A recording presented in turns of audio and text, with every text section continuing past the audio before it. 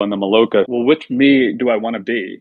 And I chose a me next to the shaman. Where when I originally sat down, I recall that I'd sat next to this girl named Wyra, who was like a musician there. And after I come back from the trip, I was sitting next to the shaman. So I had an out of body experience where this sounds woo woo and ridiculous, so take it as you will. But I believe that I literally switched timelines or bodies or something like that during that out of body experience. But the way that you describe the magnetism, where it's like you sort of feel like a tension between your out of body self and your physical self, I definitely relate to that. Okay. Yeah, you can't. Am I disconnected? Shit. Yeah, you cut out, man. Hey, I got a quick question. I was just going to say, you can't tell me they're not taking shit in the Bible and stuff like that. A talking burning bush. Hello, they must have been taking something. Well, often it's been thought that the burning bush was actually the acacia tree, which would be very likely that it was. Which acacia is a very high form of DMT. It's one of the true shamanic ally plants that contains the DMT and the quality that is the most like spiritual, protective, healing, and so on. It's in that, because DMT is in a lot of different plants, but yeah, the acacias are of the like top order of master plants.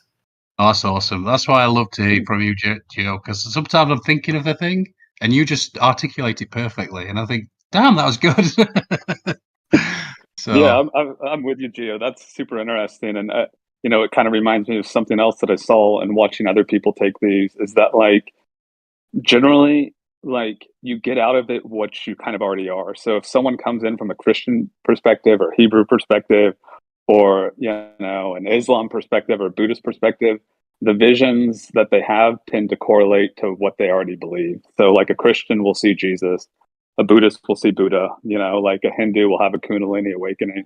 And Moses or whoever saw the burning bush, he was coming at it through that perspective. So it would make sense as well. Well, it's interesting if you've seen that, because I mean, I've also seen a lot the opposite, to where somebody will be a Christian, let's say, and then they're all of a sudden having an experience where they're experiencing, Shiva, or, I've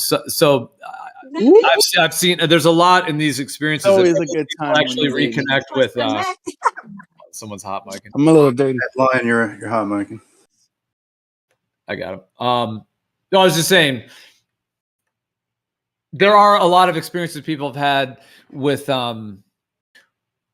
various different plant medicines and different experiences of this sort, to where I was just saying that they actually will reconnect with something entirely other than their own personal belief system. Like, for example, somebody could be atheist. This is very common, totally atheist.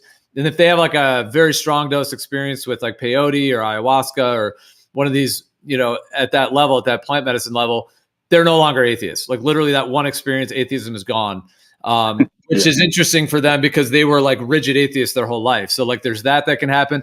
There's also people that experience a lot of cross-cultural things like in their as well, where maybe they're like a Christian or something, but then like I said, they may have an experience of Shiva or Ganesh or another god from an entire different or another entity, I should say, another archetypal being from another lineage on that sense. And sometimes it like connects with their own spiritual journey as well in various ways. So I'm just saying, it is common that people also will connect with other lineages of spirituality, whereas you were saying that they were more having experience connected to something they already had already were in the mindset of. But I think it can be both. That's basically what I'm saying.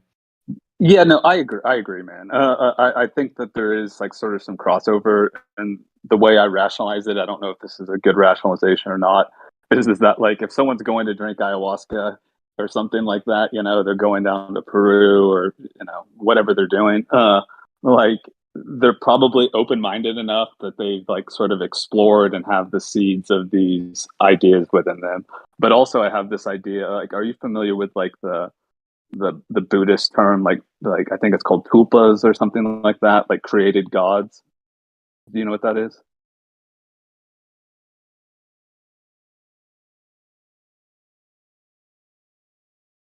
Well, it's basically just this idea that like you can sort of project a creation into like the sort of like social milieu, more or less. And like I have this idea that these plant medicines or these drugs sort of have characters inhabiting them holistically. So just my idea, anyways.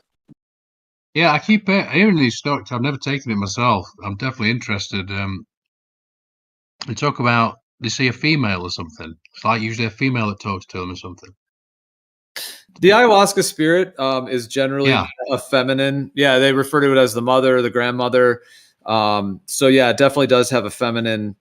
Like it, with ayahuasca in particular, it has to be brewed correctly. Though I was going to ask Osco if you knew for sure, like the place you were at, if for sure which plants were involved, because this is something where like there's basically two main plants that are the true ayahuasca blend. It has to be the right plants, and then there's generally a third. There's Banisteriopsis caapi, which is the vine, the ayahuasca vine, and then there's the chacruna, which is a leaf, and then there's also chaliponga, which is another leaf.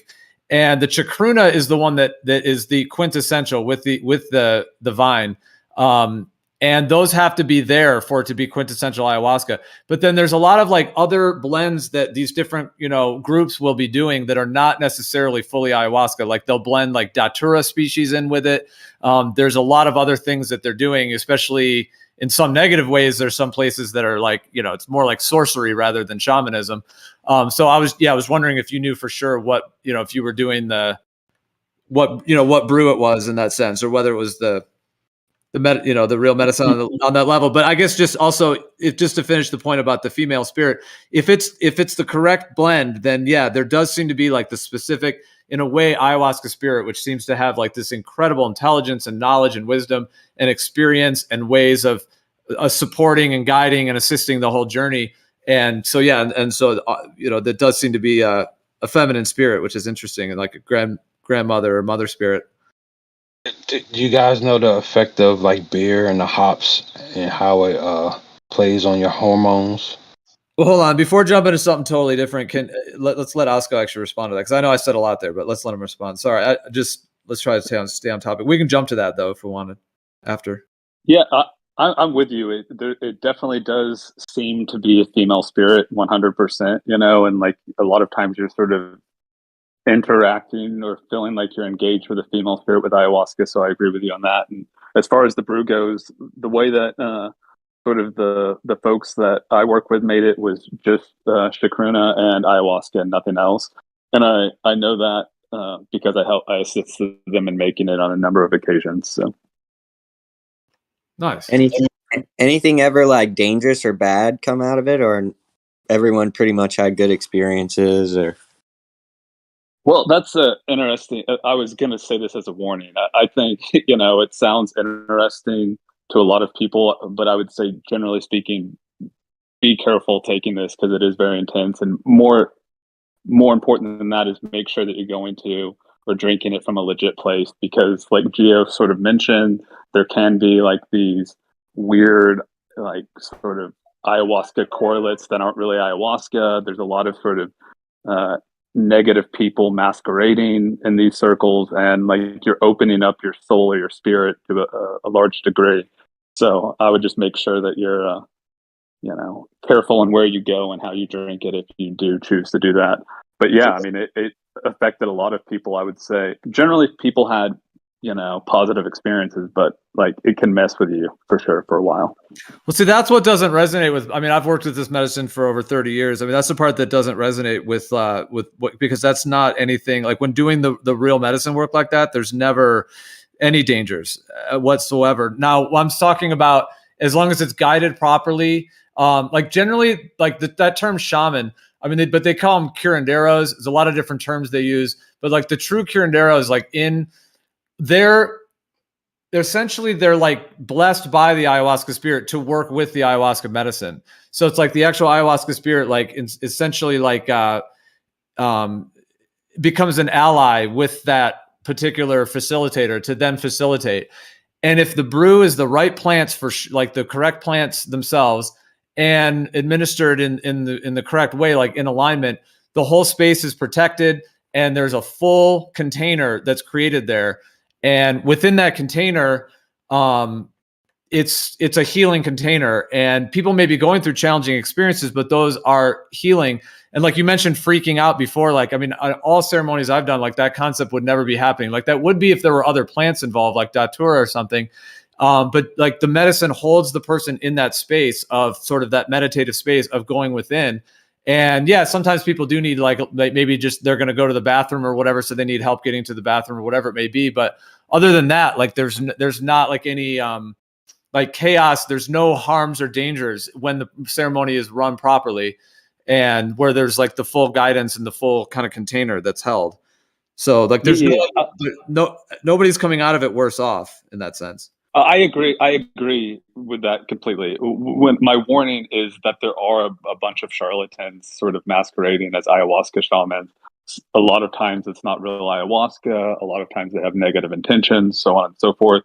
As far as like, a real medicine person and real medicine, I think it is going to be a net positive for everyone, but some people aren't necessarily ready to face that because it can be very intense and like there is healing involved, but you may, not like what happens, even if it is a net positive, it could be very uncomfortable. I wanted to add that there's so many different kinds of DMT, like even psilocybin mushrooms. Psilocybin itself is like an analog or similar, or a semi-analog. It's very similar to the methamphetamine. Too many mushrooms, bro. And the psilocybin complex has 4-ACO DMT. Exactly. And 4-ACO DMT breaks down into DMT. Also, psilocybin can also activate endogenous DMT as well, which means it's coming out of your pineal gland. The mushrooms have a specific affinity for being able to activate the endogenous DMT as well. Yeah, and there's the poisonous toad, and I don't know where it's at, but I was with a registered nurse, literally an RN.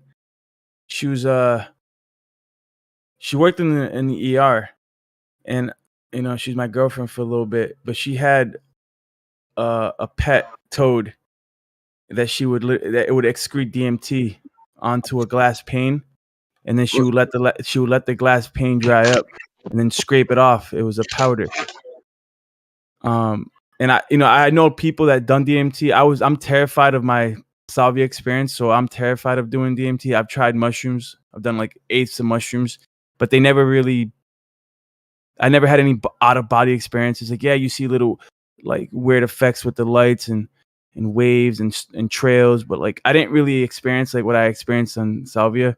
But like the DMT, I was so terrified and traumatized from a salvia experience that I had a chance to try DMT multiple times, but I always didn't. Like, I always pussied out. I was gonna mention. Oh well, yeah. Oh, go ahead. There's a lot of topics coming up here, but I was just gonna say with the salvia, just real quick on that. See, in my viewpoint, there's like the true like highest vibrational way to work with these medicines where there will be full benefit, but there are ways to misuse them. One of those is smoking salvia. So salvia divinorum is generally been used in Middle America in the shamanic groups there. They use psilocybin, but often they also use salvia, but they never smoke it. They never burn it. They never smoke it. What they do is you roll it in what's called a quid. So you take the fresh leaves and roll it into something that's about the size of a cigar or a little smaller, and you put it in your mouth and you just kind of chew on it, and the juices kind of slowly, go into your mouth. You just kind of gently chew on it, basically, just like a rolled up leaves, and then you can do one. More bioavailable. You can. Yeah, exactly. You can do 1 or 2 or 3, and you can keep doing it. So you can do one, and then maybe 20 minutes later, add another, and you can get into a really deep salvia state that way. That's the way they would use it. And the thing about smoking salvia, I have had direct experience with the salvia spirit, like literally fully informing me that it should never be burned. So that's my personal connection with that plant. But it also seems like a lot of people who smoke salvia can have very like dislocating, uncomfortable experiences that can be traumatizing. It's actually a huge kind of crisis in a sense within these medicines because people don't know what they're doing. They're getting these extract versions of salvia. They're blasting it at these high dose, smoking it. And some people are having traumatizing experiences because the salvia specifically does not want to be burned. Like burning it is like the worst thing you could do in a sense to the plant itself. Now, that's not the case with all plants. Like cannabis loves being burned. Tobacco loves being burned. But salvia never should be burned. It actually hurts the plant spirit. Like it hurts the plant and the plant spirit is what it's communicated to me. And that's why it's like salvia is such a potent spirit that like if you come at it wrong in that sense, I'm not attacking you for doing this. I'm just saying in general, if you smoke it when it's not supposed to be smoked, it can like lash at you basically. And that's why people can have very uncomfortable experiences. Sounded like yours, you did have some like mystical connections though, like leaving your body and having some of that blissful stuff. So it sounds like you did have some of that as well. But yeah, some people can have really dislocating experiences that way. But on the other hand, if you use salvia properly, it can open itself up to you. Like people have referred to it as just like, I've read so many experiences and had many myself where it's like one of the most like just angelic, beautiful. It's also a feminine spirit and can just show you the absolute most like bountiful grandeur of consciousness, of creation, of knowledge, of very, very profound wisdom and knowledge within it as well. But it has to be, you have to like build a relationship with it and also treat it correctly. So I was going to mention that with the smoking part of it, that may be why you had what you felt was more on the traumatizing side rather than like a healing. Well, like the traumatizing experience was just the fact that it was like a near-death experience, bro. Like just the idea of falling on my body was traumatizing.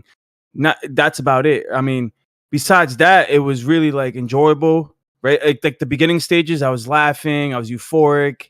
It wasn't until I left my body where I started freaking out, or when I lost, when I couldn't talk. Up for this. I only signed up to laugh all night. But you don't expect, or actually for me, it happened so quickly. I didn't realize, but then I'm just like, I'm in an orange slice, and there's a giant Marge Simpson head here. Not really sure how that occurred, because I was just like laughing at one moment, looking at the kitchen table, and I'm like, oh, that's the cord to my phone, and then the line of that just like totally, that was gone. That like just changed everything. It's like every visual cue flattened out, and then I projected out the window or something, and then I could hear and then it seemed like the dog next door knew about this, and it started barking. It was really like, interesting. yo, yep.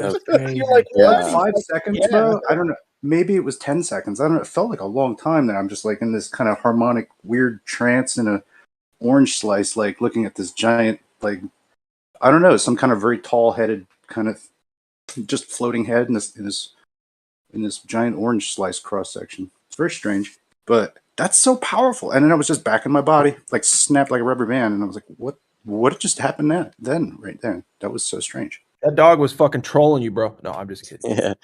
Gio, that's what I was kind of, what you just said about salvia being smoked and everything. That's what I was kind of wondering with the ayahuasca thing. I know a lot of people like to smoke DMT. And is that like a different experience, would you say? Or do you have experience with that, or Oscar, or I don't know?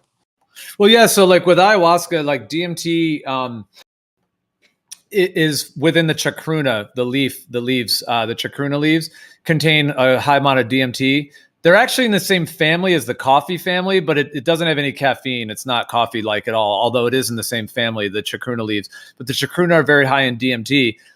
And then the vine, the Banisteriopsis caapi, the vine, it contains harmine and harmaline, which are these alkaloids which function as they work with the MAOI inhibitor process in the brain. And so with the MAOI of the harmine and harmaline combined with the DMT and the chacruna, it allows the DMT to be orally active. So generally, like a lot of the visionary part of it is the DMT, like just the fractals and the holographic and the colors and shapes and ancient sacred geometrical structures people see, like that visual part of it. And then that also lends to the actual visionary part of it as well, like et cetera.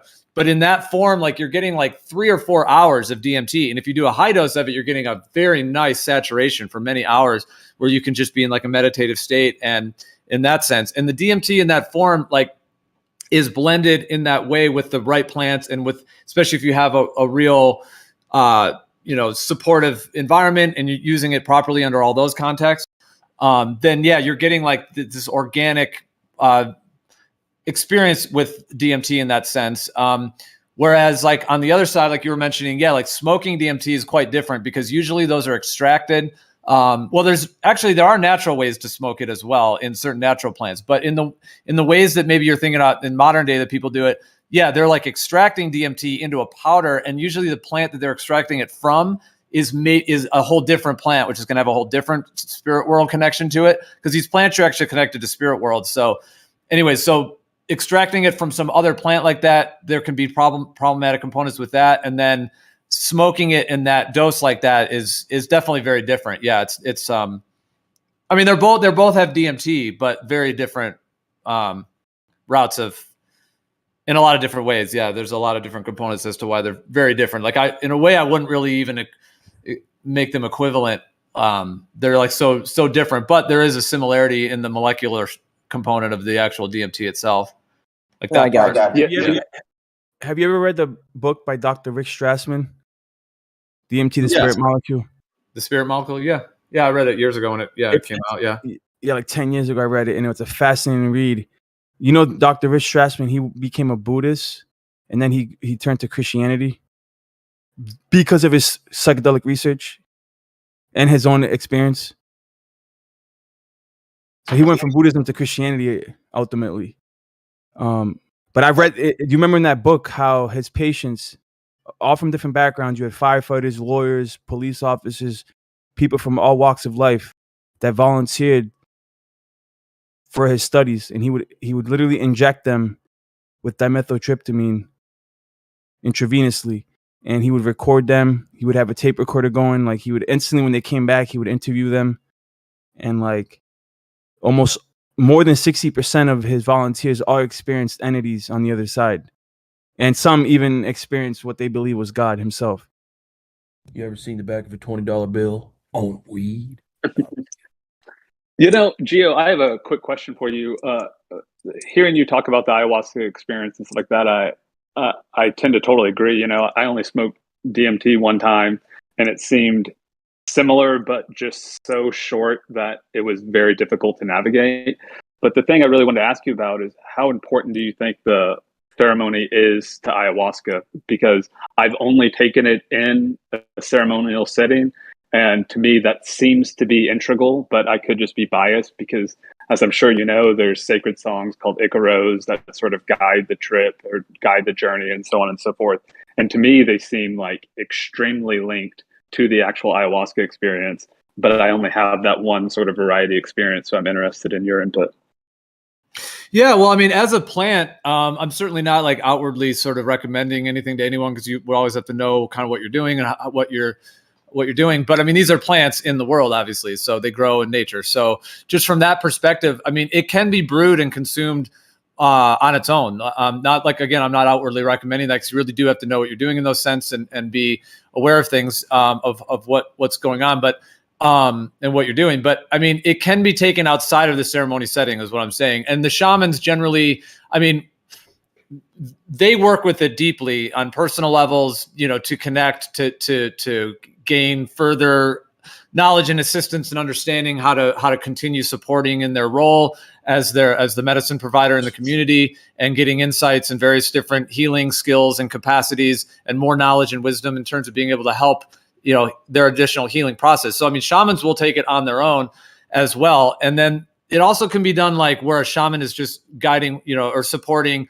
you know, facilitating one person to do the medicine. So it can be done like that as well. But the full ceremony, there's no question that if the ceremony is run by someone who really, like I said, is actually allied with the ayahuasca, like does have that kind of confirmation from the ayahuasca spirit that it does work with them, and then they create the space of the ceremony, and it's like they use, you know, sage and different plants to protect it, like in the ether. Like sage actually has a protective container building quality, like the plant sage in particular.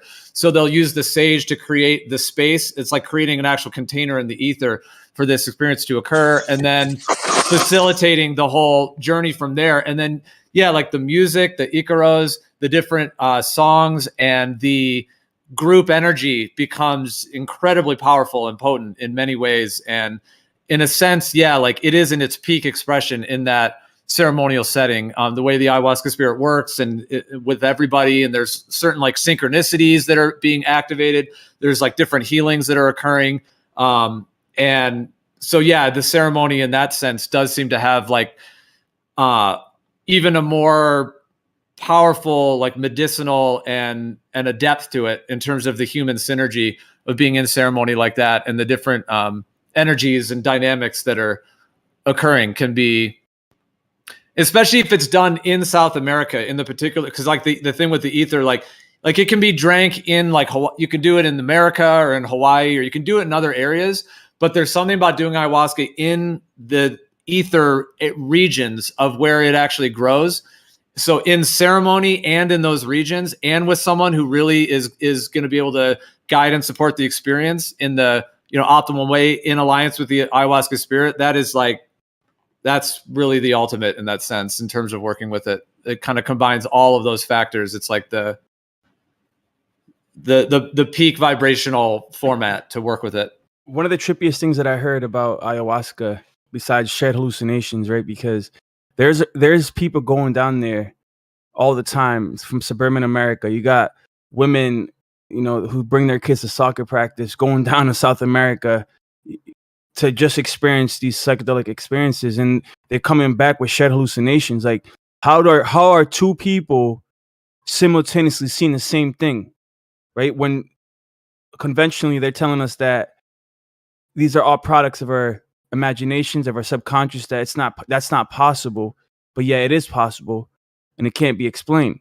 Like, they're all seeing like dragons and serpent beings, and I've heard shared hallucinations with 4 people all seeing a serpent being manifest and all talk to them at the same time, and all heard the same thing. Yeah, one of Terrence McKenna's, he talks about one of his kind of infamous experiences. He did ayahuasca with just a friend of his. The two of them did it. And I don't remember all the details of the experience. I'm not even trying to recount it all. But basically, this is Terrence McKenna. He explains to where he was on the ayahuasca on a high dose of it, and his friend was. And they were looking at each other, sitting like Indian style, their legs crossed on the ground, just in front of each, looking at each other. And like between them, like this like sacred geometrical crystalline like structure actually like materialized, like their telepathic connection with each other and their ability, they were able to actually like materialize that in his actual like peak experience of it. Like, there was one testimony where there was a couple that went down there, and the guy was turning into a werewolf in his trip. Like, he literally felt himself transforming into a werewolf or turning into a wolf, and his girl seen him turning into a wolf. Like, they weren't communicating at the time it was happening. They were all in their individual trip when it was like at their climax or whatever. And like when they came back out, they went to share their stories, right? And then they're like, she was like, "Yeah, I seen it." Oh yeah, no, there can be profound telepathic type shared journeys, experiences, and visions that can happen on ayahuasca. In fact, when ayahuasca was first kind of being discovered by like the modern mainstream, system, like after World War II and all that, they were trying to figure out what the active constituents were, and they didn't know what they were. But obviously, these people in the jungle have been doing it for thousands of years, and they have all their traditions, But the mainstream medicine people, they're like, they didn't know what the compound was yet, or what the alkaloids is what they're called, like the DMT, the harmine that I mentioned earlier. They didn't know what those were yet. And so as just kind of a name that they were just going to give it in general, like what the active chemicals were, they named it telepathine. So like telepathine, wow. Like INE. Yeah. Telepathine, because of its, there are these ways in which people can have like various like telepathic communications and shared like even like healing connections where they're like connecting and resonating with each other of a particular issue that they may have, and they feel like they're able to work it out between each other on like a much higher level than they ever could have in their regular human state, for example, where there's like telepathy, but it's like understanding the other person, which then reflects something within themselves that they were working on like healing or growing from. So it can be, there can be incredible like synergy like that can occur in some cases. The scientists, when they were asking the shamans, like, how'd you guys discover these two plant combo, right? Or this combination? Because there's there's millions of poisonous plants. You can't just experiment with different plants. You're gonna die. You can't. So they're like, how did you find this two? Because you need an MAOI inhibitor, which is, I think that's where the I forget the species. So you got the vine. Which one contains the DMT and which one contains the MAOI? So the vine is it's a big, thick, woody vine, like several inches thick, and it grows up these huge trees in the jungle. So it's a big, beautiful vine that wraps and grows up these trees. It also has flowers on it and leaves on it as well. So they chop that part of it. It doesn't even kill the whole vine or anything. It just takes a part of it because those vines grow pretty red, they're beasts. They're just, So that vine, the species name is Banisteriopsis capi. So so that one contains harmine and harmaline are two of the main alkaloids. There's other things it contains as well, but that functions as the MAOI. You can take the vine on its own actually, and it can be you can have like a mild journey or a mild vision. It's very subtle. Like it doesn't have all the fireworks of the DMT, like the fractals and all of the vision, the deep colors and the incredibly beautiful colors and all that. That doesn't occur necessarily with just the vine. But if you do you can work with, people do work with just the vine on its own. And like, if you go into like a meditative state or, in that sense, you can definitely have like, experience. And then the chacruna is the leaf that contains the DMT. So just for the people listening that aren't familiar with this, our stomachs have an acid or an enzyme, more specifically, that does not let the DMT work in your body. So you have to inhibit that enzyme so that the DMT can go to work. And somehow the natives knew this, but the scientists asked them, like, how'd you guys find out about the MAOI and then the DMT together? Because that's the only way it'll work. And you know what they said to the scientists? The jungle spoke to us. Like the jungle told them. And they're like, all right, whatever. Yeah, because these plants are actually spirit intelligences. They have knowledge, and like I was saying before, like in my viewpoint, I mean, the spirit world transcends this physical world. So that's why people often say like that world is more real than this one. So like, and yeah, those plants, they're very real beings there's very real beings connected to the plants, I should say. It's not really the plants that are the intelligence per se, because the plants are obviously just the physical thing. So like that vine, for example, yeah, it contains those alkaloids as far as we know, although there could be something even deeper, like getting into the idea of mana, like just the life force energy and what plants actually are on a much deeper frequency level. But in my, like something, especially to the level of the ones we're talking about, like these shamanic healing spirits, these are like actual very real intelligences that transcend what an actual physical plant, what we could even conceive of, to the point to where, yeah, like they do like speak messages and give knowledge and wisdom and have, actual intelligence that is being communicated. Well, yes. I mean, I don't want to get into the theological aspects of it, because at this point in my life, as I grew in wisdom, like I no longer partake in psychedelics. I consider it sorcery, and I'm not trying to start a debate. I'm just letting you know where I stand. I do respect psychedelics, but at the end of the day, I do believe it's what the Bible calls sorcery, and it alongside, like if you study the Egyptians, the shamanic Egyptians, right, the pharaohs. They had sorcerers under the pharaohs that were capable of all kinds of magic and stuff. If you read the story of Moses, these guys, they that's what they did. They would do psychedelics, and then it would tear away the veil, and they were able to communicate directly with entities on the other side. These entities are way smarter than us. And they can they're deceiving many people right now as they go to trip out in South America to have these spiritual experiences. They're getting deceived by what I believe are fallen angels. These are the same guys that are flying around in UFOs. It's the same people. They're the same beings. And at the end of the day, if you don't have a foundation, right, in the Torah, then you're going to be led astray. Because I know a lot of people that have done DMT and have experienced even light beings come to them, and they seem benevolent at first. Like they'll even encourage you to stop drinking alcohol because they'll tell you that alcohol will be the death of you. But this is the weirdest thing. It's like they're so smarter than us that they will literally give you good advice and lead you down what seems to be a righteous path. But it's because they want to continue communicating with you. They want to continue captivating you and bringing you back to that experience, because they want to ultimately they want to bring you down to destruction. It's weird, but it's just what I believe. real fast, I want you guys to keep going, but if you check out the video in the chat, I finally got the code all fixed up, so it works on mobile and on the website. And look, that's a NASA funding tracker accounting for inflation from 1958, live time counting the money that they're getting to date. Wow. Isn't that fire? Yeah, dude, nice. Wow, seeing it just growing. Yeah. Yeah, it's crazy. All right, sorry, you guys keep going. What is It's like- that number even? It's like make a meme of this. Like how important is the truth, you ask? And then just show that counter. $1 million.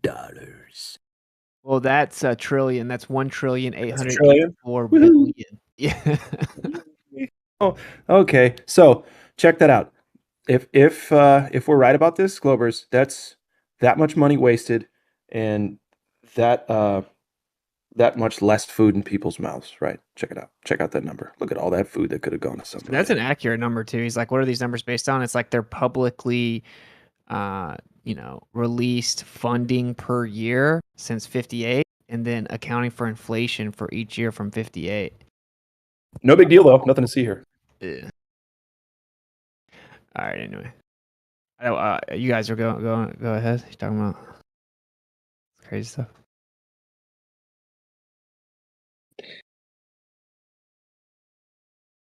Appreciate all the chatting. I've been listening, and I've done a little bit of, a lot of smoking, but chocolate shrooms with mescaline in it, and I've experienced some of this cool stuff. I like I said, this whole thing's about growing and what is truth and which way should we go, and lying at the end, you saying your piece. It's like, I don't think anybody freaked out for over an hour about anything, and so cool. Keep rocking.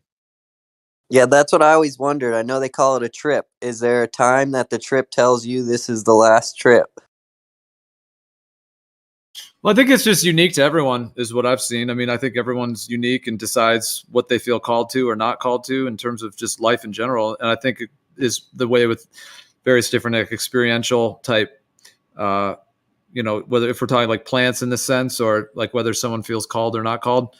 I mean, some people feel like, let's say with something like ayahuasca, they feel very deep, like life focus to continue working with the plant medicine, maybe to help others in their experiences as well. So some people feel fully called to that. Some people might feel called to just do it like maybe 2 or 3 times, and then they don't feel called in the future.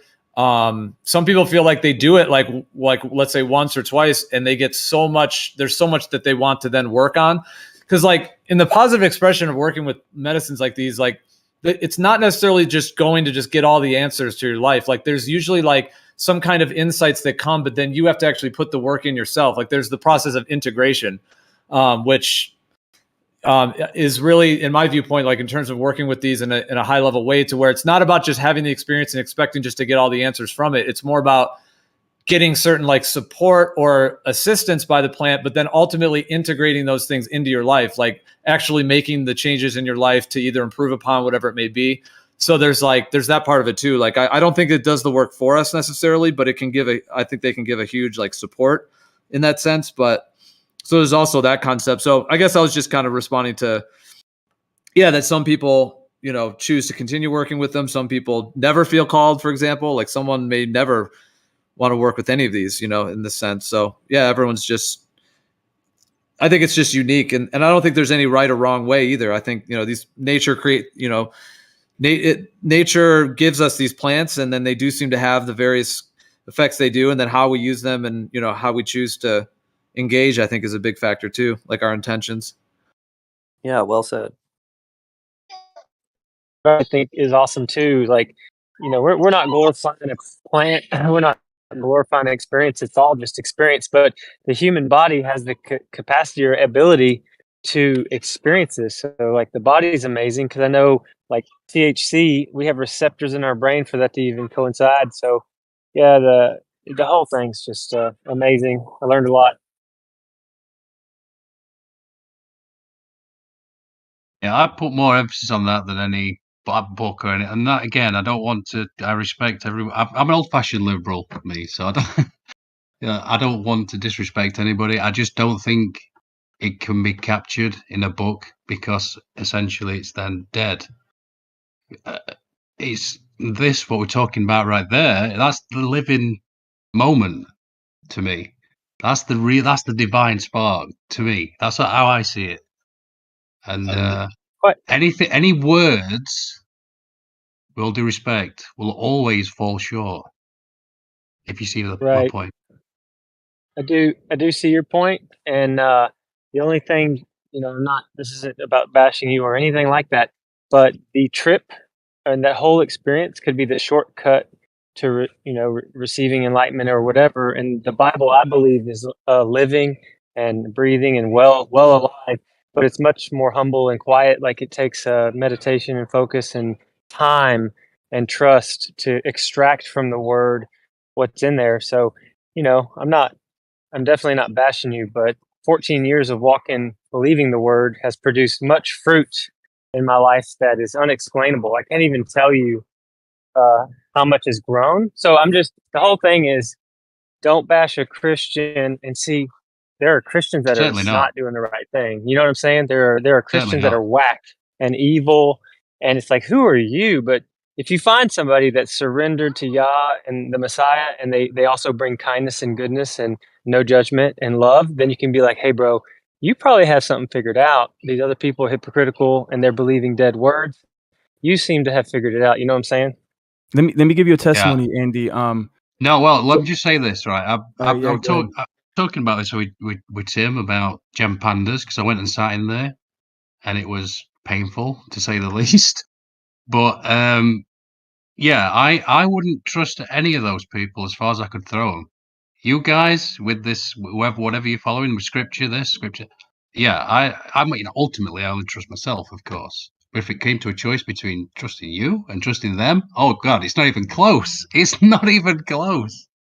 So yeah, whatever that means to you. Just real quick, so like I had a whole group of friends. Actually, they were coworkers of mine, and we all used to do landscaping together, and they all used to do DMT together. I watched my friend do DMT at work on break. Right, he was in the truck. He took the bowl, he smoked it, and I seen him literally. It was the first time he tried it. I was too scared to try it. I told you already. I'm terrified. I'm not trying to get that far into it right now. But anyways, at that time, I get that. Me too. Yeah, it is scary, isn't it? Yeah. So he literally, I seen him like his eyes like kind of glossing over, and then he grabbed my arm and he was like, "Help me!" That's the last thing he said. He was like, "Help me!" And then he just gone, like he lost consciousness. And then like a couple of minutes went by, and he slowly came back, and he was like, he's like, "Dude, what just happened?" I'm like, "Dude, you were out of it." And the last thing you said was like, "Help me," but I can't. What am I supposed to do? I can't help you, dude. You gotta go. You're on a roller coaster. Just ride it out. But he literally grabbed my shoulder, and then he's like, "Oh man, like that was crazy." And then like my other friends, they all used to do DMT together. And I remember one time we were at this farm.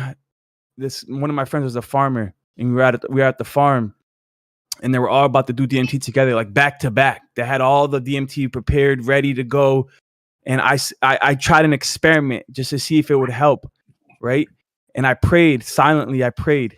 I went into a secret place. So like I hid myself, and I prayed, and I asked Yah to intervene and not let the DMT work, right? And guess what happened? It didn't work. It didn't work. Every single one of them tried it, and not one of them got high. They're all like, "What's going on?" Like, what they prepared this was all set like a week in advance, like ready, and none of them got high. And mind you, I prayed silently. They didn't know I prayed against it, and that only strengthened my faith in the one true Elohim, the Elohim of Abraham, Isaac, and Jacob. Yeah, I mean, if the way I look at it is, if this book leads you to lead this good and moral life, yeah, I'm all for it. I can't see. I'm trying to see the negatives in it. Let's go. And Austin. Yeah. I mean, no, Austin. Yeah, I was because I always argue about it with Tim. Like we're constantly arguing about it, and I'm like, because I don't like manipulation of any kind, and I'm thinking. I remember talking to Righteous Force actually on Nathan Oakley's thing, talking about that kind of subject, going down line of reasoning. And he was like, "Wait a minute, is it all negative though? Is all sort of propaganda bad or whatever? Even if I knew it was, and of course I don't. Of course I don't. But yeah, I remember thinking, yeah, I'm trying to look for the negatives here, and then it just seems all positive to me. I don't know. There's the part where you could be telling children that they might spend their eternity in hellfire or something. That's quite bad. I don't agree with that. And if they're going to stone people for adultery or something like that, but I don't see anybody. I don't see that. I don't see any of that. So that aside, yeah, all seems good to me. I don't know. I'm sure North's going to chirp up and say, "You got to read that book," because I'm talking about it and I've never read. Well, I don't know much about it, so it's not very good. So in Deuteronomy 18, and I'm not trying to preach, I just want to spread awareness. It says, "There shall not be found among you anyone who burns his son or his daughter as an offering. Anyone who practices divination or tells fortunes or interprets omens, or a sorcerer or a charmer or a medium or a necromancer, or one who inquires of the dead. For whosoever does these things is an abomination to Yahweh.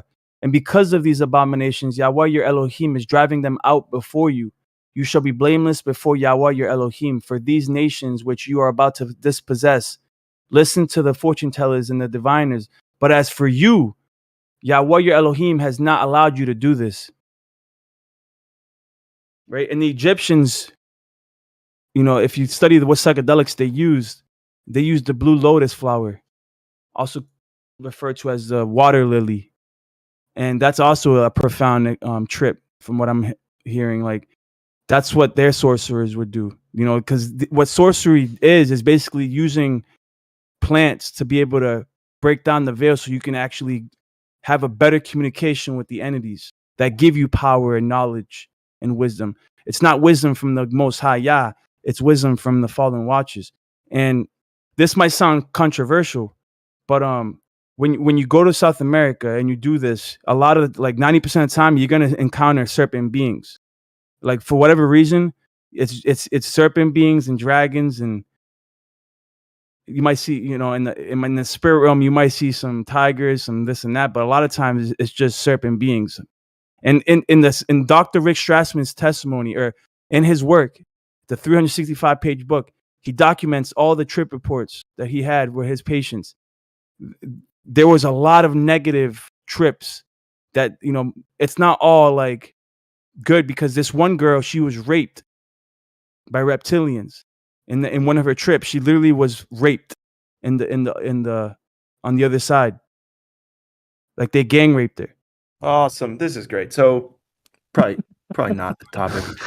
I'm just letting you know, like, you always want to be unbiased with these things. So even marijuana has detriments that people don't want to. Yeah, you can drink too much water. So anyway, tripping out, dog. We talked about drugs for a while now, and I love you guys. I realize it's not everybody's cup of tea. I don't feel like this is a good topic. Yeah, I get it's not everybody's cup of tea. Also, it's worth pointing out that I really appreciate the people who tried the best and done pretty well and done a good job, especially Gio, when he tries to describe these things, but it can't be described. This is not something that can be spoken about. I understand that. It has to be experienced. I get that. Because for the people who, I realize, like, you're like, oh God, what are they talking about? It's like the people who see the sort of spirit realm or whatever you want to call it, and it's so obvious.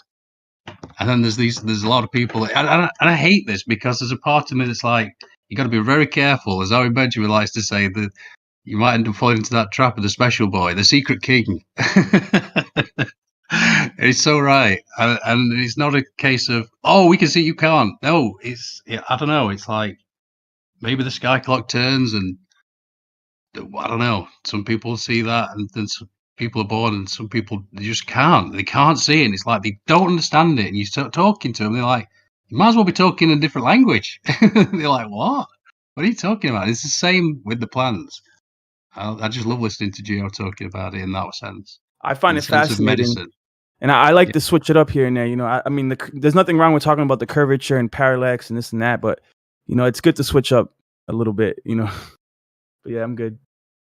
No, I get it, man. I get it. Like I said, I've been there. I've tripped out a bunch of times, and I've discovered a lot of things. But like, I don't know. We spent a little bit of time on this now, and I feel like any other normie coming in would be like, those flat earthers just talking about drugs all the time. But like, I do appreciate the people who have been there and been part of the shamanic traditions and such like that. That's cool to hear about. Anyway. Well, it's like, don't a lot of these like religions come from allegedly like entheogenic experiences and stuff like that? It's like, I don't know. It's good. It's good. We can move on. Yeah.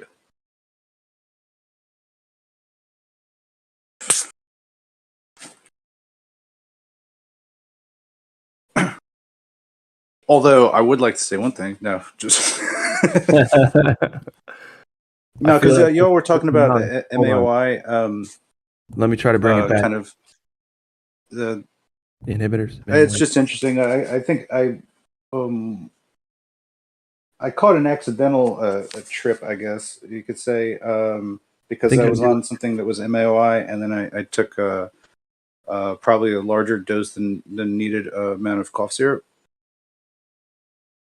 I don't even know like what this never repeated. I never like reloaded on MAOIs to try this again, but it was intense. So check it out. Jesus, maybe. So check it out. You can have different kinds of trips that may accomplish the same kind of what I want to say, a basic outcome, like an awakening sort of deal, without any drugs or anything like that. What you have to do is every time that you come upon an instance in life where you've made a mistake, immediately admit it, right? Look in the mirror and go, yep, that was me, my bad, all day. Don't even say sorry, just be like, yep, I'm going to take responsibility of that. You start to get this euphoria of like being honest all the fucking time, and it feels really good. And so then when you look into things and you start to genuinely learn about the real truth, it feels so much better than somebody standing in front of you regurgitating what they've been told, because they listen to somebody who regurgitate what they were told, and this, that, and the other.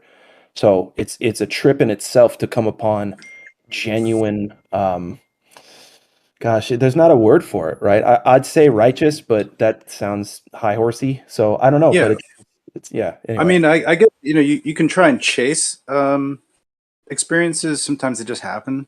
Or so you could even be like have a flu or something like that. People have crazy visions and stuff like that. Yeah, totally. Right, you got a fever. Who knows? Bonk your head on something. You come up with the flux capacitor. Well, that's the thing. There's a lot of ways to access those. Not in all the same ways, right? Each avenue is different, but all the avenues, in my experience, lead to one similar place. They're talking about opening of the pineal gland. There's people who never do drugs or do anything like that, or people who live in the woods their whole lives, or in jungles. They don't know what drugs and methamphetamine and what the fuck ever. They don't even much know what a society is, but because of their diets, because of the way they live, they're every once in a while tripping out on something, whether it's natural or whether they fast for 3 days because they can't find food and that trips them out, that kind of thing. Yeah, I mean, there's like this category. It's hard. It's like, what is the right name for it? Like a mystical state, or there's that term altered state, but altered kind of sounds like it's like, oh, it's like you alter an animal or something. It's like altering. It sounds like it's like you're doing something that's like an aberration. But there's also this term like within transpersonal psychology, which essentially that term transpersonal refers to like beyond the personal, transcendent of the personal, which it seems like these mind states seem to allow people to access. And there's like a term that also could be used instead of altered, maybe like non-ordinary, meaning we have our ordinary state, which is like, time is passing normal. You're, in your ordinary human state. And then that there's that term non-ordinary being connected to these specific states that seem to be like spiritual and even like advancing to the soul. So not like heroin or something like that. I'm not talking about just being drugged out or alcohol, even though they do call alcohol spirit. So there's an interesting kind of overlap there. But like basically, like you said, fasting, meditation, sensory deprivation. So like a flotation tank where you're like, where like your temperature is perfect and no sound, no light, like that can even activate it. Dancing, like certain types of like, they call it trance dancing, but certain forms of dancing. There's several forms of breath work. They're using the breath. which that's all you're using is just the breath. And you can actually have a state that's like a quote unquote tripping or like a non-ordinary type state from just doing breathing, like actually very similar to what people have with like mushrooms and other things as well, just from using breath. So all those I just mentioned have no kind of plant or drug or anything like that involved, like that term drug, you know, at all. And then there's all the plant. Yeah. And then there is like mushrooms and ayahuasca and peyote. There's those as well, which seem to activate it. So it's like it's like these unique category of mind states. And it seems like we all have access to it. And when done with the proper like set and setting, it seems to have like this tremendous capacity to like bring someone like insights about their own spiritual nature, or to gain knowledge or wisdom, or to help heal themselves. This, like, we all have it within us, like this innate like healing intelligence and just and intelligence in general to access these higher states.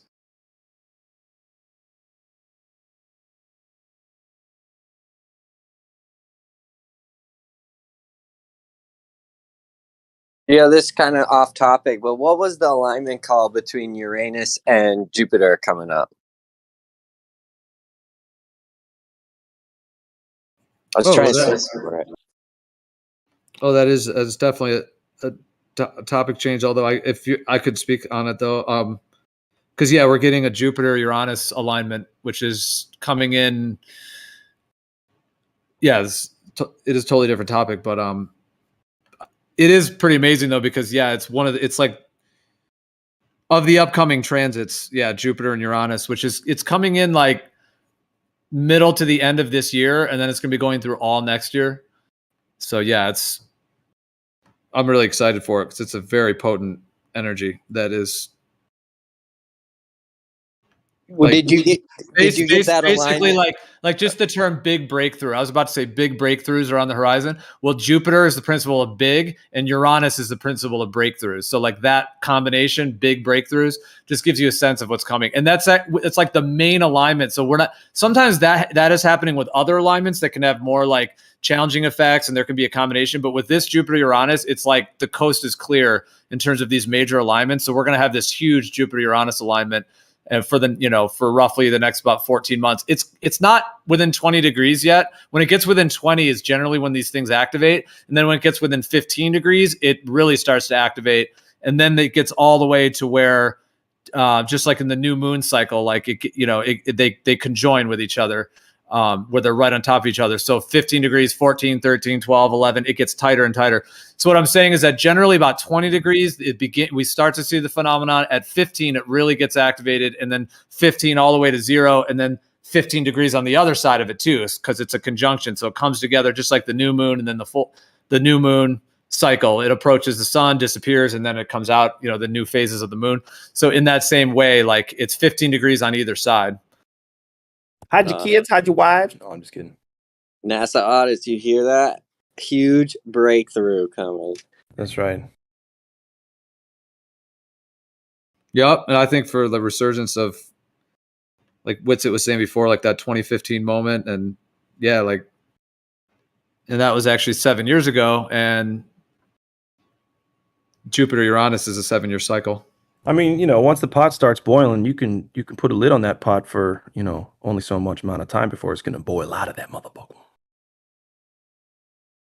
Talking about the truth movement. I know I'm kind of cryptic. Yeah, dude. Abundant expansion, like very, like, yeah, expansive breakthrough energy is on the horizon. Lies can't hide, man. Lies can't hide. It's like there's been this scum in the corner building up forever, and we're finally going to go over there and take care of it. Okay. I wonder what Terence McKenna would think about that. In certain states, you can turn yourself into a cat or a dog or even a building. A building. Yeah, I got to work on it, but yeah, anyway. Dude, he's pretty good. He's pretty good, I'm telling you. Well, linking the Jupiter Uranus alignment to like even these like visionary type experiences, says a lot of the research and work I've done is that we also get individual transits of these luminaries as well. So even though the whole world is going to be getting the Jupiter Uranus, you can also have like a personal Jupiter Uranus, which means the position of where Jupiter was when you were born if Uranus in the sky now starts to overlap with that position to where it was when you're born, then you get a personal Jupiter-Uranus transit. And that can be like that alignment is particularly because, like I said, Jupiter is that principle of just expansion and growth and buoyancy and new horizons, new beginnings. It just has that bigness and growth. This whole archetype is all about expansion in that sense, which has its positive and negatives, because you don't want to like overinflate, for example, or, you know, so there's negatives to it, or like overindulge, for example. Like indulgence is Jupiter, but then overindulging. So there can be a shadow side to expansion as well. But in general, it does tend towards the buoyancy, the positivity, new beginnings, all of that. And then the principle of Uranus is connected to breakthroughs, sudden, unexpected, like new insights, new projects, new beginnings. It can also be connected to revolution as well in those ways, and like new technologies, because Uranus is like, it's like that lightning bolt of like sudden, unexpected spark. So to have that sudden, unexpected spark energy with this buoyancy, expansion energy, it can allow for some incredible breakthrough and like positive new things to be birthed out of that. Yes, the expansion energy is one that all of us can experience.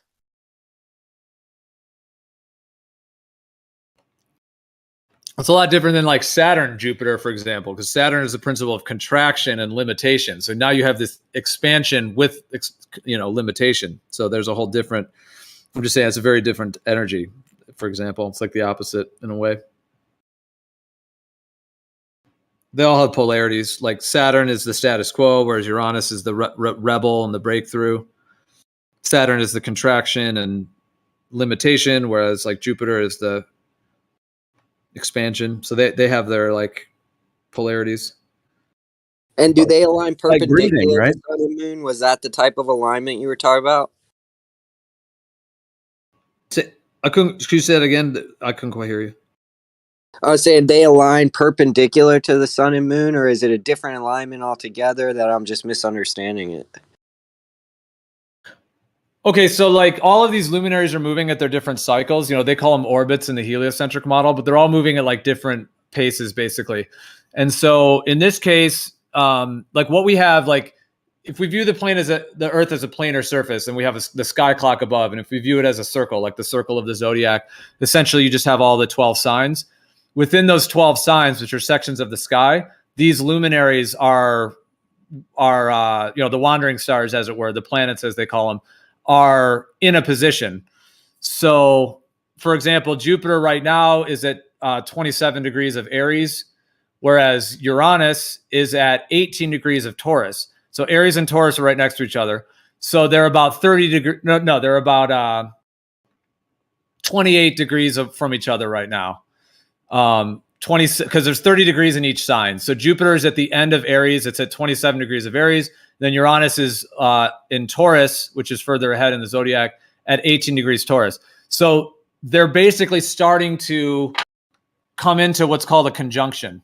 So a conjunction is when they're right, essentially on top of each other.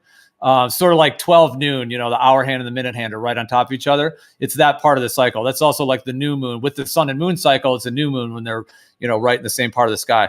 So these major cyclical alignments that seem to like color all of human like history, like these decades and eras, like the main kind of milieu of the era, the energy that's in the air and all of the phenomenon, tends to happen when these slower moving ones tend to come in what's called the major quadrature alignment. So that's the conjunction when they're right on top of each other. It's the 90 degrees, 180 degrees, the other 90 coming around the other side, and then the 0 point, the conjunction. So that's like 12 noon, 12:15, 12:30, 12:45, kind of those main, it's called the quadrature. Those seem to be the ones that are the most like activated within the human collective, mind and the events that are happening on Earth on a broad scale. So in this case, it's Jupiter is going to be making a conjunction with Uranus. And like I said, they're about 28 degrees. Once they get to about 20 degrees, it activates. Then once it gets within 15, it gets very active, all through, till it hits the peak of it and then goes to the other side. So in this case, it's just the Jupiter Uranus. And since that's going to be happening for like a 14-month period, all the other ones are still moving in their own cycles. But like the sun and the moon will make alignments with that throughout the 14-month period. But but it's the Jupiter Uranus is the main, archetypal dynamics. Okay, yep, I totally understand what you're saying now. That's awesome. Very good. I didn't understand it last time, and that breakdown made it very clear, so I appreciate that. Yeah, for sure, bro.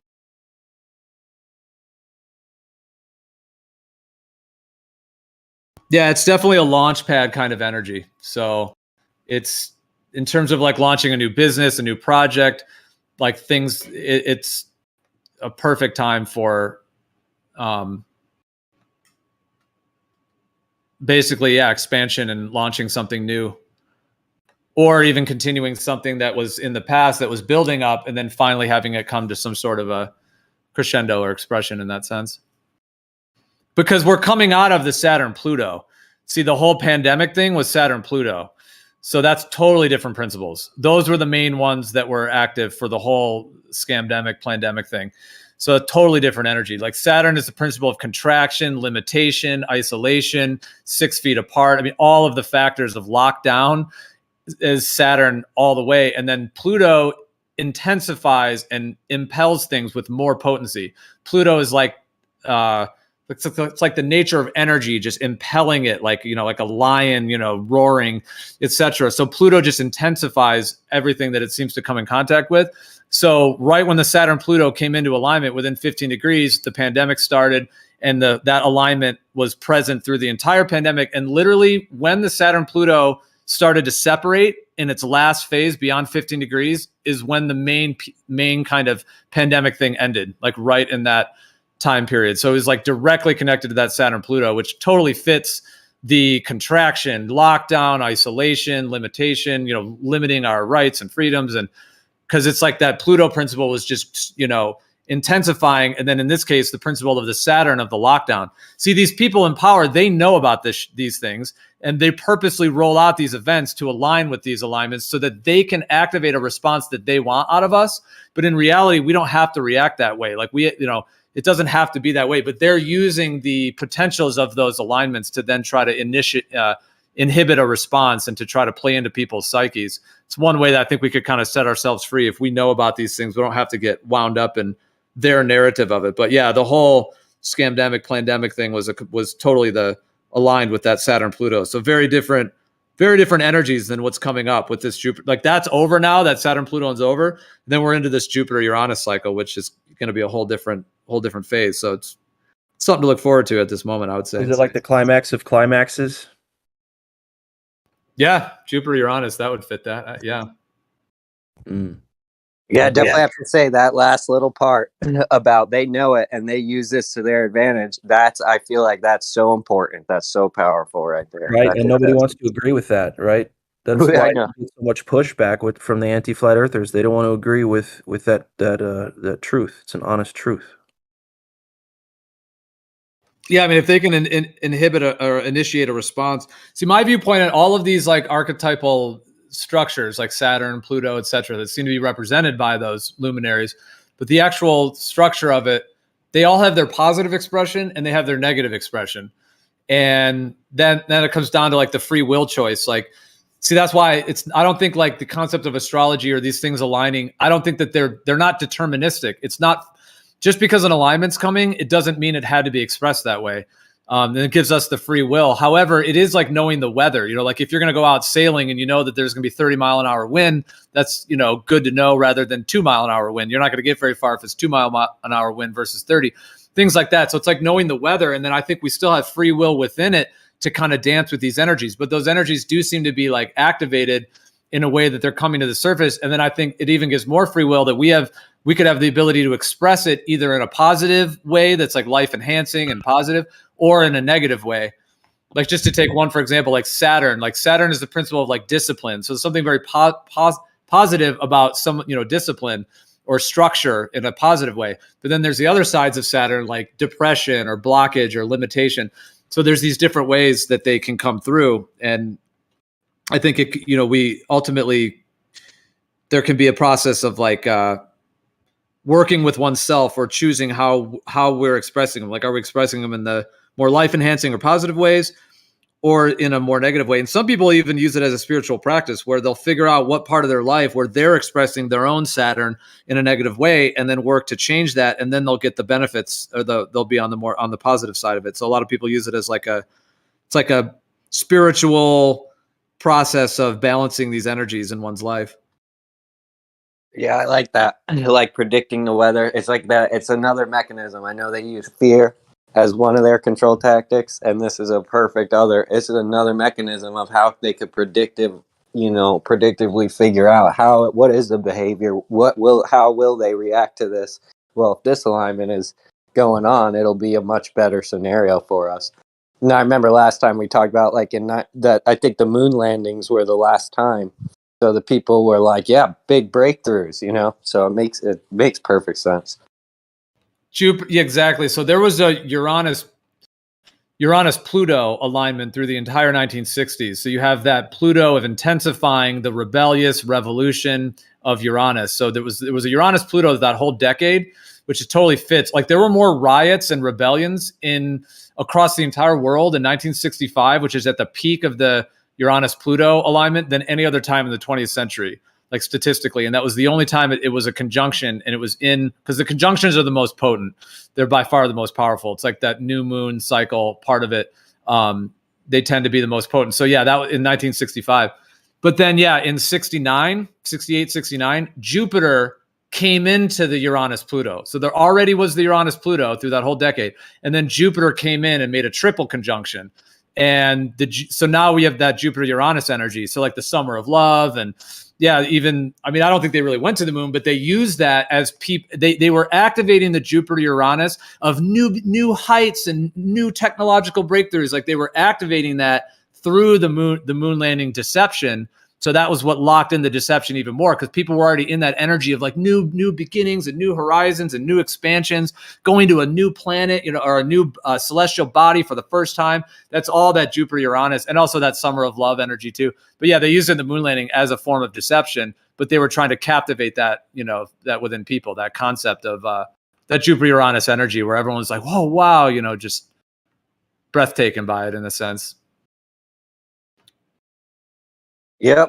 I always say it, the astrology thing, too many people got confused by astrologers and, those, you got your psychic up the street for $5, $20, get a reading, this or that. And I think it's, don't hate astrology, hate the astrologers or whatever. I mean, it's not big. It's something that we have that we can take information from, obviously. And it's true because it's what we're perceiving to that. I don't know. It makes a lot of sense to me. It seems from all my research with it, it seems to be like these principles, like these, I was using the term archetype, these like archetypal principles seem to be, like Plato talked about, like the, like those, like the essential forms,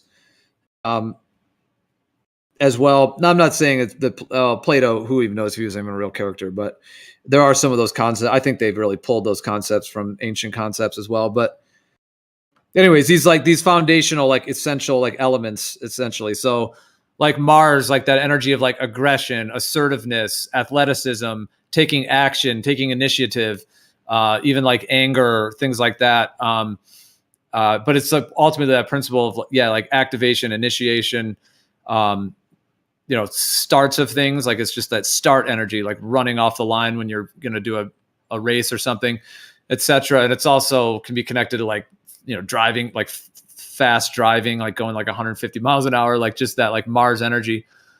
And then but it has its like different expressions. So it's like, to me, that's like an actual like principle. It's like an actual, like, is it a being? Is it an entity? It's hard to say, but it seems to be like some kind of like a principle, like a foundational, well, that's why I use the term archetype, because an archetype is like a form, an original form that has many different expressions. So there's many different ways that people express the Mars energy, but then there is also the Mars archetype, which seems like almost like a universal form of it. And then we all have our different expressions, positive and negative of these things. So it's like they're built into nature and they're built into human, and it's not only human consciousness, it's also like animals and nature as well. And it seems like it's built into it. And then it seems like the creator put it in the actual sky clock, like actually put these wandering stars that correlate with these different modalities and then had them all sync up in the sky clock. Yeah, that's I definitely believe the last part. 100% sky clock. Yeah, it's all up there. See, It's all, if you have like some you know, the thing in the newspaper, oh, you're a Virgo, you're gonna have a good, like, that seems like total nonsense. You know what I mean? But when you hear Geo talk about it, it sounds like some legit shit. yeah, for sure. That's what I'm saying. Yeah, I kind of refer to some of that as like pop astrology. It's like fake astrology, basically. Now, some of it does have, there could be some principles in there that they're using that could be somewhat accurate, but there's a lot of this kind of fake, like almost like pseudoscience level of this like pop astrology or like fake. Yeah, it's like kind of a version of it that, because basically they want to use this knowledge for themselves and they want us to think it's all just bullshit pseudoscience. So yeah, that whole like horoscopes thing. I mean, there is something that they're pulling from that though. Like the sun is in a particular position. So they're relating the sun where it's at now to what your original sun sign is. Because when you're born, like let's say you're born when your sun was in Gemini, let's say. So the star constellation that we call Gemini, if you were born when the sun was right there, then yeah, like your sun is in Gemini. And the sun is like, will have that Gemini archetypal dynamic to it, which is like what your sun sign is. But what they're doing in those newspaper horoscopes is they're taking a very generalized, like 1 in 12, and then they're doing this like interpretation on it. They're kind of like making it up. They're like winging it. You know, they're like, oh, like you're gonna meet someone new today, and you're gonna come across a lot of money. It's just like their own kind of caricaturized, like, you know, like estimation of a very generalized concept. Yeah. And and because those things are not going to be accurate for everyone, it makes everyone think that quote unquote astrology is total bullshit. So there's like a whole agenda they've gone on to try to convince people that it's a pseudoscience and that's fake. And yeah, those newspaper horoscopes has been kind of like their frontline misinformation campaign that is in all those major news, you know, it's all big news, big media and all that, where they've put all that. So yeah, I agree. That's not, well, it's a control mechanism, right? If there's something that's correct, you want the people to think it's wrong. If there's something that's wrong, you want them to think it's correct. That way, you know, if you're trying to control someone, they have no idea what's really going on or whatever. Yeah. There's also the saying, millionaires don't use astrology, billionaires do. Yeah, I saw another quote that said, if you want to become a millionaire, or it said, something like you don't have to use astrology to become a millionaire, but you will have to become a billionaire. It said something like that. Kind of a similar quote. Yeah. Now, is that because they're using it for timing of the markets? Is that what they're alluding to? Or are they just trying to say that like the elite basically use it for their world conquest in a negative way? They're using it because, like I said, they're trying to, like, there's no doubt in my mind that whole pandemic thing was planned. Absolutely no question. That was in the hopper for them to do. They had it all a lot of it was planned. And there's no doubt in my mind they waited until, what was it, January of 2020, you know, and they waited until the Saturn-Pluto alignment was ready to be activated, and then they rolled it out. So we didn't have to express Saturn-Pluto that way, but unfortunately they rolled out such a campaign that all that isolation and lockdown, all that stuff, it does play into what the potential of that alignment could have brought, and then they used it to their advantage. So yeah, they want us to think it's pseudoscience while they're using it to control us. Yeah, definitely. First That's form exactly of what you would do that's exactly what you would do if you were in power. Like I said, you would keep people confused to where they didn't even know they were confused. You know, you got some shit that's real. You make fun of it, make them think it's goofy, mock it. Haha, that's so silly. Put it in the newspaper every day, you know. But then, you know, if you got something fake, like, yo, we got to make them believe this shit. That way, no one ever has any idea of what's really going on. And they think they know what's going on. You know what I mean? You think, you know, oh yeah, astrology's stupid. People think they know that. People, you know, there's a lot of other stuff too, but. Yeah, I thought it was stupid until I heard somebody say the billionaire thing. Then I said, wait a minute, man. Let me rethink Geo this got like yeah. Geo got like a PhD in this shit or something, right? Or a master's degree like a freaking wizard in this shit. Yeah, yeah. What, you got, a master's in this or something? Hey, people have a lot of knowledge of different things, man. Hey, speaking of knowledge, Chronic is here. I don't want to change the subject. You guys mind if we have like a few minutes, or you want to continue this? Is he at his mic? Chronic, are you at Yeah, his yeah. mic? Yeah. It Can you hear doesn't me? have long. But yeah, Jeremy, I did a master's graduate program that was, there were several topics that were discussed, or that were focused on cosmology, philosophy, and consciousness studies as well. So as part of that entire program, yeah, I did study with, essentially archetypal astrology is what they refer to it as, because they're still using the term astrology. I don't really use that term. Astro means like outside of the atmosphere, and I don't really believe in that kind of.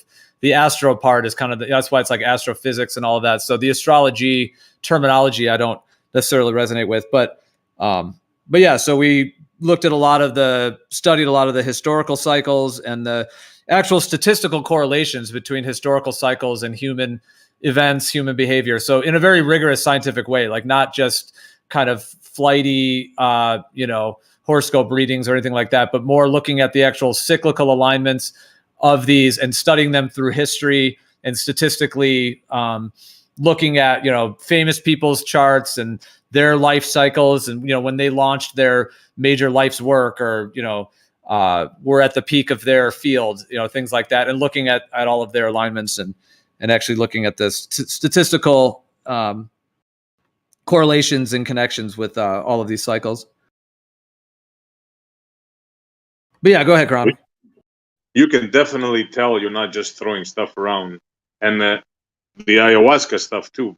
All three of you guys, you can tell when somebody's bullshitting, right? And you can tell when somebody has actual knowledge. Yeah. Yeah, it all sounds great. I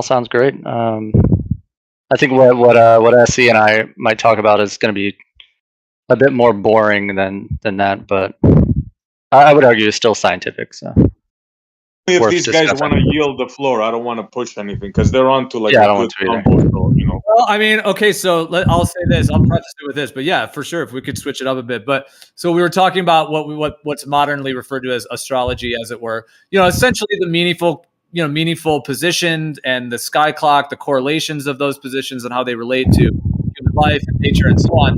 But then now there's the astronomy. You got background noise. Sorry, I'm using a new mic. Who's breathing? It's me, my bad. Well, I'm gonna pass it right to you. I'm just gonna say this one thing. So I'm just saying that what we currently astrology, the positions, and then astronomy, the astronomical, which is now they've separated that. So now the astronomy is the telescopes and looking at these things, and now with astrophysics, a whole other thing with their whole model and the mainstream heliocentrism and all that. I was just gonna say that it's like originally astrology and astronomy were one. Like the positions of these things and their meaningful correlation and how they related was one with the actual observation of them and finding them and tracking how they move and how they change and so on. So I know that you have your focus more on the obviously the astronomy part. So anyways, if you guys are going to take it into that, it is fitting, even though it's not the same idea as the meaningful correlations in that sense. It is the astronomical side of it. So. I don't disagree with you with what you said about historically, for sure. Yeah, I agree with you 100%. Yeah. Just I would say in more modern times that maybe a bit of a disagreement with you is the dichotomy of the two is one is entirely has foundation on empirical observation and what you can learn from empirical observation with technology, basically, and that would be astronomy and astrophysics. Well, I will say though, I mean, astrology can be done empirically and scientifically, like statistically as well, though. But that would be a whole nother discussion. But I know that's kind of the mainstream idea. Like the idea is like, oh, astrology is like interpretive, or it's kind of like a divination or like a spiritual, and they try to downplay that. Whereas astronomy is the real hard science. But I mean, actually, what I studied at my grad school was actually both of those, meaning that there was a empirical and statistical rigorous data collection and analysis and so on that does blend those two is what I'm saying. Actually bring some of the actual empirical and also provable as well. Like if a certain thing happened in human history that we, you know, for sure happened. And then, so there is an empiricism that can be brought into it. Although that is perhaps a separate discussion. It's its own, that's a whole entire topic right there. I just want to add that whatever sign you think you are, right? Because we've all been taught astrology since we were little kids. Like I was told I was a Taurus my whole life, and I believed it. But apparently the modern horoscopes are outdated by about 2,000 years. Because the last time that the sun, at least on April 27th, the year I was born, 1989, the sun was not in front of Taurus. It was in front of Aries. So therefore I'm in Aries. But well, that's the precession of the equinoxes. Yeah, that's because of the precession of the equinoxes. So there's like you can have a sidereal chart or a tropical. So tropical is incorporating the precession of the equinoxes. Essentially, the fixed stars and the sun have a cyclical precession, which means they're not always perfectly synced. There's like a 26,000 year cycle. So it's less than that. But basically, every 2,000 years it shifts a constellation approximately. Every 2,000 years approximately. And when you learned that, I'm curious, when you learned that about yourself, did you personally have any sort of, existential or any, realization or dread or anything like that? Or no, absolutely not. I mean, I was just upset that I thought I was a Taurus my whole life. Other than that, I don't follow astrology. It's not that big of a deal. But it's just the fact that they continue to tell people that there are certain sign based on 2,000-year-old constellations, because the constellations don't match up like they did 2,000 years ago. There's a precession. There is an actual shifting of the clock. Yeah, so I mean, the way that astrologers handle that in general, like I said, there's like sidereal and tropical. So there's essentially different systems. And what's interesting about a lot of the astrological systems is that depending on which one you like utilize, there can be insight gleaned from it. Generally, the tropical, that's what, like if you were told like you're a Gemini, that would be the tropical in terms of that. And there is something to that system, because it's like they're both accurate in their own way. It depends on whether you incorporate the precession or you don't incorporate the precession. Because if you don't incorporate it, then you're dealing with like the sky as it is in its original form. And then if you are using the current one, you're just using the current precession part of the cycle. So it's an original form. Going back how far though? Because it's been shifting approximately every 2,000 years. It shifts a constellation at the beginning of the year. So at the equinox, right, on Abib, or at the beginning of the year, the sun rises in front of a certain constellation. That's what dictates what age you're in, right? Because right now we're in the age of Pisces, because the sun rises at the equinox in front of Pisces. Well, 2,000 years ago, it wasn't rising in Pisces. It was, or 2,500 years ago, it was rising in Aries. And then 2,000 years before that, it was rising in Taurus. And then 2,000 years before that, it was rising in Gemini. So like their whole philosophy is based off of 2,000-year-old horoscopes.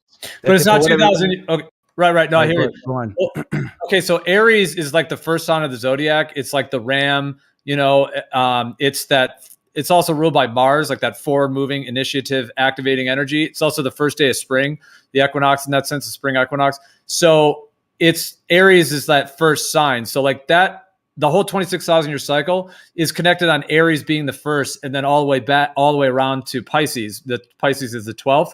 So that's what I was saying about the original form. Like Aries is that the starting point of that whole precession cycle. And then, like you said, but it actually moves retrograde through the zodiac. So it goes backwards. So it's like forward would be Aries, and then, Taurus, etc. But going backwards would be Pisces. You're going from the first sign to the 12th. So yeah, so that's why it's called precession, because it's going backwards in that sense. I don't even believe in the 26,000 year cycle either, so that's debatable. And the precession is also debatable. Well, it's moving in a way that it's moving in a way that it moves through each sign like every it's like over 2,000 years. Yeah, because it's 26, so it's like 2,000. What, I forget the exact number, 2,100 or 22. Right now we're at the end of Pisces and entering into the age of Aquarius. Like we're at the precipice of the age of Aquarius within the next, but it's hard to tell. That's big. Yeah. Well, like if you do, it's like 2,100 years. Yeah, it's like 2,160. Like if you divide it. So, I mean, essentially what I'm saying is that like, okay, if tropical and sidereal, it's just that the sidereal is the position of your sun if you take it without the precession. So if you just go from the first point of Aries. So that's what I'm saying. It's like it's like the original form of the zodiac, whereas the precession to look at your tropical would be to look at what sign you were born in. It's two different zodiacs, basically. It's basically zodiac. One actually takes into account the equinox and one doesn't. But for all of history, the equinox. One takes into account, if you take in the precession, if you use the precession, then you're using what actually is today. Like if you were to look up at the sky, what you would actually be seeing. Yeah, with the equinox. So like what you're actually seeing when the sun goes up, right? That's what you're seeing. And April 27th, 1989, I was a Pisces, right? But according to the originals, without the equinox involved, right? I would have been like 2,000 years ago. I would have been a Taurus, or 2,500 years ago. Yeah, if you assume, yeah. It's if you account for the precession or not, is what you're saying. Yeah. You take the precession out of it, I'm a Taurus. You put the precession in, I'm a Aries. Yeah, there you go. But you still personally in your soul, you still feel like the same exact person before or after you learned that, correct? Yeah. All right, good. That's great. Yo, that's some gangster ass shit. If a chick ever says, "Hey, what's your sign?" You be like, with or without the procession. They're gonna be like, "Huh?" I've done that, bro. I've done that with the last girl I talked to. She was like, "Huh?" Because she was like, "Oh, I'm a Sagittarius." I'm like, "No, you're not. You're a Cancer." And then you blew her mind. Yeah. Yeah. You're so smart. Tell me more. Well, I mean, the thing is that okay, so there's more to it. So in my viewpoint, like each of the signs, we were going to transition to astronomy if we were going to, if Chronic and SE wanted to. Yeah. We don't have to continue on this because I know it's all very depth and perhaps some may have interest, some may not. So we could shift it up. But I'll just say briefly, like let's say like your sun. The sun is like the identity. It's the core, like it's one's identity. It's the core, like that shining kind of part of oneself, like it represents that. So if the sun is in like Gemini, in my understanding, it's going to have like, I see it as like a lens. It's like a Gemini colored lens over your sun energy. So like that core identity part of us then has a Gemini coloring to it or like a flavoring to it. It's like a lens, like a blue lens, let's say, that you would put in that sense to where it's expressing in through that sign. The thing is, though, is that if you look at your sidereal chart or your tropical chart, whether you're involving the precession or not, that is going to have the alteration due to the precession. Like one of them is going to have the precession included, the other one's not. Then one might say, well, okay, then which one is it? But there's subtlety to the way that these functions, like these symbols and the sky clock and all of this functions. And there's probably more nuance to it than I could even get into in this little 20, 30 second thing I'm saying.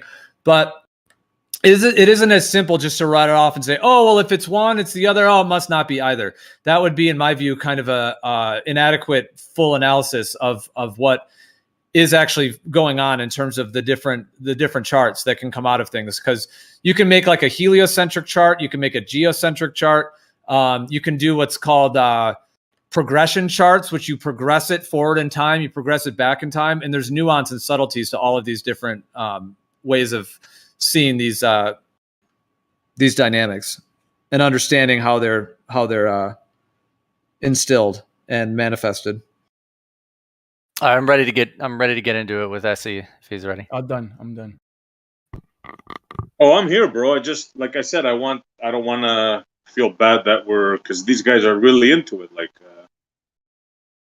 yeah. So I mean, it's still vaguely tangential. I mean, it's stuff in the sky. So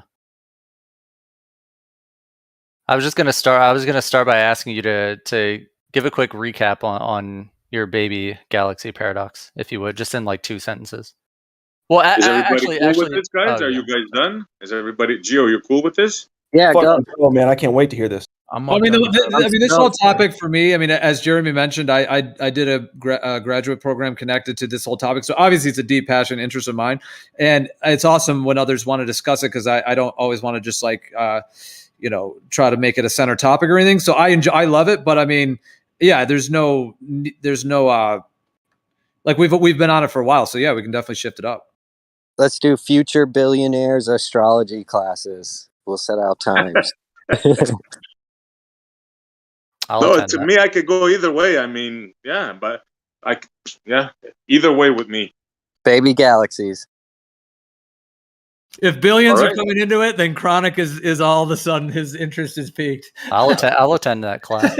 Chronic is geared up. Blue is on the sidelines. They're ready. They're ready to go. If we get paid to attend, yeah, for sure. Oh, you'll get paid. Lock and load them up. Let's do it. Yeah. Okay, a small rundown on the baby galaxy paradox, right? Mm-hmm. The James Webb Telescope made an observation of certain galaxies that the team itself that discovered them called them galaxy killers. And why is that? Because they found that You mean these Big Bang galaxies, killers? Sorry to cut you off already. sorry, Big Bang killers. Yeah, Yep. if I said that, yeah. Thank you for the correction. I said galaxy killers. Yeah. Mm-hmm. So yeah, that's the gist of it. They called them galaxy. I said it again, Big Bang killers, because of the fact that they were formed so much more than they anticipated. In other words, they anticipated a galaxy to look like it would 650 million years after the Big Bang, give or take. But what they found was fully formed galaxies that were the size and girth and mass of, say, a galaxy that took 13.8 billion years to form. And one of them, they said, was twice the size of that. So that's basically the paradox. How could that be?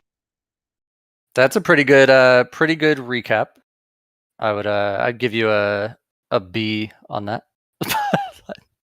Okay, make it an A then. Make it an A. You get an A by adding just one word in a few of those sentences that you said. So the one word would be, you were saying they found that they're much larger and more massive than they should be at such an early, universe. The word apparently, or they appear to be, so that word would bump you up to an A. But otherwise, it was a good description. But add a presupposition like water, and you're gold. Yeah, exactly. But yeah, to follow on that, Essie, well, I'm sure you know actually, but my entire explanation or description is not, I'm not here trying to convince you or change your mind or anyone's mind of anything. It's more of like a knowledge sharing exercise, if that makes sense. So just sharing the knowledge of the, like more recent, publications and articles and reports and stuff. But that was the original, some of the first, major important results from Webb. But there's a few issues already right away. And the first, I would say, in my opinion, is that some of those mainstream articles were a bit too premature. And the reason why is there's actually several reasons why, but two of the main reasons is that with imaging, which is what James Webb originally did on those, however many there were, maybe like 6 or something of these, baby galaxies, that's only based on imaging. So, telescope imaging gives you an indication, a possible indication of redshift or age or size, basically, from your images. But in terms of the fully formed, having everything you need to have a confident understanding, it includes what's called spectroscopy, which I'm sure you're aware of. But so there's 2 different redshifts. There's the redshift from imaging, and there's the redshift from spectroscopy. So when all of these original articles came out, the very beginning, the only data that came in that was analyzed by the researchers was the imaging data. No spectroscopy, no spectroscopic measurements on these baby galaxies. Subsequently, weeks later, months later, whatever, when they got, time to follow up and go back to these galaxies with spectrometers on James Webb, then they subsequently sort of updated or revised the actual distances and sizes of those, seeming apparently too large galaxies. And it revised their redshifts back into agreement with, the standard cosmology that people call lambda CDM. And that's just one avenue. There's another pretty significant one, but I don't have to, bore much longer. Do you have an issue with that? No, I don't have an issue with that. The thing is, as far as I'm aware, their initial results were sketchy. Then I remember reading somewhere that they did a second look and they did a peer review because initially they thought one of them could have been a quasar. Okay. And upon further, I don't know if you're aware of that one. Upon further checking, they said, well, they weren't sure about that one, but they were sure about a couple of them. And one of them, they said, was twice the size of the Milky Way galaxy. And I think it went through peer review. Mm-hmm. So now you're telling me something else. Now, I don't know if they revised their thing to say that they made an error. And if so, are you saying that it's not in that location 650 million years ago, or some other revision that they did because of spectroscopy? What are you saying exactly? So the original works and the publications, yes, they were peer reviewed, but they were solely based on the data that they came to these conclusions with was only the imaging data from the telescope, taking images in different filters or whatever, for example. So they did their analysis, they published their results. Their results implied that apparently there's some of these that they found that should be really, really old and small, or a little bit bigger, or in one case that you said 2 times bigger or whatever than the Milky Way. And then that was those were published in peer review. That's I don't see anything immediately wrong with that.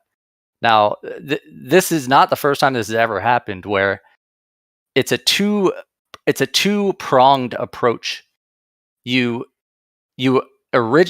initially, your first thing is to get the imaging data, the pictures, the images, and you can get some estimate of the distance or size.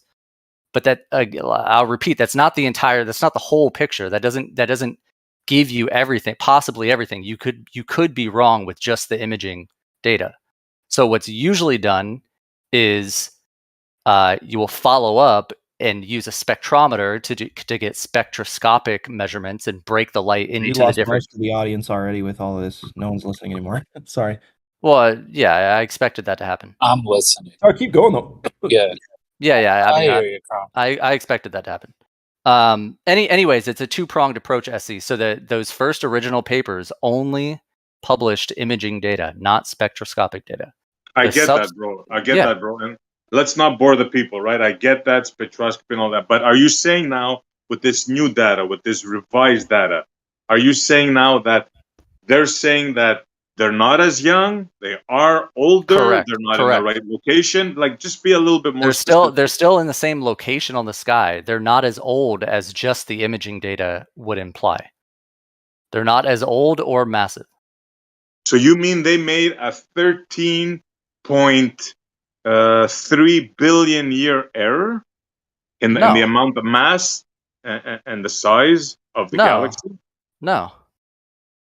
So what are you saying then? As far as I understand, some of the targets that were at a redshift of like 16.5, for example, which would fall into your baby paradox paradigm, those examples were revised, their redshifts revised down to like a redshift of 10 and not 16.5. So a redshift of 10 means closer, less massive, and in agreement with the standard idea of cosmology and lambda CDM.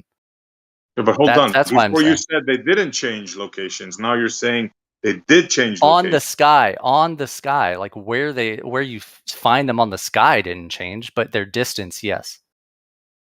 That sounds like not correct to me. That, How is that? I mean, when you're looking at the sky, something is, in a specific part of the sky. They're still in that spot, in that part of the sky. Yeah, but that's not the question. In your model, you say when you look, first of all, you guys think you can see back in time, right? Yeah. This is how you're observing this, right? Sure, Okay, let's make that clear. So, yeah, but I'm how not trying to could it be convince then? you or anyone to like believe that paradigm. Or No, whatever. just You can for the believe whatever audience. you want to believe. Sure. Yeah. I respect your belief. You respect my belief. Exactly. Okay, so now you're saying you look back in time in your model. So that cannot mean two things. They're either at that location where you think they are, and they've aged somehow differently, but there's no way to explain it with your current cosmological model. Something has to give there. You can't just say lambda CDM. So if and you know what I'm saying? Yeah, I know what you're saying. Maybe I assumed that you understood what a different redshift value would mean. Do you, or do you want some knowledge on that? Like the difference between a galaxy at redshift 3 versus a galaxy at redshift 10. Do you just like very basically a single sentence? Do you know what the main difference between those two galaxies would be in that example? I assume you're referring to distance. Yeah. And acceleration. A distance, basically. Yeah. Okay. So some of the galaxies that you claim that in the baby galaxy paradox, some of those were initially prematurely measured at a redshift of like 16.7 or something that breaks the lambda CDM cosmology. They've since been followed up with spectroscopy, which you need. You need both branches to fully understand and fully comprehend what you're measuring. Or what you think you're measuring. It's not 100% provable truth in reality, but it's all empirical observation based, obviously. So that revises that redshift from 16.8 down to like 10 or 11, which means the galaxy is older. It's not as far back. It's not as close to the quote Big Bang epoch or era. Yeah, by a great amount. Well, that's subjective. You just moved it 10 billion years forward in time, bro. A redshift 16 versus 11 is not 10 billion years. But it's not 16 versus 11. It's 0.5 versus 3.8. I'm not sure if you're following the difference between a redshift of 16 and a redshift of 11 is not 13 billion years. Where did you get those values, 16 and 11? From the publications, from the research, the papers. Well, then we're not communicating here. Are you in disagreement that the baby galaxies were found 0.5 billion years after the Big Bang? Yeah, like 500 million, 300 million. Yes, originally, yes. Okay, and where are we now? Are we not now, according to your model, at 13.8 billion? What do you mean, where are we now? Our galaxies, where we're at right now. Oh, why? Well, no. Let's stick with the baby. No, yeah, let's stick with the baby galaxy that's claimed in your paradox.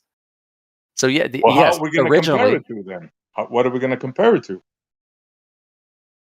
What do you mean?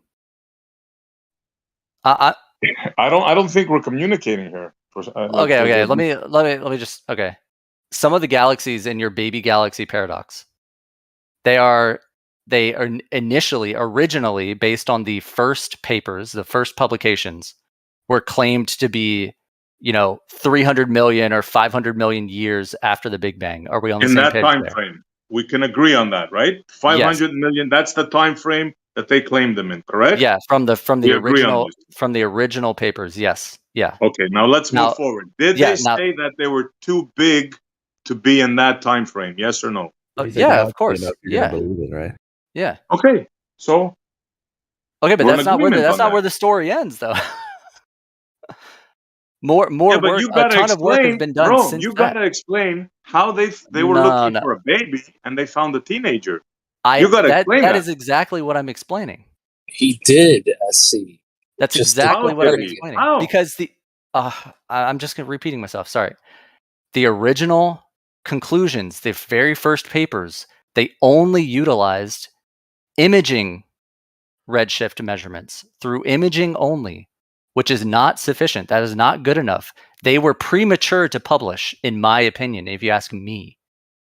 But they thought they had an extremely exciting new, universe-shattering result, which sounded pretty cool. And whatever happened, and they wrote up papers and decided to publish it. That's not the end of the story, though. That's just the first kind of iteration of this, science. If you say galaxy enough, will it become real? No. Look, you got a big problem here, bro. You got to explain where a baby was found, where a teenager should have been. Now, you can talk about lambda CDMs all you want, and you can talk about red shifting and spectroscopy all you want, bro. I know what you're saying, but that doesn't cut it. That's not explained. But it's not my it's not my fault that it doesn't cut it for you. I'm, like I said at the very beginning, this is an exercise for me of knowledge sharing. Whether or not you accept the knowledge or not, that's a you decision. Okay, fair enough. You claim it's not good enough. That's your claim, sure. I'm just sharing the knowledge and how it's worked. Yeah. Fair enough. Chronic. Yeah. Chronic, can I go through it with you? Yeah, go ahead. All right. So you're saying the standard. So what's usually done in these cases to make these kinds of claims and discoveries is you take a combination of the imaging data, but that's not sufficient. That's not the standard of the field on its own. You also have to have the redshift, or not the redshift, the spectroscopy data. Correct. And so what these guys did were all these claims of galaxies being formed too soon after the Big Bang and having too much mass for the time that they're forming and all that. Yeah. Those claims came because these guys published only with the imaging data. And that's understandable. They thought they had, a paradigm shifting Nobel Prize winning discovery. Yeah, exactly. So they published prematurely without the second, what usually is also needed as the standard of the field. They didn't have that second part. And now that others or that group, doesn't matter who, somebody has gone and done that second part, the second part of what's required for the standard of the field. And they've determined that, that first result was kind of premature. They're not actually at a redshift of 16. So they didn't form that soon after the Big Bang with that much mass. They're actually at a redshift of 11 or whatever. And that's at a different time, a further time after the Big Bang with a lighter mass, right? Am I correct in what you're saying? Yes, that was very well said. And it's good to hear that my attempt at knowledge sharing was absorbed by at least one person. So yes. Oh, I absorbed it too, bro. Don't get me wrong. I absorbed it. It's just that. But it's just not good enough for you respectfully. Yeah. No, to me, it just doesn't make sense. Respectfully, it doesn't. Well, I don't know what to tell you. I don't know. I like it when Globers talk about outer space like they have firsthand experience. Okay. Well, in reality, none of us really know, right? Let's be honest about that, Chronic. Well, I mean, are we going down a different road now, or? No, we can stay down this road. I mean, in my mind, and I'm sure the majority of the people, I'm sure you haven't explained subjectively how, by your own paradigm, by your own model, where there should be a baby 5 months old, you find a teenager. I don't think you've explained that. Like maybe to. I clearly have. J.A. Yeah. has absorbed it. I clearly maybe have. Jace, I mean, yeah. Yeah, he reiterated nearly precisely what I explained. So that tells me that I have explained it sufficiently. I think you explained it very well, Chronic. Thank you. Appreciate it. A guy on your side confirming what you said to be factual means it's factual. I see. Well, I mean, I'm not surprised I'm not surprised you didn't comprehend it. That's a different, story. But anyway, that's why I'm saying, Essie, that you shouldn't SE, your baby galaxy paradox, you should pocket it, in my opinion. Just put it in your, don't throw it away, because science is always the new discoveries are always being updating You never things. know anything for sure. But maybe pocket it for the time being, unless until maybe some newer sort of things come out. That's fair enough, Chronic. I'm always open to new information, but up until now, I'm not satisfied with the explanation. That's all I'm saying. As we want to, can I slide in real quick, because you have made this analogy a few times, as you want to, and I don't think it's quite honest. You're saying they went out and looked for baby galaxies and found teenagers, basically that analogy you were using. And that's not actually what happens if you read the papers. What happened is they looked at a galaxy that is so-and-so old, or so-and-so young in the universe, and they're expecting it to be that heavy, and found that it's much heavier than they expected it to be. So the correct analogy would be, well, you looked at a baby or at a child, expecting it to be at most 40 to 50 kilograms heavy, and you found it to be like 3 times heavier, which you only know adults, which you only know weights of people that are adult age of. So it's not really that they found the wrong age, it's more that they found the wrong mass to that age, which means that our understanding of the development might be off, but not the understanding of the age itself. Yeah, I'm not sure. That would be good. I'd go with that. Yeah. Well, it means they were just wrong. They made a premature claim with only one half of the data needed to make a claim like that, and they were just wrong about when they got the whole picture. When they got the other half of the data, it showed their original claim was wrong. They were wrong that the galaxies formed that soon to that close to the Big Bang. Yes, that part Hold is on, definitely Jace. wrong, You're but saying now that's not really a big controversy, is it? Because it's known that there's tons of things that we don't know and that we simply do not really have sufficient access to just by our means of observation.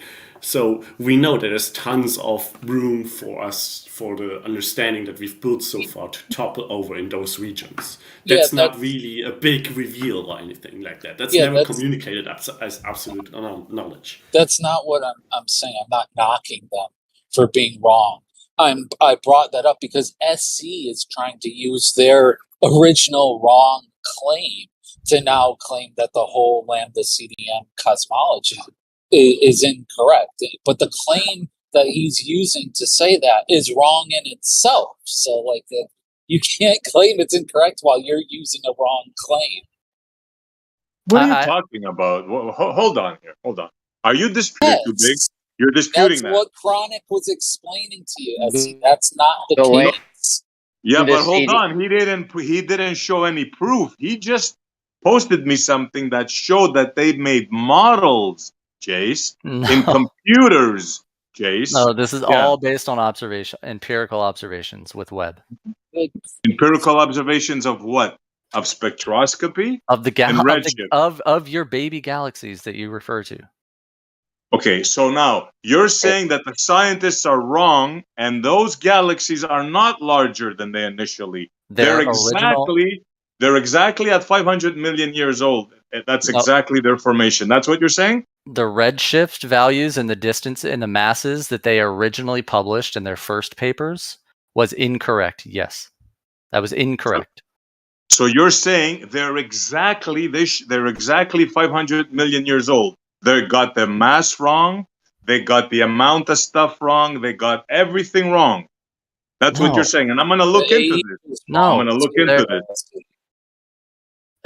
Before you look into it, Essie, read a little bit up on the redshift and what differences between different redshift, galaxies at different redshifts actually means. Listen, that dude, implies. don't try to play the I taught you redshift game. Okay, don't try to play this game with me. I said it's a knowledge sharing exercise.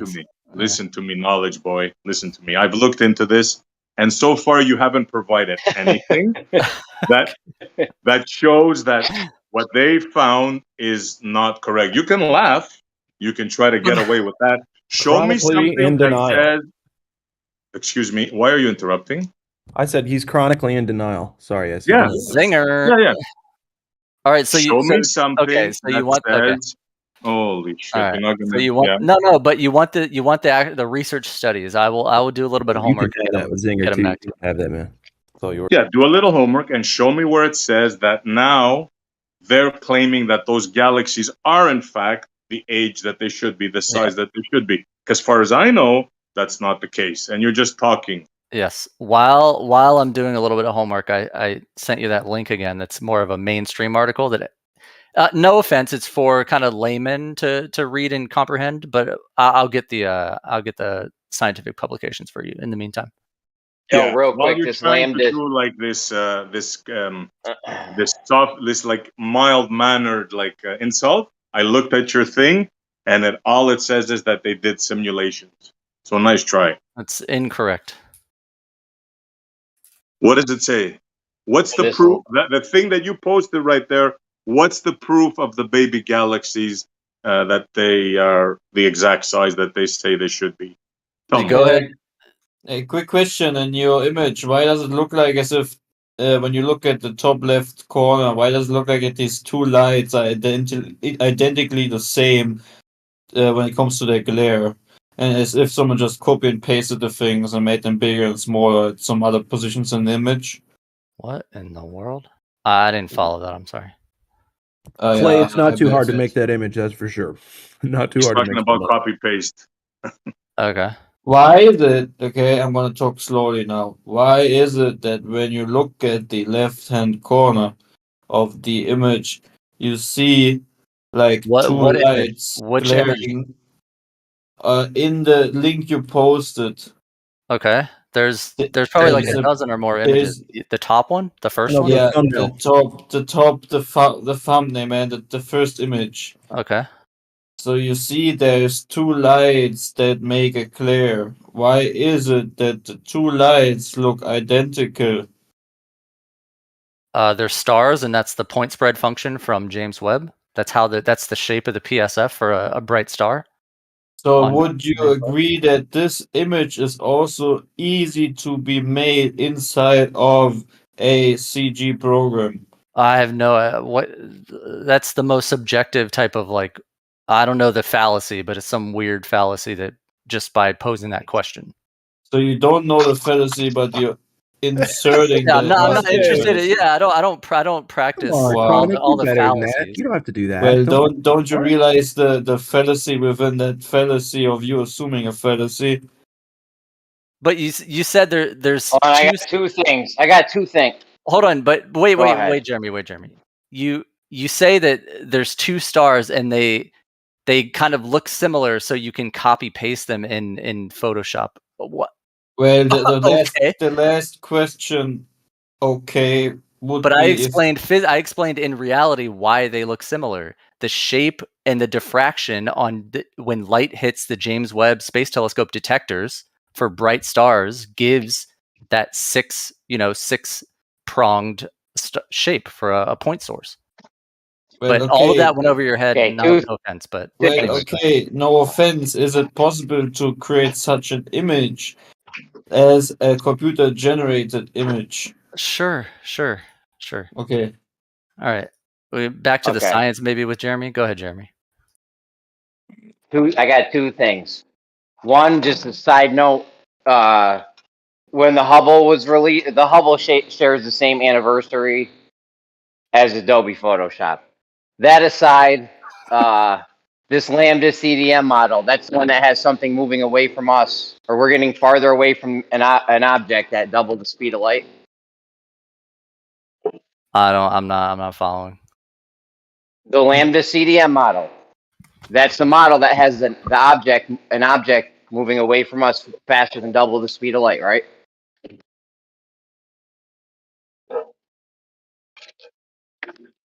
Can you hear me? You need to speak slower, man.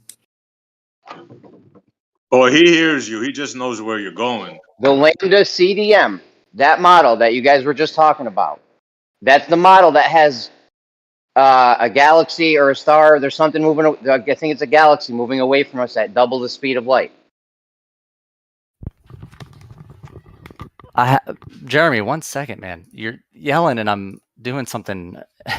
Oh, I didn't know if you could hear me or if I wasn't No. a robot in my bad. I had to do something. I just hear you screaming out of my headphones. My bad. It's all good. Holler at your boy. I'm here. I'm back. He's asking if Lambda CDM is the model where galaxies can move at faster than the speed of light, like things like double the speed of light. I mean, It's not a question. The Lambda CDM model, that's your model that has a galaxy moving away from us. Or we're getting farther in distance at double the speed of light. Sure. It's an observational effect that maybe you don't comprehend, but I'll go with yes for now. It's not actually doing that. Quit the side swipes, bro. We know you're intelligent. You don't have to keep reminding us. Yeah, but the talking point is saying on Jeremy's side is saying 2 times faster than the speed of light. That's the talking point, and I rebut with a similar talking point that is it's an observational effect. It's not actually doing that. But I digress. We can continue. And would you agree it's possible? Sorry. I just want to ask this real quick. Would you agree it's possible to craft any story towards something that in itself is just a story? Yes, that's possible. Thank you. You're welcome. All right. Right in the middle of it? All right. Anyways, yeah.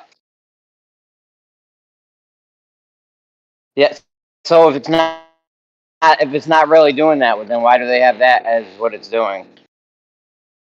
Well, I don't follow that. It's again, it's an effect from the observations that are made. It's an observational kind of systematic effect. It's not in reality. It's not actually. Traveling. Yeah, it's the effect we see it doing. It's the same effect we use to get all the other distances. Plus, don't you have math for how much the galaxy is expanding and what the distances would be and how much expansion there would be? Sure. What's the issue, though? So what'd you come up with? What's up? I'm still not sure what the issue, though, is. You're describing an observational effect and claiming it's in reality traveling at that speed when it's not. It's due to our observation. Okay, but then you have the math to back you up and say, oh, well, we know how far it is, and we can do the math for how much the galaxy is expanding per parsec or whatever nerd shit you guys use, right? Yeah. Yeah. So how far does it match the observation, the math, or no? I don't know what. I'm not a cosmologist. I don't know. What do you mean? Or you got some? What do you mean you don't? Are you talking about distance? Are you talking about deriving a distance to a galaxy from a redshift measurement? Okay, who's better, an astronomist or an astrophysicist? Okay. What? Do we gotta get the rocket scientist dude in here? What's going on? What's an astronomist? I meant astronomer. Oh, okay. You said you're not an astronomer, don't you? This is what you do, though, right? I said cosmologist. You misheard, but it's okay. Oh, so what? Cosmology deals with the largest scales in the universe. Large scale, very large scale. Everything huge, big. And you're trying to find exoplanets for us to live on? Yeah, think really big. Yeah. My stuff is much closer to home. No doubt. Anyway, SE, well, this Lambda CDM thing has something moving at twice the speed of light. That's wild, isn't it? I mean, that is. You got some issues there. That's on X Games mode or something. That's going way too fast. Anyway, SE, I tried to share the knowledge on the because I know SE, I know you're very interested in keeping as up to date as possible on things, which I appreciate, which is great. So you're as of right now, your baby galaxy paradox is in the closet. I don't know if that's the right term.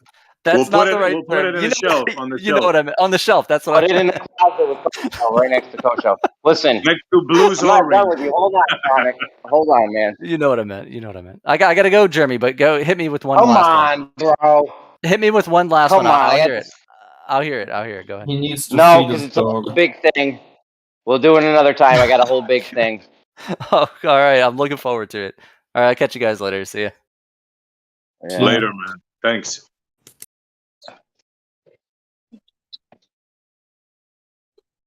What's the difference? What? Well, hopefully he'll find an exoplanet for us to live on someday when we absolutely ruin Earth. Yeah. Did you ever think about exoplanet research? Wiggle in the light, therefore planet. You see, no matter how knowledgeable you are, no matter how much you know, bro, there's some things that are not, you can't explain, right? You just can't explain it. Period. I like to look up when I'm trying to figure out what's down. You feel me? Hey, what's up there? That's how I figure out what's down. He just ran circles on you as he, and you don't even like realize it. It's quite funny. Dude, Yes, you have hold no on, clue hold of on. what you We got speak. the You have hey, this check it out, arrogance, bro. Essie. Yeah, he's arrogant. We got the Easy, guys, nervous, easy. the nervous. Hey, What's it I wanna called? talk. I wanna talk. Backbiting and cheerleading. Guys. All that. Holy I'm shit! gonna You couldn't make let a me list. finish. Couldn't let me finish, could you? Any of you? Okay. Sorry. I triggered them. Sorry. Sorry. Yeah, I mean that's not nice. Let me answer him calmly, okay? You might think that he ran circles around me, right? Fair enough. Because you seem to think you have this knowledge, right? This greater knowledge than everybody, right? But brother, there's nothing that you can say that if in your own model, your own scientists find something that shouldn't be where it is, that's a problem. Now, if you can't see that, I mean, that's on you, bro. They Nah, man, didn't, you're just a and he triggered just paranoid explained virus and that to you, and you don't even realize it, which is hilarious. Yeah, Yo, he can you just explained it stop to with me. the tone is obnoxious. Yeah, you just want to slap him, like really, for real. Yeah. Dude, he explained something Oh, to me you're and I the one rebutted him. celebrating. I'm just pointing out the truth. It's no truth, bro. You think that he said CMB, right? Lambda CMB, and that means something. You think he said redshift, but I rebutted that, right? The CMB is not what he Dude, said. Doesn't what did he mean say? anything. More nervous laughter. You don't even know the More. term of what you're talking about. It's lambda CM, not lambda CMB. Listen, dude, call it whatever you want. It's a fantasy. And Jeremy just exposed another one of your fantasies. Tell us, how does something expand faster than the speed of light at the edges? Genius. Essie, you thinking you know more than astrophysicists when you don't even know the name of the model they're talking about, Appeal but to you think you know credentials. You more see? I'm of at the home. model. I'm at home. So I'm at home. you think you know more than Chronic about the model that you don't even know its name. That's No, the I may have fantasy. mispronounced the model once, and you're That's the harping on that. That fantasy. shows your weakness, bro. Hey, Jay. Rebut me. Rebut what Hey, I said Jay. scientifically. How does Hey, yo, something... I can I ask already a question? explained it Can I earlier ask a question? in Everyone's been extremely taking the simple piss out of me terms. off in chat. How he rebutted what you said. I already explained it, Essie. No, that's not to anybody's satisfaction. You saying spectroscopy, ha, ha, ha, SE, doesn't mean nothing, bro. You understand that? It's the lambda CDM. It's the Yeah. lambda Hey, CDM. Jay. Yeah. Jay, would you Well, agree I've that like got to talking go to for a few someone? minutes. Hey, Jay, do you So think it would be talk equal? later. Hey, Yeah, Jay. yeah. Okay, but Talk you didn't later. even you didn't even pronounce it right. Can I ask And a now Yeah. it's a question? good time to Lambda go. CDM.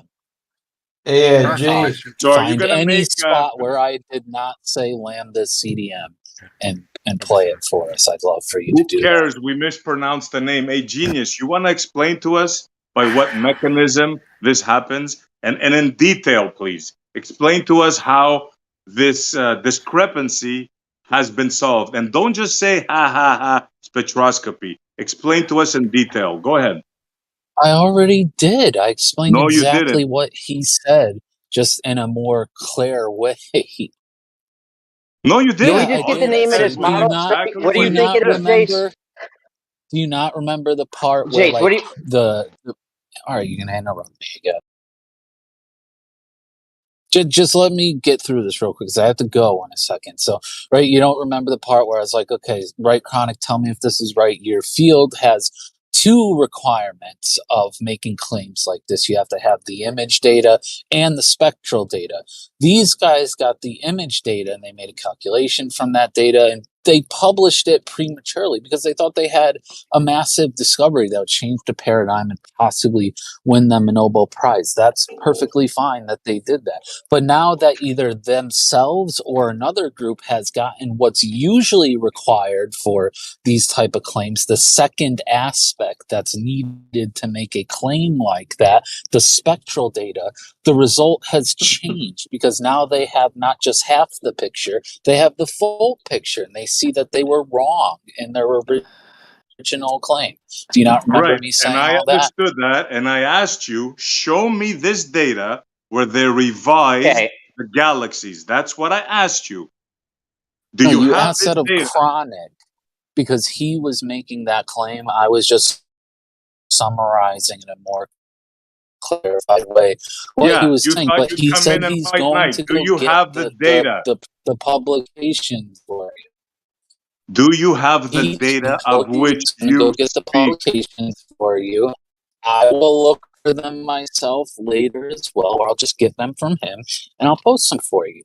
Okay, until then, don't try to think that you have the upper hand or you're somehow smarter. He will. Okay? Don't worry. He will. It's fine. They always Yeah. will. Yeah. Okay, hold I on. think What it's do you think the interesting. name of this model is exactly again? It's Jace. Lambda CDM, Jeremy. Lambda CDM. CDM. Yeah, that's what we've been saying. CDM. No, he said Cold dark matter. CMB. No, he said Lambda Okay, so he CMB. mispronounced it one time. Shoot me, why don't you? Okay, so he mispronounced it Yeah. one time. Yeah. Yeah, If put I it in didn't a blue correct file, him. SC. should look because you mispronounced that one word. Don't worry, I put it in this file. I want It's to in the address book. something real quick. I So want to if I address something. didn't correct him, you're going to act like he wouldn't still be saying that it's Lambda CMB right now as he was referring to it? We said cold fusion for we said cold fusion for 4 hours one day because of flat Earth data. So yeah, we might have been saying it all night. So that's what But you're gonna you harp don't on instead of the you argument. don't see the like comicalness that you don't even know the name of the model, yet you're telling an astrophysicist who works with the model that he's wrong about We it. do know the Come name of it. on, man. Listen We to do this know the guy, name of it. bro. I You're came in and pathetic, man. You are a pathetic Yeah, that's human pretty being. bad bully tactics, dude. Sorry. Can I address something real It's quick? quite comical. But anyways, I do Yeah, have to you are go for a comical. few Very minutes. comical. We'll chat later. See ya. Don't come back now. I've got a very comical thing to address to Chase. He was calling me dishonest in the chat this morning or earlier today, and he kind of brushed over the fact that somebody published a paper, and he just said, "Oh, that's fine that they did that prematurely because they wanted to get the Nobel Peace Prize." So they, or whatever they were trying to accomplish there. Doesn't that sound dishonest to me that Yeah, they were it trying to do was. that ahead of time? Okay, so They're you're gonna just lose brushing past that. You're credibility. brushing past that. I actually cited my source, I didn't and I did publish not. the paper. And but you brushed past it. You're calling me dishonest I didn't in publish chat, the astrophysics paper. but you just What do you brushed want me to past it do? like that's Cry for fine. them? No, I'm just saying you just kind of said, Oh, "Oh, would it's you like fine for that they me to published the cry paper." for them?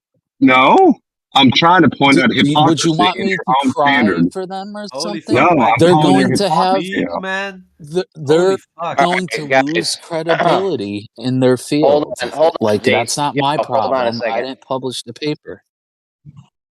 Hold on, man. Yo, we gotta go one at a time, guys. Just one at a time, please. I'm calling out Chase's hypocrisy. That's what I'm calling out right now because he called me dishonest in chat, and he blew past a scientist, and he said, "No, that's fine that they did that. Like that's okay that they published a paper, even though they were being dishonest." Okay, you're done now, Jace. Yeah, It's turn. I'm saying it's fine if that's what they wanted to do. They did it. Of course, I'm not okay with it. They're going to lose credibility in their field. They made that choice. If that was fine with them, that's fine. Would you like for me to like cry that they're going to be less credible now? I don't understand No, I what want you you to want actually from call me to them. do. Well, I'm actually wanting you to, if you're going to call me dishonest in chat, which I cited my source. If I wanted to be dishonest, I wouldn't even. I just quoted something and not cited my source. You call me dishonest, but you're not calling a fellow scientist dishonest. That's what So I want Yeah, you to call them it dishonest. But was you did fine. dishonest. But you did. It Okay, it good. was. That's fine. Fair You enough. keep cutting me off. It was dishonest of them to knowing that what the standard of the field is. That's like if I tried to publish about a chemical without NMR or crystallograph or something, right? That would be dishonest of me. It was dishonest of them knowing the standard of the field to publish those results. I mean, that it's fine that they did that, but they're going to suffer the consequences from it now. I don't know why I have to like cry a tear for them over it. I don't know I'm not these wanting you people. to cry. They did it. I'm just wanting you to be fair and say you're. I'm just saying you just blushed past that. It went by saying, "Oh, it's fine that they did that. It's okay that they did that." You're giving credence that they published the paper. Just listen. Just think about that. But then you're calling somebody else dishonest, and you're not calling them dishonest. That's all I'm. Yeah, I'm no, not wanting you I to cry. just I don't care if you cry clarified. tear for them or not. I don't care if you cry tear for them or not. I don't care if you cry tear for me. I don't care. I don't know you from a hill of beans. Comicalness. Just don't. Okay, well, I just clarified. It wasn't okay. They're going to suffer the consequences of having lost credibility in the field that they publish in. What more do you want from me, Paul? I That's don't it. get it. That's it. That's fine. That's all. That's all I wanted. Just admit that they did something dishonest. Knee How jerk about a little apologetics. honesty, Jace? I've got to go, so you got to give me like a half hour. Maybe I'll be back. Bye. I don't even know what happened. I just had to get in on that. Go That's ahead okay. and celebrate. I'll be Let's listening. No, find that's some of okay. that data, Celebration. please. Man. It's just funny. I just think it's sometimes I do see that on the Glober side. They do kind of protect their own when there's something that's they dishonest. I have seen that a lot on here, and I try to call everybody out. Everybody knows it, Flat Earth or Globe Earth or whoever it is. Well, even a And scavenger is loyal to its family. So yeah. guys, Well, and here's the thing. He was calling me out. He was calling me out on chat, and I was actually in here this morning trying to admit that he was right about something that I was wrong, and then he still was calling me out about that. And I'm gonna even admit it now that I was wrong about calling that glucose was in the ribose. I'll admit that right now to everybody. I was wrong, but that doesn't still doesn't correct. That doesn't solve the other problems that we were talking about either, though. So guys, I actually want to create a new story for things I've seen in the sky. Is anyone else down to creating that story with me? I was hoping that you guys would address the remedy to the imaging and observations, just imaging, and the only thing that they used was spectroscopy when through the medium of our own air. That's the whole point of spectroscopy is to identify the gases in our own air, and you're looking through that medium and deciding that something far away is alluding to being these gases that we measure in our own air. So Such a good point. And remember, he's trying to claim smartly that they're doing this looking back in time. Those gases are back in time. Yeah. This is what they're trying to make us believe. Yeah. It's incredible. And the arrogance, like I'm trying to contain myself, It's unbelievable. Gas does not need containment. Yeah. Well, I mean, I came in. I don't want you to necessarily rehash all that because I came in at the tail end of it. But if there was a misunderstanding or a understanding of the model, that may throw the time frame off. And I thought that was the ultimate outcome, that their time frame on the age of the universe is wrong. That would be to me an issue. You would think, because that means the predictions were wrong, right? Yeah, a huge one, Paul. A huge one. This is their biggest problem to date. Besides the evil of the axis of evil, yeah, this one is to date their biggest problem. If I had as many fumbles as the Globe team, I buy a new franchise. No, they got problems. What was that thing you just said the problem was, SC? The axis as evil is one of them, and Baby Galaxy, that one. Could I just throw out, could some of these quote unquote problems actually be psyops or deceptions, meaning that they create this fantastical model that isn't even true, and then they might place purposefully, oh, there's a problem, and do a lot of like articles and how it's this problem and there's these inconsistencies, but it's just a psyop to then bring, some quote unquote solution to it that is, a problem reaction solution? Well, as of right now, if Harry they Potter, only have well, mental masturbation over the whole issue. well, if Harry Potter would have a problem within the story of Harry Potter, you just add at some point the solution for the problem that Harry Potter is having in his Harry Potter story, and you create a new story around the solution in Harry Potter, and then you make Harry Potter a new book for Harry Potter, so you can sell more books of Harry Potter. I don't really think that's how. When you're just making it up. When you're just making this up, they've just made it up over the years. When you're doing it like that, hold on, man. I thought you were done. Go ahead. All right. No, you're Go done. ahead, I'm just commenting and saying yes, it's true. Okay. Thanks. So, when you're making it up on the fly, you're gonna have issues like that. So I think they're actual problems that they have because they've just been making it up like that. I agree with you. Well, here's something else. Let's go back to that paper thing. These guys publish these papers, right? What does it say about the peer review process and about publishing papers anyway? Isn't there a problem with this process? So you're blindly going to accept a paper that's been published? And I'm not saying that there's not.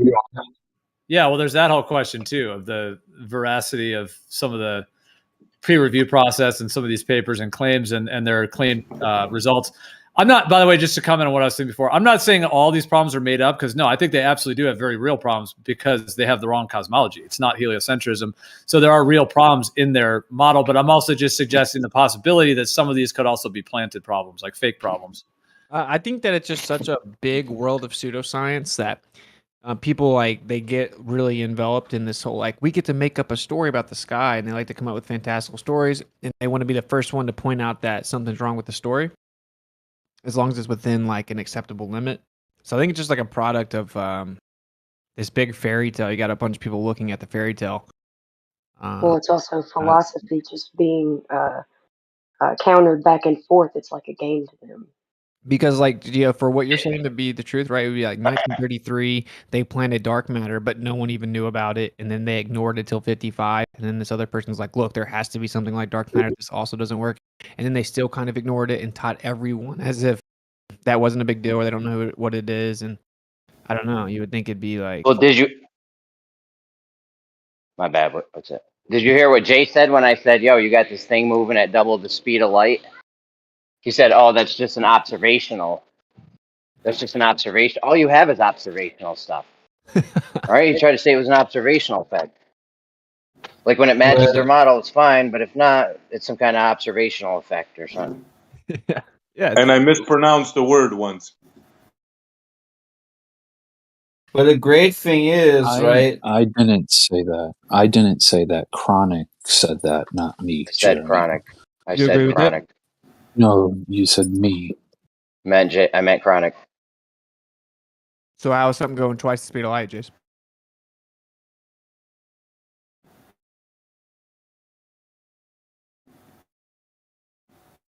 I should get a Crickets award. No, it's funny. It's funny because I used to tell him that. I'd be like, "There's this. You guys got this galaxy. It's going faster than the speed of light." And they'd be like, "Yeah, well, you can have two things going away from each other at the same time, and then it'd be faster." And I'm like, "Dude, it's going over double the speed. Like that thing you just said, that doesn't work. Then they just give you the silent treatment.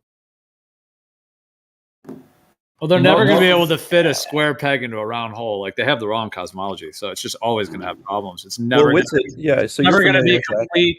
Yeah, it's never going to be complete. It's never going to be integrated because there's just a foundational error in the entire. Yeah, model. Will. You just have to have the right reference frame. If you have That'll that, do it. if Maybe you gravity. identify that, That's going in your file. Geodetic. You know what's important about selling a story? Who sells the story is the important thing. So you need distinctive people in distinctive places selling your story or keeping it alive and attractive.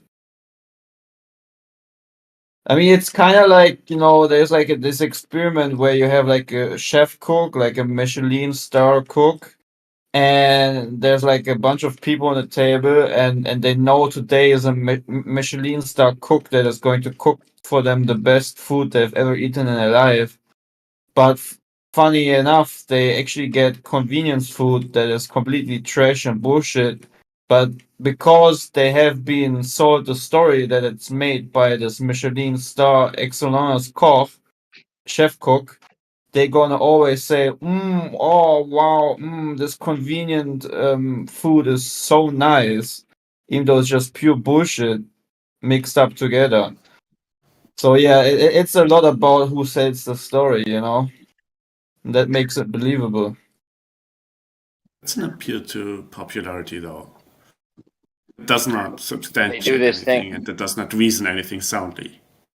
So, well, how did you came to the conclusion of the heliocentric model to be a true representation of reality?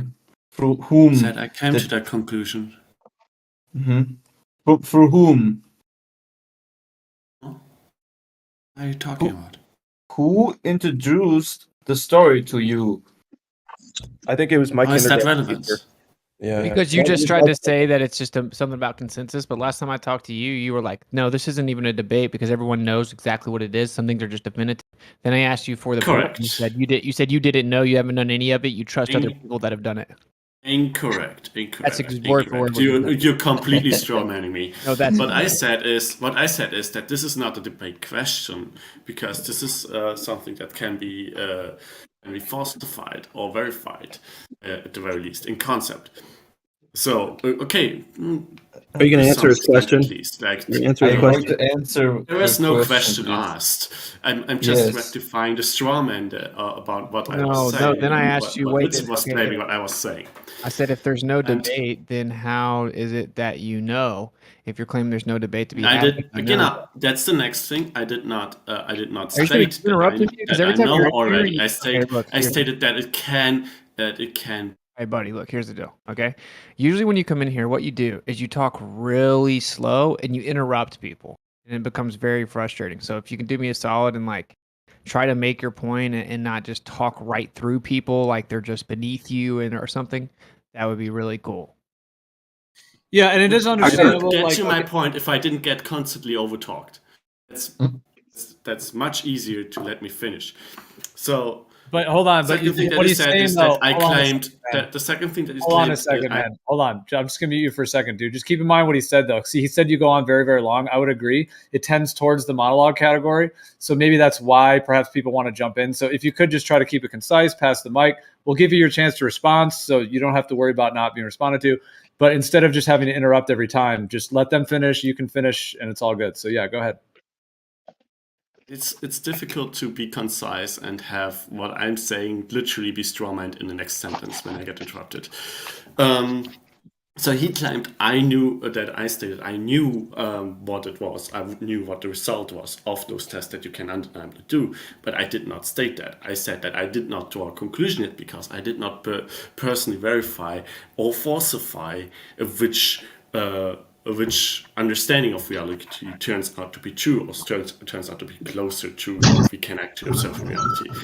All I said is that it's a debate question That's not a debate question because it can actually be undeniably proven. All right, and next.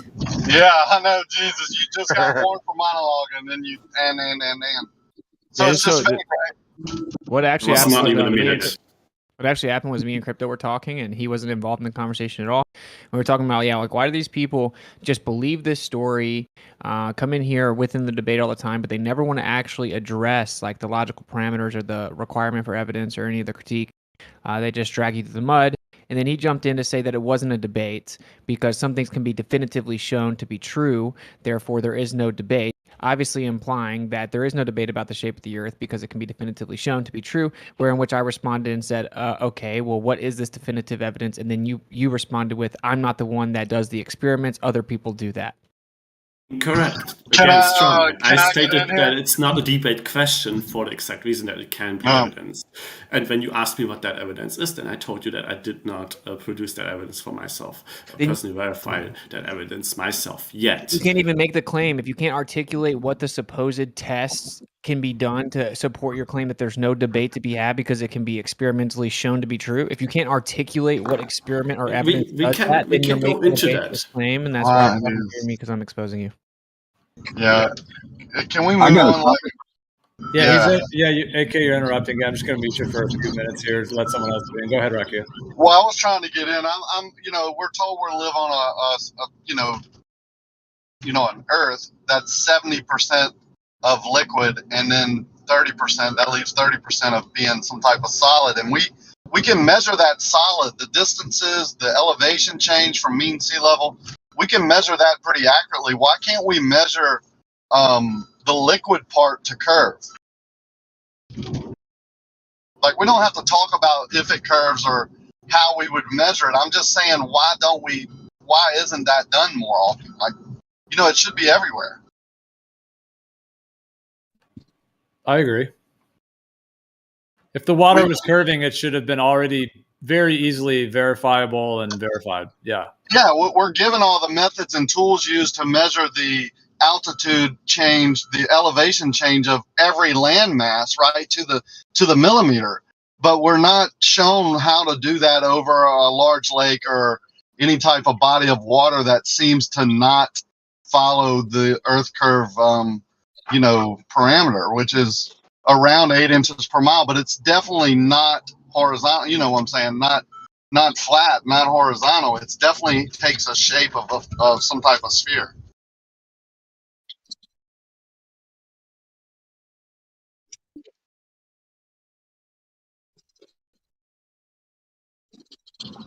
I think we beat all the other topics into the ground with angles to apparent positions in the sky that are billions of light years away. That's kind of ridiculous when you live by large lakes and things that make up 70% of what you're living on, and they're told and shown to be in spherical nature. You should be able to measure that really, really easily.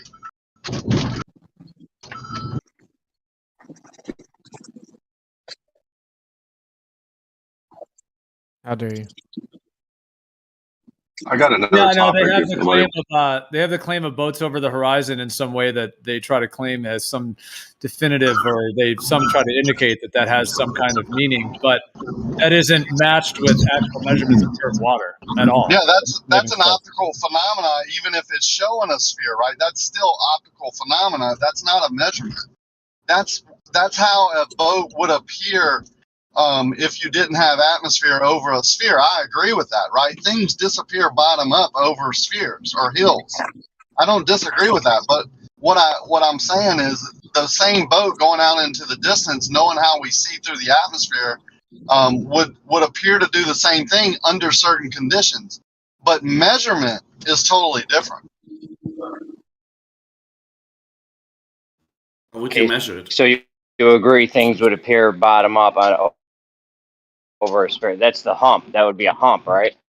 Well, it only does that sometimes, even on their model. Like, sometimes it doesn't appear like that, and they claim refraction. I mean, you have people like Jesse coming in here and showing a picture of his theodolite horizontal line over distance, showing one horizon below the horizontal and one above it. The one above it he claims to be refraction. The one below it he claims to be Earth curve. that's pretty disingenuous to me without proof. I don't think that's measurement at all. That's just another optical phenomena viewed through an optic over distance. We know those aren't good to use. We've been taught by them not to do that low level, long distance over the marine layer, and now they're using them as proof of Earth curve. It's strange to me, right? I think that's all they have.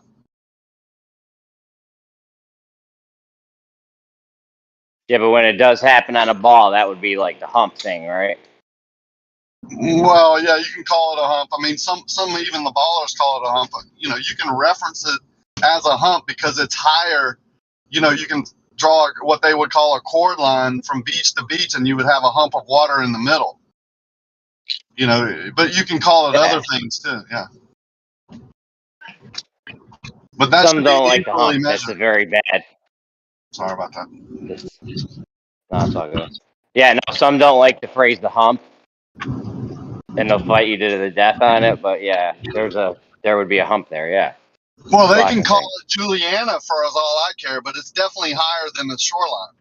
Like if you're standing at each shore of Lake Pontchartrain and your toes in the water, and you have a friend on the other side, 24 miles away, with his toes in the water, and you pull a line from big toe to big toe, the middle of the line at 12 miles is 90 feet below the top of the water. Underwater. Yeah, well, the lake Underwater, isn't yeah. that deep, but it would actually be through land because the lake isn't that deep. But from the top of the water at 12 miles, that line from toe to toe, big toe to big toe, would be 90 feet below that 12-mile marker. That's that's a tough That sell. lake ain't 90 feet deep. Yeah, 90 feet. How deep is it? Oh, that lake is probably 16 feet at its deepest. I mean, it's That's silted it? in. Huh? Yeah, that's it. 16 feet. That's it. Yeah, it's a Oh shallow my lake. god. It's 5 and 6 feet in most places, but it's silted in so much over the years with all the hurricanes and storms. They don't dredge it anymore because there's not a lot of boat traffic. Only east of the bridge do a lot of sailboats go in it, like towards the mouth of the where it enters the Mississippi River. That's like a deeper section on the east side over there. There's another bridge over there that no one ever talks about. There's actually 3 bridges that go across Lake Pontchartrain, but yeah, no one really cares. They just want to say it's Earth curve, low level observation, long distance over the marine layer. When globers do it, is Earth curve, but the same globers will tell you don't do low level observations, long distance over the marine layer because you'll get a really wonky visual effect. You know, the effect that Well, hold on. saying is Earth curve. Hold on. We're on a roll here because I've been trying to tell SE this for 2 years, so we know where the hump would be, right? And then, but if you were to make like a horizontal off the top of the ball, there'd be drop, right? Right? There'd be That's drop what I've from been trying everywhere, to right? tell you. Yeah. The problem is if you put a tangent line at the 12-mile mark and touch the water at each beach line, it would be 90 feet. But do another one from that beach inland or south or north, and you would have another hump. So it's kind of like a Humpty Hump. Do the Humpty Hump. Humpity hump. Everyone started the Humpty dance when you said that. Yeah. Neat. Man, the pleasure So you that got drink it. has brought us. Oh. I once got busy in the Burger King bathroom. Here's what we Yeah, need to it's a do, hump. though. It's a Here's hump what we if need you to do. shoot a cord line. Yeah, if you shoot a cord line through the presupposed globe, it would be a hump. But if you shoot a horizontal off of a presupposed tangent to the center of a sphere, then it would be a drop. All right, here's what we need to do, though. We need to get orthogonal or an orthographic view or whatever it's called, the side-on view. We got to get the side-on view of Lake Pontchartrain. We got to get a camera that's good enough to have that many pixels. Like a P900 ain't going to cut it. You need like a DSLR thingy and have a Rakia high... has the pictures already, Jeremy. Rakia has. No, Show them that side one you have, Rakia, there from where you were. Yeah, but I ain't counting no pixels. He Yeah. can count them. You count them. I'm saying, what kind of camera do you use? Because you need a really dope-ass camera for this. Like some serious... I don't do some dope. serious stuff. Is that the one you Rakia always doesn't post do that's all pixels, crazy bro. looking like a spaceship? Well, that's one of them, but I took a video in the wintertime from right down from the Marriott, like a couple blocks, half a mile or whatever, from a parking garage at about the 10th floor, 12th floor of this parking garage, way above the trees, right, and viewed the angle, that angle, which is only slight off the Marriott.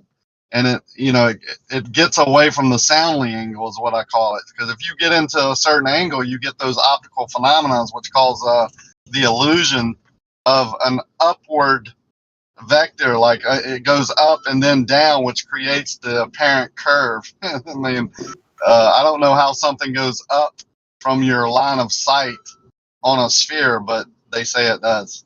That part is optical perspective, but the part that makes the curve from the horizontal line, the horizon, when it starts to fall down and go below your feet or appear to go below your feet, that's Earth curve. I'm sorry, below your line of sight. That's Earth curve there. They're really called, right? If you really listen to them, they really back themselves in a corner and then try and sledgehammer their way out of a glass room. It's funny to listen to now that you know what's going on.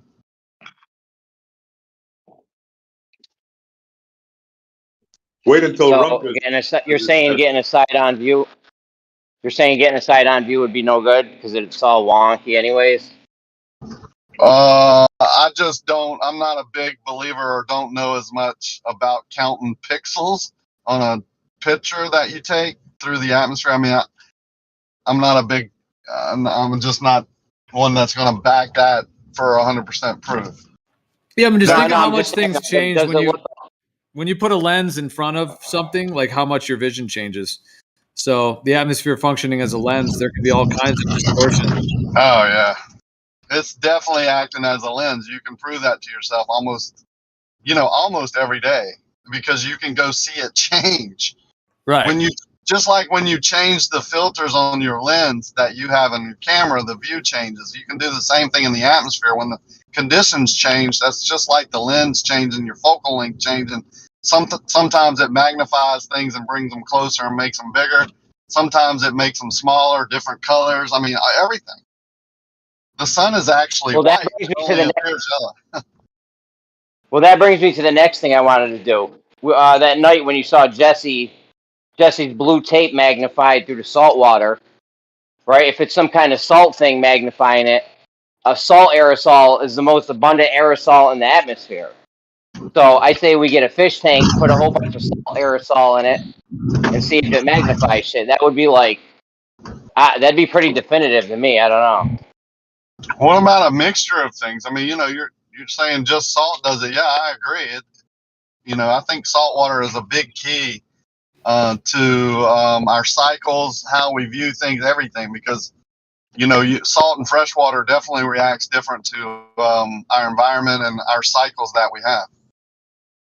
Well, no, you just want to see if it's the salt aerosols that way because you're only doing it over a short distance. You can't just use regular air. We need to know if there's something in the air, some kind of mechanism. The Glober's been asking us forever now for a mechanism at which this magnification would happen. Like if it's salt aerosol in the air doing it, that could be it.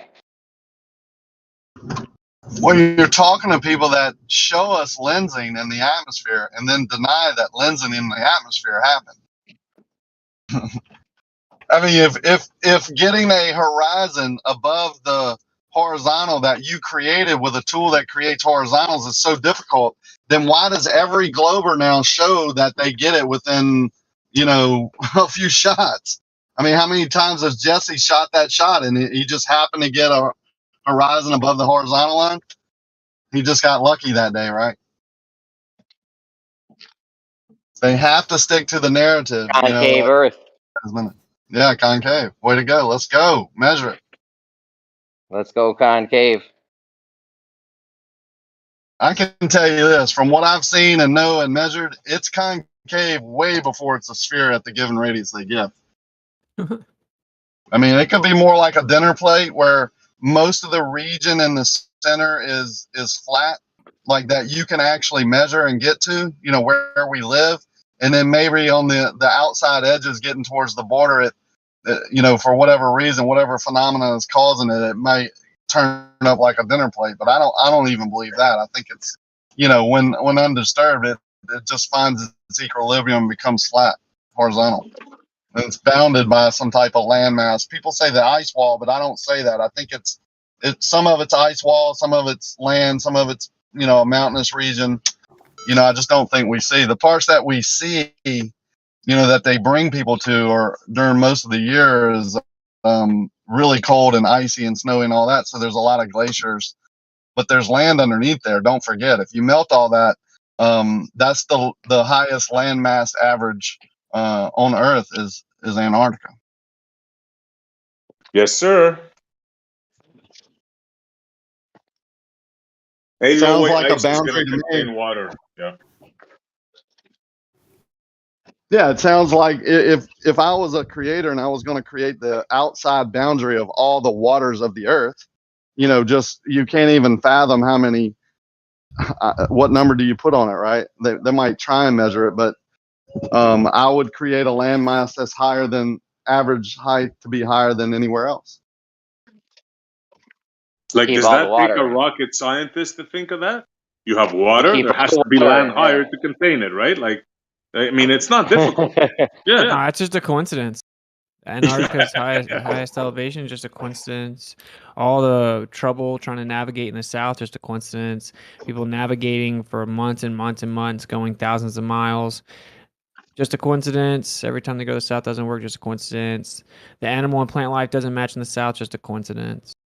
Everything's just a coincidence, bro. Antarctica has a different continental shelf, so tsunami waves don't interact with it the same as every other landmass, and they don't wrap around because Antarctica has a special continental shelf depth out of everywhere else in the world. Just a coincidence. Everything's just Antarctica's just So there's created. never been no. Hold on, real quick on that tsunami shit. There's never been a tsunami that wrapped around. You're saying? 'Cause I heard you talk about this before a couple times. Yeah, they'll try to say that there is, and then what they do is just take the data of the stuff bouncing up and then throw it on a globe, and then just claim it continues around. But yeah, I mean, even like when I say they, I mean anti-flat earthers. They make their own maps to say it. Like when you actually go to like NOAA and you look at their simulations, it doesn't show it ever going around. There's no like readings of it actually going around. So yeah. And the official story, I guess, from PhD seismology, dude, is that PhD Tony, he's like, yeah, the continental shelf is so deep in Antarctica that the wave bypasses the shelf and hits the landmass itself, which causes it to bounce back. And every other continent is different. That's convenient. Sounds legit. It's so convenient. Antarctica, I'm telling you, Antarctica is just an anomaly, bro. Oh, you can't go there? Coincidence. No one's ever circumnavigated over it, north to south? That's a coincidence. Yo, that's what we need. That's what we need. A list of coincidences now. Just make a list of all these crazy coincidences. It might, like any normal person sees so many coincidences, and they're just gonna be like, "Yo, come on, man, that's way too many." Yep. Dude, Witsit has a full coincidence fucking flow going. There's so many coincidences, bro. It's so You got bars, coincidence bars. Yeah. bars, bro. How'd you make a song title Coincidence? It's goofy, bro. It's so goofy if you think about it. You could do it with a soundboard. You could like say the coincidence and then have the soundboard be like coincidence and then do another one. Yeah. Man, there's way too many coincidences, bro. Like we need to put that out there. All the that would be a better than the timeline list. 100 heliocentric. But yeah, 100 heliocentric coincidences. Yeah. Is it a coincidence that my grandpa looks, when in his younger age, looks like Werner von Braun? Probably. Flat earthers are silly, man. You give something enough time, boy. It's not a coincidence. It's just gonna all come together now. Oh yeah, because a million monkeys will write Shakespeare. Dude, you know I think that's connected. Like, was it you were saying the other day with the profundity versus absurdity? It seems like this would be connected to that as well. Like the coincidence that people are programmed to think that the coincidence is a profundity, and it's like, oh wow, it's like proof of something, like sun and moon are the same size. It's so amazing on this heliocentric model. Whereas in, they're trying to like juxtapose that by tricking people that the coincidence is actually means it's true rather than the concept just being absurd at its base and false. Yeah. Yep. Like when people can't really wrap their mind around something, they just out of fear of appearing to not be smart enough to get it, they just pretend to get it and claim it's profound and ingenious. It's pretty effective tactic. I mean, like Einstein's a perfect example.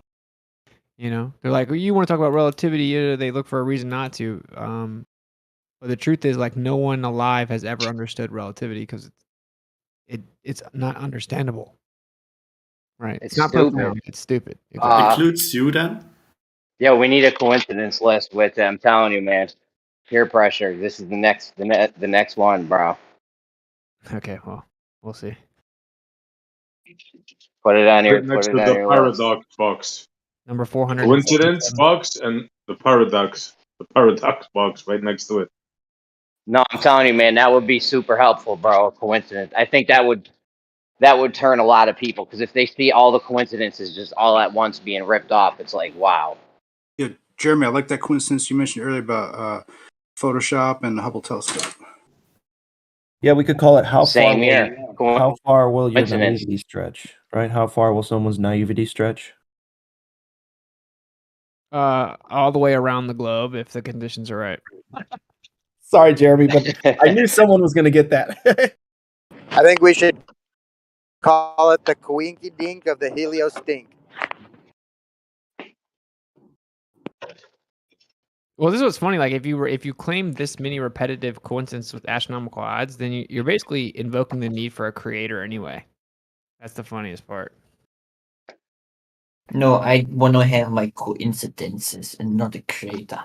Well, yeah, I know a lot of people. I mean, there's people I know, like just in various different communities and circles and places where they still believe that it's heliocentric, but like a lot of like the grad school, the cosmology department, the graduate school I went to as well, like a lot of them are heliocentric, but they also have a very like a creator imbued view on it, where that's how they view it. Like, oh, the creator's so amazing. It created the globe and the sun and the moon that are the same size and these spheres and the heliocentric. Like in their viewpoint, they're just taking that as being the grandeur of the creator, actually creating these balls in space kind of thing. Yeah, tell my dad. Yeah. Don't you remember when it says on the first page of the Bible, and then he created the vast universe and all the galaxies in it? Then my dad's like, "Oh, well, are you saying God can't do that?" I'm like, "No, I'm not. I'm not saying that." Like at least you understand, like, it's not possible without one. I mean, you're still wrong, but like this is 2016 combo, right? Like his instant response. I'm like, yeah, the sun and the moon. Da, da, da, da. He's like, yeah, God's pretty awesome, huh? Like that's his response. But it's baffling that you have the people that like vehemently deny a creator that believe in all of it. It's like super goofy. So I listened to someone today at work who explained to me why money is going to be obsolete when in a few years we're going to populate Mars and the moon. Wow. I was standing there and I really didn't know what to say, actually, to be honest. I'm just baffled by the sheer amount of I don't even know how to call it. But Well, yeah, guys. conceivably, if it was real, yeah, we would want to maybe gotta check out another kind of body out there. So, I mean, if it was real, which is kind of how they trap people too, like getting people into not only thinking it's real, but then trying to get people to focus on that mission. But I'm just saying, if it was real, it would make sense that you'd want to. Well, that's the thing, is if we could go to the moon as easily as we did back in the 60s, early 70s, and when I say easy, I know they're going to try to claim, but I mean that it was so difficult. But I mean, they have rockets now that are way better than that garbage they had back then. They have so many things that are better now, and they would have in the 70s, 80s, and 90s. There would have definitely been scientific bases on the moon, telescopes. like I've always said, I don't know that there'd be like full hotels or whatever, because yeah, maybe they wouldn't have like commercialized it on that level, but there would be so much stuff set up on the moon right now if it was real. Starship was a full success, with its 33 engines, and I think like 3 of them or 4 of them failed, right? Then exploded as a precondition to what is going to happen when you have real humans on board. That's gonna explode with the Starship, and then they have a new reason of why they're actually not going to go back to the moon. Yeah, I can't wait for that story.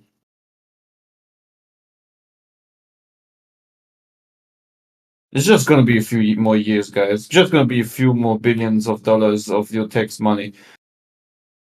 But yeah, Winston, have you ever put down a whole list of the coincidences or done a stream on that or done like an actual, like putting that down? Yeah, I mean, you'd at least have a mining mission set up on the moon because it's just been getting blasted by.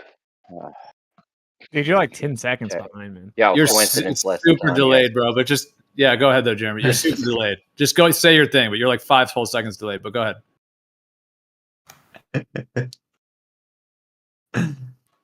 Maybe.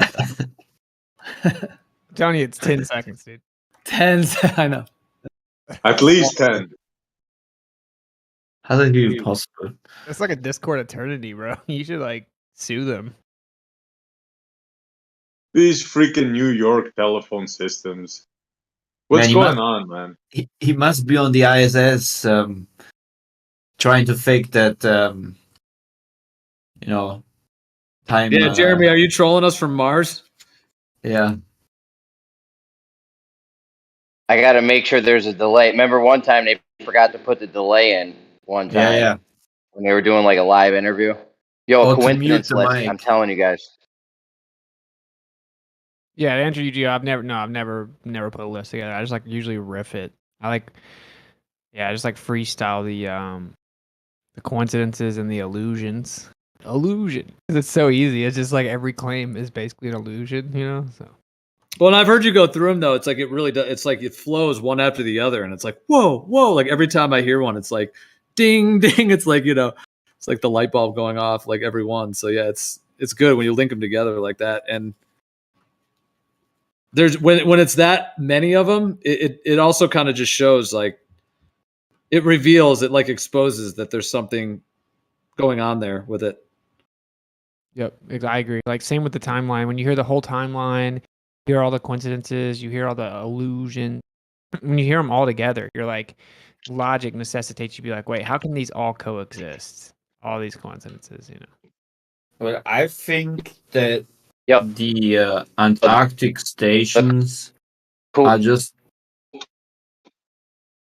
The coincidences would put more people. Jeremy, if you can hear me in 5 seconds, I muted you because all we can hear is robot. So just unmute yourself if you come back. But yeah, I think maybe Clay, go ahead. If you were next. Oh yeah, I think it's a coincidence that some of the Antarctic Great Circle stations are called Troll or Dome A or Deception. I think that's a great coincidence. Just saying. Wow. Those are ones to add to the list, yeah. That there's stations in Antarctica called Dome. Or Deception. Or Troll. One of them's called Troll? Yes. Wait, I knew about some of the other ones. I didn't know. Wait, there's one actually called Troll. For real? Yes. So they're trolling us then. Did they just add that one? It couldn't mean that. It couldn't mean that they're trolling us, could it? No, never. Ever. Yeah, just type in Antarctic Station Troll.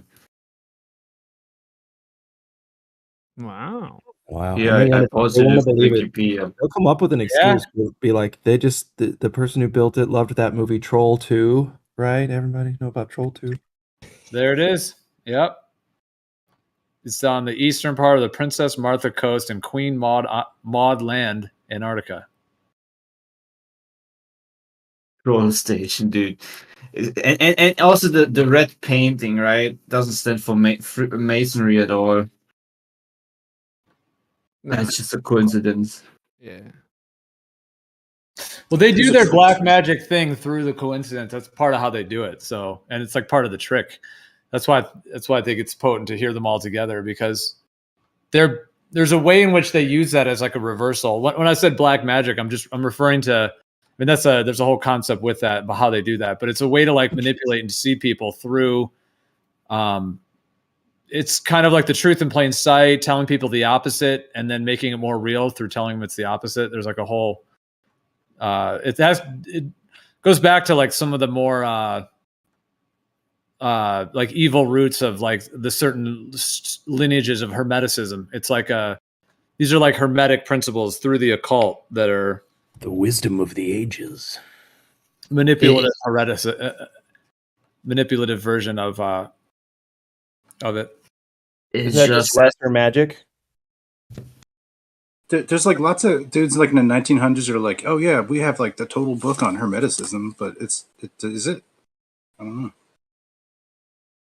At this point, like the whole world is just such a like regarding most of the scientific parts of it and just the historical stories that we have been taught. It's just such a joke, man. It's literally like I can like most of the stuff I can only take with humor. It's just at this point, it's ridiculous. It's literally like the Truman Show, like in the movie. They even have the best friend to kind of like talk him down. I love that part. He's like lying right to his face. Yeah, sorry. Yeah. Well, I was just thinking how it's like, in my viewpoint, we're kind of in like a cycle where these current entities seem to have like assumed, like they've done like a hijacking basically. And they've kind of built this like fake empire out of it that they've built, which is all based on lies. So it's like we're kind of in that and then coming out of that, I think. And I think the creator does these cycles for a purpose. And so now we're headed into a huge transitionary period for the next several decades. That'll be a huge transition from this whole deception model, which has been like at least 100 years. I mean, World War I, World War II.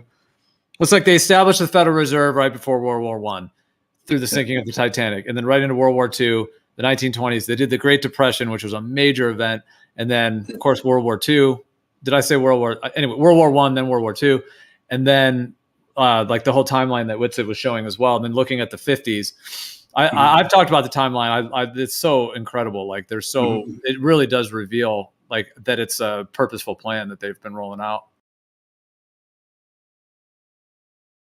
Yeah, it's wild. It's wild.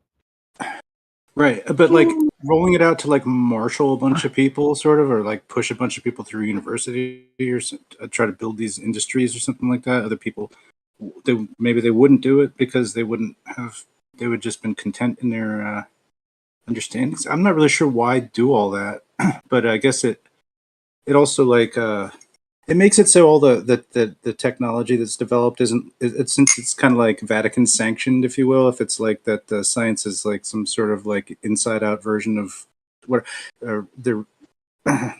Yeah, it's like they're building an army. They're building an army with like science blended with pseudoscience, so that they can manipulate it. But since they have it all sanctioned, they have all their clergy up in the science. Nothing's sacrilege, and nothing goes against what they already know. Well, a lot of that's kind of new. Like we were looking at that National Defense Education Act, 57, I believe.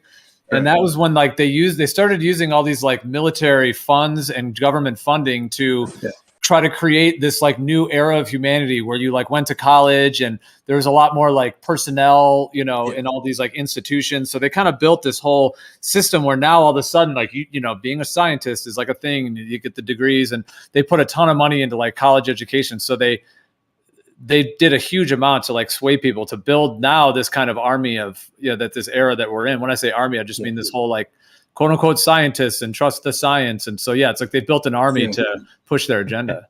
Well, I guess like some of the tech and some of the math and science and stuff like that, if you'd taken it back to other ages, maybe they'd call it witchcraft. Maybe they'd think you were doing some kind of dark arts or something like that stuff. Who knows? But I'm just saying, since it's all sanctioned, they can push it. They can push this agenda for 100 years or hundreds of years. You know what I mean? If they, whatever, just to kind of advance industry and do this kind of like, I don't know, like a building project, but you lie to everybody to make them do it, something like that.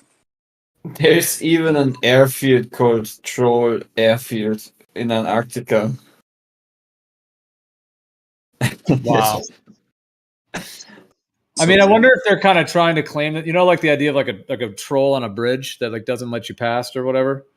That's probably more the symbology rather than like an internet troll. I would think that they're kind of, it's like Hey, get this coincidence. which It's is even all more symbolic. Hold on, that's even more symbolic though, because a troll like doesn't let you through. That's the whole point. The troll's like, no, you can't pass this bridge, and you're like, oh fuck, what do I do about this troll that's in the way?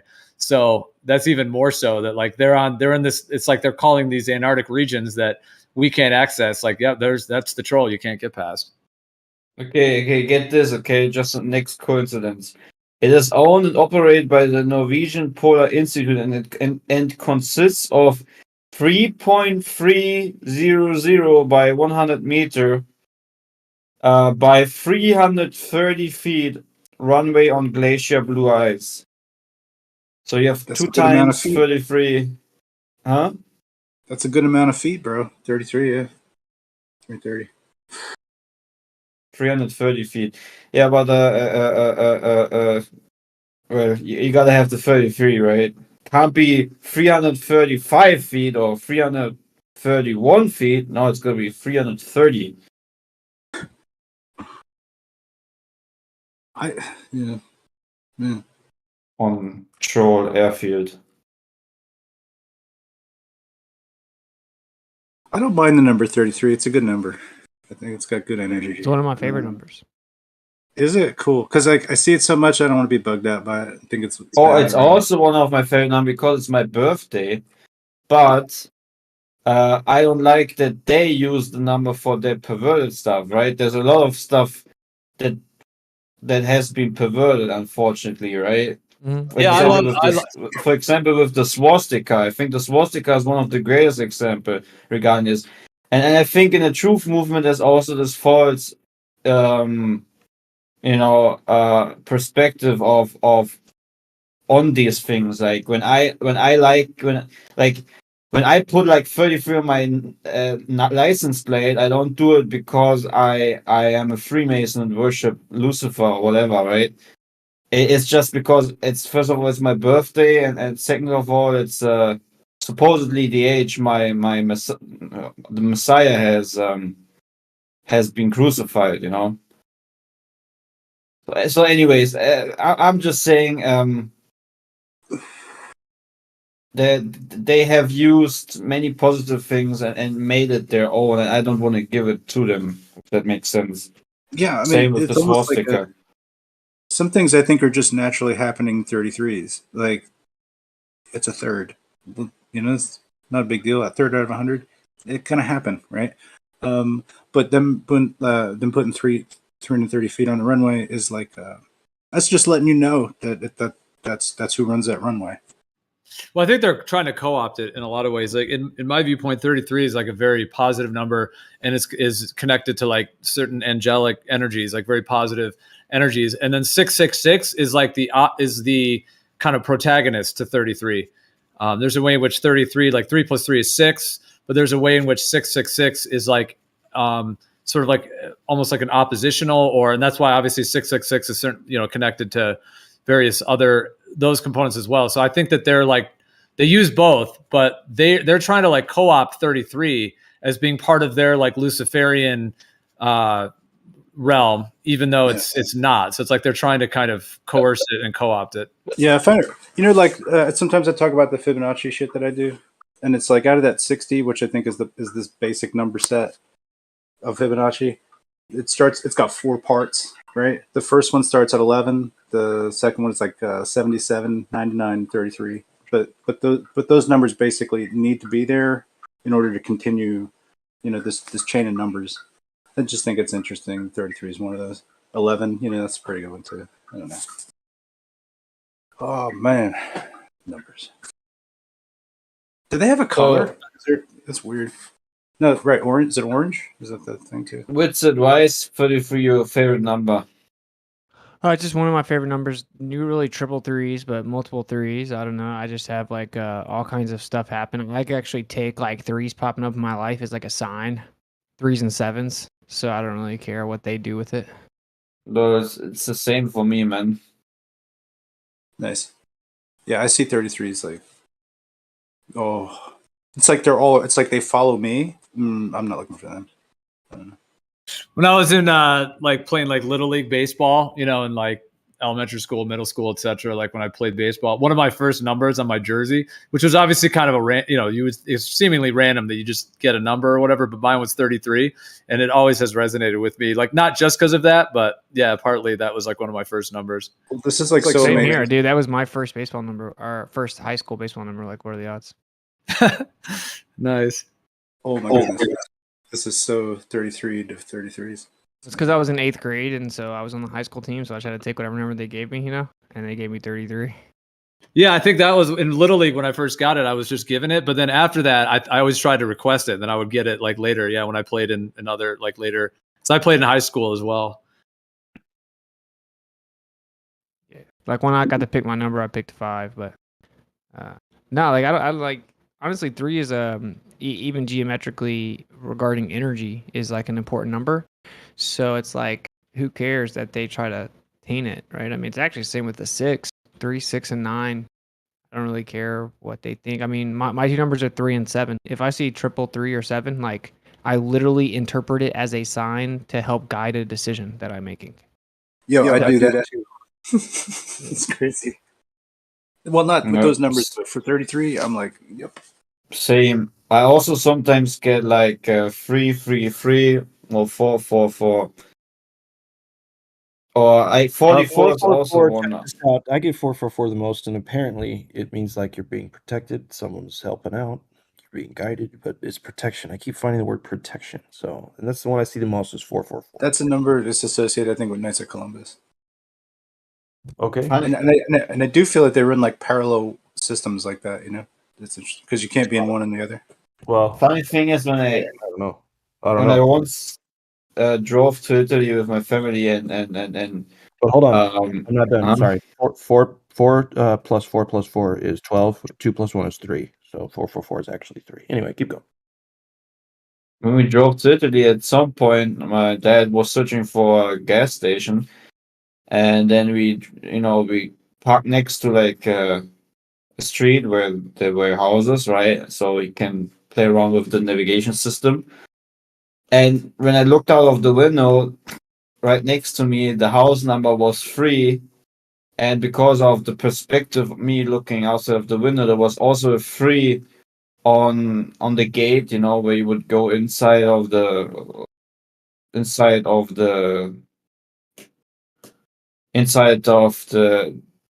where the little garden is before you go to the main door of the house. And because of the perspective, I would see like 33, right, with the 3 on the house itself and on the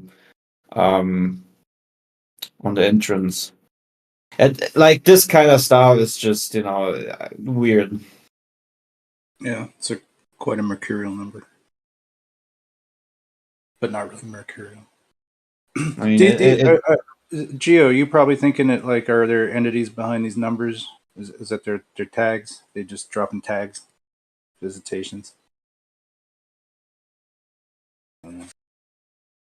Geo got me thinking about things a little differently lately.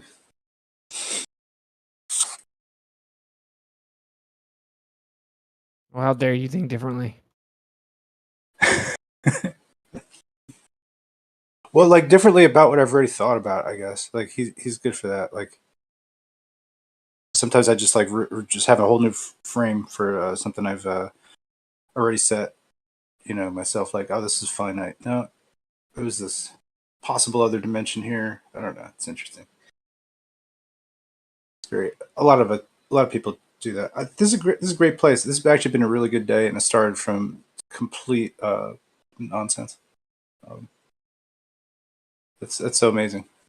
I'm really happy that this whole broadcast day is really chock full of good stuff, and not like a bunch of wobble.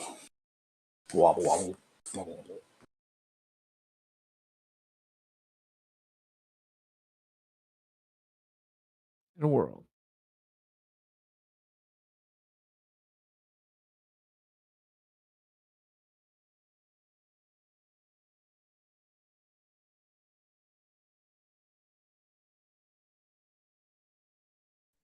It's so funny, man. You show them stuff about their own stuff that's wrong, and then they ask you why. It's incredible.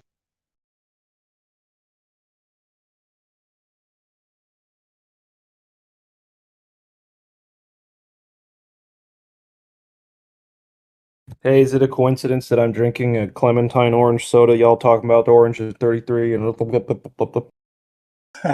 Yeah. Oh, man. Watch out, you're gonna be turned into a Freemason. I have Oh my two orange God, pencils. Clementine. I got two orange colored pencils right in front of me right now. An orange pencils. Dude, I mean, imagine joining Freemasonry with the knowledge you have gained through your own research. Dude, that must be the most stinking boring shit you could do. Listen to this statement, guys. Tell me if it sounds reasonable. The galaxies were moving within a halo of dark matter at speeds of nearly 1,000 kilometers per second.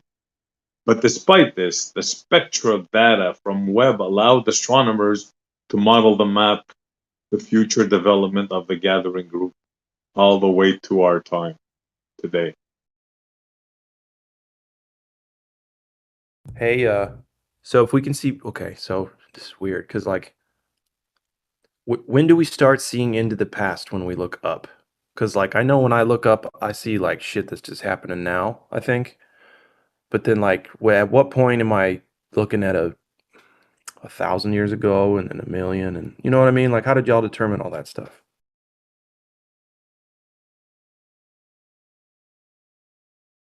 It had to be far enough away that it didn't change. That's about it. Can you repeat the question? My response to that is, do you believe in magic? There's a response, yeah. Yeah. Well, I believe in sleight of hand. I don't know about magic. So imagine believing.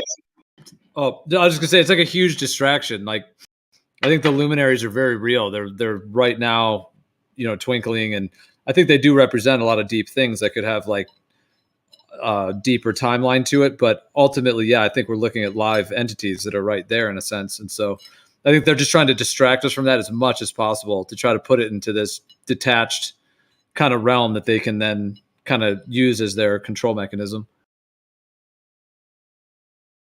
You're saying the stars are entities? Something like that? Yeah, it could be seen that way. Depends on how you're defining entity, but yeah, they're real celestial phenomenon they're like luminous objects that are emitting light, and they're here now, and they're very real in terms of their placement in the heavens and the firmament. And I just think with a lot of the model of trying to make us think we're seeing it, this delayed light, in the way that they try to claim, and that we're, the idea of being able to see back in time linked to their whole relativity, that's all just to try to distract and disassociate people as much as possible from the reality that they're very real luminous objects that are, right here and now. Yeah, they're right up there. Hey, Clay, I wanted to answer. Basically, I'm just asking, at what point in my vision am I looking into the distant past? Like, you know what I'm saying? They're like, oh, you can see billions of years into the past if you just look into space. Okay, all right. So at what point am I looking into the past? Good question. You just have to turn 180 degrees and you're seeing yesterday. So Fuck yeah, I'm gonna do that. Now imagine thinking you know what happened back then, and you can detect it by looking at it. In other words, you can detect what happened back in time by looking at light that came to us now. Yep. It's amazing. Imagine thinking you're on a spinning ball. And imagine having the gall to laugh at somebody and tell them, "Oh, you don't understand. It's been explained to you." Yeah, it's amazing. well, I don't have the science backing and the engineering backing and all the other stuff that they supposedly say makes them smarter. I don't have any of that, but I can tell you it's all bullshit. I mean, I've read some of the articles, and it sounds like ChatGPT wrote them. Yeah, yeah. You're a smart woman. I can tell already. I mean, they convinced you that in their minds you have to have a PhD and able to spot nonsense. No, you don't need a PhD. You need half a brain, actually. You don't have to be that intelligent to know that they're pulling the wool over your eyes with these stories. I mean, seriously, guys, come on. Well, if you ask like a Star Wars fanboy how the Death Star works, and he goes in this long-winded explanation of how the Death Star works, that's kind of like for me like talking to someone who has a PhD in pseudoscience. You know, it's like they're just geeks on this field of fictional fictional stories. Yeah, it's like they found their favorite fiction series or series of books or whatever, right? And they memorized every word, and then they find every discussion that might call into question the veracity of those things, and they just Yeah. kick the dust up, man. Like this, right? Mr. PhD, can you explain to me how the moon was actually formed? And he was gonna be like, yeah, of course, yeah. So, what is most widely accepted is that today, like there was a giant impact theory, or there is a giant impact theory. So, proposed that the moon formed during a collision between the Earth and another small planet about the size of Mars. The debris from this impact, they collected in an orbit around Earth to form the moon, right? So When I was a kid, Clay, speaking of that, when I was a kid, I remember asking the question, so how did it turn into like a perfectly formed sphere if it just kept getting hit by stuff? Doesn't that cause like, like big weird divots and chunks and odd shit? It's not gonna form a perfect sphere no matter how many times it gets hit. In fact, you know what I mean? Like, and they're like, oh, it's gravity pulls it to the center of mass. And I said, that's a great question. wait a second. So All I said to her Mhm. was, because I didn't understand at the time what the implications of gravity. I said, "That's it? That's all it takes?" I was like, "Wait a second! It formed a planet, but gravity did that after all them Brad, impacts, man. After all them impacts, okay, all right." Brad, that is a great question, and because your still developing brain is very easily to be fooled, I'm gonna give you a story you're gonna buy because you're gullible. So what you're gonna do is you look at this comic that I'm going to point at as a PhD, and I'm gonna tell you, look at that comic and make it be imprinted into your mind, because if it works on that comic, it's gonna work in reality too. Well, why would the Greeks worship it, Clay, if it weren't real? Okay. Oh, glad you're going way too far. Go out of my classroom. Sorry. I mean, yeah, I didn't get along with my teachers because I keep back in those questions. That's why I'm here, right? Everybody was, oh, he's class clown. It's like, well, I guess I want to be funny so that people listen for a sec. I'm trying to be like, yo, this does not make sense. Well, anyways, man, I'm gonna go to sleep, but I'm just saying, man, it's just such a joke. Keep Such up a the fight, waste of brother. And time, actually. listen, dream about you and me going to space. We're gonna go with some people. Save some cash, and whoever in next is like, yo, flat earthers. I booked us a ticket. Right, it might be 10 years from now, but I'm saying I imagine the time when I can just look up a glober and be like, yo, I got some cash. Do you want to go try to get to space now? You want to show me this shit? And I'd go. Holy shit, I'd go. Anyway. Hey, that sounds amazing, man. Like having Right? a dream about a dream of like that. That's great stuff, you know. Yeah, man. Enjoy. Get some rest. Thank you, man. Have a nice day, night, whatever it is for everyone in here. Much love. Yeah, bless. Yeah, man. Bye.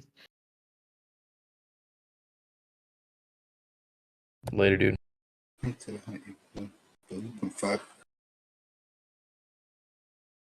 My math brain is going off. Just for Fibonacci stuff, but like What city there, man?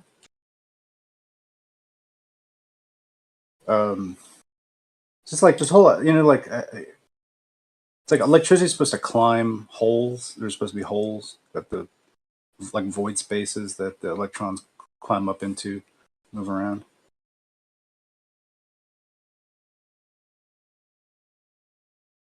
I'm just wondering, like, if that's not a big piece of this, what the counterspatial hole situation might be. That is some interesting things to think about.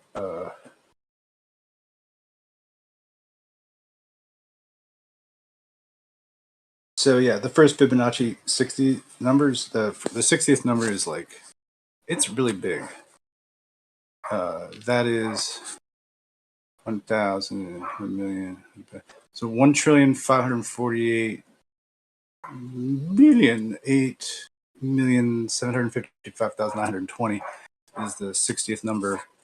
And as this thing just keeps on going, it'll be the 120th number and the 180th number and everything else. And it's just interesting. All this stuff can fit in like in a line, just a bunch of dots, So if I think about these as just like,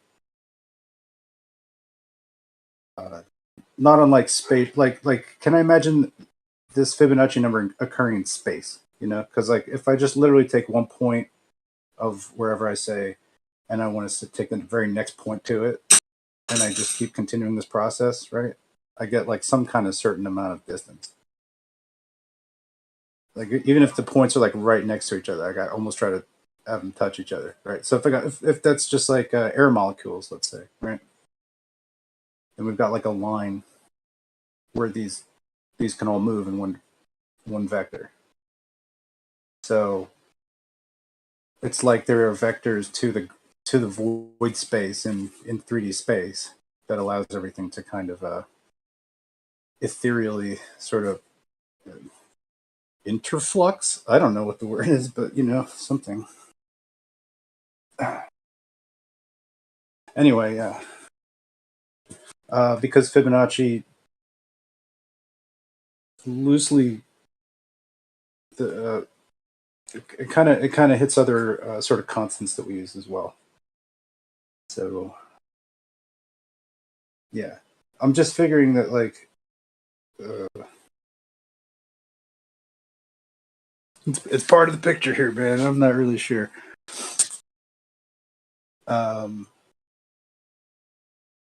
The speed of light in air, the speed of sound in air, endothermic and exothermic reactions. You know what I mean? The rate of all these things is always, we can always figure this out, maybe change the barometric pressure a little bit, but it's consistent. So the foundation of all these fundamental things must be consistent. Like the painting can change, but the canvas doesn't change. There's something about subspace that's not really space, but just like the grid that the shit hangs on, you can move through, or the energy moves through.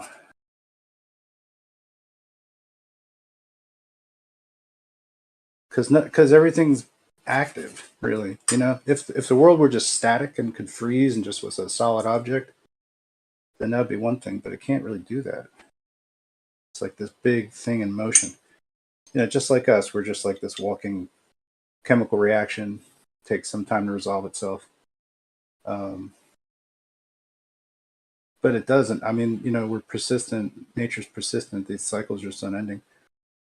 So there's something highly amazing about the we talk about a container, you know what I mean, for like an atmosphere, but even just the concept of ration in all of these things, for it to be consistent across the board and be accounted for and not lost. If entropy doesn't rob, right? Entropy is not like it's not cheating, right? It's not pocketing extra. Everything has to be accounted for in this system. All the down conversions, up conversions, electro changes. Yeah. So, something mediates all things, like in a really fair way. that ether, or maybe not even the ether, maybe something that the ether just sits on top of. I'm not really sure what we call it. Does anybody have a idea for the grid space, the holodeck, whatever whatever that concept might be? They call those filaments. That's the terminology. If I think I know what you're talking about. You're saying I was filibustering? Filibustering.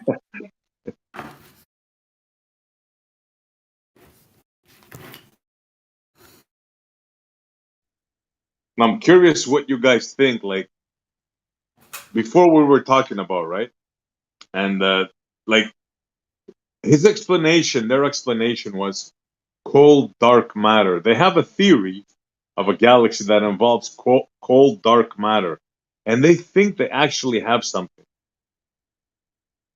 Like, is that astonishing, or is just me that thinks that, or what do you guys think?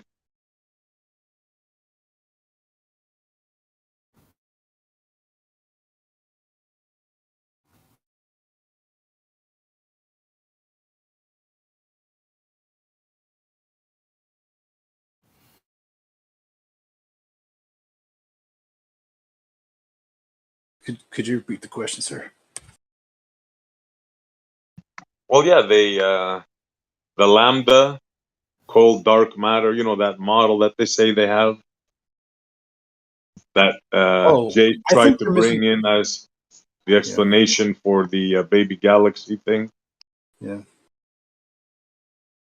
I call Does something that the sound? lambda in my model, I but did not bring in that's not Lambda what CDM as an explanation for the baby galaxy thing. I don't know what conversation you were involved in, but that's absolutely not what I said. When I did bring that up was because you called it Lambda CMB while trying to pretend you knew better than Chronic, and that's why I brought that up. Okay, so tell us your explanation. What's the explanation I already did, dude, for the twice. baby galaxy? Yeah. Okay, forget it, man. I don't even want to talk to you anymore. Forget it. Do you not remember like our conversation? Remember, I said, I guess I could rephrase it for you. Right. So in chemistry and biochemistry, we have criteria for what I could report as a discovery. Right. If I form some sort of molecule, but I only take like a UV vis, a TLC, and IR spectra of it. That's not good enough. If I can claim a discovery from that, but that's not really sufficient enough. That's not the standard of the field to claim a discovery. And if I'm wrong, right, if somebody does a more definitive study like NMR, nuclear magnetic resonance spectroscopy, or diffractometry and crystallography, and show that I was wrong in my claim, right, I'm going to lose credibility because of that. And I was wrong, right? They showed that I was wrong. And so what Chronic had said was that the field in discussion about these galaxies and what's required to make a claim of discovery is that you have to have the imaging data and the spectral data. And what Chronic claimed that these people did was they made claims about the age and the mass content of these galaxies based only on one half of the criteria for being able to make those kind of claims. He said they only had the imaging data, and that either they themselves or another group has done the spectral side of the other side that's required to make those kind of claims, and have shown that the redshift value is actually lower than what you get from just the imaging data alone, showing that they were incorrect in the claims they were making about the age of the galaxy and the mass content of it. Yeah, so again, you think by saying spectroscopy and a couple of fancy words, that's going to get you out of this, bro. It's not, okay? Yeah, Don't explain think the because you're going to process. say fancy words and you're going to try to act smart. Tell me, what mechanism was either confirmed or denied about this baby galaxy formation that they found them that they were young and now they're older. Don't tell me about redshifts and how I misunderstood. Show me something either that this theory is wrong, how they got it wrong, or what they think there are now, these 6 galaxies. Well, I explained how they got it wrong. Chronic explained it to you. They only had the imaging data. They were making a Don't repeat redshift yourself. We estimate got it. They had from imaging the data, then imaging they did data. spectroscopy data. We get it. Show me proof of this.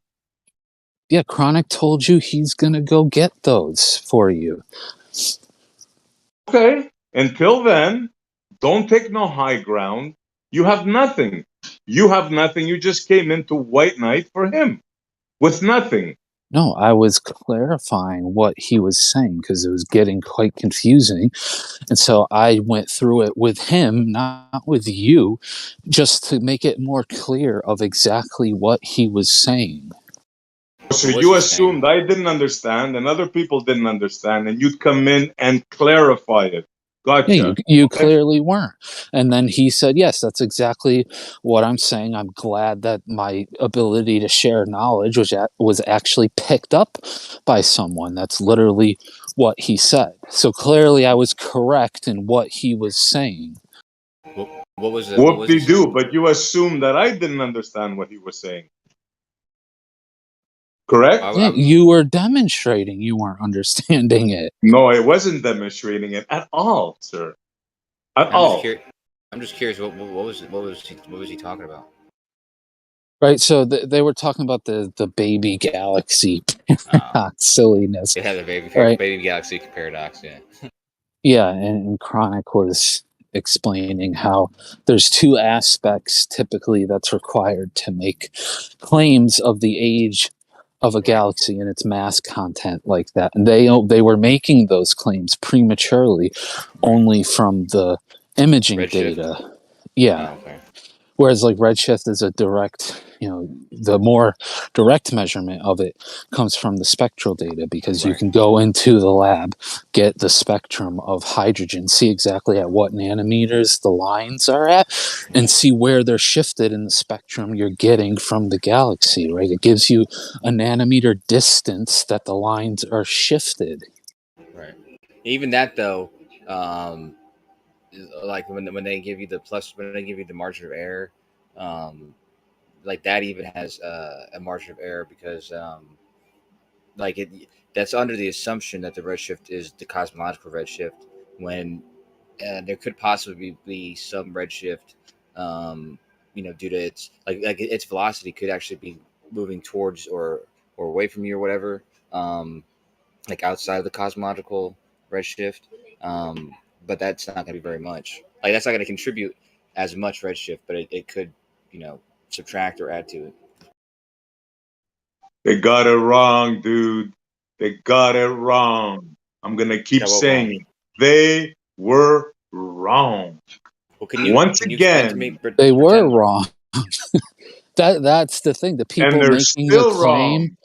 the people making the claim about the age of those galaxies and their mass content, what Chronic was explaining to you was that they are wrong about those ages, SC. They're wrong about the redshift measurements have shown from the spectral data have shown them to be wrong. No, you didn't hear the whole conversation. Did you miss the I part went where I through told it with him? Hold on. Did you? Yeah, he agreed with you, obviously. Did you miss the part where I told him that they did the original observations, then they checked them again because they thought one of them was a quasar, and upon the second observation, they found one of the galaxies indeed was twice the size of our galaxy, and they did a peer review. And did you hear him say, "Yeah, I agree with you on that"? Did you hear that part? Yeah, because he was saying all of that was image data studies. It wasn't the spectral data, which is the second part that's required. They could have done 100 image data studies. That doesn't change the fact that they were wrong once the spectral data is incorporated.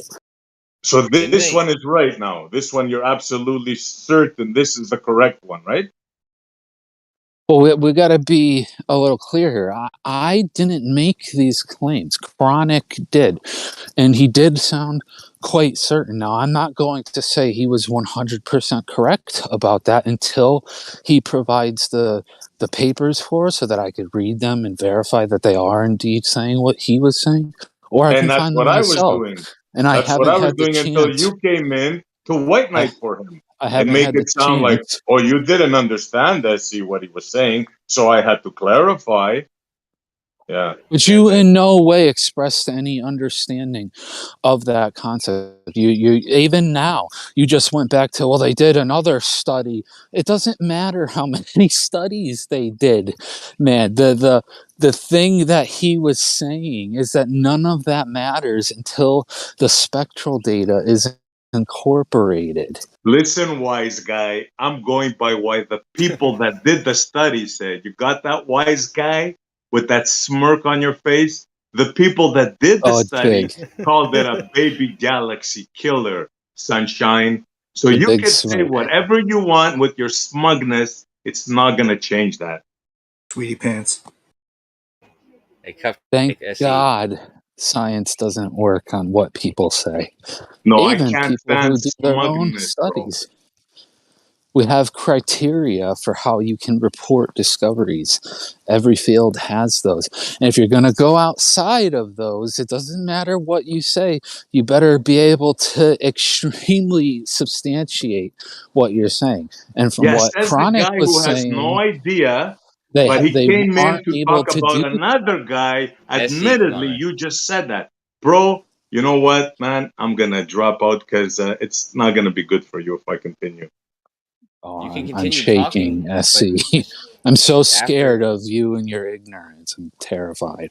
And you admittedly came in with nothing, just a white knight, and you just said, I'm going to wait for Chronic to come up. So you Yeah, came in because to disrupt you my interrupted conversation the with part where Chronic to act like a smartass. That's what you you did. interrupted the part where I was continuing because that was only like an hour or two ago, and I haven't had a chance yet to go look for the studies myself. So while I will do that, it saves me a lot of time if Chronic just finds them himself beforehand, because he's the one who originally made the claim.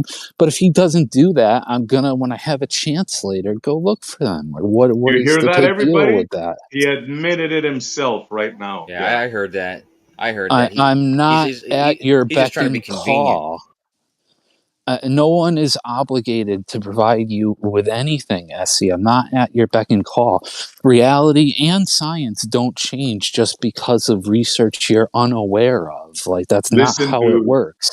Listen, dude. Don't try to get the upper ground. We all saw what you did. You just admitted you didn't know what Chronic was talking about. You just came in What? to explain to me that I didn't understand. So don't He try to didn't play say your that, games man. with me, my friend. Next time, mind your own business when I talk to somebody and don't butt in.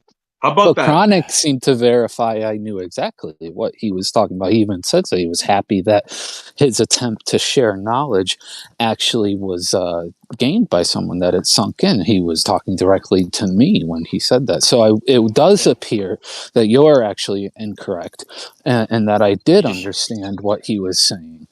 So you You get just a shared it. lollipop He for just shared it with understanding me. what Chronic said. One lollipop for you. So now you got to change your claim. No, I'm not changing my claim at all. You You just I said came mean, that I in didn't trying to I have asked understand. a him. high ground on something that I didn't understand, while admittedly you said you don't know and you're waiting for Chronic. So you should So have can we kept can your we move mouth past shut. this? Let me and Chronic finish our conversation. Let him come back with the info instead of trying to act like a smart aleck like you always do. Can we move past this a little bit? I know you guys have your final words about it or something, but it's like it's a little. I don't even know what to call it, to be honest. Yeah, sure. But It's just a dick Jace, measuring contest. yeah. I mean, I asked you, and you explained it to me, and that's about how I understood it. Or I just didn't know what the conversation was about. But you explained to me not only the conversation, but I guess what even Chronic, you know, you. So it sounds like you understand what he's talking about. So I don't know if that's in question, but Kosho, regardless, me and Chronic were having a good conversation. Admittedly, we were, a little bit, aggressive maybe, but He came in to butt in to say, "Oh, let me explain the situation because SC doesn't understand it." Okay, I Yeah, Not what understand I that. said at I all. I understand didn't that. get lost, mention bro. Get I lost. didn't mention you at all. I said, "Hey, Chronic, do you mind if I go through this with you just to kind of clarify?" Because he was, to me at least, he was being slightly confusing in what he was saying. So I Sometimes just that's wanted to go through it with him to clarify. I didn't even mention you, Essie. You came in after. Sometimes Your that's helpful. games are Yeah. not going to work with us, bro. Don't Well, try to play Geo games, bro. records It's this. You can not just going go to work. listen. You understand that? Don't try to play like a wise guy, bro. Don't. Come on. It was at Mind your about own business. 5:30 Eastern time. If anyone wants to go back and listen to it from today's Yeah, we I don't love need that your sentiment. input, bro. We don't need me and Chronic were having a good conversation. We didn't need you to come in and explain anything to us. Deja vu. I wasn't explaining anything to you. Good, and you didn't. Okay, well, Yeah, because I your have. brain, your mind is closed. You're not open to understanding anything. You found something that confirmed your bias, and that's good enough for you. Leave it at that. I'm not interested in your opinion. Me and Chronic were having a conversation. I don't care what you think. Leave I it bet at you that. anybody listening right now probably definitely knows what you guys, because you're saying the same thing over and over again. The whole Yeah, it was clear what was happening. But what do you want to talk about, Kosho? Well, no, I was going to ask about this thing also, but I guess I don't really want to touch on it because I don't want to bring up the same thing. But I do know that Chronic did tell me before that that some of the updated distances and stuff, or ages. I mean, he said that one of them got, or maybe I read that somewhere. Either way, but it said it was actually 500 million years older, or 500 million years younger than they originally thought. So it was like, Older. No, he said, Kosher, what no, he said was that the redshift had a discrepancy, if I believe, he said 10 billion to 14 billion to 11 billion light, something like that. He said he explained it because of the redshift, and I asked him, I'm okay, not talking fair about enough. this. I'm not talking about this conversation. I'm just talking about something I heard either from him or somewhere I read about the updated data or distances. And there was only one of them out of the like 4 or 5 of them, which they originally made the story about. One of them, the updated data made it younger. What I mean is, it was created longer after the Big Bang, like I think 1.5 billion years or something after the So they Big Bang. updated it. They moved it up That was in time. Yeah. This is a couple weeks ago. This is a couple weeks ago. I don't know how. I'm sure he came in with something that's more updated even than that one, um, but yeah. But the error margins on these things are pretty wide. So it's like um, the numbers that they're giving, or the ages that they're giving, there's no reason to hold any sort of truce to to those ages, right? Because they're like plus or minus like a billion, in some cases 2 billion years or something like that. Look, Kosher, I'm So, willing to accept if they say they made an error in the measurements or the machine, something was wrong. I'm willing to accept that. Yeah, it's not an issue. But so far, that's not what they've been saying.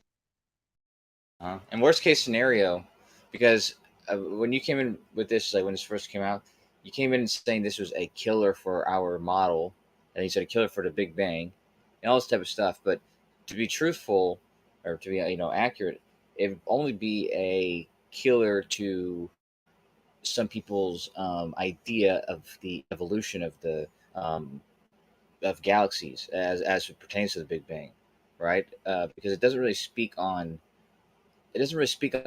many things outside of galaxy formation, in which they had a prediction for uh, about the time scales of how they developed and stuff like that, right? Yeah, but And so Kosher, they could be wrong about that, but it wouldn't do away with the whole model. yeah. I'm not saying yes or no to that, but I just want to say something to your earlier comment. The baby, the galaxy killer, that was the research team that made the discovery that named it that. That wasn't me. I named it the baby paradox, the baby galaxy paradox. Because of that research, those researchers came up with the galaxy killer, bro. Sorry, Big Bang killer. Not me, bro. They came Yeah. up with that.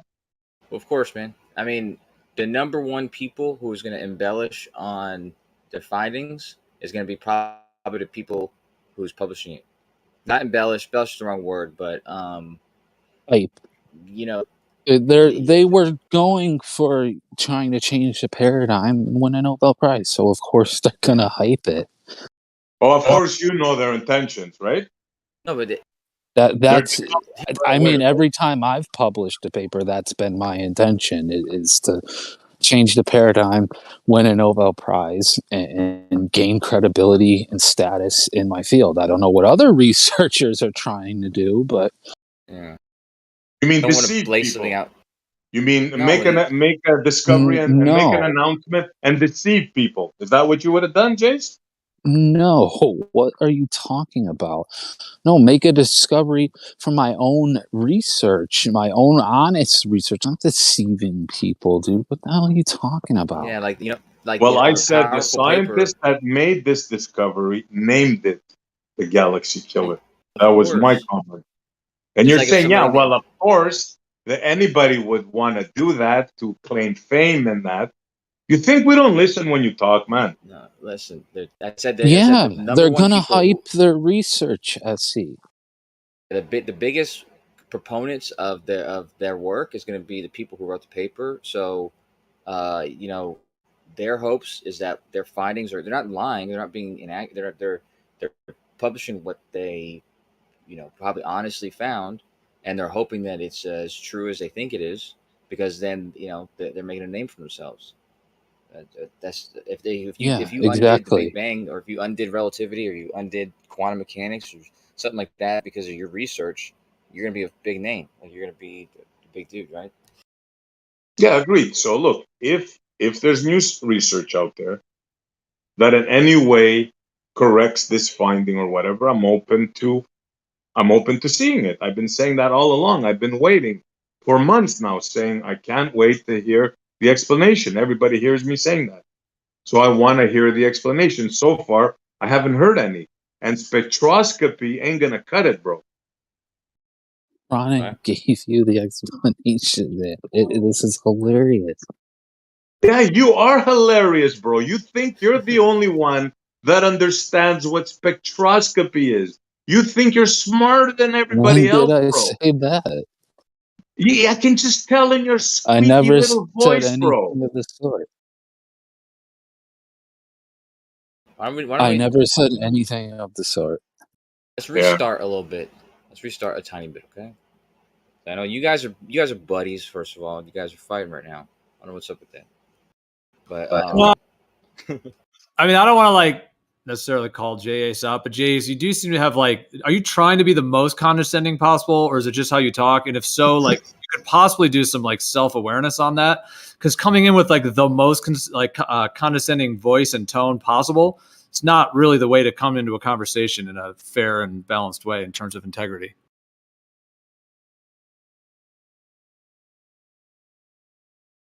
I don't I think know, he's man. always. I'm I think he was just saying that. talking. Yeah, go ahead. Go ahead, Go ahead, Pasha. Jason.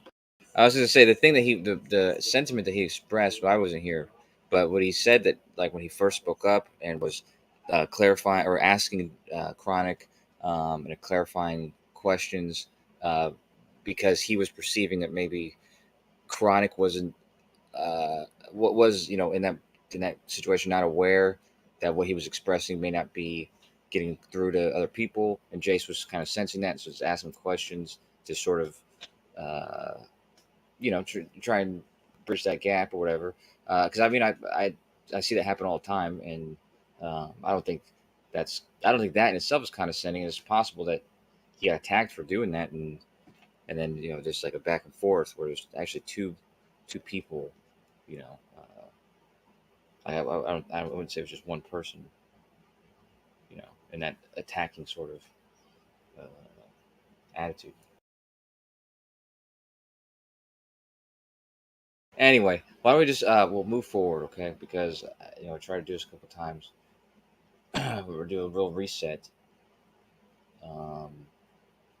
And Geo's here. Did you guys get that update that said Discord was gonna change everyone's username? Everyone's gonna have to get new usernames.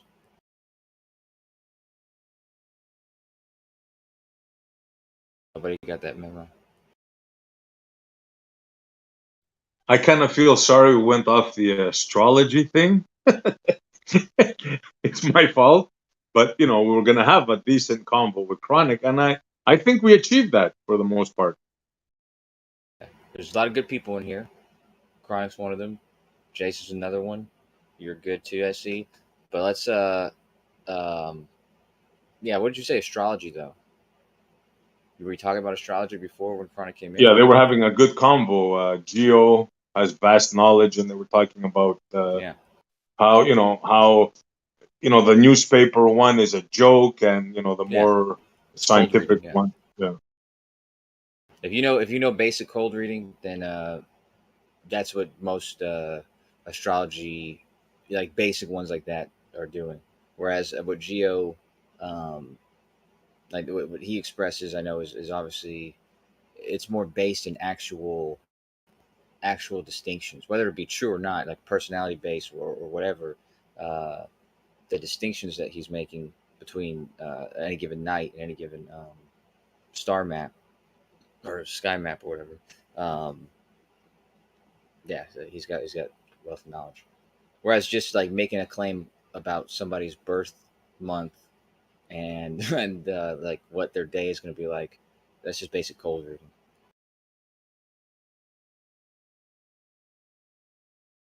I forgot the guy's name. There's like a guy, I think it's Barnum. Let's just call him Barnum. There's a guy, and he has 12 cold reading phrases, and I think he asked his class, like he went around his whole class and he gave one each student. And I think like 85% said that he was 100% accurate, which doesn't really make sense, but yeah, 85% of them said that his statement was accurate to them. And so those statements, you could say them to anybody, and they're basically true for most people.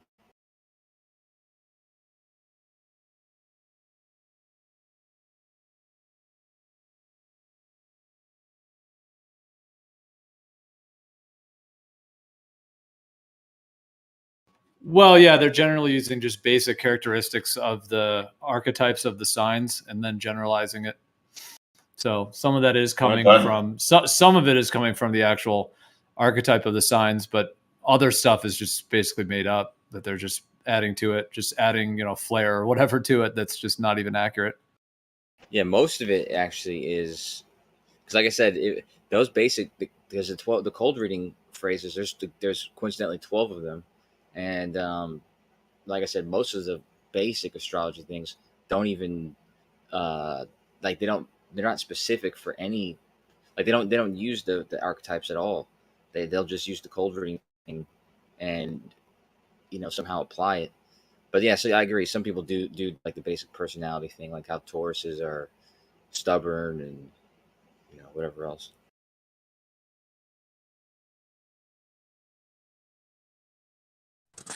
Yeah, like rising signs are a lot more. I think that gets to be a lot more specific, but I mean, you're not going to get that in a newspaper horoscope. I thought those were the rising signs. Those are sun signs you're talking about? Oh yeah. What's the rising sign is rising that is the Geo will be able to explain it better than me prompt, but there's also I can't. The sun sign is the one that's behind. Go ahead. It's the time you're born. It's where the this is going to be where I'd prefer for Geo to explain it, but it has to do with like your time of birth and. I understand sun. Go ahead.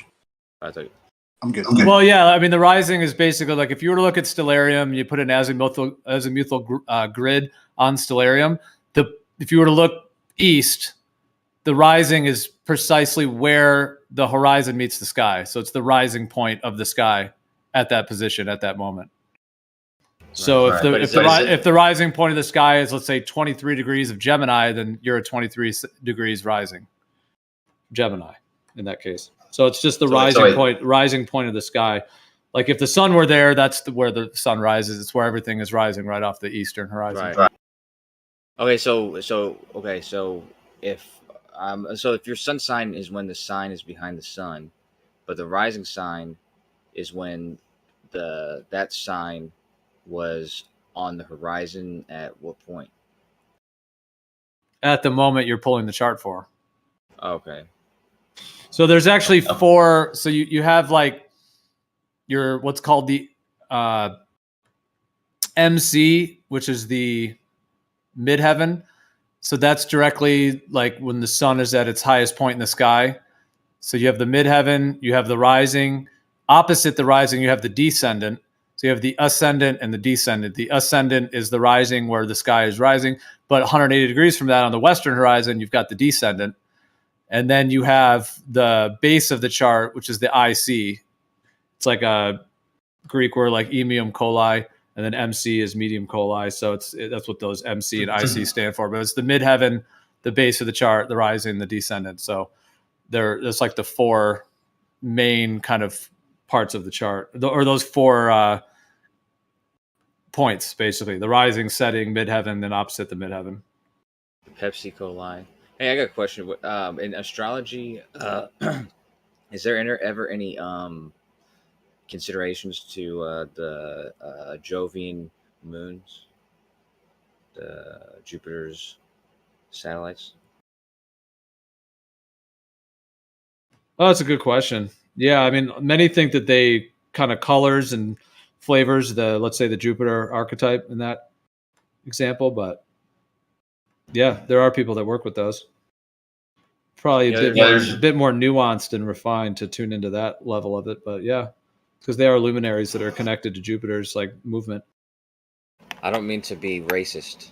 I'm gonna offend a couple people by saying this, but there was a Dago, okay, back in the day, and his name was Galileo, all right, and there was a competition for who can like keep time on the ship, because they were sailing and they were doing celestial navigation, so they needed to have clocks on the ships, but they couldn't use pendulum clocks because they're on ships. Anyways, so they did a competition to see who could come up with a method to do that, specifically to keep UTC time.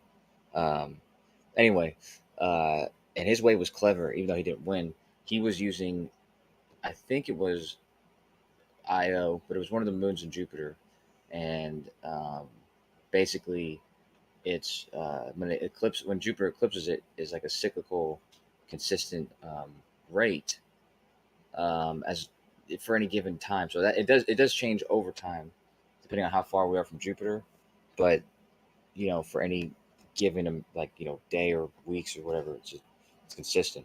Anyway, I always thought that was clever, and I also thought it was interesting that based on the fact that it does change, Io's cyclical rate or whatever, the cycle, it's usually 48 hours, I think, or maybe 42. Either way, no, maybe it's 14. It's something with a 4 in it, anyways. And so that changes though, depending on if we're on the same side as Jupiter or farther away from Jupiter. And this was used by somebody to measure the speed of light. One of the first methods to use that, or to estimate that. And I thought that's interesting because that fact alone sort of verifies either the speed of light or the distance to Jupiter, or both. I mean, that is interesting. The speed of Jupiter. The speed of, yeah, sure. We'll call it that. I don't know. I was under the impression that they had to basically fudge the numbers for speed of light to keep their model because of the moons of Jupiter. Oh yeah, and that's what I've heard it described like that by questionable sources. So non-questionable. Whatever. I don't know. Okay, well, I know that if I remember correctly, the value that was obtained using that was like 225, 225, million meters per second. Whereas now we know it to be 299 or whatever. So it was off, but regardless, it was a crude estimate, and it was still within a. It's a pretty close range, though. What is that like? Hold on. That's like 8% off. I could be wrong. That's what I think.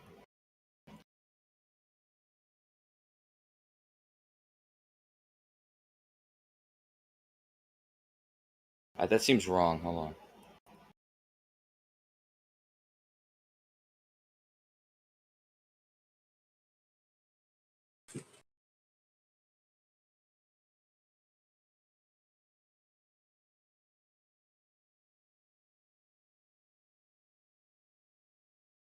Yeah, it is. That's definitely wrong. Either way, it's only a little bit off. I mean, it's just a propagation rate.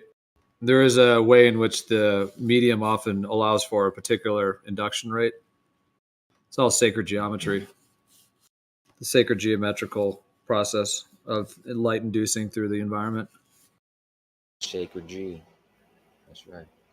And But they've But even co-opted and hijacked that to build their kind of false system, in my viewpoint. yeah, but they usually use a consistent number, though, right? I mean, I agree with you that the medium changes C, although we also know that because that's like the refraction, the refractive. What do they call that? The refractive whatever value for any given material is the speed which light travels through it, right? So yeah, I don't know. I don't know how that could, because if they're using consistent numbers, I don't know why that fudged or hijacked. Yeah, I was trying to, I guess, get around that before they're talking about the, I guess, induction rate or just induction rate of energy through airspace, or just space. It's got to be that there's a bunch of holes everywhere, like little tiny holes that everything's kind of mediating through. Sorry to interrupt, but hello, King Kosho. What's up, Chris?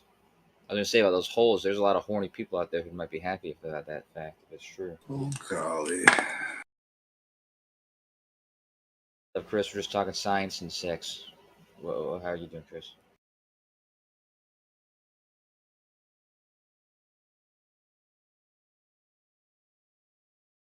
It's good to hear.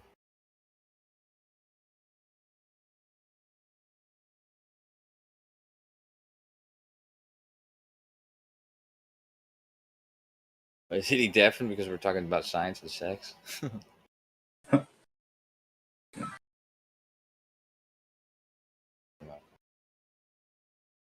No, but what do you mean though about those holes? Like, what are the holes? Well, it's like, yeah. Also, like, what does electricity move? Like, what is it actually moving into to move itself forward? There are those that would claim that electric is basically climbing through a network of holes to be moving. I see But what you're maybe saying. everything is. So, yeah. When you say it, you mean like a current? Because what I'm understanding you to say is that like a current through a wire is, you know, It's moving through tiny gaps, I guess, is right. to say. Yeah, I see. Okay. Yeah. That's usually what it's expressed, yeah, because one electron will be gathered, and then there's a hole, and the one next to it fills it. Yeah. Right. And just based on things like propagation rates, if this were to be the way that it was, and I'm not saying that this, well, it kind of is, but wouldn't it, the spaces might get colder? Like when space itself was colder, the holes would get closer together, and they would also expand if the area was warm. Does that make sense? Like there's some kind of contraction or expansion going on there, just in physical space, because like activity gets depressed. You know what I mean? Yeah, energetic, and then the energetic. Yeah, or it's helped out. You know what I mean? In case of something that's already warm. So it might be just that's the media space is dilating or expanding a little bit in that local area to have that happen.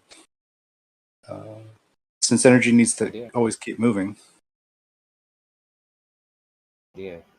I don't think the electricity, like electricity, it can, or you can have an electric current without a medium, like with just a vacuum. But you can have conduction. You can have conduction. That's true. Through a vacuum. Okay. Yeah. I'm just trying to piece together this whole thing, because I can see how there's holes if there's material, but if there's no material, Well, you were speaking on a kind of a similar idea that you had your epiphany that everything was just due to a set of rules, a set of standard ways that things are, and that they like compound to become complexity or emergent, whatever. yeah. I know.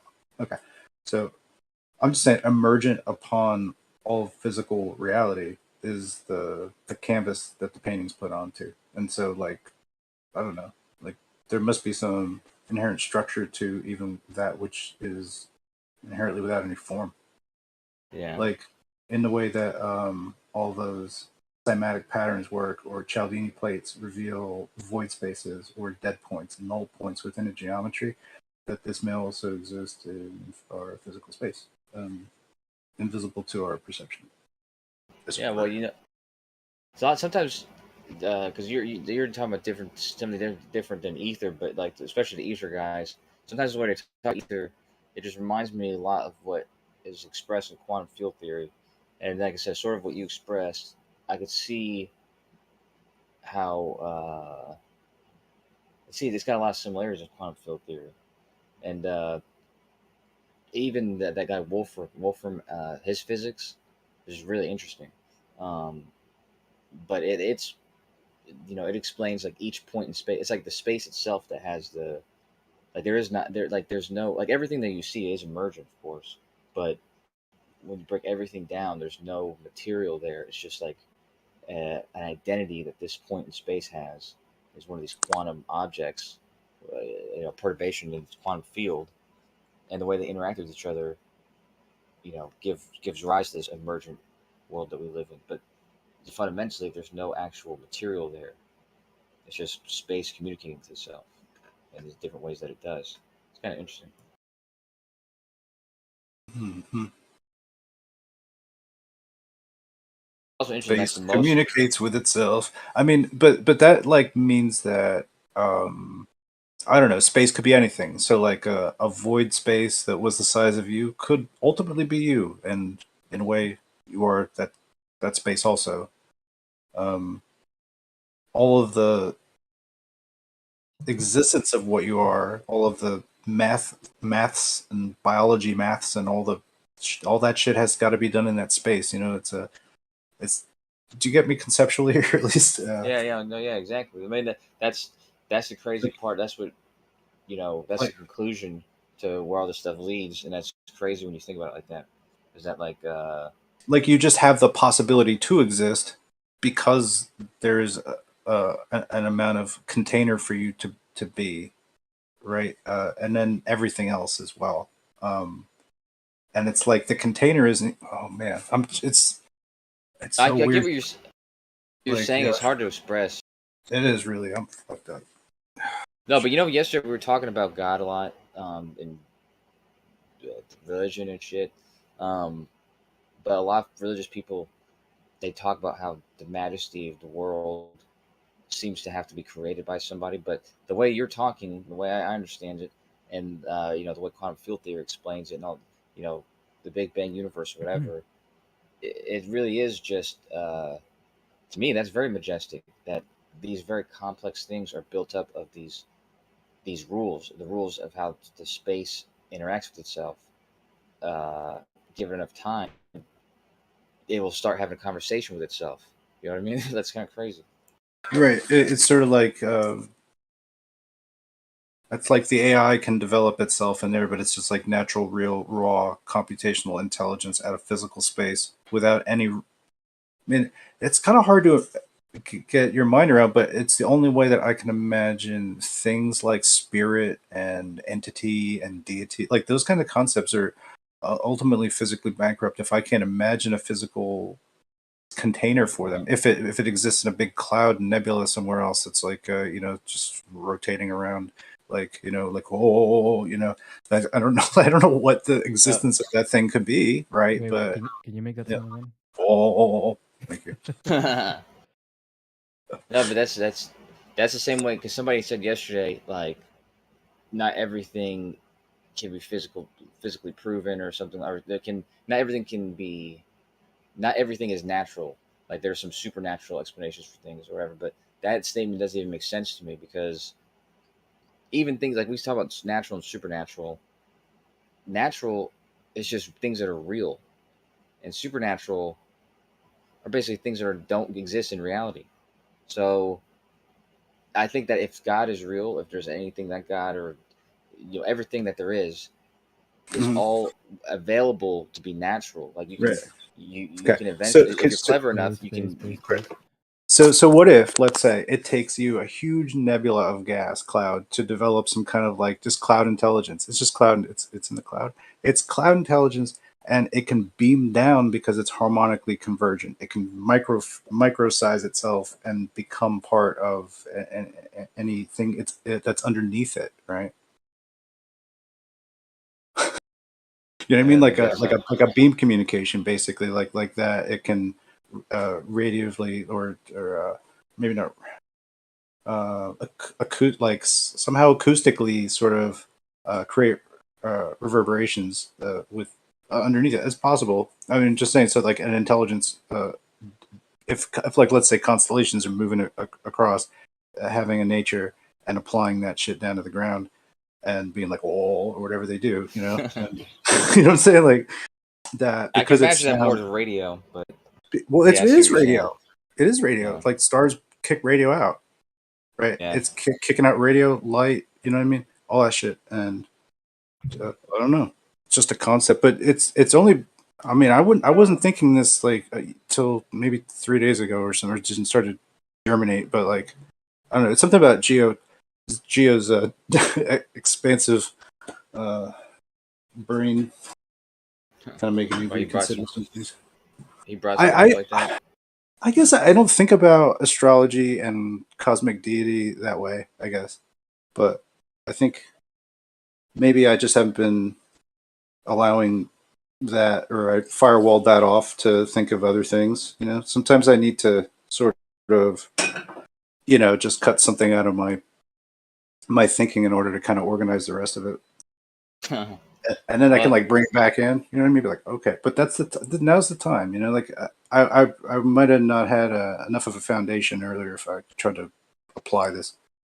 Well, you give me a good question I have for Geo though, but because it was based on, I don't know if you're still there, Geo, but based on your idea of cosmology and also your wealth of knowledge in astrology and stuff like that, and I understand you believe like there to be something something definite about the map of the sky in relationship to many things, like not just people but events and that kind of stuff. And I guess my question is like, what are your thoughts on what that derives from, like what the sky, you know like why is that connection there, you know what I mean, like what's the bigger truth to behind why the stars do what they do? Does that make any sense to you? Yeah. I mean, I think ultimately it's a synchronistic system. It's like a system of very complex synchronicities in which these luminaries represent particular components of this whole realm and our lives down here, like in plants and animals and nature and within ourselves. And there's a way in which it's like this synchronistic system in which like certain like symbolic representations within the psyche, but also actual like outwardly physical manifestations seem to be synced and timed with the sky clock in this like infinitely synchronistic dance.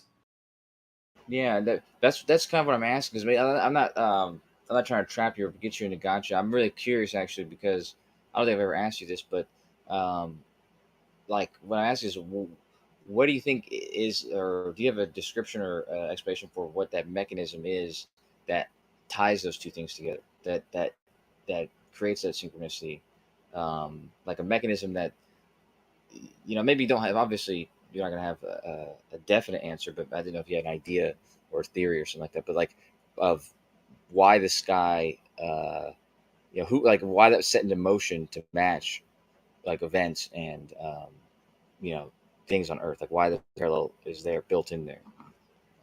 If that makes sense, and if you have the idea behind that. Yeah, no, those are all good questions, very deep questions. I mean, I think it has to do with the magnetic field of the Earth. So there's definitely a magnetism quality that's connected to cycles, to cyclical processes. Yeah, no, there's a lot. Is there any deity related to your idea there, or like some sort of higher power sort of thing? Yeah, I mean, ultimately, to the level of the creator, in my viewpoint, it seems to, as part of creation and as part of the cycles and nature of consciousness and humans, it seems to be all synced up like with nature. So yeah, on that level, like from the idea of the creator creating the heavens, the celestial bodies, the earth, our humans, all of this processes, it seems like it like built it into the system, like within the magnetic field, that these wandering stars would have these synchronistic correlations. But it gets pretty deep because how could that be happening if it wasn't created? So a lot of people use this as an argument of like absolute creation, because if you have Pluto, it's on its own cycle. Saturn, 29 and a half years. Jupiter, 12 years. You have what they call these orbits, but you have these orbital cycles, if you want to call them that, which really is the time they take to go from the Tropic of Cancer out to the Tropic of Capricorn and then back to the Tropic of Cancer, which is what 1 year is. When the sun does that, it's 1 year. The moon does that in 1 month. And then all of these wandering stars do it in their particular cycle.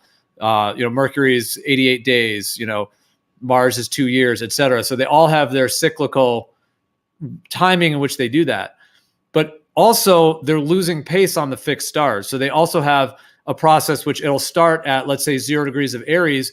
And within one of those same orbits, like 88 days for Mercury, it will be back in the position again within the fixed stars. So there's two things going on. There's the way in which it's moving and related to the fixed stars, and it's the way it's moving in relation to between the tropics. Right, and so those things are like preset, if you will. They're like gears, cogs in a machine. So that, as far as we know, I mean, you could maybe think in some other time, maybe they do move differently or something. But as far as we know and et cetera, like they're gears in the machine. So to have those things just doing that in their cyclical nature, but then to have all of that synced up intricately, with each individual human through their own birth chart, and for the whole collective through the current, they call them the world transits, meaning the transits that everybody's getting, that the whole world's getting. Like I mentioned, the Jupiter Uranus that's coming up. Everyone's going to get that. Everyone on Earth is going to get that.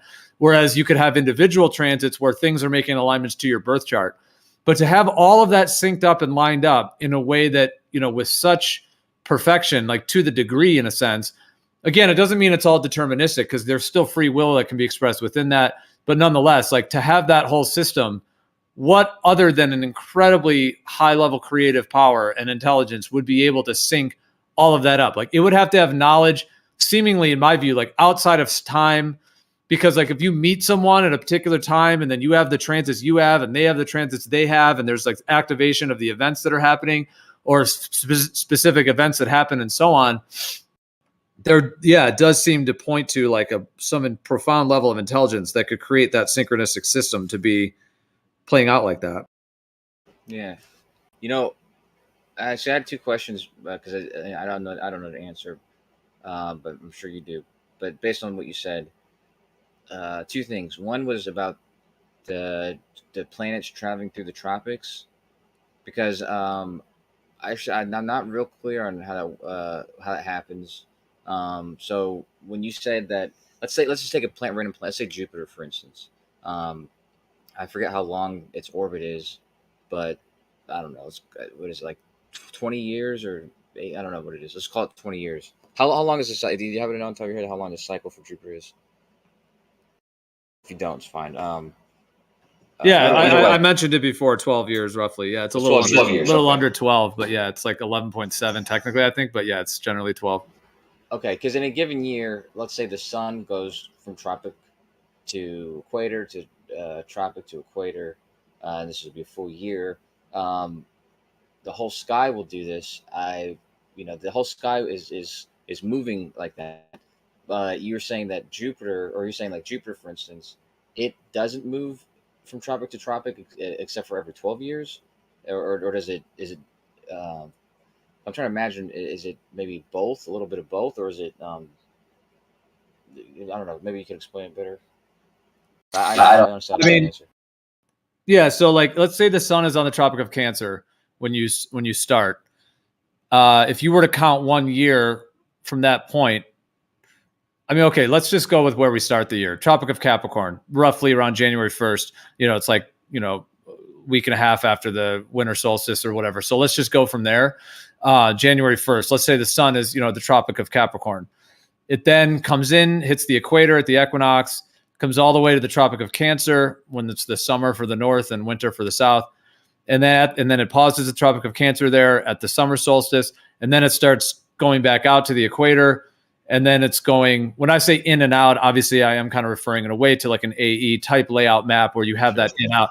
On the globe, it's because the globe is tilted and it's just, going in and out between the tropics as well or whatever. But anyway, so it gets to the Tropic of Cancer and then it reverses, comes back, goes over the equator again, and then goes back to Tropic of Capricorn. That happens in 1 year, 365 days type thing. That's 1 year. Well, the moon does that same thing once a month. And then all of the wandering stars do it in their own quote unquote orbits. So in the heliocentric model, what they call an orbit is what, let's say, so Jupiter would take, since we mentioned that, 12 years. So take Jupiter 12 years to make that entire journey. But simultaneously, Jupiter is moving slower than the fixed stars. So it also is tracking through the zodiac. So it's tracking, in front of the constellation Aries, Taurus, Gemini, etc. So it's also doing that. And what's incredible about it is that the time it takes to go between the tropics and the time it takes to go all the way around the entire zodiac are the same. It's absolutely incredible. Right. It took me a while to actually figure that out. So it takes Jupiter 12 years. If it's in front of Aries, it's going a little slower than Aries. It takes 12 years for it to get back to Aries. But it also takes 12 years for it to go between the tropics. So those cycles are synced. Yeah, I'd have to. That's what I'm saying, because you know more about this than I do, and I'm trying to. I guess sometimes when I end these conversations, it's hard for me to think. I had to go away for a little bit and think, but I'm trying to imagine, because I know, for instance, the moon. It's true that it does that. It does a cycle each month, but it also is. So wherever the sun, basically everything's going to follow the sun, like whatever the sun's doing. So everything's following whatever the sun's doing, but it also will also have its own movement. So that's what I'm asking: is Jupiter not only going through that 12-year cycle through the tropics, but isn't it also somewhat influenced by where the sun happens to be in its path? No, not necessarily. It's not at all. Okay. No, like the sun, the only thing that seems to cycle with the sun are Mercury and Venus. So those are in a way to where Venus never gets further than 45 degrees from the sun. Mercury never gets further than 21 degrees. So that means that Mercury will go, let's say, in front of the sun, if you want to call it that, and then it'll go retrograde and it'll go behind the sun. When I say behind, I mean, if we were looking up at it, it's think about the hour hand and the minute hand. So the minute hand would go in front of the hour hand, and then it would go it would go the other way and go behind the hour hand, and then it would go back in front of the minute hand. So Mercury and Venus, they kind of pulse in that way. They pulsate, over the sun, and they don't do a full 360-degree circle in terms of its relation to the sun. So they are kind of dancing. I mean, the sun is making its whole trip through the zodiac once a year, but the Mercury and Venus never get further from the sun. So they're like tied, if you will, or kind of pegged to the sun. That's why they had to make them the first and second planet from the sun or whatever in the heliocentric model. They had to make Earth the third rock, as it were, the third one, because Mercury and Venus cycle in that way.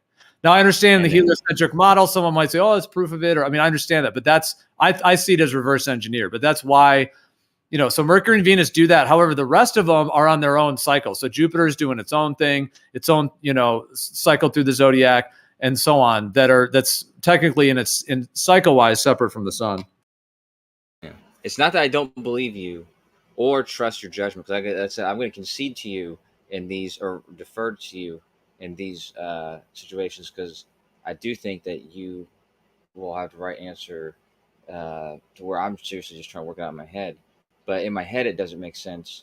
Like I said, it could still, I could just be wrong, but in my head, it like the way I'm imagining the way it should work is that, it will have its own 12-year cycle, but if the sun is going, let's say the sun's going from the Tropic of Capricorn to the Tropic of Cancer, during that entire 6-month period, Jupiter's going to be doing its own thing, but it's also going to be progressively moving further north, as well as going on its own path. Does that make sense? Like it's gonna have a northward influence, as well as whatever whichever way it was already going. Like, does that make sense? Like its path is basically is going to be influenced by that northward progression of the sun. That's why I'm on first thought imagining that it should work, and you're saying that's not happening.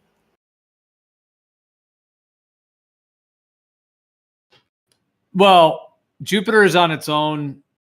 Okay, so like as it moves between the tropics, it's doing its own thing. Like it's taking 12 years for it to go from the Tropic of Cancer out, Tropic of Capricorn back to the Tropic of Cancer. It's doing it in its own time. It also takes 12 years for the Jupiter to get back into the sky in the same position it was 12 years ago. So if you start at, let's say, 15 degrees Gemini, 12 years later, Jupiter will be back at 15 degrees Gemini. So that's doing its own thing. Now, the sun is also doing its own cycle, which takes 1 year. So if you start at 15 degree Gemini for the sun, in 1 year, it'll be back at 15 degrees Gemini, for example, 365 days. So the sun takes 1 year to do that. The moon takes a month, like the 28-day thing. The moon does that in a month, but then Jupiter does it in 12 years. So in terms of that, Jupiter is really not connected to the sun. Like I said, Mercury and Venus are connected because they never get further from the sun. So they're kind of synced up, if you will, in that way. They're kind of, if you want to call it tied or like cyclically tied in a way to the sun, but Jupiter is on its own track, basically. Okay. Yeah, you know what I'm going to do? Because like I said, when something bothers me, I just have to fucking beat a dead horse. I'm going to look into the Nautical Almanac, and I'm going to look at the data and see. Well, just pull up Stellarium. Even if you just pull up Stellarium, you can just put the Stellarium thing on Jupiter and then just track it through the years, and you'll see it move through the tropics, just like I'm describing. And you'll see it move in relation to the fixed stars, and then focus it on the sun, and then you'll see the same thing. And you'll see how Mercury and Venus are always like pulsating, in that range of the sun. And then look at, Saturn, Pluto, all of those, they're going to also be moving in their own cycles that are not necessarily directly related to the sun. So they're not all really going around the sun, but Mercury and Venus do kind of pulsate with it, basically. Oh, yeah. No, yeah, I know that. I know that's not the part that like when I say move with the sun, I don't mean like literally with it, like it's near it or anything. But it's funny because I already had Stellarium up, and the thing that I need to see is actually in the data. So that's why I need to go through like a spreadsheet sort of thing, because what I'm going to have to look at is Jupiter's movement, like the rate at which it's going, towards each tropic, and if that changes whether or not the sun is also moving towards that tropic. Does that make sense? That's what I'm trying to see, is if it's somewhat influenced like if its path to the tropics is influenced by the sun's path of the tropics, which is what my intuition tells me should be happening, but I'm not sure. So you have to understand, my model obviously different than your model. My model is due to the tilt.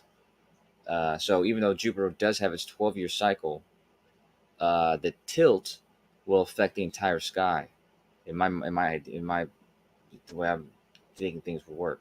So that the way that the sun's going through the tropics, everything will tilt in the sky. Even though it's going to have everything in the sky has its own movement. In my idea, the whole sky should be shifting like this throughout the year. Well, I mean, yeah, they had to tilt the globe and the globe model to account for this, for the sun's movement and all these wandering stars movements. So they had to tilt it to account for the fact that the sun, because if you just had if the equator of the Earth was lined up with the ecliptic, which is the plane of the path of the Earth around the sun, if the sun's equator was synced up with that in a heliocentric model, you would never get seasons.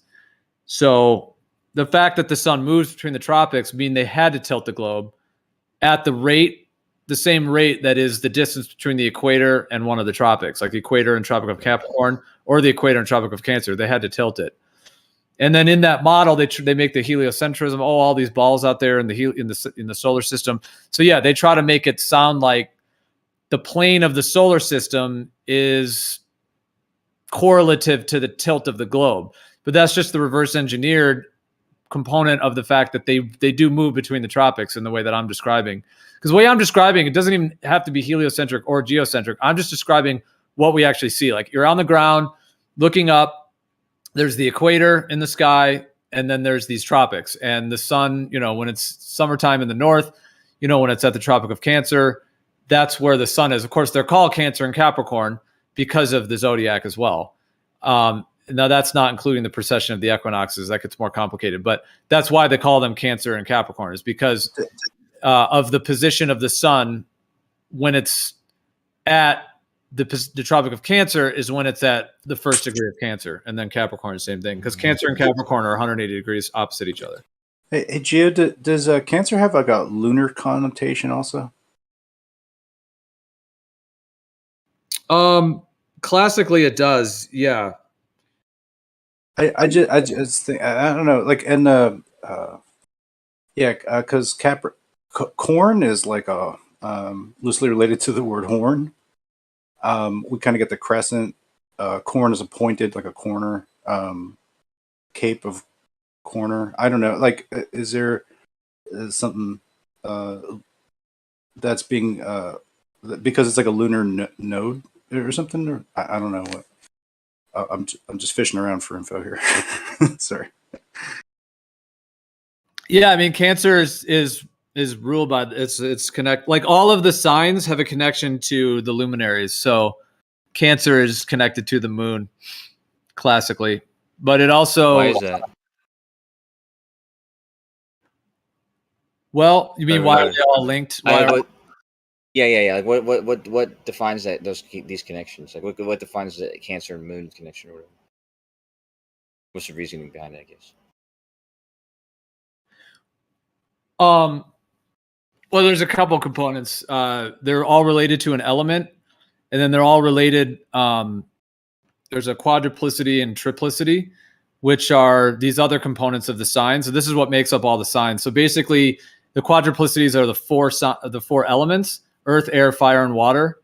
And then there's the triplicities are like the three modalities that they express themselves in. So you have fixed, which of course is a fixed energy, like a circle around a dot, like a fixed focal point. And then you have cardinal, which is like an arrow, like a movement forward, like a directionary kind of forward movement.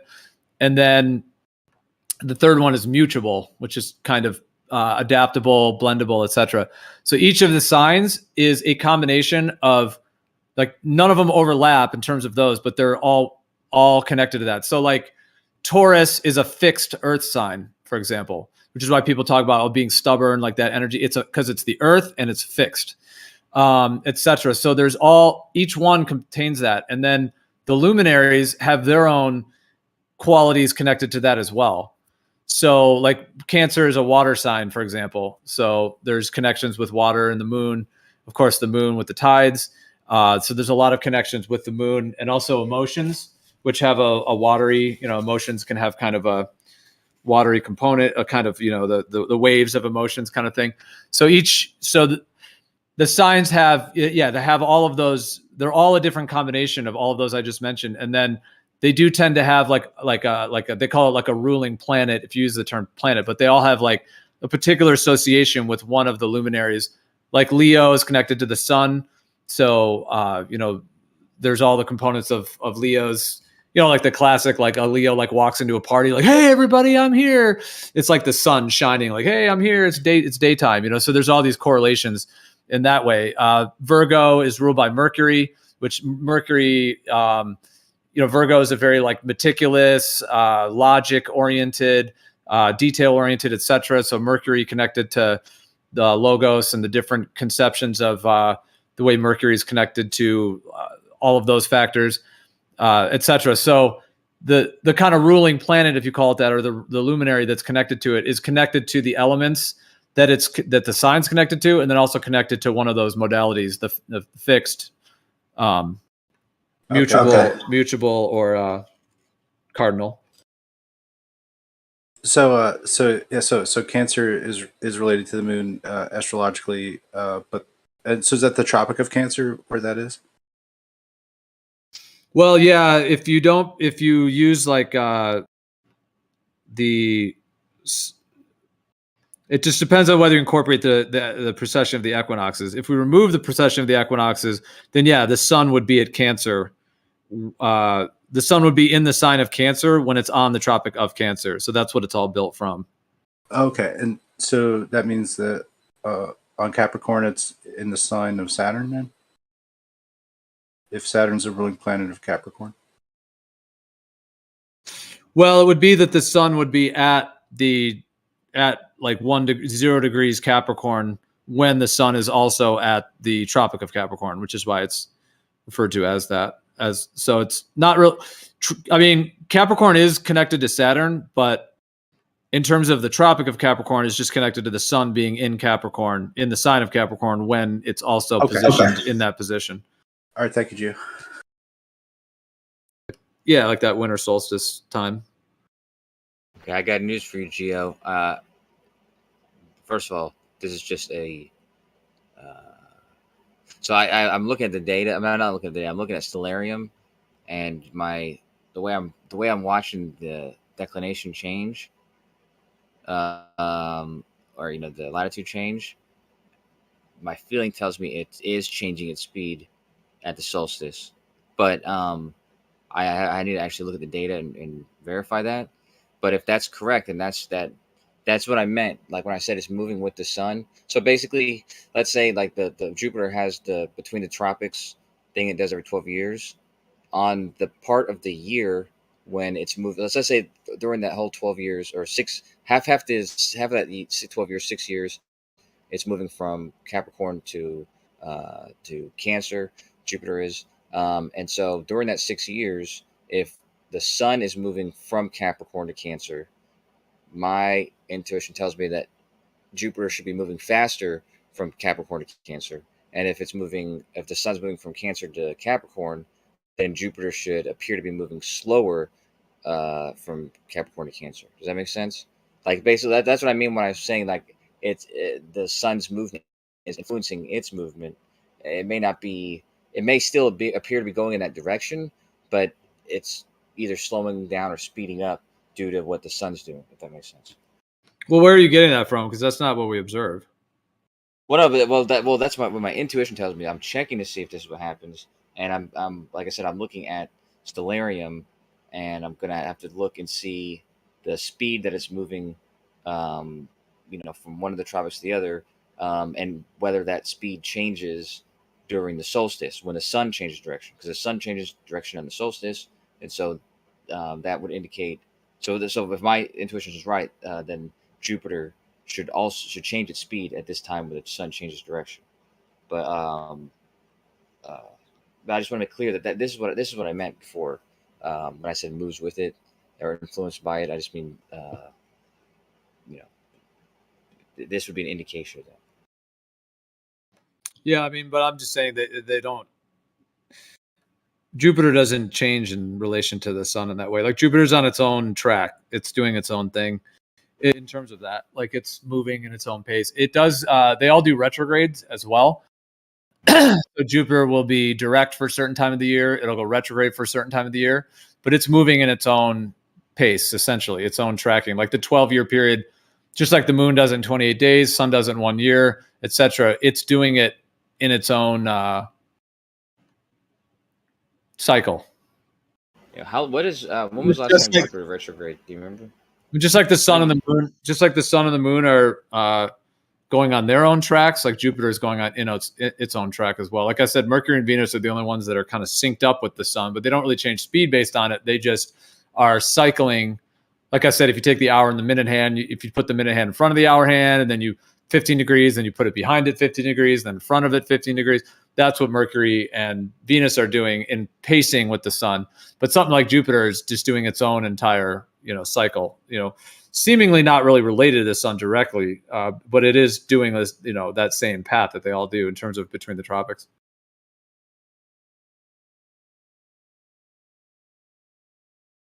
It's like it's definitely like a dance. It's like my uncle used to have a band called Space Waltz, WALTZ.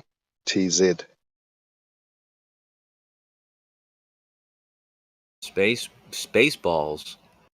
Space Waltz, the dance. Oh a yeah, waltz. Yeah, I got you. Like that. Yeah, That he had a correct. band called Space Waltz. Yeah, back in the day. Walk on He has stage. a series. So it's really is a dance in the heavens. Some stars are they're stepping forward and they're stepping back, moving left, moving right. It's a big synchronicity, isn't it? So Geo describes it. I got another quick question. Even if you don't look at it from Geo's perspective, just even in the heliocentric model, it's still a dance, no matter what. Yeah, absolutely. I agree. But I was gonna ask this to Geo, just your take on it. But if you take, for instance, I guess you don't have to include any of the moons of the other planets, but just take the stars and the planets and the moon and the sun, Geo. Would you, by your understanding, is there ever going to be two identical night skies? Like, is there ever going to be a night that repeats itself as far as layout of those objects in your understanding, Geo? Well, I mean, that's what's incredible about it is that, yeah, it doesn't seem so. I mean, as far as we know, in terms of all of them being in the same position, there is like some very rare alignments, like what they call the outer planets in the heliocentric model, but these move very slowly, very, very slowly. Pluto, Neptune, and Uranus are the three. And so in order for them to make a triple conjunction, that's very rare that all three of them do. Sure. And the axial era that they claim, which is essentially like the birth of all these like modern, like so many things of today's world, like I don't want to speak for anyone else's religious viewpoints or anything, but like, at least as the history we're told, is like the birth of like many of these modern spiritual and religious systems and so on, the axial period. So that was actually a period in which the three quote unquote outer planets, Jupiter, Neptune, and Uranus, Pluto, Neptune, and Uranus were all in a triple conjunction. And so there are very infrequent alignments like that, but in terms of everything being in the same position again, I mean, that's a deep question. Like, if this was all spurred into motion, is there a time in which it will all be in the same position again? It's like there's like millions of combinations. Like, it's like, let's say they were all in one position when it started. Then you kick it into motion and there's never a repeat because they're all on these cycles. It's like these gear systems. But what if it all does come to like a reemergence point to where they do all go back right where they were, if there was a beginning. I mean, there's all these kind of deep questions, but I mean, as far as we know, though, it's like an infinitely, like, every chart is unique, and it's that unique moment. And as far as we know, it doesn't repeat. So like if someone was born, September 3rd, 1975 or something, that's a unique chart. Like that chart is absolutely unique. And as far as we know, has never happened before. But like I said, that goes deep into like whether you could somehow make that chart again if you assume some massive time span. No, yeah. Because I asked this question to Google. I don't know, maybe a couple weeks ago. But I wasn't even talking about just because I limited this guy when I said it to you. I said just the stars and the planets and our moon. But yeah, of course, once you add the moons of our planets, which I guess is really the only thing that you would add at that point, and then I guess including anything else you can see in the sky with whatever optic that you're using, then I think it really becomes an issue.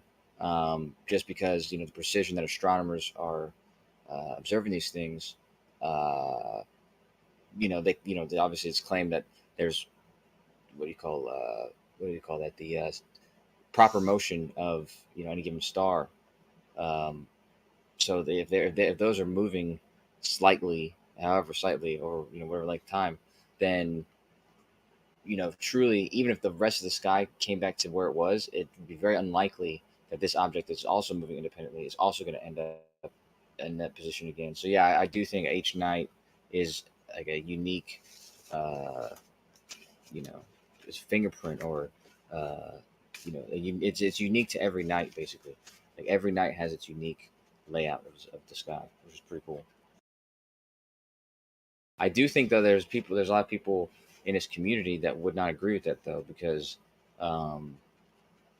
then the question kind of arises, like, how are you able to make predictions then?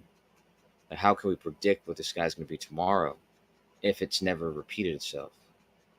You see what I'm saying?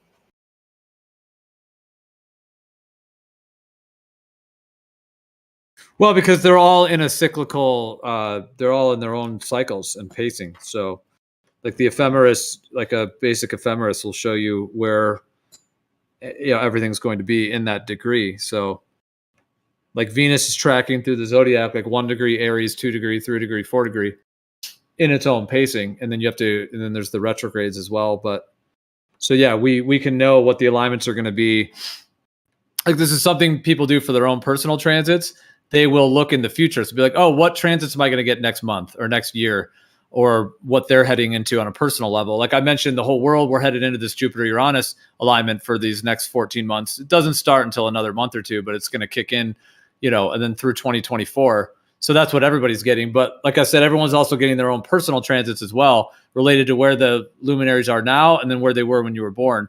And so you can look at your transits, like what transits am I going to have next year or 2 years from now, or what, or on a particular event. Like if you know that you have like a job interview, or if you know that you have a wedding or whatever it may be, you can know what your transits will be that day, because all of these things are like a gear system. Like they're all, in their pacing and in their cycles, to where we can predict in that sense, know where they're going to be. Well, I heard from a palm reader, fortune teller, once when I was in KL in Kuala Lumpur in Malaysia, and he said that he can look at your fingerprints. You got 10 fingers, yeah. So he said he could look at your fingerprints. You know what fingerprints they look like swirls and swivels, and each finger represents one of the major planets. And without looking at your birth chart, he could look at your fingerprints, and he could see the alignments and find out when you were born just by looking at your fingerprints.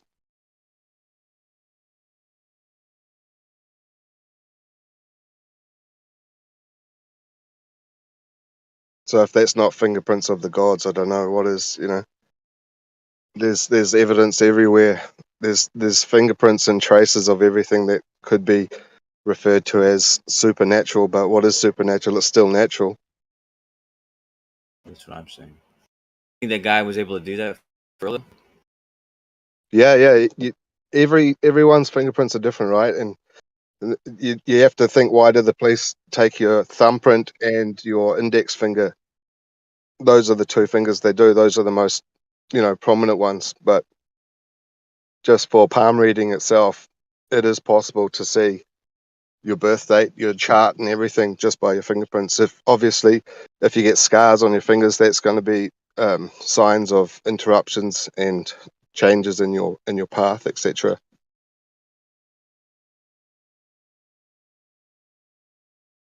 It's very complicated. You're very complicated.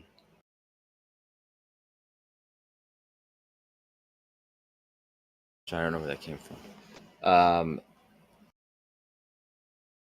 Yes, that is interesting. I wonder how accurate it was. Could he give you well? First of all, the cops take your fingerprints because they're unique.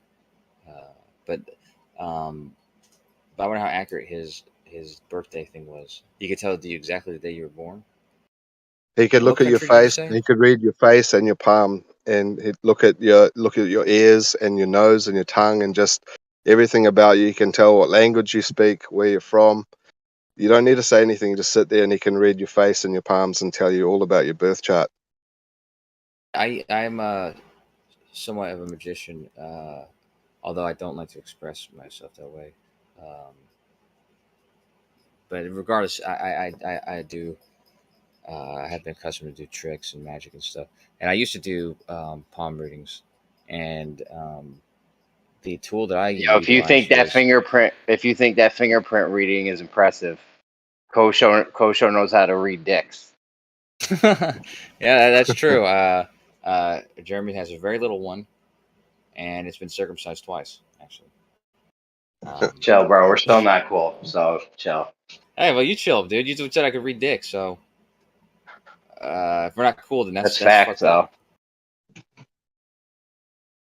Listen, dude, I haven't brought up Coriolis since you said that, man.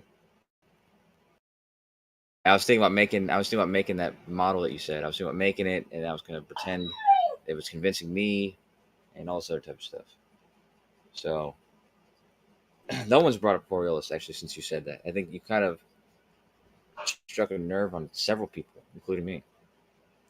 But that's not important. What is important is speaking of the Coriolis,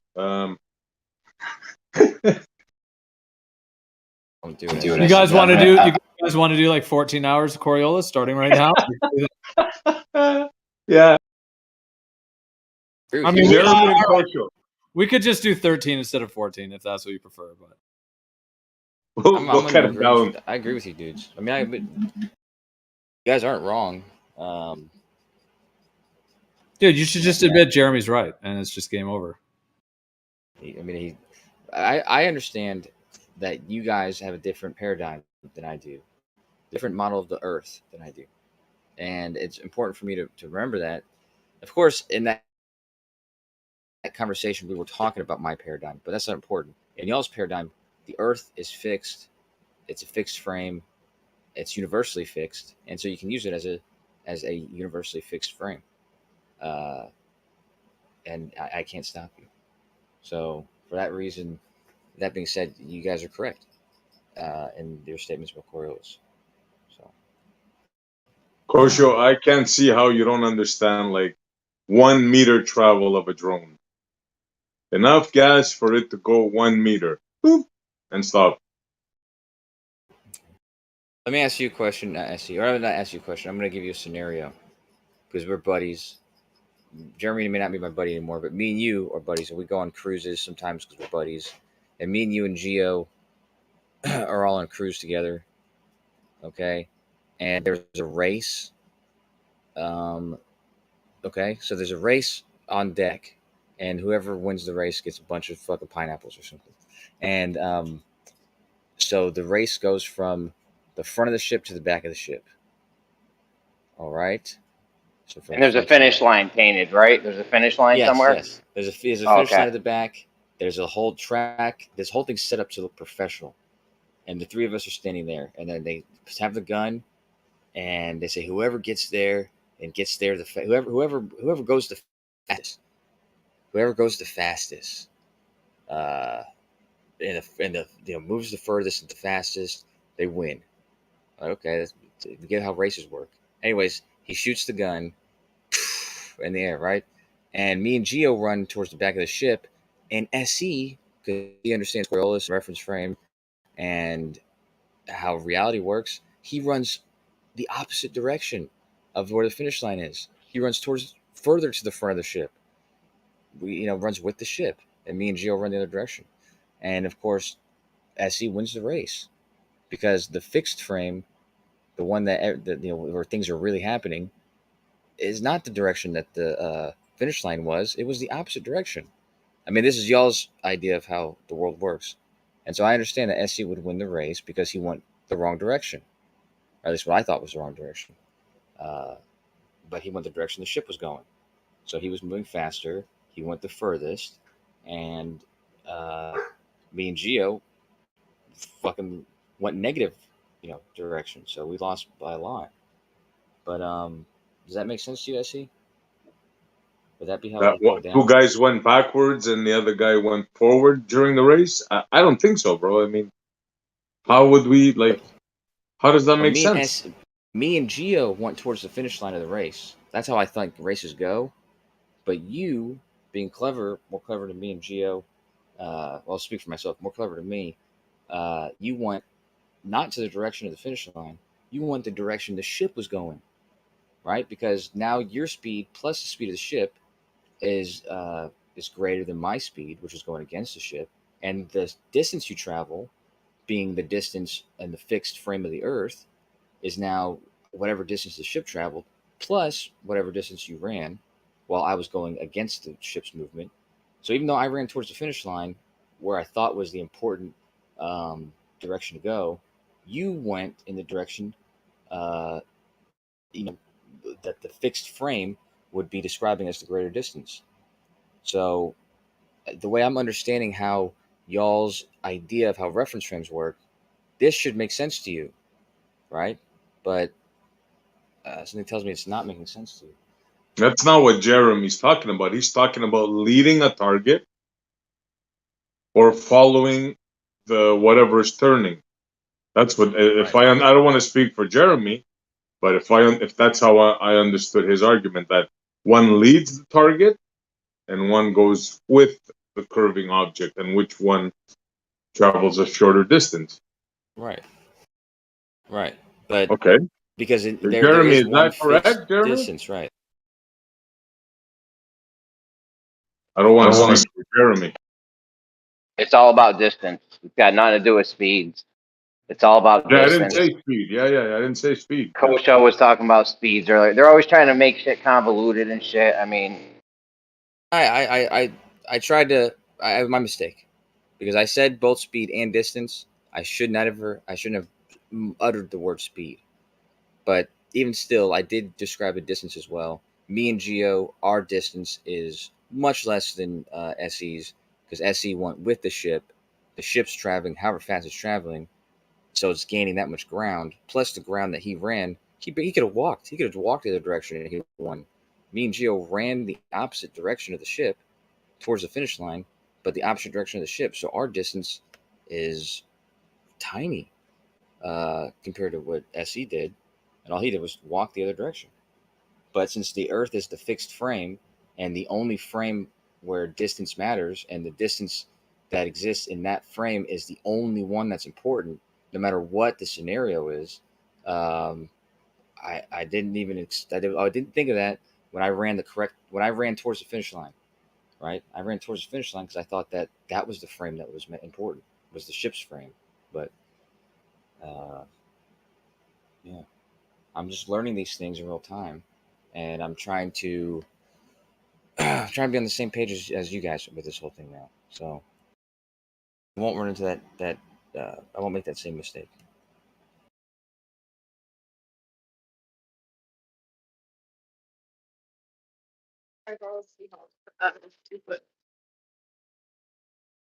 when I did the thing with Rumpus, and he went the Whoa. diameter of the circle. All right, never mind. My coworkers are crazy. Hey, they don't want to hear you talk about your sexual experiences with Rumpus. Hey, am I just in time for the Coriolis Marathon? No, I was trying to avoid it, and I'm I fell for it, dude. That's probably a good idea on your side. Well, yeah, avoiding it, yeah, but I already fell for it, dude. I made I think it's just scenario. accept the wreckage and move forward. It's all you can do. Right? I mean, well, if it totally debunks the globe, then I don't know how he can move forward on his side. Well, I have to ask, the scenario I gave with the ship and the race, did that seem bizarre to you that SC went away from the finish line, but still won the race? Because this is the logic. I have to hear the scenario again. I came in late. This is what you guys. Okay, what I described was there was a race on a ship. Me and you and SC are running a race on a track, a straight line race. Okay, the starting point is at the middle of the ship, and the finish line is towards the back of the ship. Okay, and the ship's traveling some speed forward, but the finish line's towards the back of the ship. Anyways, we're gonna see who can run the furthest distance the quickest, obviously. But what happens is I and you, we run towards the finish line because that's what we're thinking we're supposed to do. But SC runs towards the front of the ship, away from the finish line. But according to the way you guys understand reference frames and how the Earth is a fixed frame and how that's the only frame where distance matters, technically SC traveled the greater distance because SC has the distance the ship traveled plus the distance he traveled across the ship. It's a greater distance than the distance me and you traveled towards the finish line, which is our distance minus, or it's the ship's distance minus our distance. So his distance would be greater in the same amount of time. And according to the way you guys are explaining how reference frames and the fixed frame of the Earth work, this should make perfect sense to you, and SC's victory should be valid. So it's who can run the furthest, not who can get to the finish line. Well, it's both, but yeah. I mean, like I said, the way it's worded is who can go the furthest, the fastest. We're assuming the finish line is the demarcation of the distance, but of course, since this idea you guys have trumps all other reference frames. Oh, reality? You mean reality? Yeah, exactly. The reality reference frame, the one that the Earth is fixed, and that's that distance on Earth is the only true distance. There's no other distances. So, well, it's not even about. Well, in my opinion, it's not about the distance. It's about the reality of the plane would have to fly further and at a different path if the outside is moving faster than the inside, just by basic logic as well as physics and everything else. You actually agree with that? If the outside's traveling, if the destination's traveling faster than you are to begin with, then it's going to change your path. You can't just run along straight to it like it's a railroad track. The path and the speed that you said and the distance, these three things, of course, because I'm gaining this new perspective, no pun intended, that you guys all have with the fixed frame and the universal fixed frame. I'm getting that perspective. So speed and distance and paths are not, there's no need for me to describe the reference frame because we're definitely talking about the universally fixed frame, I guess, of the Earth's being fixed, like the Earth's fixed frame. So for that reason, there's no need for us to make a distinction on which reference frame we're talking about because that's the true information. And so, yeah, I concur with what you said. Yeah, so that's the thing. Is like you can run around talking about reference frames and how it looks from, and that's the reason Coriolis is a thing because there is an illusion when you have a rotating platform or ball or whatever. It's going to change a straight path into looking like a curved path in reference to the ball, right? Because that's just the way the Coriolis effect works. But it's actually the opposite when we're talking about going north to the equator, from north to the equator, because the Coriolis effect would, if you were trying to go to a straight line, it would actually make the plane go the opposite direction of the way it needs to correct and overcorrect to get to its destination. It would be east instead of west. So if it goes from north to equator, it would, and it tries to go in a straight line. The Coriolis effect would actually make it go west. But actually, you have to overcorrect for it and go east to catch up to your destination. So it's not really the Coriolis effect. And I agree on your side that the plane can overtake any of those effects if it was actually happening.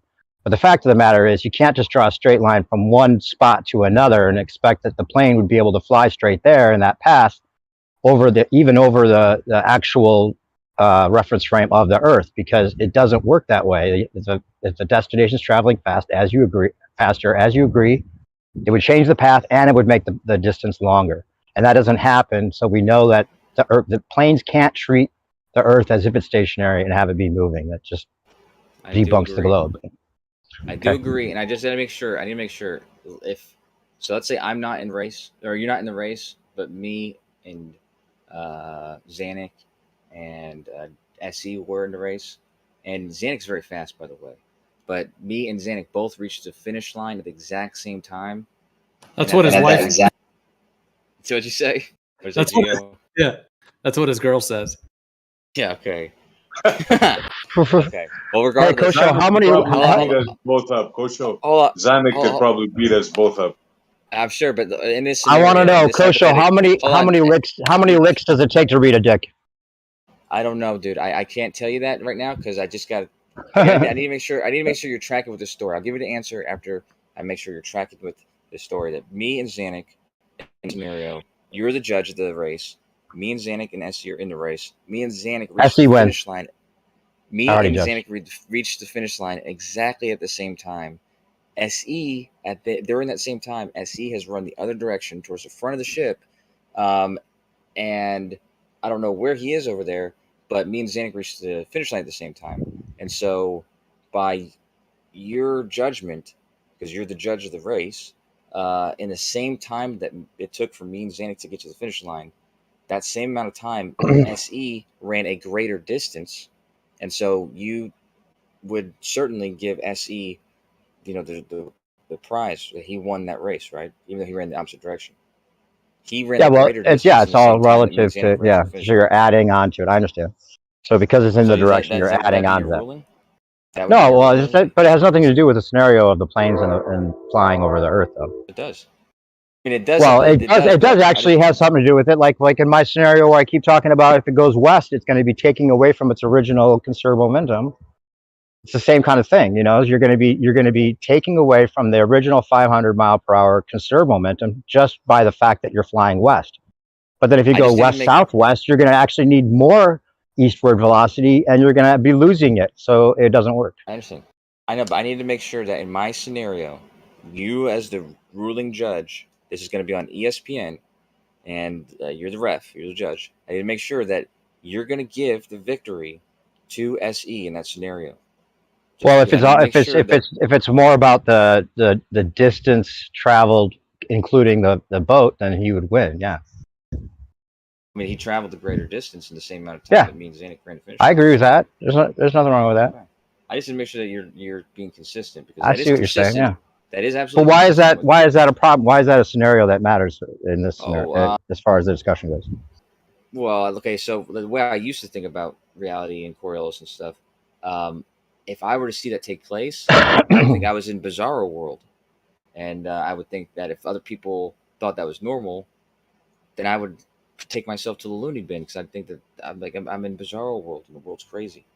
But like I said, you're agreeing that should be the ruling, and to me, that's well. Why wouldn't it be? I mean, if it's about the the objective amount of distance that person traveled, then you could look at it. But then, that's how reference frame dependent anyway. If you're just looking at the reference frame of the boat without the traveling distance that the boat goes, then it would just be a matter of who got to the finish line or went furthest on the boat. Now that this is kind of getting somewhere different, then that's because now I'm starting to think the way I used to think again. So you're saying that there's two descriptions of distance then. The distance that is in regards to the Earth, and there's also a distance in regards to the ship. I see where you're going with this. For the same event. Right. How is that analogous to what Jeremy's saying? One is in the air leading the target, and the other one is on the ground. following that curved path, if I understood his argument correctly. How is that analogous of your boat? Because the Can I guess at it, Kosho? Can I guess the reason you're saying it? Because he wants to say that the plane can go straight there, like a railroad track, and that's just in relation to the Earth, right? But then there's this other distance they were talking about, which would be further because of this other reference frame that you could look at it from. No, is that not what you're saying? Well, So which that's is fine. further perspective? Which is further? Hold on. No, but Wait, I'd rather wait, answer your wait. question. Hold on, Kosho. Which is further? Your perspective and your. Well, the straight path there would be the shortest, right? Obviously, but you can't Did do you hear that. that? Did you hear that, Kosho? SE, I'm trying to answer your question. Game over, bro. Game over. That's fine. SE. This is why. This is why when you ask that, I'd rather just continue. Yeah, you thought you'd cut in and interrupt No, me. no. Cut in. You asked me a question. No, there's no cutting in. You asked me a question. I was just trying to answer your question. Fuck. Okay, what was it? Yeah, right. So, right. So you said, what's the problem, or what's? But I was right, right? So you're treating the Earth like the Earth is the ship, No, but right? I understand that you're just interrupting with the same thing again. And then the rotation That's their whole is argument. That's why Jeremy doesn't want to talk to him anymore because he doesn't want to admit what you just said. I have to tell you that this is. Hey, this is let him honestly- finish, guys. Let him this is gonna finish. Make my blood boil. Okay. Because SE, right? You asked, well, what's the issue or something like that. Who knows what you asked? Because I don't remember anymore. But I remember the answer was going to be, which was, the issue is, or the argument between the two sides is that I was claiming that there's not just one definite distance, like 1 meter stick. A meter's not a meter, like a meter's is what was being said. And I'm trying to display to you how that's not exactly correct.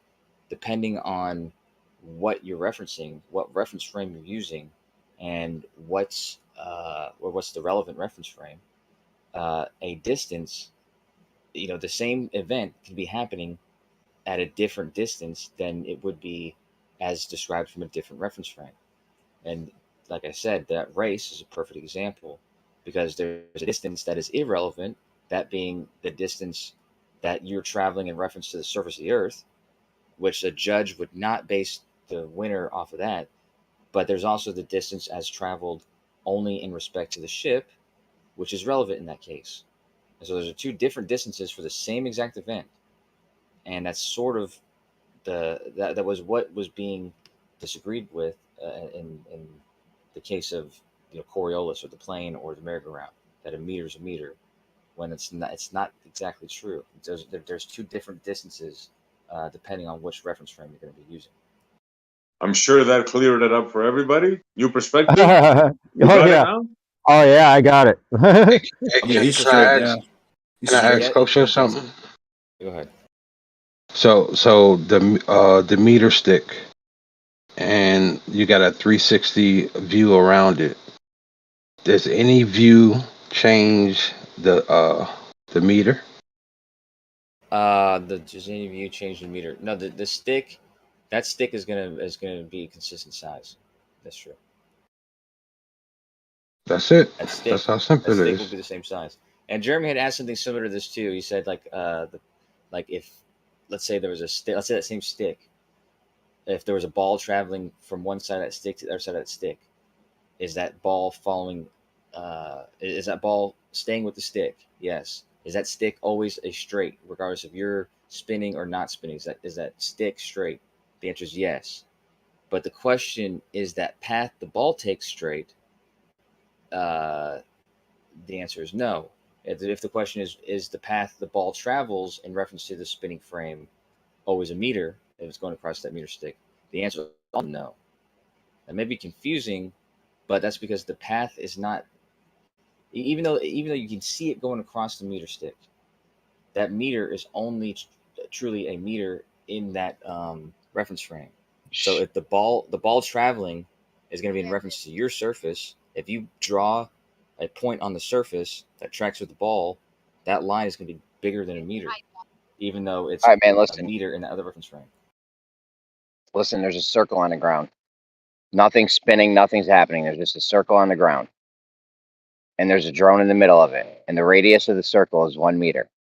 Obviously, the shortest distance is going to be to go a straight line, right? Nothing's going to change it. If you turn the circle into a merry-go-round and start spinning the merry-go-round, that doesn't change the fact that it's still the shortest distance was that same path it took to go a meter. It can't go shorter than that. It can't travel a shorter distance than that 1 meter before anything even started rotating. That's like I said, that's true. You can see it track across that meter, and if you were to reference that, you'd be referencing that meter, and so the reference frame you'd be describing would be that meter stick's reference frame.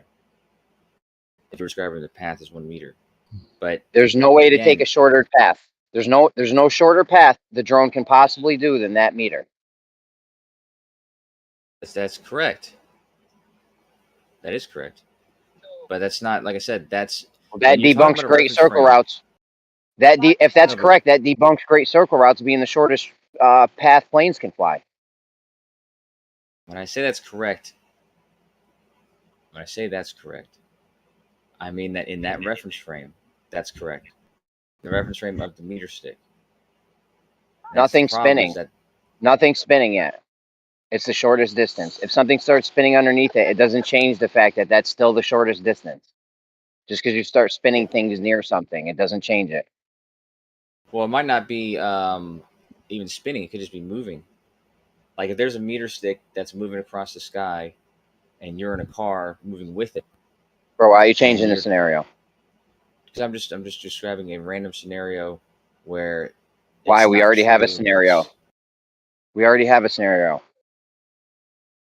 That's Okay. totally analogous to the globe because you can use the North Pole as the center of the circle and the equator as the circumference.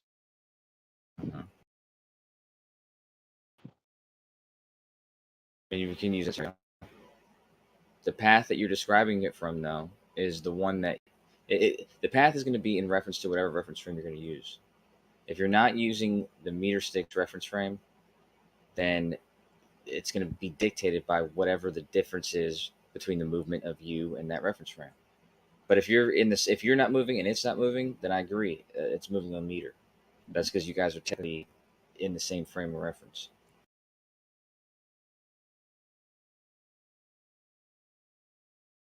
All right, let me try this. Like, what if you're filming the train going across the meter, and you run to the finish line? Is that going to change anything from the train going that meter No, yeah. So you're saying if the from train the goes camera 1 view, meter, if and the you're train's filming it? traveling 1 meter and you're filming it and you're running on the train? No, you're not on the train. You're just filming the train going the meter, and you run to the end of the meter. Is it going to change anything from that train going the meter travel? Yeah. From your frame of reference, yeah. If it's going moving a meter, and you're running in the direction of that meter, moving the same speed as the train, I'm assuming you're running next to the train with the train. Yeah, you're in motion, like you're a cameraman, and you're in a Right. You're car. moving with the train, right? Yeah, you Yeah. don't have to So be the even same though, difference. yeah. Well, like I said, so if there's two ways to describe that, you could say in the reference frame of the Earth, yes, of course, the train has traveled 1 meter. But in the reference frame that you're taking the shot of the train in, so you're filming the train, in the reference frame of that camera, the train's not moving. You're moving with the train, even though you're not on it. You're running next to it, taking that's why from your point of view, the train's going to appear stationary, which is why you can film people. Like I say, you're filming a movie and there's people fighting on the train. You're not on the train. You're just moving with the train next to it. You could film them, and the people watching that movie, they're gonna feel like they're on the train with those guys. They're moving with the train. The train's stationary, even though obviously they're moving. This is a huge diversion. All right, the merry-go-round scenario fits perfectly in the circle, and you know that. Good day. You know that that's the shortest. You guys pressing your singing over there?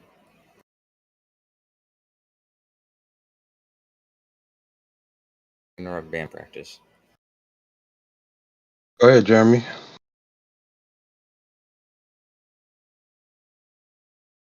No, he already said it. He knows that's the shortest path. That debunks great circle routes being the shortest path planes can take. That's true. Like I said, it's the easiest thing right now just to agree, because the truth is, you guys, like I said, we'll use y'all's idea of how reference frames work, and I'll just go with that. There's one fixed frame. There's definite distances, definite Jeremy, paths, did you go to definite prom? speeds. Yeah. There's a circle on the ground. Nothing's moving, dude. Nothing's moving. It's all one big inertial frame. The plane flies that 1 meter. It's the shortest path. Straight line. Straight line to the edge. And then if you start spinning the circle underneath it, that doesn't change the fact that that's still the shortest path for the plane to fly, or the drone. Okay. That's true. Well, wait a minute, Jeremy. This is where it's If that's different. true, though, that because- debunks great circle routes being the shortest path planes can fly. Fact. Yeah, but it can't fly that same path if the thing moves. That's the issue. It cannot fly straight that same exact path because the outside's moving faster and it's not attached to the reference frame. There is no physical way that it could actually fly that straight path. Now it could fly to where that city's going to be, and there'd be a different path completely straight there. But that's not the path that we're talking about when it's not moving. If it moves, that path gets longer and it curves because the outside is moving faster than the inside by basic physics. It cannot fly like it's a railroad track going straight to the destination when the starts to move underneath it. It cannot do that.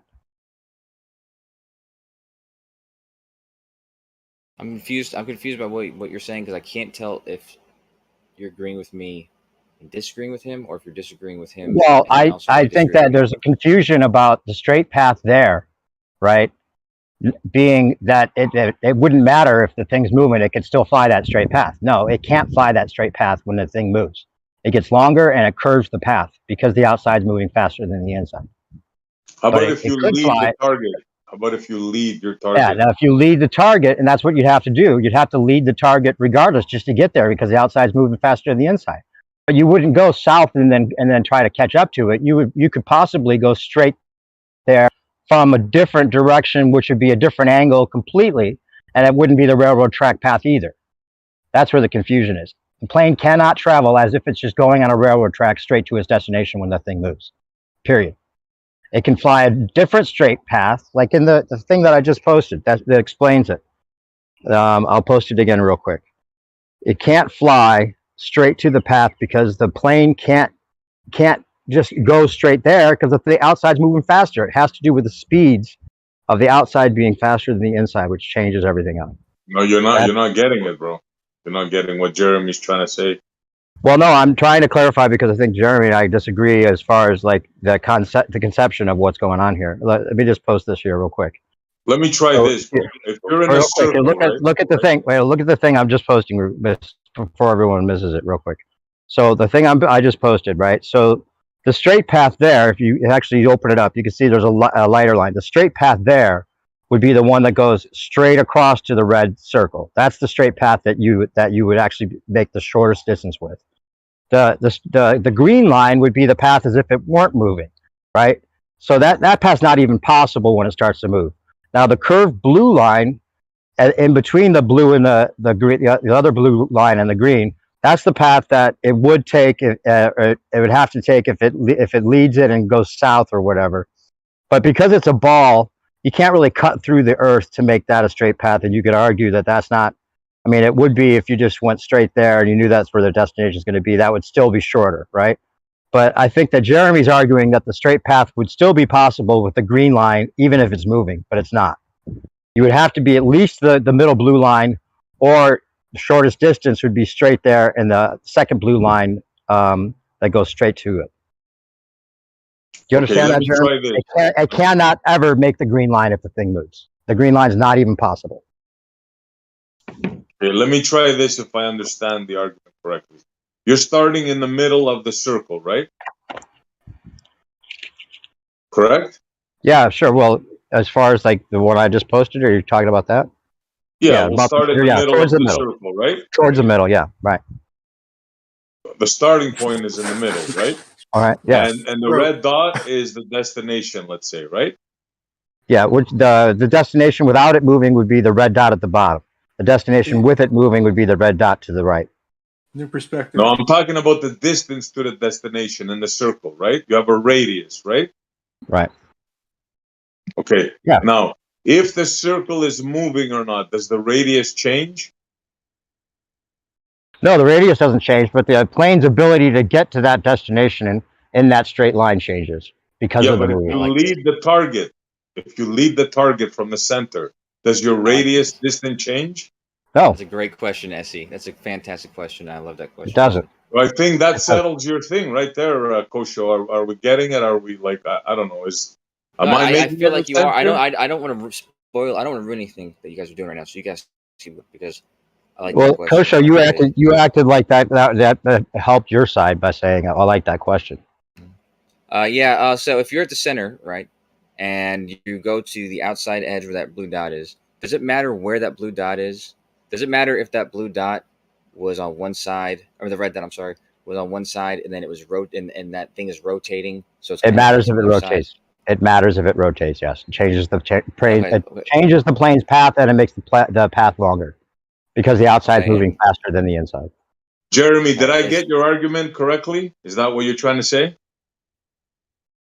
Or am I off, or are we all off? Are we all off? What's going on here? He's with friends right now. Oh, he's probably working. Okay, no worries. Yeah, new perspective. You got snap a line down, man. Just 90. Just you're in Photoshop, right? So do you right, get now. my point? Perspective? What do you mean? What are you talking about? Your circle Bro, diagram. it's real simple, guys. It's real yeah, simple. It's not flush. You got the circle on the ground. You fly the drone the radius of the circle. That's the shortest path. Nothing's moving. Just the drone's moving. That's it. That's the shortest path. That path can never get shorter. If you start spinning the thing underneath it, the circle, that doesn't change the fact that that's the shortest path still, the same path it flew the first time. Right, but you realize, Jeremy, that it cannot still travel that shortest path. If it's moving, the outside moving faster than the inside creates that curved path. It can't go straight there because the plane's not able to just go straight there because of the moving platform. That's not possible. You're talking about the drone and the merry-go-round. The drone and the merry-go-round. We're talking about planes over the Earth right now. I don't know if it No, makes but a still, difference. it's fine. It doesn't make a difference because it's he's making that way because it's simple. But like I said, here's the thing: the problem is one of you guys has the disease I used to have, where you're describing it correctly, and Jeremy's describing it from. So wait, okay, so there's the circle. You start from the center. You go to a point that is on the outside of it. If you are in the inertial frame, meaning if you're describing this from the frame that is not have anything to do with the rotation, but has to do with the stationary outside frame, then that's always going to be the same distance. That's going to be the radius of that circle, no matter where that dot ends up. If you go from the center to where that dot's going to end up, you're always traveling the same distance. That's a fact. Now you're starting to get if it. You use that. That's if you use that outside frame. Now, if you do it the way I used to do it, the correct way, I would say, like the way I would run the race on that ship, which is by not using the outside frame, but by using the frame of the thing I was talking about. In this case, the merry-go-round or the Earth or whatever. That path is not the inertial frame. That distance is not a single distance starting from the center going to the outside. That's going to be based on however fast the rotation is, because that path is going to increase. No, nothing to do with rotation or with speed. No, negative. You caught it, but the first time I said it. But now you're playing like that you didn't get it, Kosho. They have to play this game because it debunks great circle routes being the shortest path on a globe for planes to fly. Listen, there's nothing spinning. There's just a circle on the ground with a radius of 1 meter. You fly a drone in a straight line, shortest distance to get from the center to the edge. That is the shortest path it can go. If you start spinning the circle underneath it, it did not change that path is still the shortest path. It's still the shortest path. Just because you started spinning under it didn't change it. I agree with you 100% that in the fixed frame and the inertial frame, that's going to be true no matter how fast that thing's spinning. But if for some reason you have a sick mind or you have something wrong with you and you want to describe it in reference to that rotating frame, let's say that's the Earth or something and there's a map on it, and so you're going to be describing your movement in regards to that map and not really in regards to some imaginary outside frame, then it's going to be a little bit different. But of course, it's only if you're doing it in that weird way where you're using the surface of the thing you're talking about to describe your path. It's obviously going to be Yeah, different. but if you wanted to fly the shortest path, you wouldn't use that frame to judge it in. You would use the other frame that's not imaginary. It's the real thing. The plane's in it. It's the path of the plane. It's the actual path of the plane. Like I said, it depends on what you would want to do. If you want to do it that way, I agree 100%. If you want to fly the shortest distance, that's the way you would do it, right? Yeah, if that was what your sole goal was to do that, regardless of how much sense What it else made, would his freaking goal be? I don't know, to describe the actual route you're going in reference to things that make sense, like the map of the Earth or something, or the map of whatever. Like if you just want to tell people, hey, I took the shortest way, even if it even if that didn't have any reference to the Earth that you were traveling on, it was in reference to being moving Now with the you're Earth, but laughing not at us. going with Push. its. Now I'm you're laughing at I'm laughing. laughing at this idea because it's a little bit silly to describe things that way. Like it's the same thing. It's just as silly as describing the person winning the race who ran towards the back of the ship. It's not really a appropriate thing to do. But I agree that if you do that, you will be correct that is the shortest path in that frame. That's true.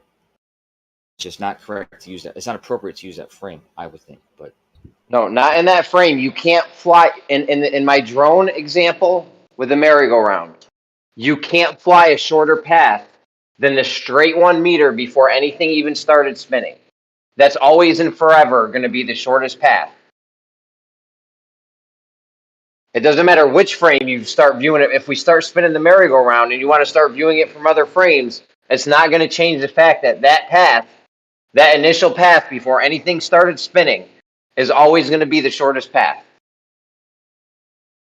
I agree. If you want to compare multiple reference frames and then describe which is the fastest path in any frame ever, like I said, your Shortest path. Yeah, the Shortest shortest. path. Yeah, yours is a true statement. But however, and the diagram, the table I posted that I made, it's describing the two strategies from the two reference frames. So it gives you 4 outcomes. There's 2 outcomes that both have an identical length. So if we exchange this word meter for the word radius and we got the shortest path, there's actually 2 scenarios in that table that describe that same shortest path.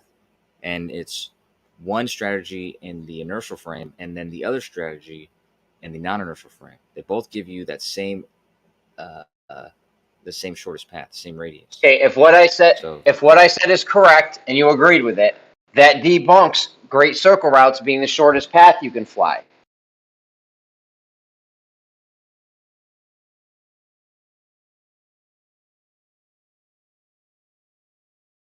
Sort of at a crossroads here because I could disagree with you and be correct,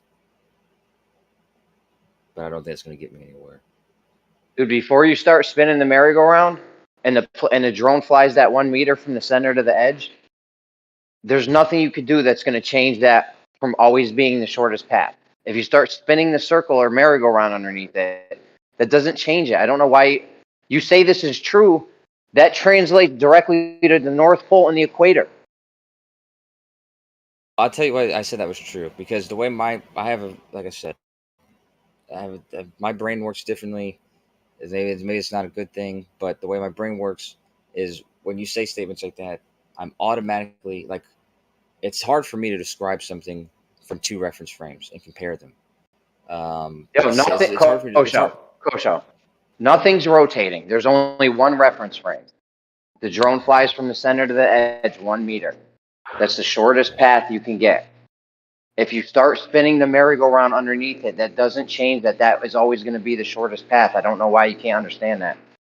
No, I do understand that because in the first part of what you said, there's only one reference frame, and if we use that same reference frame the whole time, even when we're describing the second part, then that statement's true.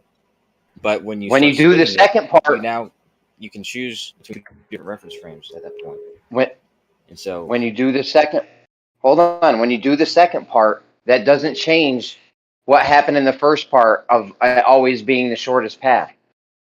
Just because you're spinning underneath something doesn't change that the thing's path or distance that needs to travel. Well, in the first one, you were restricted to one reference frame. In the second part, you have a choice between two reference frames. And I would assume that you're going to be using the same one as the first time. So that makes your statement correct. However, Well, I mean, do you think that? Hold on. Do you think that when you start spinning the mirror, something somehow to where that's not the shortest path for the drone anymore? Well, like I said, when you spin the merry-go-round, you now have two options to pick the reference frame from, and those two reference frames have different answers. And do you think that changed? Do you think it changed the shortest path the drone could have flew because you started spinning underneath it? Yes, in one case, and no in the other. Like I said, it depends on which reference frame you're deciding to describe it from.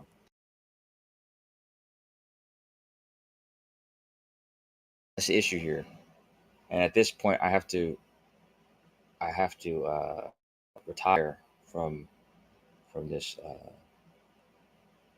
because I cannot win.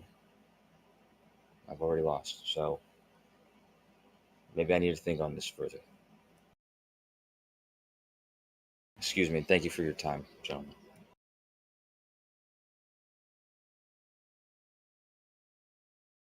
It is weird though. It seems like the three of you guys disagree with each other in respect to scenery, but that sort of confuses me too. But that's neither here nor there.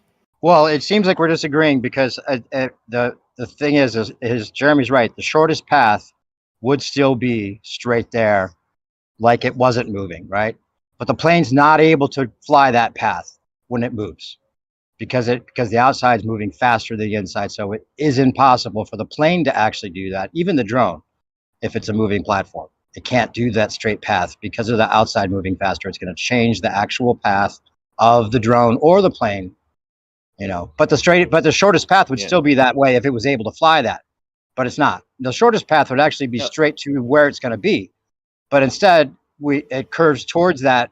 I mean, it is not moving. That's the whole confusion. The Earth isn't fucking. Why do moving. you keep saying we can't? Why do you keep saying we can't fly that path with the drone? Because the outside's moving faster than the inside, and that it's not built to go at that same exact speed because the inside's moving slower. So it's going to change the path because it's detached from the Earth and it's got its own reference frame.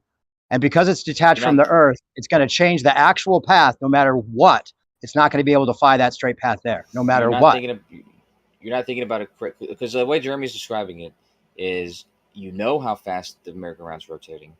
And so how long it takes you to get from the inside to the outside of the merry-go-round. And so you can predetermine where the target that you're trying to go to, where it's actually going to end up at. And so, that's what I'm saying. You could still, you could go straight to where it's going to be. Hold on. Yeah. Yes. So it's spinning, and you can go to where it's going to be. And if you're describing it from the inertial reference frame, then you're still only traveling from the center to the outside of the merry-go-round. You're still only traveling the radius of the merry-go-round. And so it should take you the same amount of time. You're traveling the same distance in that inertial reference frame. As Jeremy is what he's saying, and is correct. That's the problem. But you can't do that though, because it changes the actual path because the outside's moving faster than the inside. That's the thing that Jeremy and I don't get. Or maybe Jeremy doesn't understand that the outside moving faster does make a difference, and it changes the actual path no matter what once the thing starts moving. Because the inside's moving slower than the outside, it changes the actual path. It's not able to fly straight there. Now, if it could fly straight to where it's going to be, that would be the shortest distance still, instead of going south and then curving towards it.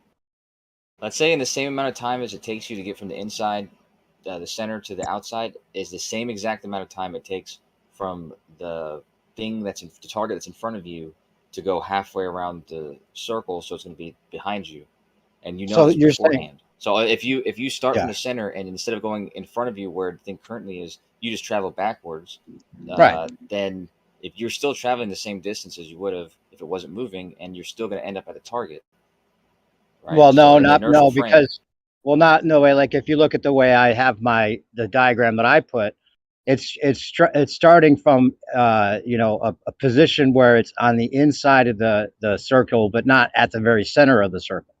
If it was at the very center of the circle, that'd be different. Then it would be like the shortest path would just be like one spoke to the destination, but it would be a different angle than it would take if it wasn't moving. If it was, right? Yeah. if it's not moving, you can't just say it's the same exact thing as a railroad track, no matter if it's moving or not, because the fact that the outside's moving faster than the inside changes the actual path and it makes it longer. Yeah, but that all Jeremy's saying is what you just I said. If understand it what was he's at the saying. center, I yeah, no, I know, totally but get what that's he's saying. I yeah, but totally that's what I'm get what saying. he's saying. That's correct, and that is correct if you're talking about in reference to the inertial frame. This description is correct. That's the same path, the same distance. It's not the same path, but it's the same distance. Take the same amount of time. In From the respect to center that to the frame. outside, it's not. Yeah, it's going to be it's going to be the same distance from the center to the outside, no matter whether the thing's moving or not. I agree with that. I know that. Yeah, but is it clear why on, let's say, for instance, on Earth with planes or anything else that's on Earth, isn't it clear why we wouldn't ever describe things? Let's say the Earth is rotating in this description. Would it make Yeah, sense why we would some never magic crazy land. Yeah. we would Go never ahead. choose that reference frame, the inertial one? We would never choose to describe our path in that frame, right? Well, It yeah, but doesn't it's make not sense to about do that. choosing it. I mean, his point is that you have only so much fuel, just enough to get to that exact spot, and you have that one straight edge meter, or the way he describes it. That's not going to change if when it's moving or not moving. If it were able to travel along that straight line somehow, then it would be the shortest path there still. Agreed. Yeah, but that's not how. The plane is not a ballistic outside the atmosphere. Well, good thing, because it So, would never make it there. well, no, but that's what I'm saying. Like the reference frame that you guys are choosing to make this description as a fixed frame isn't even a fixed frame. Like if the Earth is rotating around the sun, let's pretend the sun's stationary and there's no galaxy. But even in that description, that's still moving with the Earth around the sun. It's just not rotating with it. So that's not even a fixed frame. That's a frame. That's a frame you're choosing for whatever reason. That if you wanted to describe a fixed frame, that fixed frame would be regardless of the Earth's path around the sun. So you know what I mean. So you would have to lead the Earth literally. Like you have to travel in the direction of its orbit, 66,000 miles per hour. If you want to describe the shortest path and stuff like that. Yeah, and you could even bring in your whole boat scenario then with the distance traveled, if it's on one side of the Earth or the other, or depending on the orbit and how far the orbit is compared to it being on the opposite side where you would then start subtracting the spin of the Earth from the orbit and all that bullshit. There certainly are confusing reference frames. There are reference frames that would confuse the whole situation, and that's exactly why you're allowed to choose whichever reference frame is relevant. Yeah, in your None world, of them are you're allowed to invalid. choose None of them whatever are reference invalid. frame works to support your paradigm. None of them are invalid in your perspective, but there is going to be one that's relevant, one that describes what you're trying to Yeah, express. and that's Jeremy's point. Like you got just enough gas, and you have you can only travel so far. If that was the case, then you would never make it there, because if it starts to spin, the outside's moving faster than the inside, and you can't go that. You're going to have to use more Yo, that fuel. ain't nothing close to my point.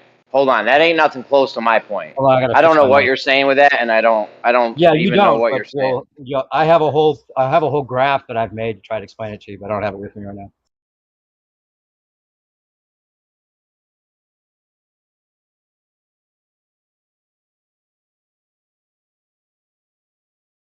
My thing's True, easy. If the Jeremy. drone only has a meter, if the drone only has enough gas or electricity to fly 1 meter, and then you try to do that and the referencing the non-inertial reference frame, you'll never make it to the edge because the drone will run out of gas because it's longer than flying straight there in the inertial frame. Is this same statement true if instead of a drone it was a boat and instead of the air was the water? This is also true, right? Dude, the fact you try to keep changing the scenario is very telling. No, I'm just trying to elucidate a point, which is that yes, I agree with what you're saying. That it's that reference frame, that meter, it is the shortest path in the non-inertial frame, and to you it makes sense to use the inertial frame, and to you it makes sense to use the inertial frame. But the reason I brought up the boat in the water is because there's an object moving through a fluid medium, and in respect to that fluid medium, because the fluid medium is what moves it. So, in the case of the airplane's fuel, it would be in reference to the air and what the air is moving with, right? It's like if the air was completely carrying the plane to where it was going to go, it wouldn't need any fuel. Of course, it's not. But still, it's moving through the air. So you would think that the air reference frame that the air is in, would be the one that makes the most sense to describe what sort of fuel consumption it's going to have or need. But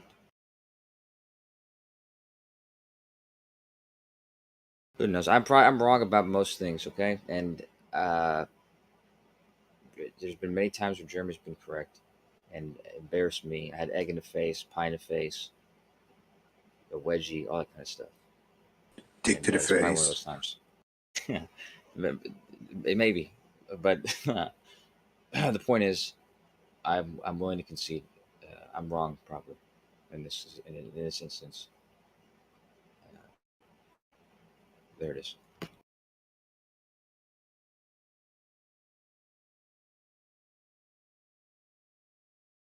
By the way, I did say once you can concede and still be correct.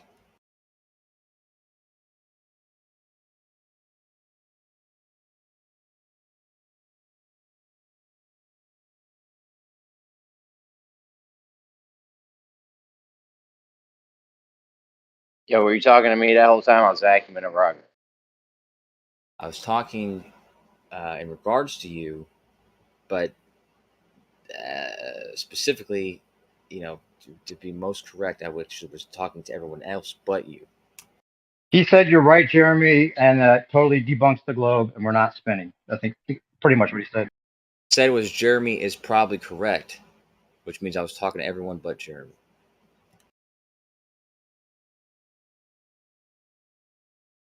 So you agree? Great circle routes are not the shortest path planes can fly on the globe.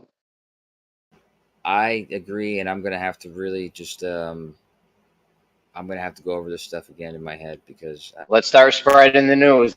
We'll get Zanuck in here, Blue Marble. We'll get them all in here and let them know what the deal is. Yeah, I'm really going to regret.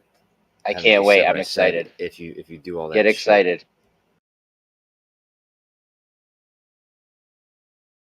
Get excited. Well, you know what? I mean, if that's what it takes, I will confront Zanuck and Rumpus, and I will tell them I was wrong. I mean, dude, you heard what Rumpus said. Planes aren't affected by Coriolis. Come on, man. Pilots don't have to adjust for it. I mean, dude, he was wilding with it. You guys are scrambling, and you know it. This isn't some Mad Hatter bullshit SE tries doing to you guys all the time. This is real shit right here. That is true. Actually, I imagine SC, when you said SC, no offense. Mad Hatter and SC go hand in hand, man. So I agree with that. I'm just fucking around, but this is serious shit right here, though. Not that your shit's not SC. I was just joking. But for real though, this is like no joke. Everything is using everything in mainstream physics, mainstream globe model, everything. I realize you guys have to fly and you have to reference the ground when you fly, of course. But you could do your Coriolis math, punch the numbers in, see where you should be over the land to fly that straight line path in the inertial frame, and just fly that route instead, knowing that you're actually traveling the shorter distance. That's how you would do it. I mean, Coriolis isn't this like random thing, like it's totally calculable, right? Yeah, I would think that they would train pilots to do this. It should be. I mean, I would.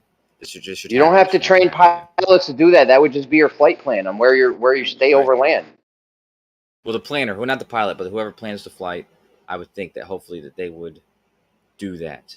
But I don't know why they don't. And you're right. I'm sure there is some sort of, or there should be some evidence in the record of the fuel cost and that kind of thing, and that would prove whether it spins or not. Yeah. If there's no record in the difference, No, if there's higher fuel costs, maybe Earth's not a globe, or we're not spinning or something stupid like that. Just because it's lower fuel cost doesn't mean that was the shortest path all of a sudden. There could be many other factors. that's true. I didn't think about that. Yes.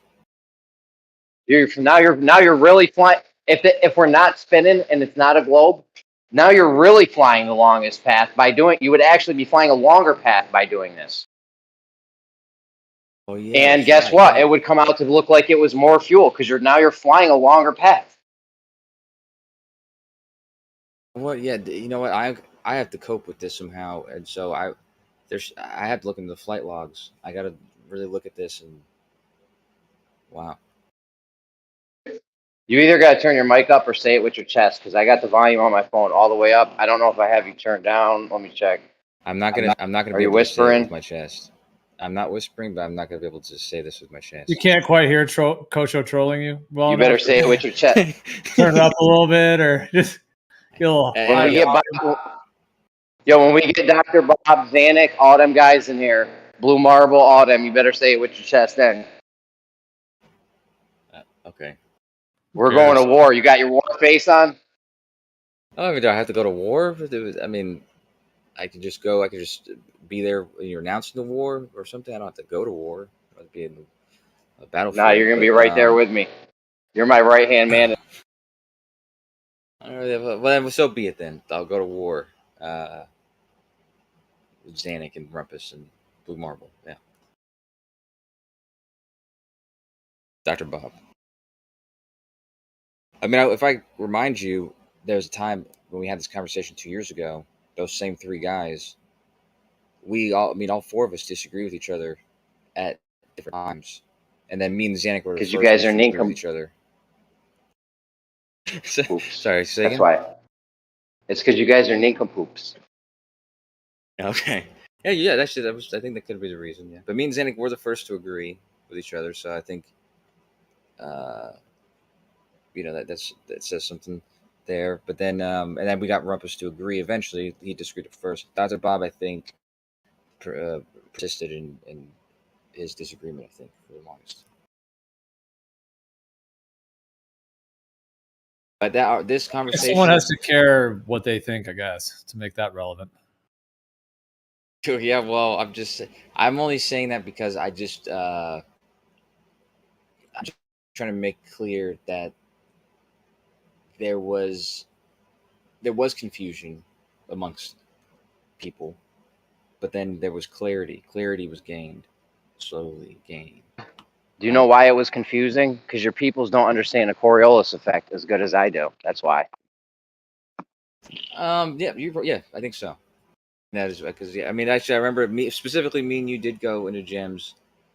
Although I think you might have gone on there before me. Either way, it doesn't matter. And it was some statement you said. I think we were describing like a merry-go-round and then a ball flying through the air and its path, and describing if that would be Coriolis, or if Coriolis would be involved in that ball's path. And I think they said no. Do you remember that? Was that a question you asked them and a bunch of them said no? I agreed with you. And I think The one where you throw the ball, you have two guys throwing a ball back and forth. They come and install a roundabout. Somebody starts spinning on it. Does he see the Coriolis effect? You know why your guys said that's just an optical illusion, and they couldn't admit to it being Coriolis? Some people did. Others but do you know why they did? Do you know why? No, I'm not clear.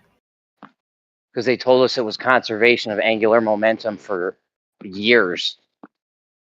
It's not though. It's just linear momentum, right? Or as I understand, It's not. The Coriolis people that said that for years though can't have to stick to that. Fair enough. That could be the truth. I believe you. But like I said, as I understand it, it's conservation of linear momentum. So if someone thought it was angular momentum, yeah, I agree that would lead you down an incorrect path. Dude, there's no momentum being conserved. Oh. What are you talking about? When you throw the ball's going through the air. Yeah, it's conserving its momentum. When you see the Coriolis effect happen, that's not conservation of anything. It's an optical illusion. Bob was actually right. When Bob said no, that's not Coriolis, that's an optical illusion, he was like half right. Because that's all it is. It's an optical illusion. Well, you're disagreeing with yourself even. I thought you were just. That's all Coriolis is an optical illusion. That's right. I'm agreeing with you. I have to speak. Okay, I can't agree with you anymore. I just can't agree with you about this stuff. I don't agree with that or the other stuff you said. But I know. Oh, he was just joking. God, what a surprise! I wasn't joking. I was hoping he was taking it. He was taking it too far, man. He was taking it. I had to go to war with all these people, and then I have to agree with that. That's optical illusion. That's an optical illusion. Kosha, what happens in your Glober Daddy fantasies can stay in your Glober Daddy fantasies. Sorry, bad joke. I thought it might. You don't want to know what happens. You don't want to know what happens in those fantasies. I'm just joking because it was like whenever he brought up those people, all of a sudden you were like, "No, you can't do it." But I've disagreed with all those people. Actually, like I said, specifically about this topic, I just would feel a little weird if I was disagreeing with them, knowing I was wrong. You know, I would just feel a little bit like I would have to DM them and be like, "I'm just kidding," or something. You know. Kosho, we slayed the Coriolis years ago. They know that. Blue knows that. Rumpus knows that. Rumpus was so desperate when I was making this argument to him, he had to say planes aren't affected by the Coriolis effect. That's how devastating this. He said planes aren't affected. One of Blue's babies. Yeah. First he said planes aren't affected by the Coriolis effect. Then he ran that back and said, well, the pilots don't have to adjust for it because the wind does it. Yep, they say ran it back within like 30 seconds. Running it back sometimes to me, because people see things differently. I'm a deluded fool, and sometimes running it back to me just appears that people are clearing up what they're saying because maybe it got misconstrued. So just clearing it up, but that to other people is running it back. I have to really explore that. You know what's funny? After years of saying conservation of momentum, they still don't understand. Just by saying that, kills their Coriolis thing. They still don't get it. There's no conservation of anything. Nothing happens. It's all an optical illusion. Just like when the guys are throwing the ball back and forth. Just like when the guys are throwing the ball back and forth in the in the park, and then they come and stall a merry-go-round on them, and a kid gets on it and starts spinning and sees the ball deviating. Nothing changed. Nothing changed when the guys were throwing the ball back and forth. Like somebody just started spinning underneath it. There was no physical change. That's right. Yeah. What's another word for that? Nothing changed. There's nothing changed. Can you use a single word to describe that? Like a C word? Conservation. Yeah. When a kid is spinning on the merry-go-round, he goes, "Wee! Look, mommy, the ball looks like it's curving." Nothing changed, mommy. And mommy says, "No, little boy, no, it's still going straight." Comprende? Yeah, nothing's physically different from when the guys were throwing the ball back and forth before anyone got on a merry-go-round to after. Nothing's different. Nothing's different. The time's not different. The air's not different. The momentum's not different. I agree. So we can say there's a conservation of time. There's a conservation of air. And there's a conservation of linear momentum. I agree. Dude, that was there before. If you're going to say conservation of linear momentum is the Coriolis effect, then the Coriolis effect was there before anyone saw it and got on the merry-go-round.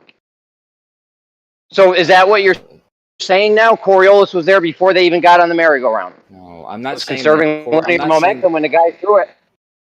the statement I'm making is not the Coriolis is the conservation of linear momentum. What I'm saying is Coriolis happens, or sorry, let me say it like this: the conservation of linear momentum is what causes Coriolis, is what gives rise to that effect, is the conservation of linear momentum.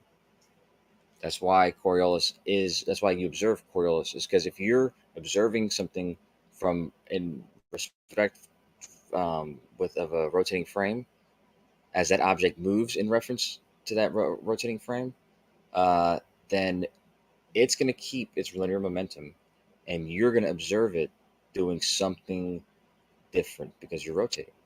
So I mean, that's how Coriolis is described. That's how it's defined. I imagine if you were to look up Coriolis in 3 different places right now, at least 2 of them would bring up the conservation of linear momentum, if not all 3.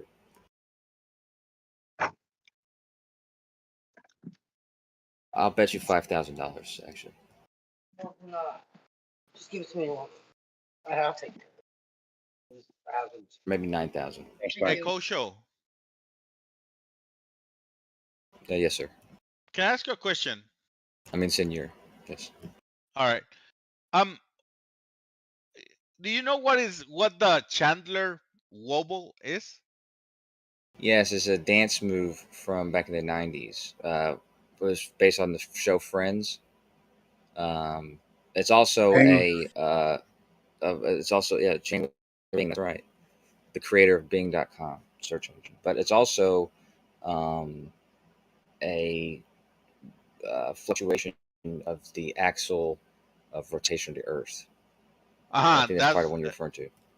All right. And now let me ask you: Have the flat earthers have ever had that discussion about that here?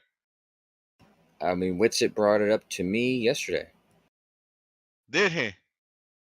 Yes. And does he has a good rebuttal about it? He didn't. We were actually just talking in passing, and I think like it was really just in passing, and then he brought it up, and then I think he was asking, but it wasn't a combative conversation. He asked if there was an explanation for it or how it was observed. I think at the time said I thought it was observed at Greenwich. I think I saw though when I was looking at it, it actually was observed with the Grace satellites. But go ahead.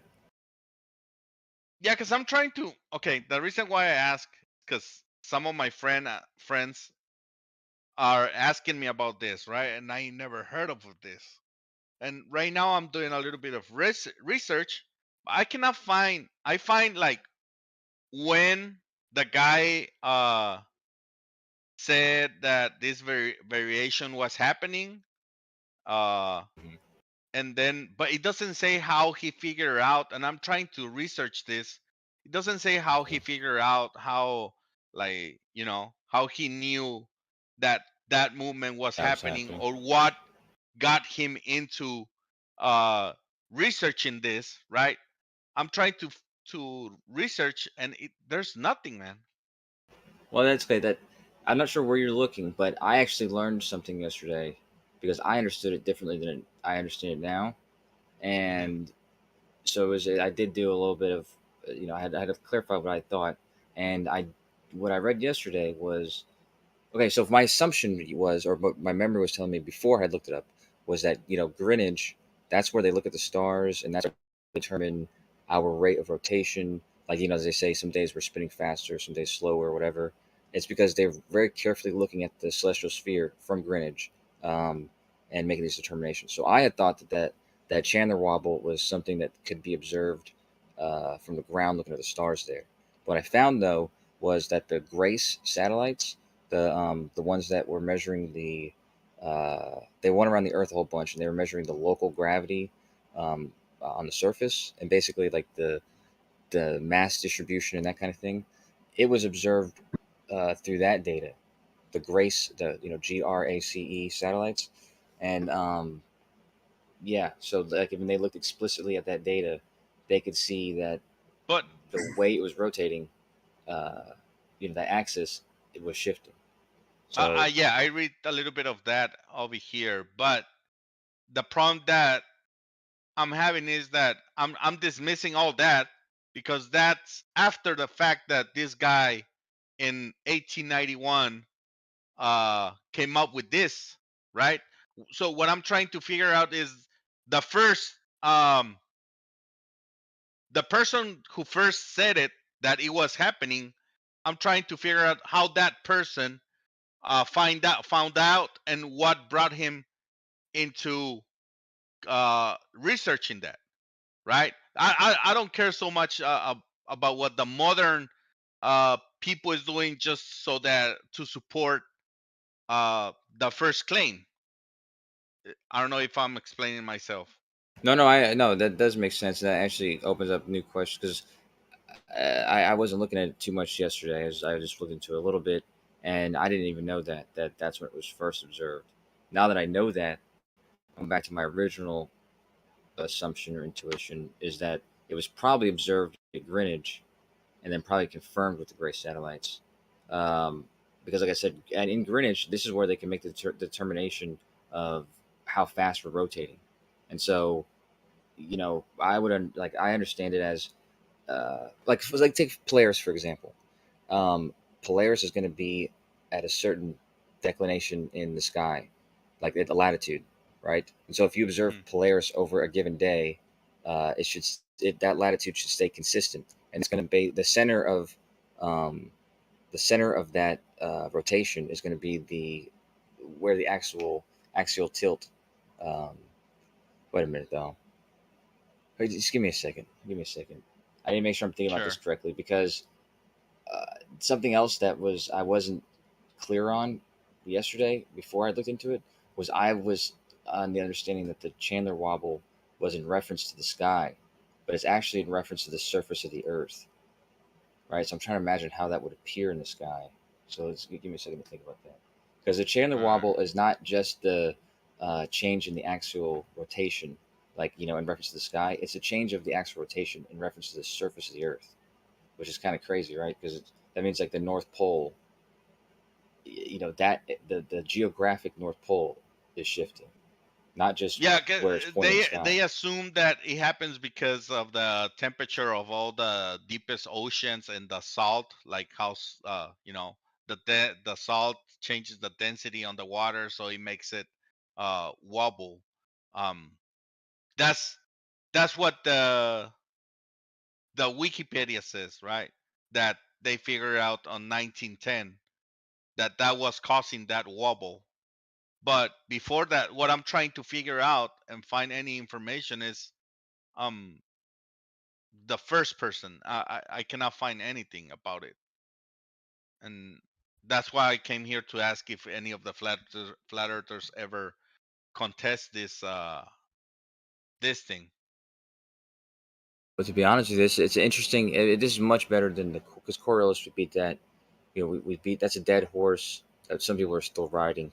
But I like new things, and this is something that, like I said, I'm learning new stuff about it all the time because I've never dug deeply into it, and yeah, it is causing me to think differently. It involves having to think differently about um, Certain things. yeah, because it's weird to think about the rotation. I mean, the actual axis shifting in reference to the surface rather than reference to the sky. Yeah, and the problem that I'm having is because the guy, my friend, he wants to debate about this, and I'm trying to find information about it, but everything that I read is assertions, right? I cannot find any information about how he came up about this uh information, what brought him into thinking that the earth was doing that. Like the first observation, you know what I'm saying, right? Like the first observation, what did he observe so that he started researching that? And I cannot find anything. So yeah, I was like, let me go ask over there to see if somebody knows anything about it. All right, Kosha. Well, let me keep Yeah. researching. Thank you, man. Yeah. Sorry, I couldn't provide more of that. I'm actually reading about it now. Yeah. All right. Well, the Wikipedia page is actually confusing. I wonder if it's correct because it says two different statements. It says that it's referencing astronomical shit, and then it says, and it's in reference to the surface of the Earth, so it's confusing.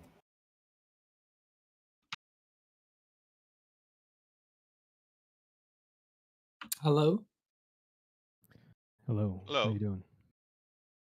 Doing pretty good. How's everyone doing tonight? Pretty good. Pretty good.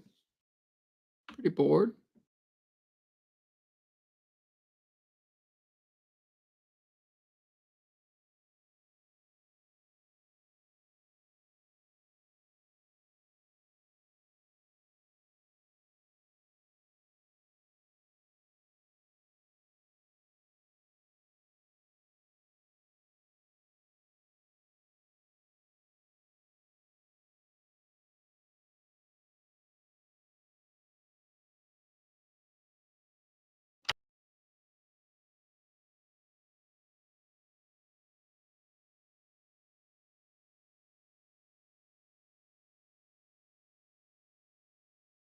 So, how about that gravity, guys? Ooh. Are you really baiting here? Huh? Who said that? Me? What are you trying to do here? I'm trying to get some bait, some fish. All right. I don't think they're biting. What about gravity, dude? Like gravity. You like Pretty gravity? nice. Yeah, it's pretty cool. Why do you like about gravity? Keeps things down, you know? How do you know that? Because it kind of is. Because it what? Because it just is. That's what we define it as. How do you know that? Because that's how we define it. Okay, don't you think that's a little non-interesting? I know. Tautological? It does very sound. If this, then that. Very, very, very, very. Modus tollens. Very. What? It's not modus tollens at all. It's a tautology, right? By definition, you're correct. Yeah. It's just a definition. Laying it out. Nothing really to be argued. Hey, Charlie, just real quick. I don't know if this going. I don't want to interrupt anything, but what do you know about the Chandler wobble? The Chandler wobble, I know nothing about it. Because I was for a long time. I thought I did. Like it's one of those things you know, that's why I like this community, is because it causes you, motivates you to look into these things. Can you explain Chandler what it is? wobble? Okay, so this is I mean the thing is I'm gonna say some things incorrectly because I feel like some of the things I've expressed already I'm not even sure of because it's even the anyways the point is it's another wobble. It's not it's not the same as the precession. You know how obviously there's a right, the you know axis yeah, the axis of the rotation rotation of the Earth processes. Right, yeah, and it's like it takes 26,000 or whatever years to do a full cycle, like 1 degree every 72 years. This is not that wobble. This is another axial wobble, but one that is, and like I said, I'm seeing language that says it's in reference to the surface of the Earth, whereas that wobble is in reference to the rotation or the axis in reference to the stars. This is the axis in reference to the surface of the Earth. Hold on. What wobble is in reference to the surface of the Earth? How is that possible? With a Chandler wobble. That's what I'm saying. That's what's being expressed. How is it possible for the Earth to wobble with respect to itself? That makes no sense. No, the axis wobbling. So it's like it's obviously rotating. In one I place. See. You're Yeah, saying right. you're saying the actual axis of rotation is changing. Like if you Right, think of the yeah, axis of so- rotation as a sword going through the Earth, then the sword is carving out the Earth because it's changing. Yeah, and that's like I said, but that don't stick with that because that's what it says in some places, and I'm not even 100%. I thought I was, but depending on where you read it from, they're saying different things. But that's how I currently understand it. So, and that's why I was asking because I was trying to get more clear about it. But Wait, so that's a real thing that's happening? I mean, that's what I've read. I didn't understand it that way until yesterday, and I'm still not 100% sure that that's the correct way of what's being expressed there. The point is, though, that is a separate wobble than the 26,000 year wobble, but it is a wobble that is measured, and it is a wobble of the axial the axis. Interesting. Yeah, but like I said, don't hold any don't hold what I'm saying to on his face. I'd look more to yourself. Because like I said, I've read Wait, 5 wait. different So you're places. saying, so I know that I won't hold you to it, right? But I just want to make sure I'm understanding what you're saying. You're saying that the true north is changing over time. Yeah, right. Like the geographic North Pole.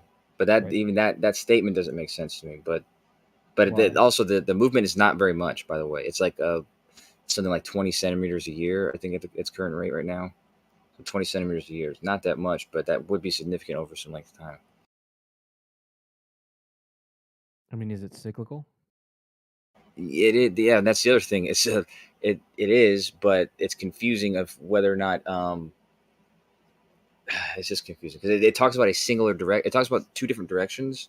Like I said, it was going towards the British Isles, and then its direction changed. It was going towards some place in Canada, but that's not the same thing as oscillating or cycling. That's like seems like a single direction. But yeah, I need to find like an actual study in this, and not just people talking about it.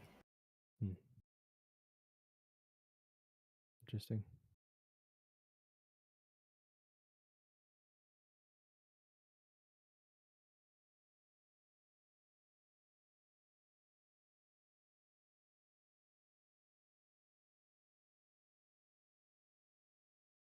Holy fucking shit! It worked.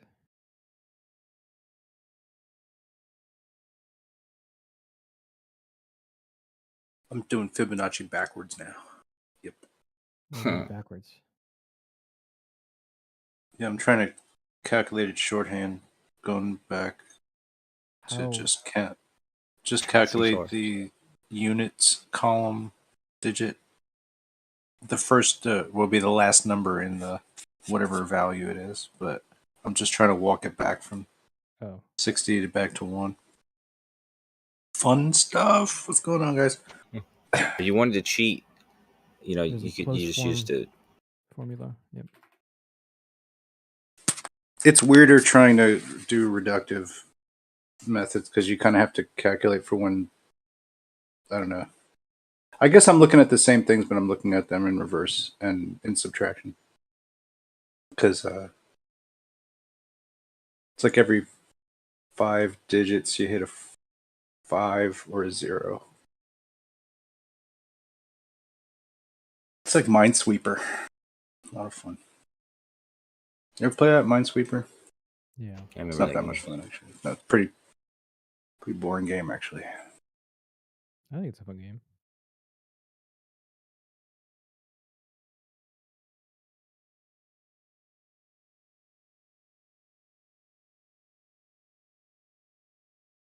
I wish I could figure out a rule here that would get me to. It would be cool if I could calculate the tens columns shorthand.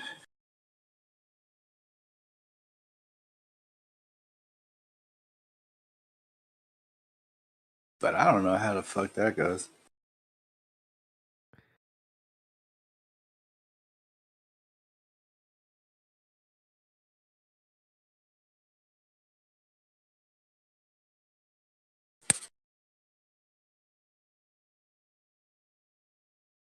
And yet, I'm sure there's like a really, really simple way to do it too. Isn't that fucked up? That's funny with math numbers, you know.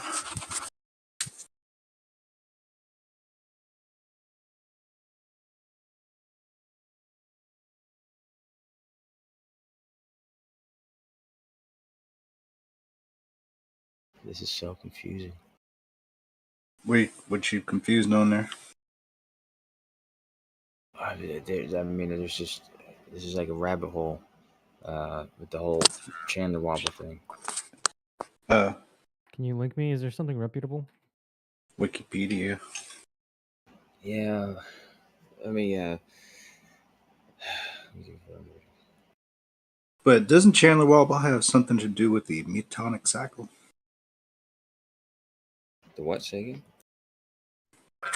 The metonic cycle, the 18-year. So if you want something yeah. reputable, just ask SC Montreal. I'm sure he knows these things. Chandler wobble.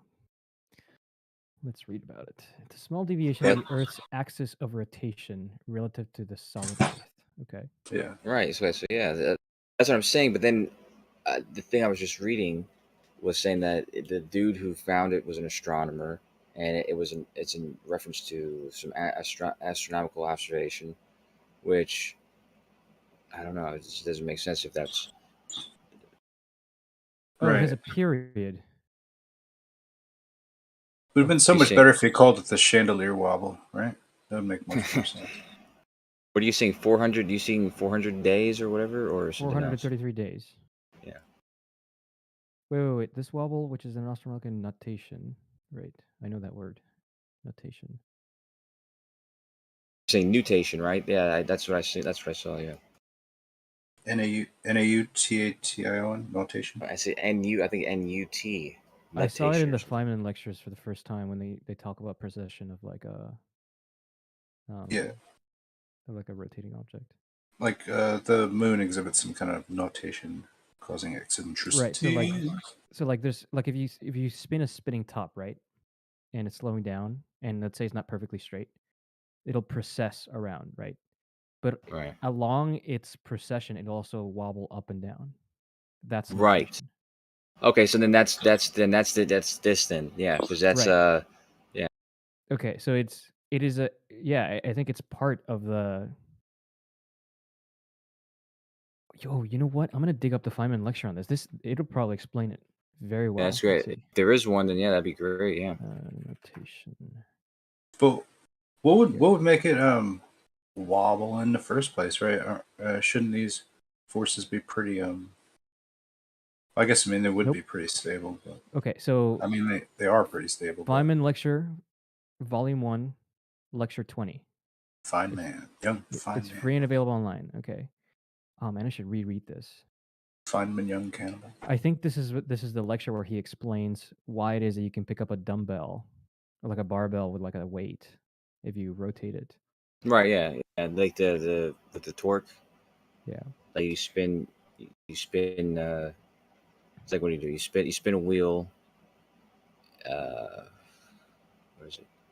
Yeah, that's right. You have like a wheel on the end of a stake, like a weighted wheel, and you can't like move it around. But if it's spinning, you can easily move it around. Can I read? Let me ask you something, 4 Charlie. paragraphs.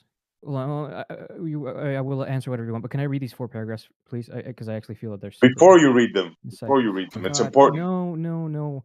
We're gonna get. All right, then it's gonna be lost. No worries. That's fine. What we have proved so far is that the wheel is precessing. If the wheel is precessing, it can balance the torque due to gravity or some other applied torque.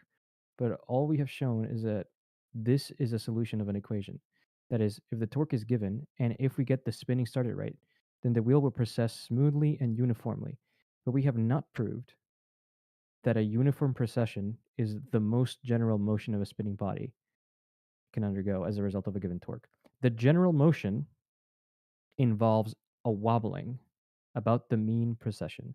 This wobbling is called notation. Some people like to say that when one exerts a torque on a gyroscope, it turns and it precesses, and that the torque produces the precession. It is very strange that when one suddenly lets go of a gyroscope, it does not fall under the action of gravity, but moves sideways instead. Why is it that the downward force of gravity, which we know and feel, makes it go sidewise? All the formulas in the world, like 20.15, are not going to tell us because 20.15 is a special equation valid only when after the gyroscope is precessing nicely. What really happens in detail is the following. If we were to hold the axis absolutely fixed so that it cannot precess in any manner, but the top is spinning, then there is no torque acting, not even a torque from gravity because it is balanced by our fingers. But if we suddenly let it go, then there will instantaneously be a torque from gravity. Anyone in his right mind would think that the top would fall, and that is what it starts to do, as can be seen if the top is not spinning too fast. The gyro actually does fall, as we would expect, but as soon as it falls, it is then turning And if this turning were to continue, a torque would be required. In the absence of a torque in this direction, the gyro begins to quote unquote fall in the direction opposite that of the missing force. This gives the gyro a component of motion around the vertical axis as it would have in a steady precession, but the actual motion quote unquote overshoots the steady precessional velocity, and the axis actually rises again to the level from which it started. The path followed by the end of the axle is a cyclode. And in parentheses, it says the path followed by a pebble that is stuck in the tread of an automobile tire. Ordinarily, this motion is too quick for the eye to follow, and it dampens out quickly because of the friction in the gimbal bearings, leaving only the steady precessional drift. The slower the wheel spins, the more obvious the notation is. Interesting. Okay, so the notation is a property of the precession. It's to be moving around center. What's up? Here, I'll post the diagram that it's right here. I think that'll. I don't know why you're saying it's a cycloid, right? So it's effectively like an orbit around some center. So this is your adopted position now, Charlie? Having not known anything about it, now reading Feynman, a few paragraphs, this is going to be your adopted position now, correct? I'm going to hop, skip, jump to Feynman. The reason I know that it's in Feynman is because I own his books and I've read every single lecture. You don't know what you're talking about. But this is your position now. When everybody asks you about the precession, this is what you're going to say, correct? So this is the diagram that is on there. Hopefully you guys can see. Where you post? That's a yes? In the chat, right? So the diagram is of the spinning top of the gyroscope precessing. Livestream 1. Yep. So the big circle is the precession, and the notation is that wobbling that happens about the precession. Yeah, I'm gonna have to reread this chapter because I don't remember. I don't think you posted in Livestream 1. Yeah, I did. Oh, you mean text? Okay, what is it? So it's traveling in the z-axis of a cylindric sort of shape.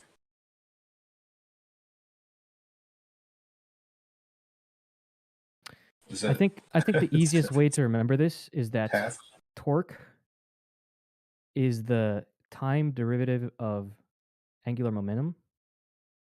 So if torque is pointing, in which direction would it be here? Down? Well, why would there be torques involved in this anyway? He's teaching us now. He's teaching us, having not known this prior to 20 minutes ago. Now Charlie is teaching us precession. So of the Earth. what do you mean there's no torques involved? Torques are always involved whenever you have a force with a lever arm, right? Here you have a lever arm. Well, which is a spinning top I mean, itself. is gravity a force? In this That's what framework, you're sure. talking about, right? Dude, come on. Like, we're talking about like why a phenomenon happens. If you want to argue, if you want to debate, I can switch to that mode. No, I'm just I'm not in that it's mode just right now. apparently that the axis wobbles, but is that true or apparent?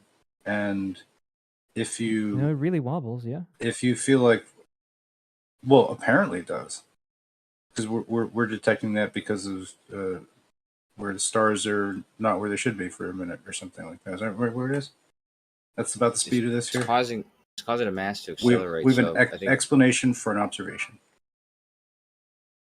that definition, like, it's indistinguishable from a force. Like, if a mass is accelerating, if that's happening, which it is in this case, then I don't think there's a problem calling it a force. But I just don't know why he's talking about torque, though. Well, I'm trying to tell you, torque is defined as the time derivative of angular momentum. So if you have a known torque and you have a known angular momentum, then you know in which direction the angular momentum is going to change because you know where the torque is pointing. Right? Just time over angle. Is that what you're talking about? So in this case, yeah, no kidding. It's just it's a rotational system. That's all I'm saying. I see. No, I see. Like, but and all my question was, is it stays at that perimeter? No. Listen. Fuck. Hold on, he's almost got it figured out. Forget Give it. him 2 seconds. I wish I could fucking draw on this. Can I share screen? You can share your screen. Yeah, hold on. I'll copy paste this on MS Paint. You know, you need a visual aid. You can't just you can just drop something in the chat. We need to pay attention to you, and I need to join your shit. And it's like, come on. So you can what? And to be fair to Charlie, I mean, he didn't know what a Chandler Wobble was, but that doesn't mean that he doesn't understand. No, he's an expert now, Coach. He's teaching us. Quiet. Don't interrupt him. But does he understand what a cyclode is then? So do you see the screen? Okay, just define the cyclode. I'll be happy to move on. I don't know what a cyclode is. Okay, it was in the Feynman you read, right? I'm Right. trying to define it right fucking now, but like, you know, you got to move on to something else. Skip, dash, jump. No, I mean, I don't know why you're being so aggressive about this. Okay, so here, this is the angular momentum right here, the angular momentum vector, right? Right-hand rule. And then the torque. So what's the formula for torque again? Is T tau equals, what was it, force cross product with lever arm? Do I have that right? Yeah. Hold on. So smart. You're so Why are smart. you being a dick, dude? I'm telling you that I don't know this stuff. I'm like working through it. No, it's the other way around. It's torque equals R cross F. So if R is, oh fuck, what is this? So if R is that and F is down, so fuck, R F, yeah, so then the torque is pointing this way, right? Fuck, I can't draw arrows. Right, which makes sense because this arrow slowly turns that way, which is what makes it precess in the first place. Okay. All right, but that doesn't explain the notation. That explains the precession.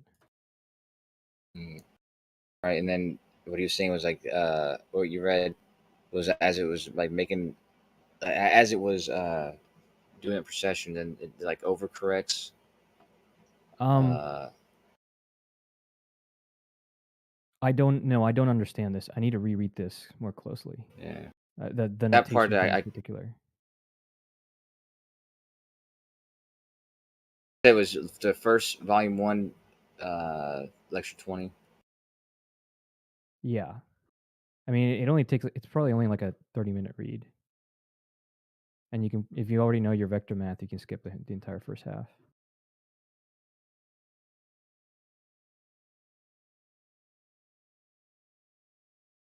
Because I'm looking at papers at Chandler Wobble. Everything I read talks about excitation of the Chandler Wobble, and with respect to earthquakes. That's interesting. And the thing that I read the other day was about how they looked at the GRACE data, which is the data from the satellites that were observing the Earth, and the fluctuations in the distribution of mass, and the local gravity from different locations. I thought that they were measuring Chandler Wobble with that, but I think they were comparing the data from that with the change in the Chandler Wobble. I got to find something that is, like I said, instead of people talking about it, I got to find an actual paper describing it. But I feel like sometimes some of the things I've read are people discussing it, and they may have expressed something wrong.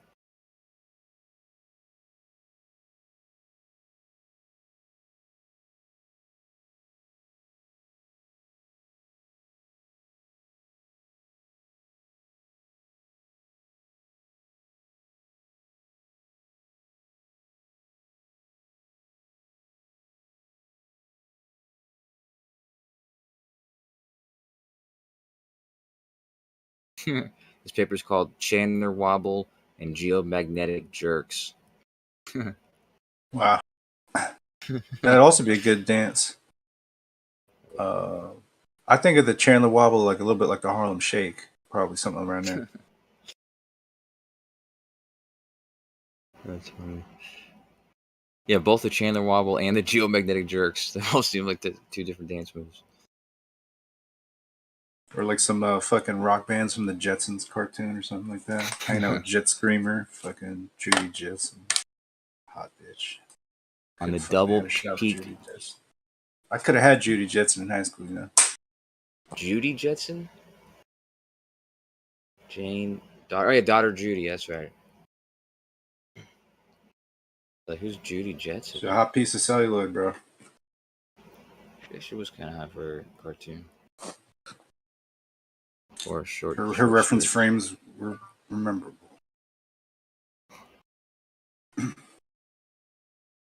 hold on. I'm seeing on the double peak spectrum of the Chandler wobble. Of course. Everyone The seems to be double talking peak about some kind of- spectrum. Yeah. Everyone's talking about an excitation of it. It's like a double dip. Double peak. Obviously something comes to mind, and That's interesting. it could be an artifact of. It doesn't matter. Here we go. I'm gonna read this real quick, and I'll get back to you guys.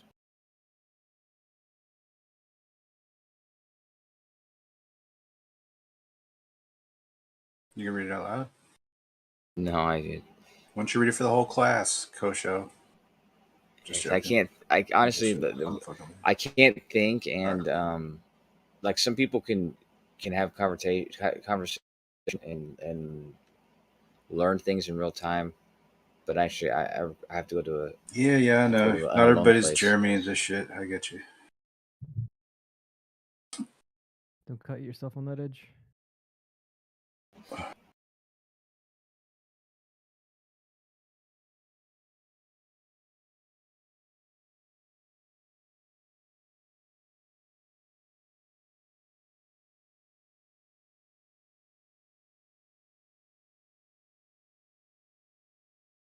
Hey, just real quick, you said that you owned Feynman lectures. You might Yeah. actually. You told me that before too. So you mean like you actually have like a box set, or you have the books, or? Yeah, I have a box set that I bought on Amazon. It's like it has like Okay. a red cover, and it's 3 volumes. That's what's up. I like Find me having young like cannibals. I like having like the physical books so that I can annotate them and like write on them, because Yeah. I find very frequently that whenever I reread old stuff, the same questions tend to pop in my head. Like, okay, well, how did this work out, right? And if I write down when I do figure out the answer to that question, then I could just read the answer, you know. Yeah. I'm the same way though. Hardcovers and taking notes and all that kind of stuff. Most of my things that I own for most of my life was always books. Like every time I moved, it was mostly moving books. But I lost all those books. I probably own 3 of them now. I lost everything I own. Unfortunately.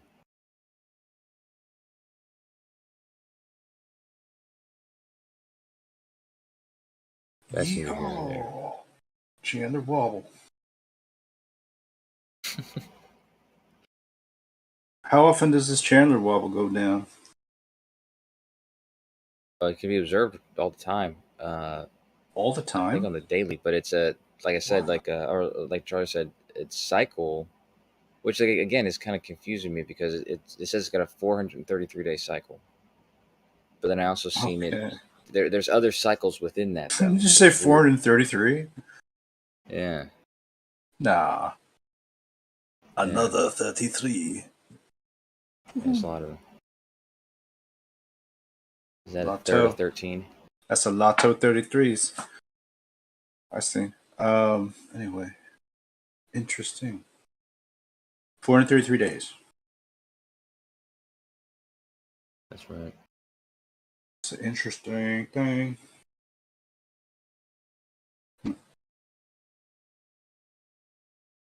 What's the that's it, just basically recurrent on that. No. Oh, well, no. There's other, like I said, there's other cycles outside of that cycle. So it's like, because I've seen something that said that there's a 7-year cycle, on top of that, There's also There's like there's a 7-year moon cycle or a Venus cycle, or yeah, it's like every 7 years or something like that. The moon's in the exact same phase at the exact same place. oh, that was 18 years. That's Or the the Metonic Earth cycle. cycle. That's the odd and even numbered years. Well, the 12 or 13 moon years alternating in 18-year recurring cycle. I like cycles, man. I like little loops and numbers and stuff. A lot of fun. I like music too, little loops and numbers and shit too. So I like if I can have good pattern recognition for this bullshit. 7 years exactly, or 7 years and some time for that cycle you said. Yeah, I don't know. 7, I don't know. Question marks about that. I was kind of hoping you knew, but there's like a 7 and a yeah, and then the stars have their own cycles like of radio bursts, like, but they're not all in the same cycle. They're like a bunch of women on their timing or whatever, but they hit it off like 7, 18, 20 some years. I don't know. They'll just start going off. I started exploring something the other day because the lunar cycle, like the moon rotates once every 27.3 days or whatever, but from our perspective, it takes like 29 and a half days to do a cycle to cycle, but regardless, it takes 27.3 days to rotate. And Yeah. I thought I heard something similar about the sun rotation. So I was like, are they identical? Like the Mhm. rotation of the sun and the moon? Solar core And- rotation is the same. What? Yeah, it's solar core rotation. Well, not even the core though. That is, isn't it? It's some shit What like up? that. Fucking. Wait, let's look it up. truthfully, that you could actually be correct in saying that they are identical. But that's only because, strangely enough, this is something I didn't know, was the sun has a different rotation rate at the center, like its equator, than it does its poles. Like it rotates once every 25 days, just about, at its equator, and once every 35 days at the pole, which is fucking weird. Right. So the solar rotation period is 24.47 days at the equator and almost 38 days at the poles. Yeah, I saw different numbers yesterday, but I also saw another different set of numbers. So I don't know which one's correct. Well, whatever. Was Regardless, that but yeah, close to your numbers? I was listening to you. I was looking for that shit. Was that I close? said 25 and 35. So 24 is pretty close to 25 then, right? Yeah, but I also saw, like I said, I saw a number that said 27.8 days, which is, this is probably true for a single point on the surface of the sun, but obviously if there's a range, then it's not a complete statement. Yeah. Yeah, I'm just that's saying, strange to me. what it I mean, doesn't this start these kinds of relational numbers of I don't know, sort of reveal some different puppet strings than the ones that I guess gyro dynamo helio model would suggest, maybe. But I mean, as opposed to, in reference to the sun, because the sun yeah, does in have reference to weird if the rotation of the solar the core of the sun is effectively close to what you're saying that the real moon period is, and it's not 29 days, then yeah, that symmetry, right? Like you could start to develop like a logic based on these types of symmetries. You'd just be like, why are these just all coincidences like going on like this? Maybe. Yeah, but it's not. I don't know if it's necessarily a statement on the core of the sun, as just like on the surface. And if it's so, in reference to the surface, it'd be true that there's a certain latitude of the sun that's consistent with the rotation of the moon, but that would be a very specific latitude of the sun. And Yeah, but like I said, there's a whole range. Okay, now let's think about flat Earth here. It's like in this system, all of these numbers have got to sort of work themselves out. There's ration for why they are, and like some kind of conservation of this energy. I don't know if it's like momentum or angle, because I'm not really necessarily even thinking it's all physical even, but It's a lot to consider, but you know, just trying to understand the numbers that are behind the observation and how they might work is, well, that's part of it. I don't know, man. Like, is this just like an apparent thing that goes on because the heavens are always kind of in some sort of oscillation factor? I mean, I Is would that assume effectively that. what this Chandler wobble is? Oh yeah, well, okay, like you know, like that's the part where I'm still looking into this, but it's making more sense now that it would be an astronomical. At least it would be in. That would be a part of the what's how this observation was made. Um, yeah, because so give me a second. Yeah. Yeah, Wow. well, yeah, This is exactly. really So something. yeah, I'm taking a trip in your paradigm here. well, yeah, I know, right? Yeah, so Like about the theme park guest that's pass and proper. everything. Jeez. It's a proper Yeah. thing to do. Yeah, It's annoying. it's proper because it's like that's what we're discussing. So I'm just trying to help you out. yeah, sure, why not? But I mean, in these discussions, it makes sense to I hear whether it. we're shooting Yeah. down the globe or defending it. Hey, yeah. We should I'm just part of talking the about it. furniture here, man. Yeah. No, but yeah, this is. I'm still, like I said, I'm not completely in tune with the Chandler wobble. So it's like even I'm trying to think on its consequences to really consider how it be observed.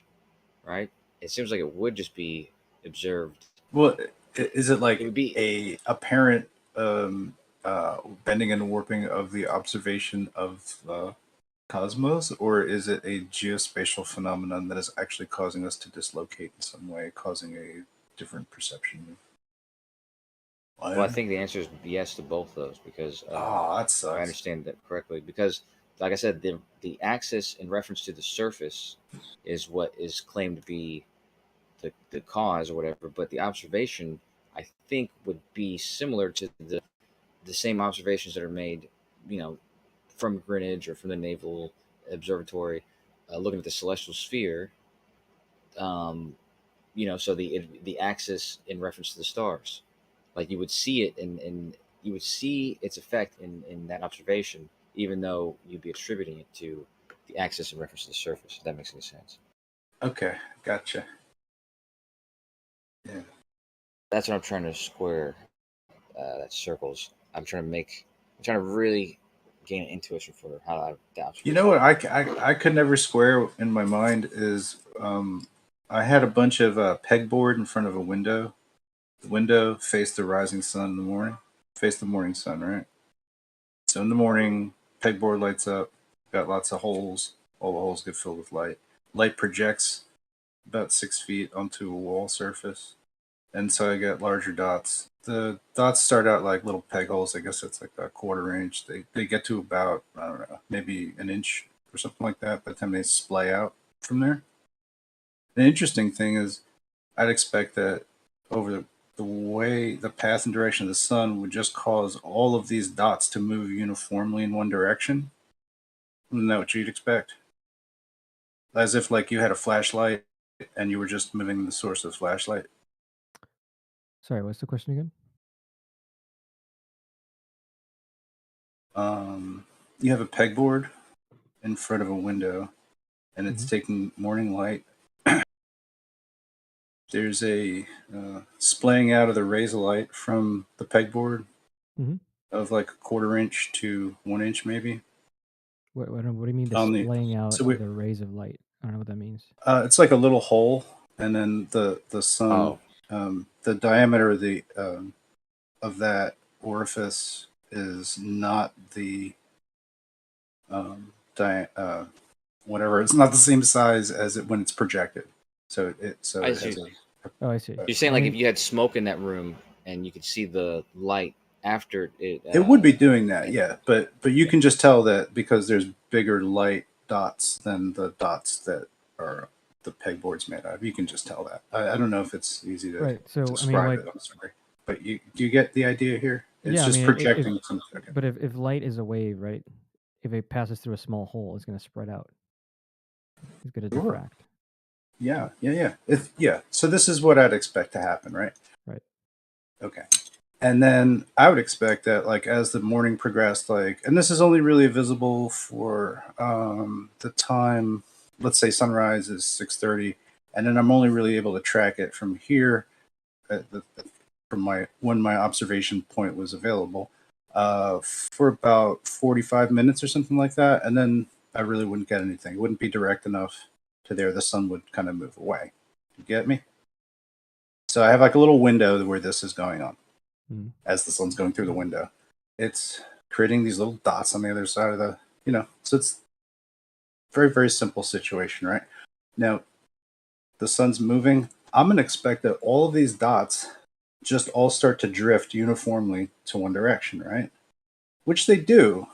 But what I notice is with every little dot, they're not uniformly moving down, like in a vector, right? Mhm. Let's say. Yeah, why would they? Well, they should, because the sun is rising up, and I'm at like whatever, some kind of ground Right, level. but presumably the surface that they're being projected on isn't normal to the sun and the board, right? They're just going through a little hole, hitting a wall. Right, but like certain points in the wall are closer to the board than other points in the wall. It's a flat wall. I know the wall is Basically flat. parallel. If Let's the just figure they're parallel surfaces. Okay. So if it were a flashlight, everything should drag uniformly. If I move the source of the light, I'm outside, right? And I start moving it up. Everything should just move down, right? But that's not what I see. And I'm mystified by what I see, which is that little ball of light, that little dot of light is actually circling around. It like hula hoops its way down to the position that it should be. And then if once it gets there, it does it again. But it's like spiraling to the next thing.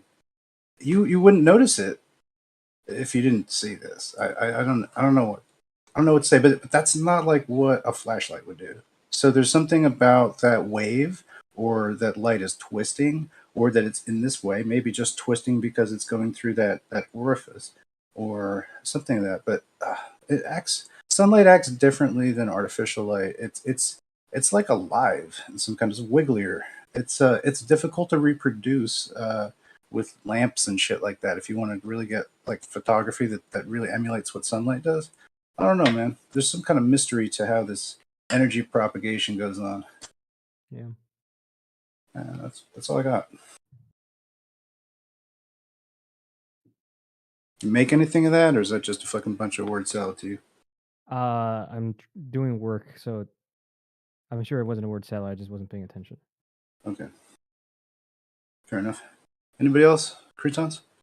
French dressing? And cracked pepper? I mean, it sounds like the perspective race type thing. It's kind of, yeah. It's a little bit like that, but I didn't hear the question so much. yeah. Yeah. I really, I'm not gonna do it twice. It's once is enough, and I really appreciate being able to get it across anyway. I was listening to the beginning, but then I left and I came back and I heard that Charlie. It's just that the light isn't. It's just not moving direct from point A to B. That's not what the sunlight is doing. It's moving in like little spirals. The little dot of light is rocking around in little circles to get to its next point. Like you say, like how a wave oscillates. You're saying, or are you saying something different? I'm not sure exactly how it works this way. If it were a flashlight, it wouldn't do this. I'm like 100% sure of that. If I just had like a motion controlled robot to like just move a light in a linear way, or even a arced way or anything like that, I'm still not going to have the light that's projected do like little hulas, little like concentric circles that it's doing. That's how it paths to its next point. And then once it locked, then I'll like draw a circle around that. on the wall, right? I see you're like a saying little dot of light on the wall. I take out my Sharpie marker and I draw directly on my wall, and I mark it. And then I wait for that little circle of light to move completely out of that circle. And you would figure this is going to move linearly, in one straight line, but it doesn't. It like makes concentric circles and then paths this way to the next point. It generally follows a straight line, but it's not entirely a straight line, and I can never figure out what is making that spiral happen. You're saying if you have a flashlight and you're moving it across the wall. Oh, if it were a flashlight, I don't think this would go on. Oh, okay, so it's not a flashlight, but okay, so but you're talking about. Oh, you're talking about the sun. Oh, as the sun's sun moving in the does this. sky. Yeah. Okay, I got you now. Yeah. Okay, yeah. So the sun hits the as I'm pegboard, wondering what's it moving. projects. I draw a little circle around it. I mean, it's something maybe people might want to try out.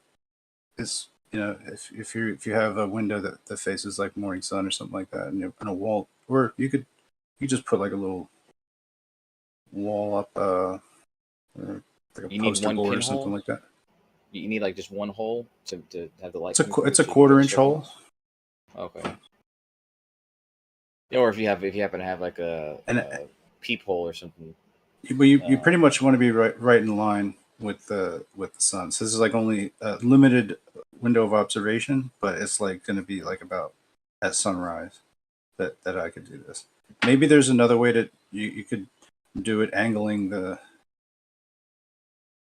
And you want to draw a circle basically like at intervals, like once every minute or something, once every 30 seconds. Draw a circle around where the circles appear on the wall. Yeah, as soon as I start, and then I just wait for that position to be completely outside of that circle. Oh, I see. Okay. And I tried to like measure like when how long that would take to happen, and I started measuring this from like the beginning of spring, and I did it for about a week. I don't know. Yeah, I used to do something. I mean, I was just the way my this is a long time ago I used to live. Jeremy.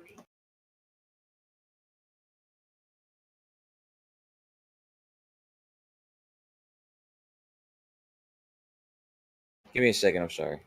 Yeah, man.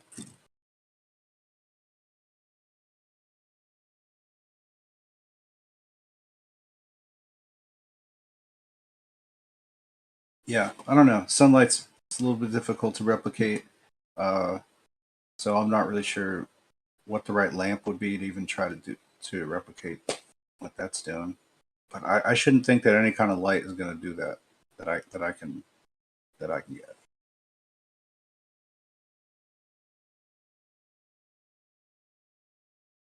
And so I guess that means that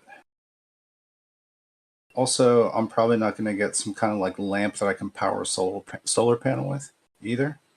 So what that means is there's like an EM component to the light that's sunlight that's different than shit that we fucking produce.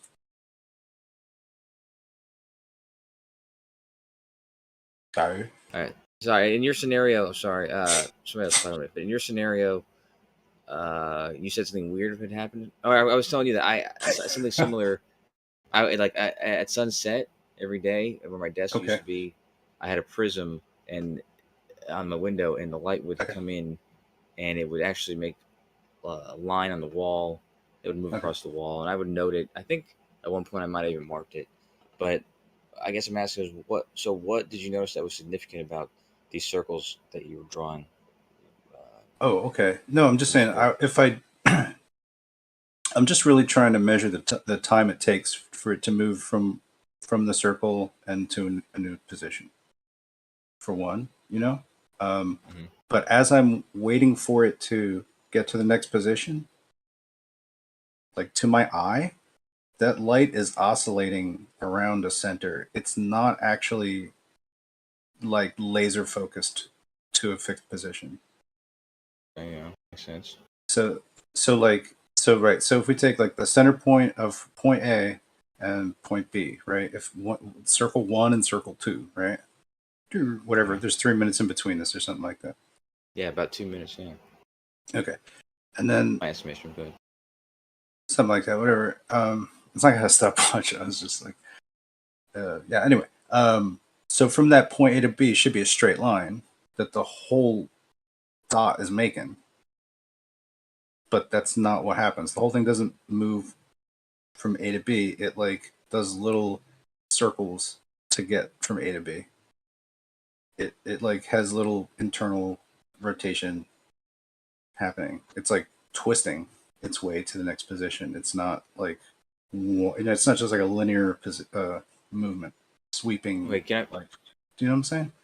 Yeah, I do. But can I make a scratch at what my interpretation would be? Is because I think Charlie brought up diffraction, and that would cause the object that you see in the wall to not be a fixed object. It'd be like an oscillating, it would be a blur, slightly. It had blurry edges. It'd be something that would appear to be jumping around inside of its position. Like, you know what I mean? Like, right? It'd be like You know what? clear. Actually, I had shade up around everything else, so it's like it's really funny. Like it would really just beam, very crisp onto the wall. So It would. The way I had it set up, it did. Yeah. I thought you were saying that it was. It was like bam. It was going through a little quarter. It's a lot of light pushing through a small hole, and it's expanding out, but it's crisp at the edges. Yeah. It was crisp. Okay, but what was it? You said it was moving though a little bit. Like it wasn't like fixed. Like it was like shaky or whatever. I thought you had said there something. I thought you said something like that. No, it was like it's stable, but it's just like the light itself is not traveling in a linear way. It's like twisting around. It's like in like a phi spiral. If I could say that, whatever. My guess, that's what's going on, and it's like it's spiraling that light through. So I'm curious as to like what would make it something like that occur. Is that happening everywhere? Is that just what all light's doing, moving in like a tunneling sort of way like that? Well, you Like said spiral. Like if you drew a circle at each one of these places, like is a circle moving in a not a linear path, but an arc path or whatever, or is it actually spiral? Those circles are spiraling. Wow. So it's like, we just have like a cone shape that's happening from the small aperture to the projection surface, which is the other wall, right? What are you asking Well, the about? circle. Like, I'm saying if you drew a circle around each circle that was on the wall, then what exactly is spiraling, or like what is basically the idea of spiraling? Because if you drew circles on the wall, there's those like a circles will grid of make like each all other. like it's a pegboard, right? There's like tons of holes in it, like they're all firing out onto the wall. I can see all the little dots. I just pick one, I draw a circle Okay. around it, and I watch that one. And as I watch that little dot of light, it's like it's just it's not moving in a straight path. Okay, let's just say that to me it's doing like a little hula dance to get to the next place. It's twisting in some way. There's some kind of phenomenon like that. That's all I'm trying to say. I observe that. I'm not sure what that is. Yeah. I can't be sure either. Well, okay. Well, because I heard the pegboard at first, and then I heard the Yeah. one hole. Now the pegboard again, but I see now what you're saying. I just don't know what's causing it. I don't know exactly the observation. So try this though. I don't have a pegboard. It's weird. I don't know. Light's a funny thing, man. I found it really interesting. I was also working on like a little like a ball bearing thing in a cube on top of it, so I could spin this cube on a stand or whatever. Or it was maybe attached to a skateboard or something like that.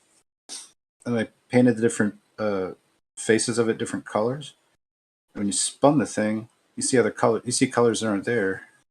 I find that really interesting. Oh, yeah, sure. So Additive like colors, yeah. And like sunlight is so full spectrum. Like it just almost makes sense to me that there's some kind of, I don't know, some twistage involved. that I guess that's how would we even know? What in what way could you even know that that's occurring? You know, like We know the kind of color, like colors, like we know them, aren't even like they're just our brain's interpretation of those wavelengths. But yeah, there's no, they don't, those colors don't really mean anything. because yeah, Like they do mean something. I'm saying like the colors as we know, like red as we know red, it's just our brain's interpretation of that wavelength. But yeah, I get you. But if I just have like yellow and blue and red or something like that, I could spin that. I'll see like colors that aren't there, just like apparent. You know, and it'll change due to like the speed of rotation. You know, because that's like establishing wavelength. But I'm also getting like breakages, and then I'm also like my eyes tied to it. That's part of this electromagnetic line that's affecting my like fucking little cells that detect the image. And so any breaks in the electromagnetic sort of thing are going to register to my eye as that changes, even if it's just color. Isn't that weird? That's so fucking like I don't know. how many rods And, and cones do you think are in your eye? In your eyeballs? I heard this the other day. There's Enough. millions. Yeah. Millions. It's a lot. I've only like I started researching it a little bit, and it's just weird to like the structures themselves seem like there's some kind of like micro crustacea or something like that. That might sound crazy, but they're seem to have some kind of outer evolution, you know, like so like we're part of something that had eyes. You know what I mean? Like we inherit in that, but that thing itself was composed and composited from something else. It's like I think we're composed of like super organelles. Like they're good things. Like some giant squids got crazy hearts, so we don't have the best of the best, but we got a pretty good setup.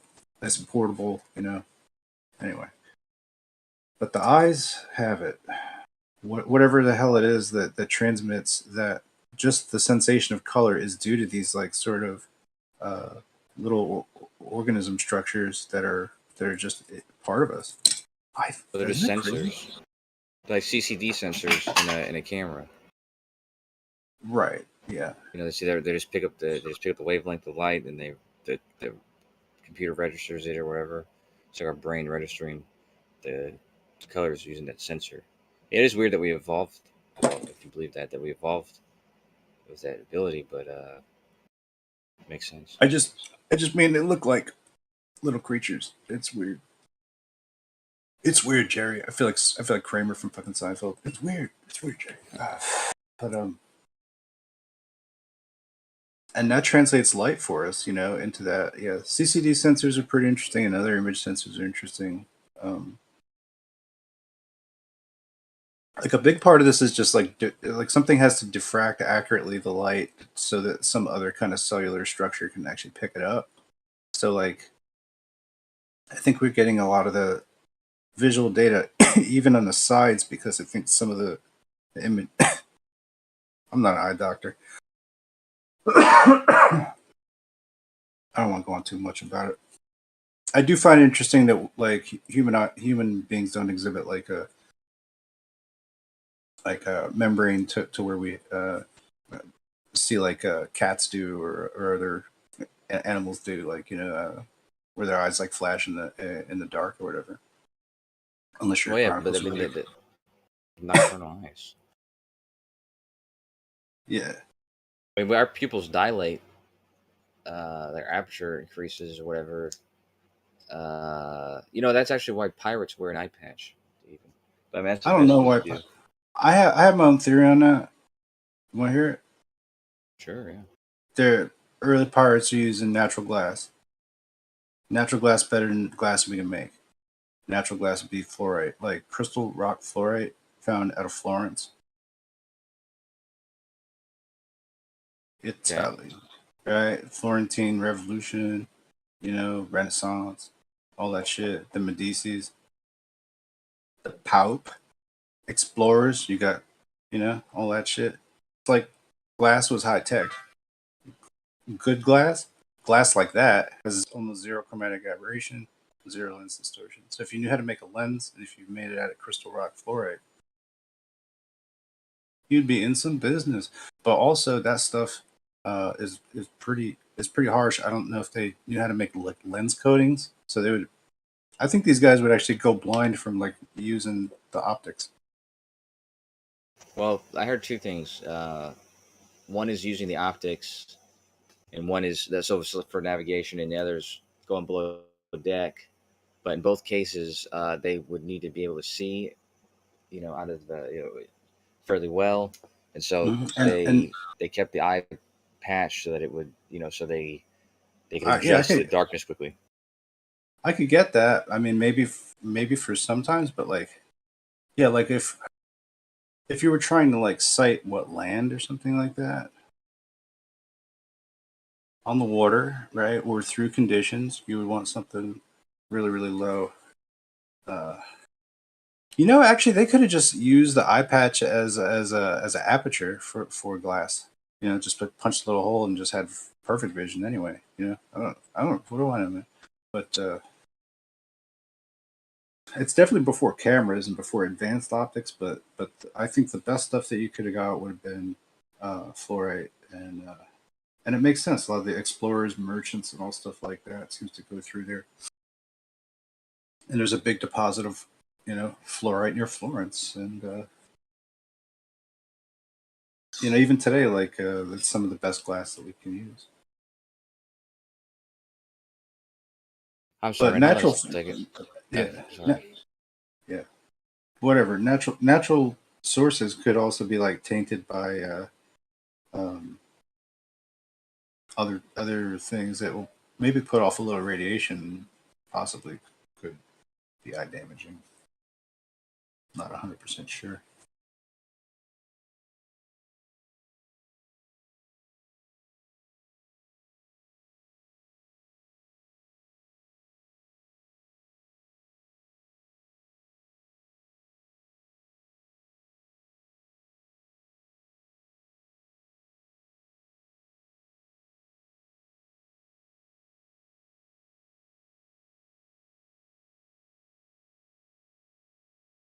Blah Tech, what's up? Hey, how's you? Good. Happy 11:33. 11:33. Yeah. What's that?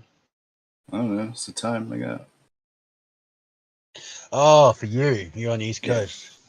Yeah. Well, there you go. Did you work out what the moon is yet?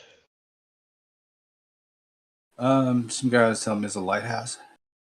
But hey, what do you reckon that the sidereal rotation period lines up real close to the solar core rotation period? What do you reckon? They connected these two things, the sun and the moon.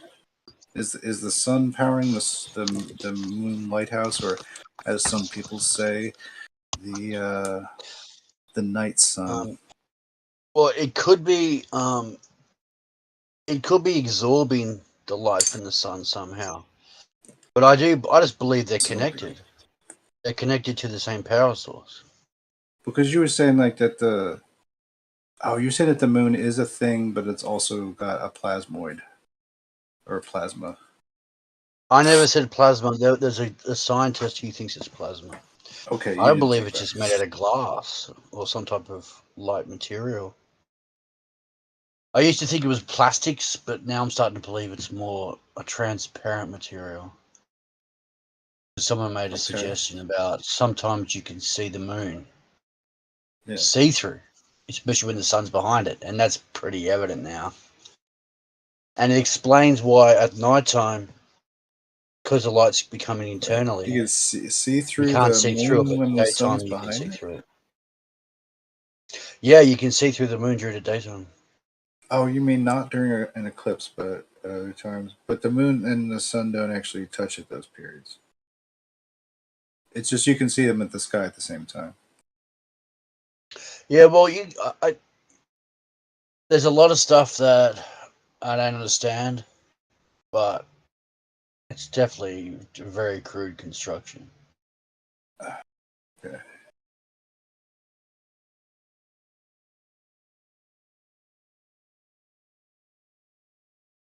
Yeah, there's times when when the moon's like pretty faint. Yeah. Mm-hmm. And the sun's in the sky. There's a guy made a video of it. I'm not sure if it's on YouTube or not. But you never really see a bright ass moon next to the sun. Well, that's because they're competing with each other. Light space, yeah. Yeah, I always felt like, story wise, we got the challenger or whatever, but I always felt like the moon is sort of like this challenger to the sun. Just always like, just a little short. Trying to keep up.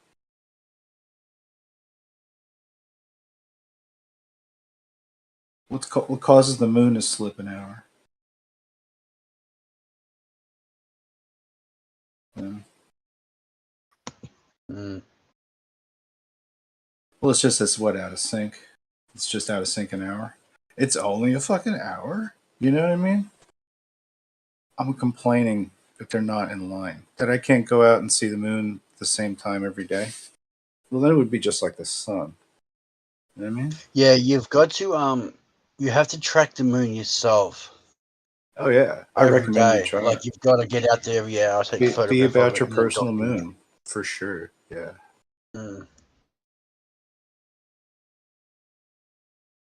But as I Yeah, said, like and it's the kind of thing that you can get less good at. You don't have to get there before, because it's going to be later. So whenever you start doing it, whenever you see the moon, you can just try it again the same night, but just be an hour later, and then you'll be right on time. Check it out. So what's that slip like? Something goes on there, right? Because we're losing we're losing 1-to-1 proportion. So some kind of thing must be had in the differentials here. So whatever somebody says, lambda, the CME, whatever, I don't know about that, right? I call that there's like an energetic kind of apex going on here that It's the results in lambda. the thing It's is, the lambda people. CDM. It's the lambda CDM. It stands for Lambda cold CDM. dark matter. Yeah, but people keep making up these terms and these speculations and all this hypothetical stuff. Yeah, right. But the And none of it lambda makes is a sense. something though. It's just utter It's just rubbish. right. But there's like parts of a dynamic system, right? It's like you could call them different things. I'm curious as to get a better definition for what the lambda is. I think it's just like the energy of the system, or part of the energy. You know what I mean? Well, anyway, there's a video posted on BitChute yesterday. Right, but like even if you have your lighthouse situation or whatever, there's like you could say that there's a lambda in there too. There's got to be some. Where are you getting a lighthouse? Like as if the moon is being shot out like a bat signal, if you know. Well, actually, that's actually not a bad argument. Yeah, but the moon has phases, right? The phases is just the internal structure spinning the light around different directions. Get the phases in other parts of the world, but not the other. It's pretty simple, dude. Like people go on about make up all this shit, the scientific distraction and misinformation, but it's not. It's very simple. Anyway, look, I posted a link in local. I'll post it That again because doesn't explain someone's. the phases, does it? Yeah, but it's just that the light's turning inside the lighthouse. That's it. Why is that so difficult to understand? Well, I mean, so where's the light? In the back of it? Internally. I'm The just only saying, other option. if I want to build like a bowl that's the shape of the moon or whatever, right? It looks like Yeah. the moon. Like if I could, well, 3D print one, right? But if I take I gotta take like a LED light, and I could put in there, and I could put on a little swivel, and I could like get it to so it could do maximum coverage. I could do it so it only beam like in parts of it and get sort of phases out of it that way. So I need like a well, something that'll yeah, you cover the can make it whole whatever you thing. want to. Well, it seems to emit its light in correlation to its position to the sun. Obviously, in the heliocentric model, they're trying to say it's reflecting the light of the sun, which I understand why they've tried to make that No, it doesn't. assertion. But The light's internal. There's no effect between the sun and the moon. there But the sun absolutely does is. heat The, it. the phase of the No, moon there's is not. correlated with the position of the sun. Yes. No, it doesn't. Okay. I don't know how many times. This is delusional. It's absolutely delusional. I love you, Blaze Tech, or Block Tech, whatever your name is. You're amazing. No correlation, whatever. Yeah, okay. But yeah, but Well, this guy just dynamically, wants I'm to saying troll. This guy just wants to troll. It's not helpful to anyone.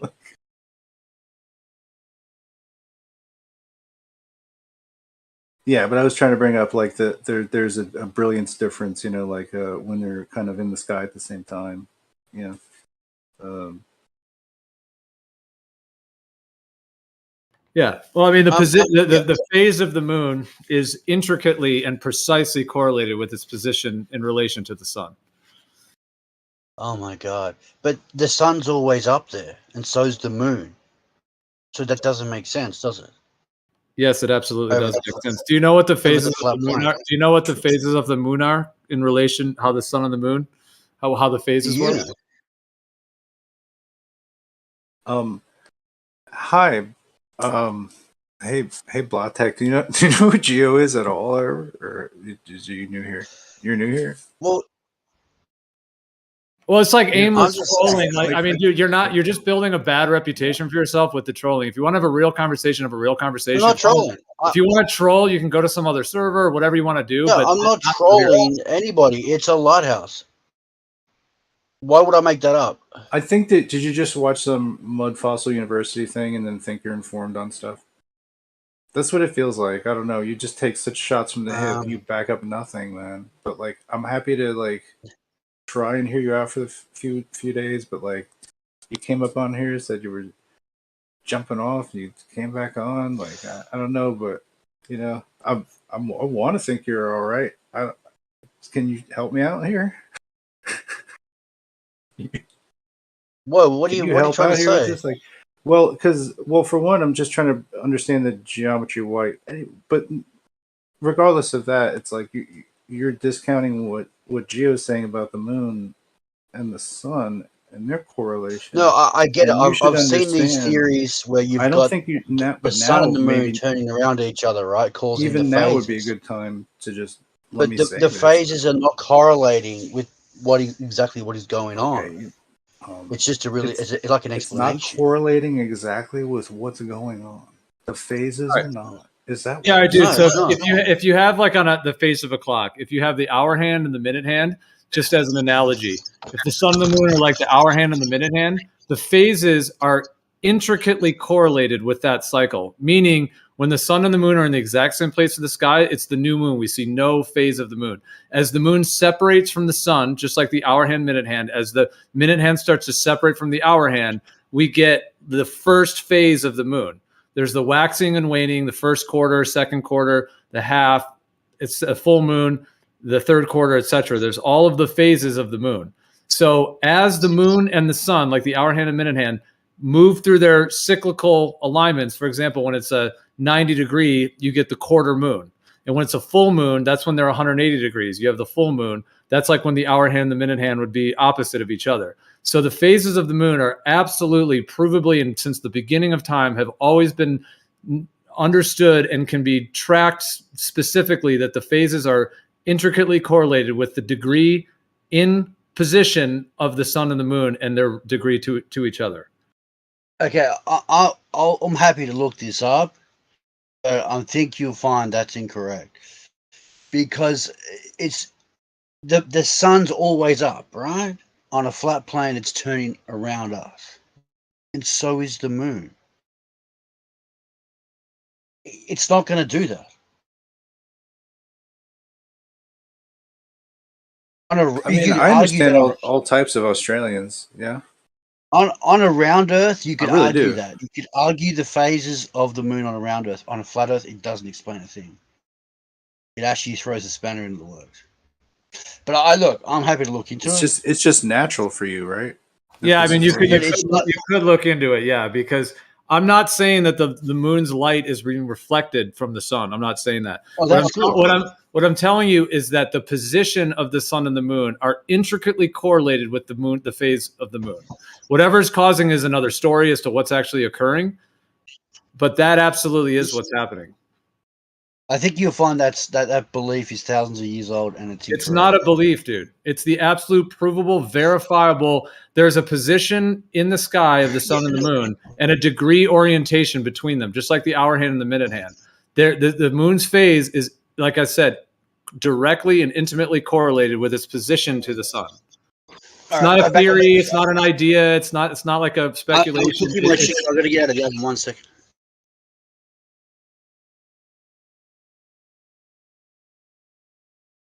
That is just an inauthentic interlocutor. I'm not trying to be rude to him, but it's just so inauthentic. Yeah. I can't even.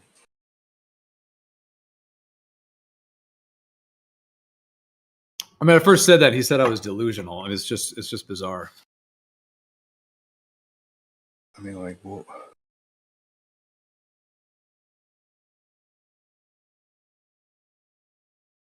I mean, it's like clockwork. Like when you have a full moon, they're 180 degrees from each other. That's what a full moon is. You can look at the sky like in a selenelian. You can see the sun's rising, the moon's setting. They're 180 degrees precisely. You have the full moon. They're in the selenelian. You can see them both.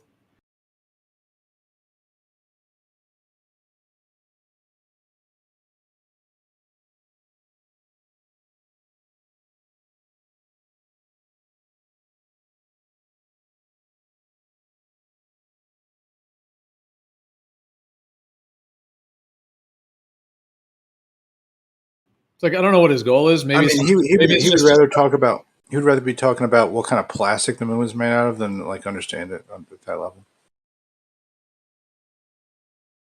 Yeah. Well, I mean, everyone's free to have their ideas or speculations and whatnot, but I think it just seems like he has like a motivation to kind of say things that are so wild or kind of off base, and he doesn't even really believe them, to try to make everyone, the whole discussion, look kind of goofy and just wonky. And it just doesn't seem like he's authentic in what he's saying. If he really has those theories, then that's one thing, but to just kind of come in and say certain things just to make the whole conversation kind of,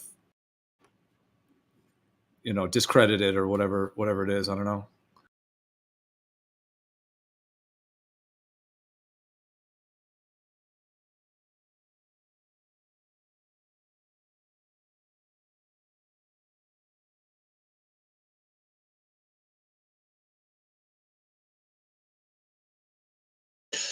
So yeah, I've had time to think about it, right? So if there's a direct correlation between the phase of the moon and the sun, then you admit that the moon does not reflect the sun. What exactly is the light source? Yeah, I mean, yeah, it only could be in the realm of somewhat speculation, because obviously we can't necessarily go up there and get an exact, sample or anything. But I mean, the way I see it is that the moon is fluorescing its light in perhaps an electrostatic correlational position with the sun. So like there's a couple things like crystals, they fluoresce due to like UV light, for example. So could there be a UV connection, meaning not a visible light, but the UV spectrum that could be activating the moon?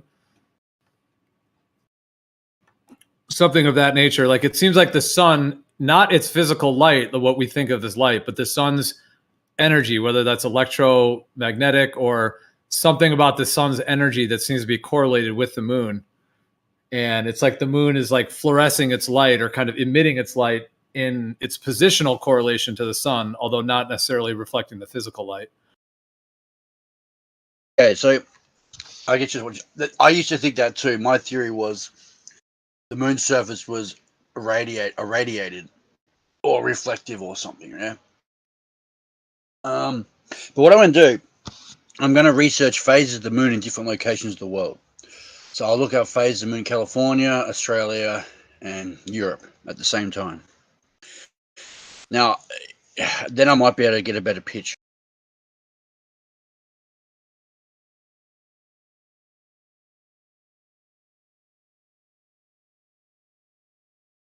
Well, it's always the same phase. Like if it's a quarter phase, it's going to be a quarter for everyone, you know, at that time. So it's always going to be a quarter phase. If it's a full moon, it's going to be a full moon for everybody who sees the moon.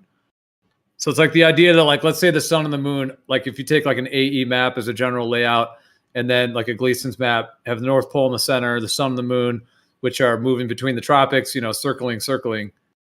Just like the hour hand, minute hand type of analogy, whatever position they're in is the cycle of the moon, and therefore the sun and the moon, you know, the moon phases.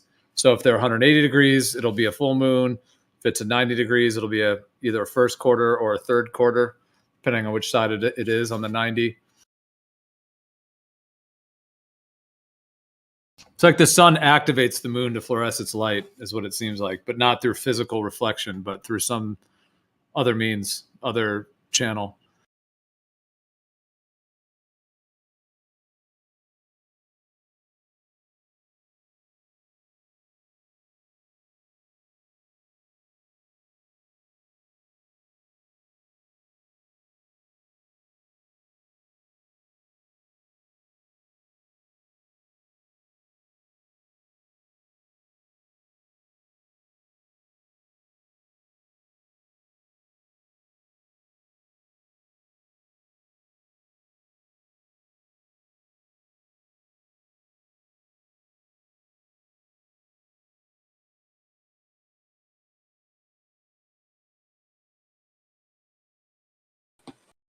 Okay, so I've got 3 locations.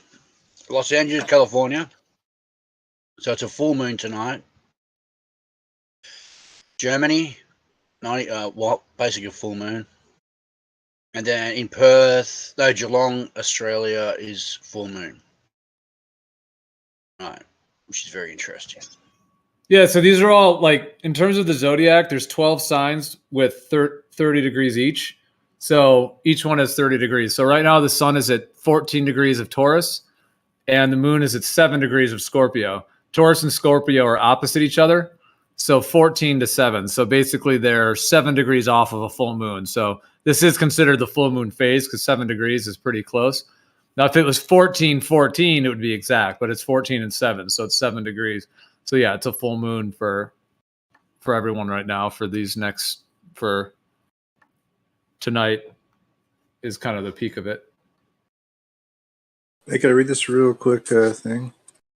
It's called Lunar Neutrinos. It's like a PDF or whatever. But just the blurb is cosmic rays bombard the lunar surface, producing mesons, which attenuate inside the regolith. They get slower and decay into weakly, mostly sub-GeV neutrinos leaving the surface. Thus, the moon shines in neutrinos. Here we calculate the spectra of low-energy neutrinos, which exhibit bright features potentially recognizable above isotropic neutrino background in the direction towards the moon. Their observation, though a very challenging task for future neutrino large volume experiments, would make the moon the nearest astrophysical source for which the concept of multi-messenger astronomy works truly. Okay, anyway, yeah, just an idea. Remarkably, some features of the lunar neutrino flux are sensitive to the surface mass density on the moon. It just sounds like something interesting to scratch. Moon neutrinos. Of course, I've already kind of like wired in my brain that there's something to do with neutrinos and nitrogen. And that there's something to do with like the moon and growth cycles with plants, and they fix nitrogen for a living, so I don't know. Is there a correlation and a causation? Yeah. Just push So, peas in a pegboard. okay, Sorry, so I'm I've just just pulled on the a national here. phases. Oh, sorry, you're still Go ahead. talking. So I've just pulled the phases for, as I said, Australia, Germany, California, Antarctica, and then South Africa. And it's all basically going to be a full moon all over the flat plane, yeah? So why exactly would we go into a phase? If we're looking at the moon from all different locations and we're getting the same view, how does that make sense? Well, if you take like a Gleason's map, like an AE map, and you put the North Pole in the center, if the sun and the moon, they're 180 degrees from each other right now. So they're 180 degrees for everybody, you know, depending on where you're at. So like that would be like when the hour hand and the minute hand are, you know, opposite each other, maybe like 12:30 or, you know, 12:35, whatever. Since the 12, it's moved a little bit into the 1. So it's like, you know, whatever the exact opposite would be. So the sun and the moon are 180 degrees from each other. And so we're all seeing the full moon. Yeah, but it doesn't make sense.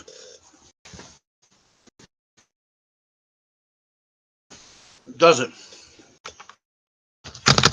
If that was true and the Earth was round, I would expect the moon to be in different phases at the one time. So the only other option is that it's a man-made object with an internal light source that's rotating. No, dude, the 180 degree opposition works in a planar Earth model, like a Gleason's map layout, or on the heliocentric model. The sun and the moon are 180 degrees from each other in both models. Therefore, the moon is in its full moon phase. It's the furthest it could possibly be from the sun, and it's at its full status. So that's going to be the case. The sun and the moon are moving independently from the Earth. So when they're 180 degrees from each other, everyone on Earth is going to see the full moon. Yeah, I understand that. But how could you see the full moon for the full 24-hour period or the 48-hour period from all locations on the flat plane? There's no logic to that. You would have to, if that was true and it was turning above us or whatever, you would have to have phases from different locations. Sort of like shining, you know that old trick they used to use, the orange and the torch on orange on the torch. That's what I'm expecting to see, but we're not seeing that. No, dude, it would be like, let's say you're in a room and you have a sun and the moon above you, and the moon is emitting its light in whatever position it is to the sun. So if it's 180 degrees, the moon's full. If it's 90 degrees, it's a quarter phase, etc. Everyone on the ground, if they're 180 degrees from each other above you and it's a full moon, everyone on the ground is going to see the full moon. Now they're slowly moving. So when they're 180 degrees from each other, they're slowly going to be 181, 182. So over the hours, they're going to slowly, it's called applying and separating. So they apply to get closer to each other, tighter as it were. They get exact and then they separate. But that goes slowly to the point to where if it's a full moon, it's only going to be a couple degrees. It might go 180 degrees, 181, 182 throughout the night or whatever, but that's going to be such minimal, that little 1 or 2 degrees, that virtually everybody's seeing them the 180 degrees, you know, and therefore seeing the full moon. The moon is full for everybody. On their model, on the globe model, they have the globe is in the middle, the sun is off to one side, the moon is on the other, and the moon is being lit up fully in that way. It works in their model, at least in a general sense. Exactly. This is the problem I'm seeing.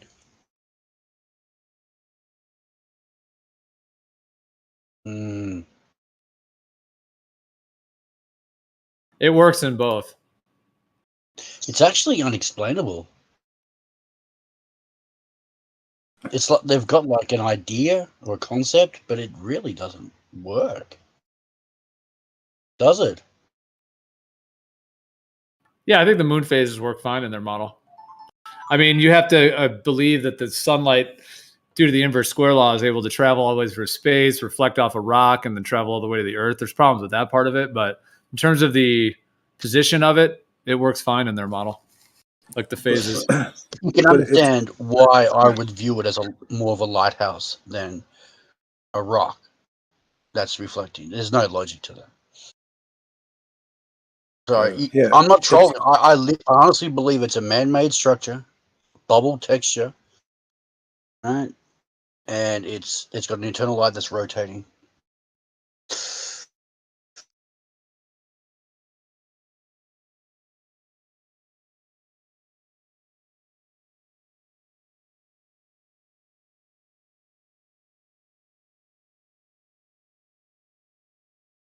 it just feels like trolling to me. I don't know. Okay, honestly, Like Snacks. you'd have to believe it's But like you've some got kind of to. technique. Okay, well, the problem is, I think you're taking the global aspect of it, Snacks. You're just accepting what you've been told or what you think it is. I mean, And I think you've got to critically start breaking it down and start questioning this because how it long doesn't have you add up. been? How long do you think None of this How moon long do you shit think adds I've up. been thinking about this? Well, I don't know. Maybe longer than you've been even into fires at all. I don't know. It's possible. Yeah. I don't know. But But like, walk me through the creation of some kind of super, Dyson sphere type fucking construction. If you think it's a Death Star or something like that, like, well, it's not a Death Star. It's gas filled. That's it's what a keeps it buoyant. up It's like there. a balloon or something. Where's the nozzle? The Where's the helium nozzle? They balloon. put the gas in it. It's like you've taken every acid in every movie about the moon. I mean, if you truly No. believe it's man-made, then yeah, everyone's obviously free to have their thoughts or speculations, in that sense. But the thing is, like, it would have to be synced up with the sun to perfection. That it would have to be that intricately, that the illumination of it would have to be synced up, and then it also would have to be synced up with a whole bunch of things in nature, like the female reproductive cycle and all of these biological functions and all of these other factors.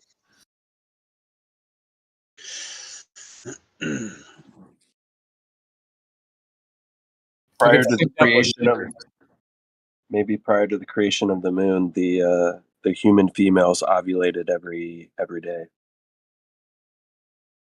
Well, actually, I wanted to throw something in there. There's no actual correlation between female menstruation cycles and the moon, and you'll find that you asking a woman who's not on the pill, and you'll find that most women do not sync up with the moon because you know how the pill works, doesn't it? You know how the pill works. A woman, I think she takes it for 24 days. All right, so it's a hormone that stops the egg passing or whatever the hell it is. I'm not really sure exactly, but it stops the thing. So when she goes off the pill, the body instantly goes into a menstruation cycle. So it tricks the body. That's why it should be banned. The pill should be made illegal. It's very sinister. Well, I mean, the average length of a menstrual cycle is the exact length of a moon cycle, 28 days, 28 and a half. So, I mean, it's like 28, 29. So Yeah. the cycle of the female process of the egg and, whether they have the period or whether the egg is fertilized is the exact same cycle as the moon. I do agree that with the pill in today's world, with all the hormonal disruptions and stuff, women are not always in precise sync with the moon because of, you can alter it with things like the birth control pill or even other chemicals and other imbalances. However, even with some of those factors, women still, if they all like live together or they are together, they'll start syncing up as well within that 28-day cycle. And I would also say that if a woman is in very good health in terms of the hormonal system and all of the different components, they will be synced up with the moon in terms of the new moon and full moon being the establishment of the new cells of the egg, and then if it's not fertilized, and the expulsion of it during the full moon, etc. I was just looking up an article here for estrogen stimulates neuronal nitric oxide synthase protein expression in human neutrophiles, which are white blood cells. But what you think about that? Like moon phase aligning with estrogen and somehow partnering secretly with nitrogen in all these code words like nitric oxide or nitrogen cycle, nitrogen fixation, right? Like most like different types of plant life will take like a month to like raise a course and do a little spinny, right? There's some kind of connection here between nitrogen and estrogen and the moon. Oh, show. Do that with a spacecraft. Blah.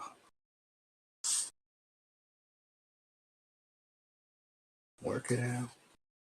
And then shoot the neutrinos out of it, pretending like you're reflecting the neutrinos off the sun, but then also make sure that you take all of the infrared and UV out of its signal. And yeah, just cool light. Golly gee. None of that makes sense. Their model doesn't make sense, and blah, yours is not much better. Sorry. I'm adjudicating it.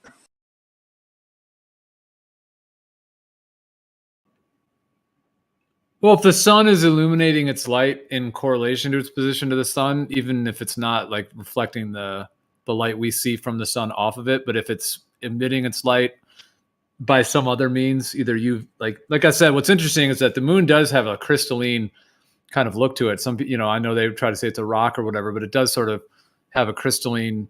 Some could argue that it does, and then crystals like fluoresce in relation to UV light, in the position to UV light. So that's interesting. If it's the UV from the sun, not the actual physical light, that's correlated with the moon emitting its light like that, the way the crystals do. Then another interesting thing about the crystal connection is that crystals also, even with the UV activation, they will either fluoresce more, emit more light, or less light depending on heat. And when they're heated, they emit less or even no light if there's enough heat. And when they're colder with the UV, they actually emit more. So it's pretty interesting that when the sun and the moon are opposite each other, seemingly furthest from each other, is when the moon is fluorescing the most, which fits with it being like the coolest, let's say, in its position to the sun. Whereas when it's a new moon and they're right next to each other, is it the heat of the sun or have something to do with the temperature connection as to the moon just losing all of its fluorescence to the point to where we don't see it at all in the new moon? So the fact like that connection to crystals, the UV light connection and the temperature and the way the crystals fluoresce in relation to that is pretty interesting in my mind in terms of the possible speculations or about how the sun and moon relationship. Yeah, that's one possibility. Well, also you got the nitrous oxide kind of layer there, and nitrogen being part of the atmosphere too. It's like that that's going to be like where basically our visual start point is going to be. The ozone, I don't think it has any weather to it. I don't think the hydrogen and helium layer has anything going on. So we're going to see it like projected upon the gaseous combination of, probably like close to nitrous oxide occurring at the higher atmosphere. And so so if it's if it's firing neutrinos into that layer, into nitrogen, into nitrous oxide, then that will cause the nitrous oxide to like probably do some stuff where it gets super cold. I don't know, right? Things like that's going to modulate it because it's firing neutrinos. It's not just like it's more than a Batman projector. It's more than a bat signal. Although I would argue that the bat signal is meant to be a moon reference itself. Like the battle axes of the Batman, sort of the wings in the logo, sort of represent the crescents of the moon. He's the Dark Knight or the new moon. Hooah!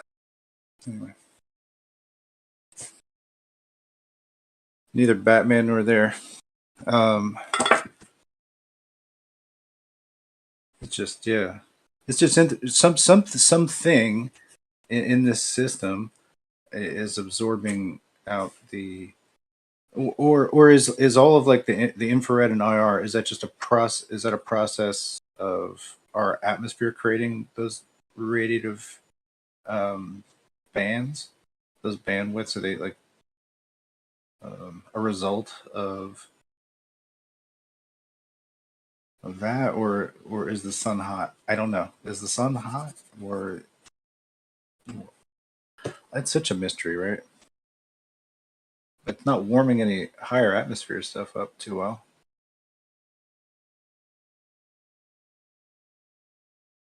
Yeah, I think the sun is hot. Yeah, but if it isn't, then it would be like it seems like it is, right? But yeah, cold sun model. It's just like it would be more like an acoustic version of light. Yeah, man. Acoustic power. Or something that light is working, or the way that sunlight works is different than how we are describing it in mainstream science. Well, what you reckon? Is it like an electromagnetic induction through the atmosphere that's causing like atmos that is warming shit up like a microwave? Because it's making microwaves because of diffraction of upper atmospheric things, atmospheric things. Feel me? It's just like resonance, and it gets riding also on the EM elevator, right? That climbing electro value as we get higher and higher up. So it's like in this space that we're in that it is a lot more like a enclosure in a way. It's like acoustic in these kinds of ways and conservative in a lot of ways just for its energy. And in some ways it just doesn't work at all like what they fucking say. It couldn't work.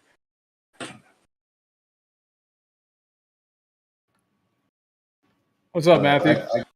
Yep. I'm not trying to downplay or not respond to what you're saying, Snacks, but I just wanted to say what's up to Matthew since I heard him say hi. Good to be here.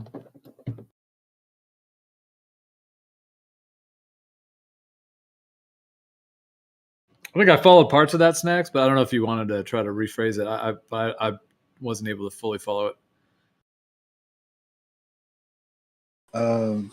Well, I guess if you just think about gas distributions, and basically the O2 or I'm sorry O3 ozone, and if these gas layers are up there, the moon would be presumably projecting through those to reach our whatever focal plane, whatever plane it's actually hitting above that's imprinting it on some high altitude kind of clouds that we're not even seeing to create what appears to be a moon. No, I was thinking about how plasma can emit light. Okay. I'm just saying in any event, like we're witnessing it from the ground through all these layers. And then there's one of these, which is going to be the most important one here, is going to be that nitrogen and oxygen. Like between the ozone and the regular air mix, you have something like nitrous oxide that can be formed. And the interesting thing is that if the components of light are going to be neutrinos firing off into that could create some interesting types of physics.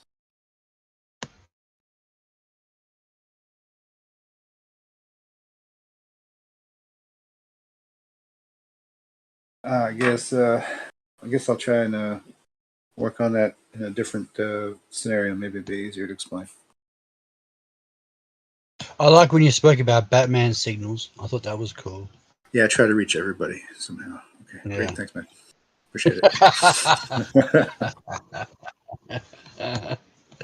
This is, I just looked this up, a plasma lamp. Plasma lamps are a type of electrodeless gas discharge lamp energized by radio frequency power. They are distinct from the novelty plasma lamps that were popular in the 1980s. The internal electrodeless lamp was invented by Nikola Tesla after his experimentation with high-frequency currents in evacuated glass tubes for the purposes of lighting and study of high-voltage phenomenon. Interesting. You know, people talk about the moon being plasma and the connection of fluorescence and light related to plasma and the gases, like you were talking about, is pretty interesting to think about.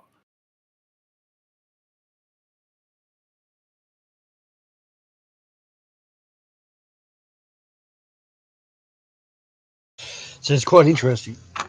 Yeah. Well, I even thought that maybe there might be like a reason for the blood moon kind of effect happening because of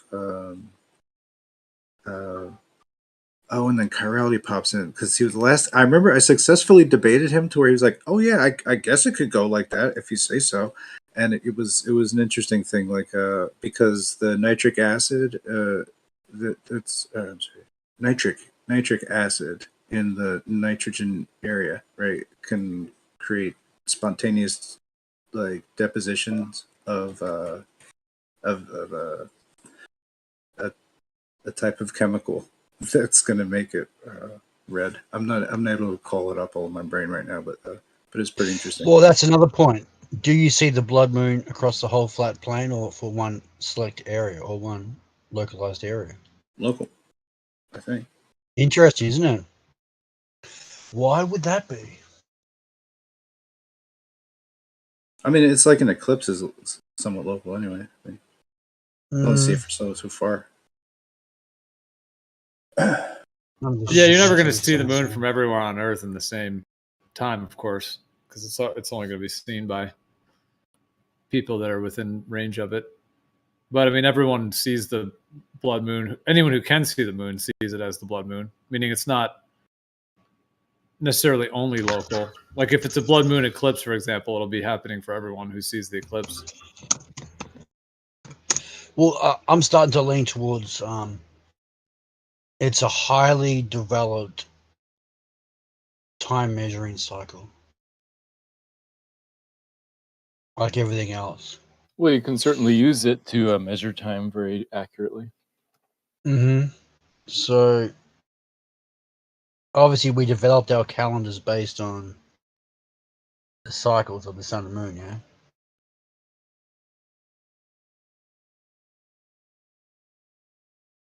Right. Blood moon is seen from...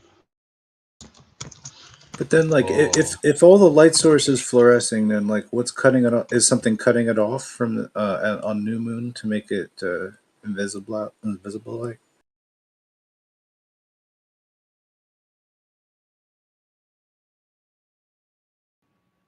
I would say it's because only half of the moon is lit up at any one time. Different parts of it at different parts of the month.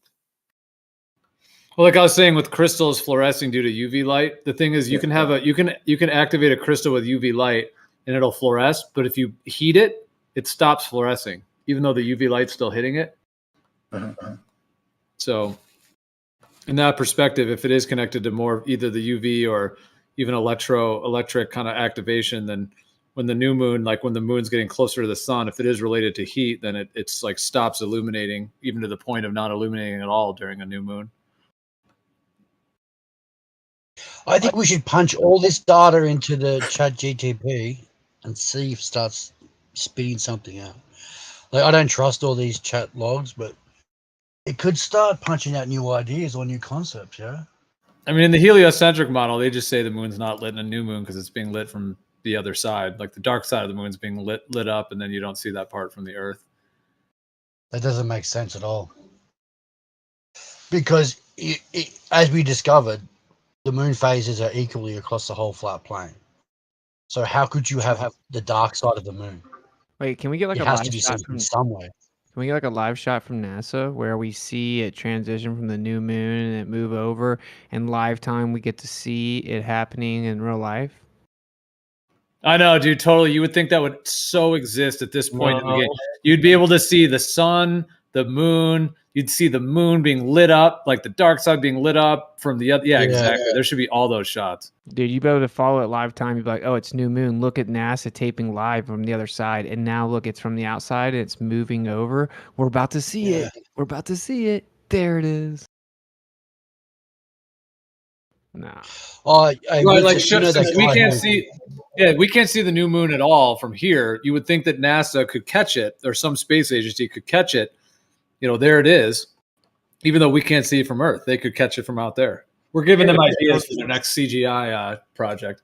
If they're showing us the Earth, like basically, like you ballers love to run around saying it's live time when it's clearly not, and that's just dumb. But like to show us the moon doing this, quote unquote, live, why would we not have the same thing of Himawari, which is not live, but people so ballers can run around pretending that it's live? And then he actually showed that picture, like a baller posted that picture, Gio. You know, like if I was a baller, I would avoid that picture like the plague. But anyway, this one is bad, Matthew. It's the worst one I've ever seen. That video is the worst I've ever seen come out of NASA. Maybe. Wait, I thought you were asking for a picture of the new moon. No, is that what I asked for, or do you think that you could like really concentrate and think about it, and then maybe figure out what I asked for? Yeah, that's the funny thing. Like the pictures like that, and the one that they have, like the GIF, right? The transit are so fake, and it's like this is the stuff that's the nearest to us in that model, right? And we're talking about pictures from the James Webb telescope with galaxies 3.2 bajillion light years away, and how beautiful these pictures are. But then the stuff that we know about that's the closest to us, that we have the best view of most of the time, you know, you can use binoculars to look at the moon. When we get something like that, a near object, we look at it, we're like, why is this stuff look so fake? Like this looks nothing like what it should look like. That's just, it's interesting. Yeah. And Richard, I was going to say, you know how that guy protested the local council in NASA there, in that Broward council. You know they're not going to do anything, don't you? Because all that NASA area is a huge tourist destination. So they cannot discredit NASA. They'll lose too much money from tourism. Yeah, that's the gift there, Gio, and that's supposed to be what, 12 hours, and the clouds never move the whole entire time. Like it's laughable how like fake this stuff is. Yeah, well, like what's so funny though is like I clearly said, why do we not have a video? Right, and ballers run around pretending that we have like live footage of the Earth from Himawari, even though it's not live at all. They say that until they're called out.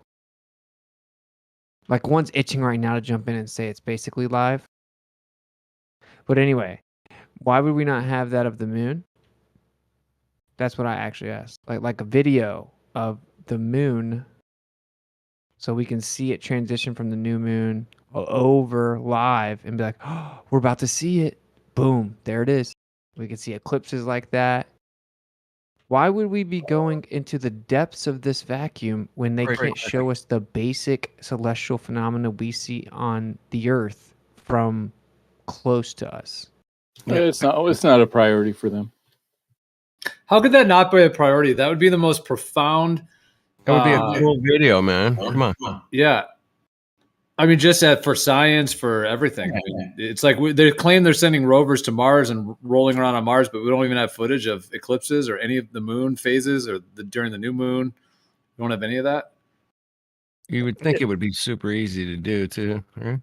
Right. It's like they stuck 32 cameras on Artemis, but you know, we're still trying to figure out how to download all that information that was supposed to be streamed live to us from all those fucking cameras. But dude, then they say stuff like it's not a priority for them. Like they know, like Matthew knows. He went and talked to people at NASA and they said, oh, we could easily do this. We just don't because it's not a priority for us. But no, you just made that up. And No, NASA talks about what their priorities are, and I haven't ever heard them mention convincing flat earthers as one of their priorities. and then you say stuff like that, and that's why I just like I find it to be kind of disgusting, right? What does this have to do with convincing flat earthers? Nothing. They don't care. No, but who said anything about convincing flat earthers? Exactly. We're talking about taking a video of the moon during the new moon. Well, why did you say that? Because it seems like you guys think, oh, NASA should do this or they should do this or that to prove that the Earth is a globe, and I just don't think that. Did we say that? Not today. Did we even imply that? Yes. Really? Yeah. We're just saying the footage doesn't exist. Yeah. Yeah, we're saying that if I was a little NASA fanboy like you or you guys, I'm a fanboy. I know. If I just ate it all up, just like, please good. feed me more, Daddy NASA, I would be like, dude, can I get high definition live footage of this incredible solar system with this moon spinning at just the right rate that it never changes and then revolving around me, causing the new moon to disappear, causing eclipses? Can you just show me this incredible 2023 high definition footage of like my planet, where I live, what happens right beside me? How is that somehow unfounded? How is it that you think only a flat earther would want that? Yeah, that doesn't seem like a priority to anybody. It's not Yeah, about that's how I know you're disingenuous right now, Matt. This is why I launched Audit NASA, by the way, right? It's to just because I know you guys know this stuff, man. Like when they did the Artemis, you guys were like, dang, this is really kind of underwhelming, but you won't say it. So like, I know this gets at you, but you convince yourself it's not a big deal. But what I'm saying is this is my honest, this is 100% honest, good faith position. If I was a baller, I would 100% want to see the moon in high definition and watch. So you could just teach children the model by showing them the model. You could literally teach children by saying, hey, class, we're going to sit down and we're going to watch the moon as it transitions through its phase live. And then look, you're going to not see the moon in the sky when you go home tonight because you're going to see that now it's lighting up. Or you're going to see the moon for the first time. You see how we can see it here. Now it's spinning. Boom. Now we're going to, like, you would show, it would be the most famous, most viewed videos in the history of mankind. So why is it that you think, so we give them 700 billion, we did the math and it's like $1.8 trillion with inflation since inception, and it's not priority for them to show us where we live? Yeah, I guess not. It is kind of hilarious. It's like paying a security company to monitor your neighborhood. And they're like, yeah, we've got a camera in a sewer 3 states over. Like, look at how clear these pictures are. Like, never before seen footage from this sewer 3 states over. And it's like, bro, we're paying you to monitor the neighborhood. Oh, yeah, here's a grainy picture of somebody that walked through the gate like 6 years ago. It's pretty cool, right? Yeah. We put a picture together once every 24 hours of the gate. Here's a time lapse. How about a Selenelian where you could see the sun and the moon and opposite and get angles of the claimed refraction or whatever that they try to claim is causing that? Or I mean, with all the satellites out there, you'd think we'd have tons of footage of this. Or just eclipses in general. Why would we not just have outside shots of the syzygy or whatever it's called? Syzygy. Syzygy. NASA doesn't have to prove anything to you flat earthers, okay? That's It's just goofy, dude. And that's why I started Audit NASA, because it's like, dude, you're not gonna get anywhere with like people in here, bro. Like, if I went on when I was on the tour, if I asked people these questions, they'd be like, yeah, I would think it'd be cool to see like incredibly beautiful colors and high definition stars right beside the moon during an eclipse. Oh, hell yeah. Close up in high definition. That'd be Definitely. incredible. Yeah. It'd be so cool. Yeah, Love like that. we're allegedly doing so much stuff right around the Earth, low Earth orbit, the Lagrange points, the moon, right? All this stuff right in our little neighborhood here. But we have no footage of anything ever that looks legitimate, that is in good detail. I mean, it's 2023. We're still getting 1960s quality stuff that is obviously faked.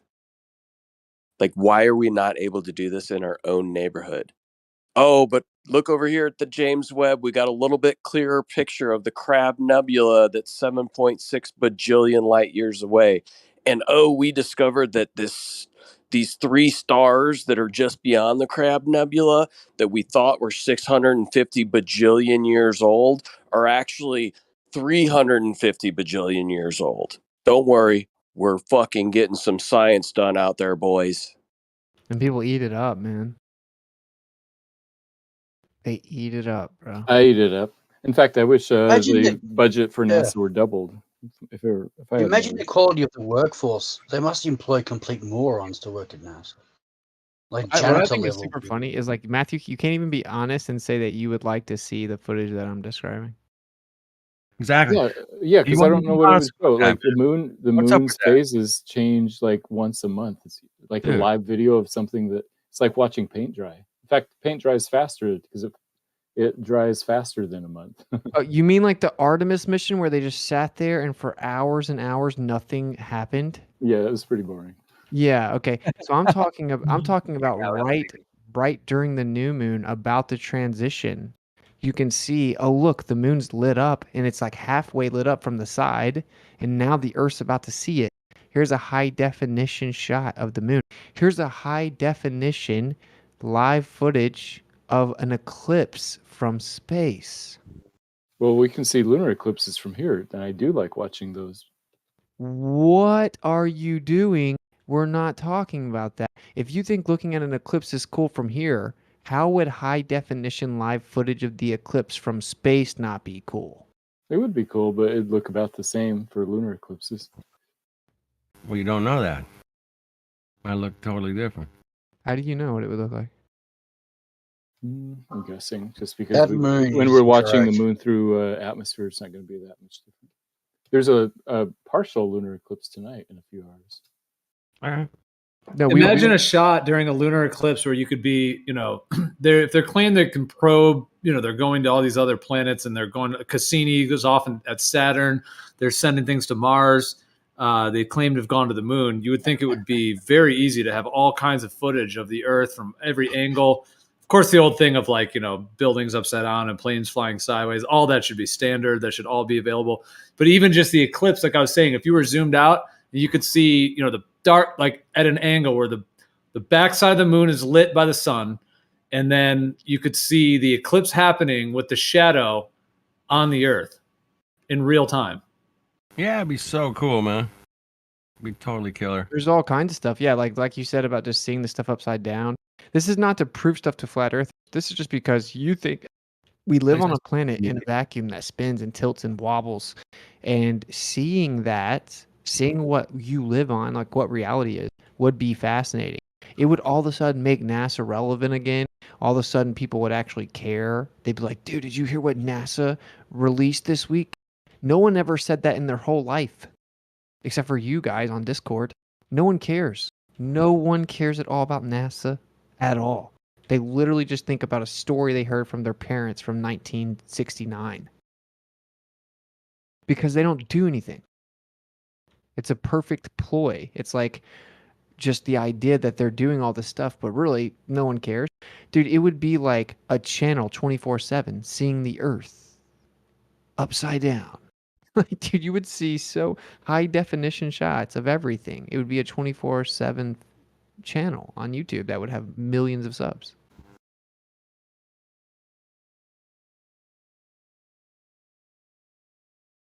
Millions of subs. Yeah, you would. Like, no one cares. Dude, the last thing this was like a big deal for NASA. They showed this stupid little like Project Dart. Oh, with the shoot the dart at the asteroid, move it. Yeah. Yeah, you got darted. If you believed in it, you're if you believe in it more than once, then you're re-darted. Like, it's stupid. It is stupid, dude. It's the dumbest thing I've ever seen. Like, I don't know. Whatever. I've said my point. Matthew, I guess you're not gonna meet me in the middle ground with good faith here, but All right. I shut the server down. Matthew nailed it. There's your picture of your upside down city from space. That's it. We're done. Wait, is that what that's supposed to be? Can you drop the source of it? Yes, drop the source for that. I Or is forget. that just an I think it's airplane like picture plant. flipped upside down? Well, you can tell that it's taken from really, really high just because No, of you the can't. angle. Looks like I took it from my third seat window on a jumbo jet.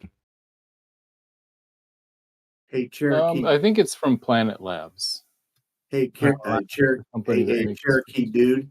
Hey, Cherokee dude. Hey, all Native American Indians were flat earthers. Yes, yes, yeah, they were. Hey, you know what? I wonder if Matthew could get NASA or Space Force to turn around one of their satellites and Nah. show us Not a the priority, show Jeff. us show us the national anthem during the Kansas City Chiefs San Diego Chargers football game and have it on TV That'd and be have cool. it everywhere happen at the same time. Think you could do that? Yeah, that would be pretty cool. Okay. Just a bunch of cartoons, dude. When I look it up, it's all cartoons. You could have you could have my homeboy. You could have the quarterback Mahomes for the Kansas City Chiefs, waving up to the satellite, and you can see it on TV. And at the same Upside and down, that way you know it was true. And then the Cherokee Nation, which Flat Earth Dude is the head of, could be going. I wouldn't do that, but I might beat the drum a little bit. Yeah, that'd be cool. Do a little drum work. Definitely beat the drum, man. Drums are fun, man. Anybody here play drums? Oh my goodness! 3 at one time. So, what is this picture, Matthew? Upside down city? What? Just goofy. So goofy, dude. Matthew's sense of humor is what that is right there. Yeah, Matthew, are you claiming that's that's supposed to be Riyadh. from space for real? Is that the claim? Yeah, that's Riyadh, taken by Planet Labs, which is a company that provides geospatial pictures from space. Were you just trying to mess with people? Or are you trying to prove your point by making up something? It's ridiculous. No, I thought somebody said, "How come there aren't any pictures of upside down cities?" Well, Wait, dude, do you not see this as aerial photography flipped upside down? Like when you say they're in space, like how strong is their zoom? It's pretty good, man. Yeah, it's pretty good. Oh, so for the years that we've asked this, and the ballers have said, you think they could zoom in on the buildings from space? They can actually do that because that's funny. Some satellites can, yeah. But why don't they? Why can't we just get video? I saw a picture of a Marlboro Red Pack from space in 1992. They had satellites that were doing this. I read it in. It's got to be true. I read it in Popular Science magazine. I think it was also on in like the cover of Time magazine at one time, or something like that. One of those big publications. I forget who said it, but somebody was in here a while back said it'd be like the first person to summit Mount Everest. Is like filming, like it puts out the film for it, and like halfway up, he's filmed himself. Like he's getting there. It's like all the action and everything, and then it cuts to like a stick figure going up to the top and waving his hand and being like, "Hey, I made it all the way up." That's the kind of shit we're getting, with the CGI cut from inside the atmosphere to outside the atmosphere, acting like it's the same thing. Yeah, I've never even seen the airlock transfers, man. I watched a lot of live videos of when different astronauts arrive at the space station, and there's never like a really good live shot where you see them. It's always cutting. There's a lot of cuts, man. That's bad. What's crazy is with the CGI and the graphics getting all the better, they're going to probably try to show us all these things we're asking for at some point. Even though it'll be fake, it'll look real enough that people will be like, "Here, there you go. There's your footage you're asking for. Plane's upside down," whatever, right? Yep. There you go. There's your footage from the ISS. Gloria Vanderbilt took the video. Whatever her name is. Whoever it'll be. Who knows? But yeah, man, zoom in on an airplane flying upside down or the Super Bowl halftime or whatever. That'd be cool. Hey, how does this local reflection happen on the globe? Of The the sun? low reflection. Yeah, that's a good one, man. Everybody experiences their own reflection off the water. Like yeah, like Jim took this video and it's beautiful. And someone want to tell me, just like walk me through it. How's this work on a globe? Well, it wouldn't. I'm sorry. You have to be a Bro, part. a sunset over water debunks the globe. It does, 100%. The irony of you guys talking about sunset so much. Can someone explain to me how this works on a globe, please? I've seen the demonstrations where they bend the glass and they're like, whoop, it looks totally different. Do you remember that night I was going through it? I'm like, dude, if there was actually sun rays from 93 million miles away, then there would be parallel rays across the entire sky. Tilted at whatever angle you are doesn't matter because the entire sky at that angle is covered with parallel rays. Therefore, there would be convergence based on where you are to a singular point all over the sky. There would be corpuscular rays all over the sky, not just converging on the sun because it's covered in 90-degree parallel rays. Well, same thing here, right? Like, if the Earth is covered in parallel rays, why would there be a concentrated local reflection? There isn't one on Matthew's picture. There isn't a concentrated local reflection. Yeah, there's a hot spot. There's a hot spot, but it doesn't come to my feet like in the other picture, man, where you see that nice straight line coming right at you. Yeah, maybe you're not understanding the argument. Okay, there's 2 points here. One is there would be no concentration of the light in a local reflection because the entire sky is evenly covered with 90-degree parallel rays. Secondly, it wouldn't be a perfectly straight line going straight to you. Got that, Matthew?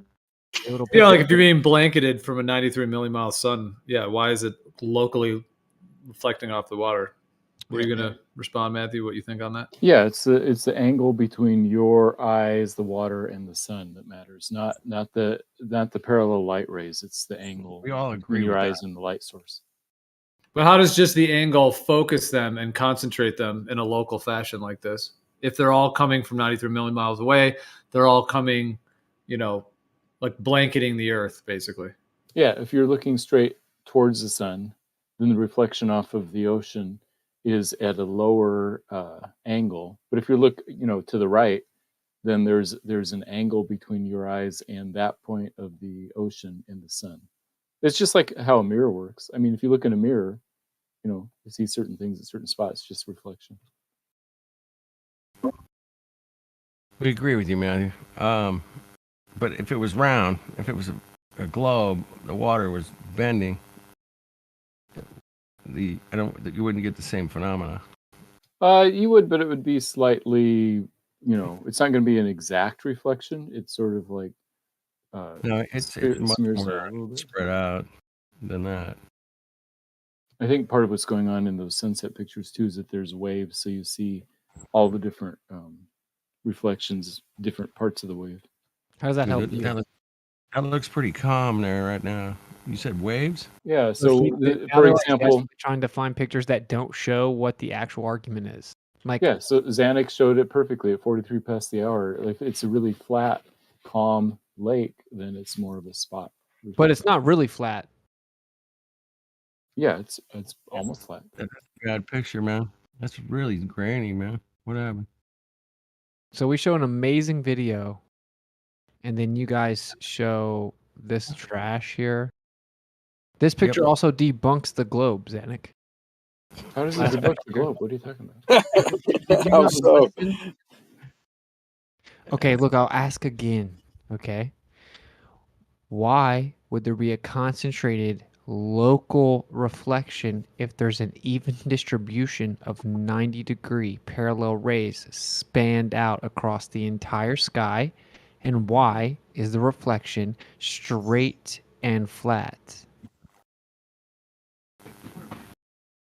Because it's basically how Matthew just mentioned it, how reflections work. The reflection, all you got? the reflective surface. No, it doesn't matter what the object is. doesn't matter what the surface curvature is. You will have slight distortion of that object that is being reflected, and if the surface isn't consistent and have a flatness to it, it'll have some additional reflections that will not be and be much larger angularly than the actual size of the object being reflected. It's Okay, so it's you're gonna make common me reflection theory and ideas that you're just somehow getting you're tossing around these things in your brain. You think sometimes we have parallel rays, and suddenly it disproves all of the mathematics behind a reflection. You're confusing reflection. Nice straw man there, buddy. No, So I'm just saying what you're doing. I'm do just you want to bet on it? Do you want to bet that we can't take a concentrated 90-degree laser on a sphere and make it happen? Do you want to bet on it? sure you can put a concentrated wanna bet laser on on it? a sphere. What are What do you wanna- what are you talking about betting? And first of all, you don't have the money to bet on anything. All right, just cool your jets. Hey, make it 100. Make it 100. You want to bet on it? $100. $100. You're not even making your bet clear. Why are you so scared, dude? Make it 150. Winston, I'll the throw in last 50. person in the world that I'd be scared of is you. Just so you know. You got $150 on the table. Any Dude, it's either dude, my I could buy your ass over thousands of times over. You don't. There's nothing about Alright, you donate to in Odysee. any way, shape, or form that worries me. What worries me is humanity can produce someone like you that just can't think for himself. You see, now he's just going all out. Just No, I mean it's just now it's just gaslighting ad homs. We've got right to the gaslighting ad homs as quick as possible. Look, I don't even know what your question is. You said I want to bet that I can do a laser on a sphere. What's your even? I don't even know what your question is. I mean, you said, "Can I want to bet? Want to bet?" I don't even. What are you betting? That you can't put a coherent laser on a sphere, reflecting off a sphere. What's your point? Do you think I can make there be a perfectly straight, flat reflection from a parallel light source on a ball? What do you mean a perfectly flat reflection on a ball? You know what I mean? the picture. No, what do you mean? I don't know what you mean. You've got if Yeah. you're standing on the beach, if the water's curving away from you, and the sun is off 93 million miles away, there's not going to be able to be a direct reflection all the way from the sun to your feet. It would be broken by the curve. It would be intercepted by the curve. You know, like boats over the horizon, this whole thing? Well, that's what would be happening to the light. It would be blocked, and it would not reflect all the way to your feet. But if the water's level... Why would it be reflecting to your feet? That's what it does. And that's what. No, you wouldn't. You're right. It wouldn't be good to your feet. You have to be above the surface for it to reflect to your eyes. Your eyes are above the surface, and if it's curved, it'll have a spot in an angle where you would actually see a precise representation of the object based on the reflective surface. It's not that hard to understand. It's over the water. You're completely just over the going off water. of Perfectly. I just got to show a picture of the sun. No, I you're just showed a talking picture of the about sun an on the object water. now, and you're moving it away from the light source. just- The original idea was the light source and its reflection off of the water. I think somebody needs to make one of those, like, what is that rapper guy Drake memes where it's like laser reflections over the curved water? Nah. Boats over the horizon? Yeah. Like, you can't have one without the other. They're unrelated. They're not related at all in any way, shape.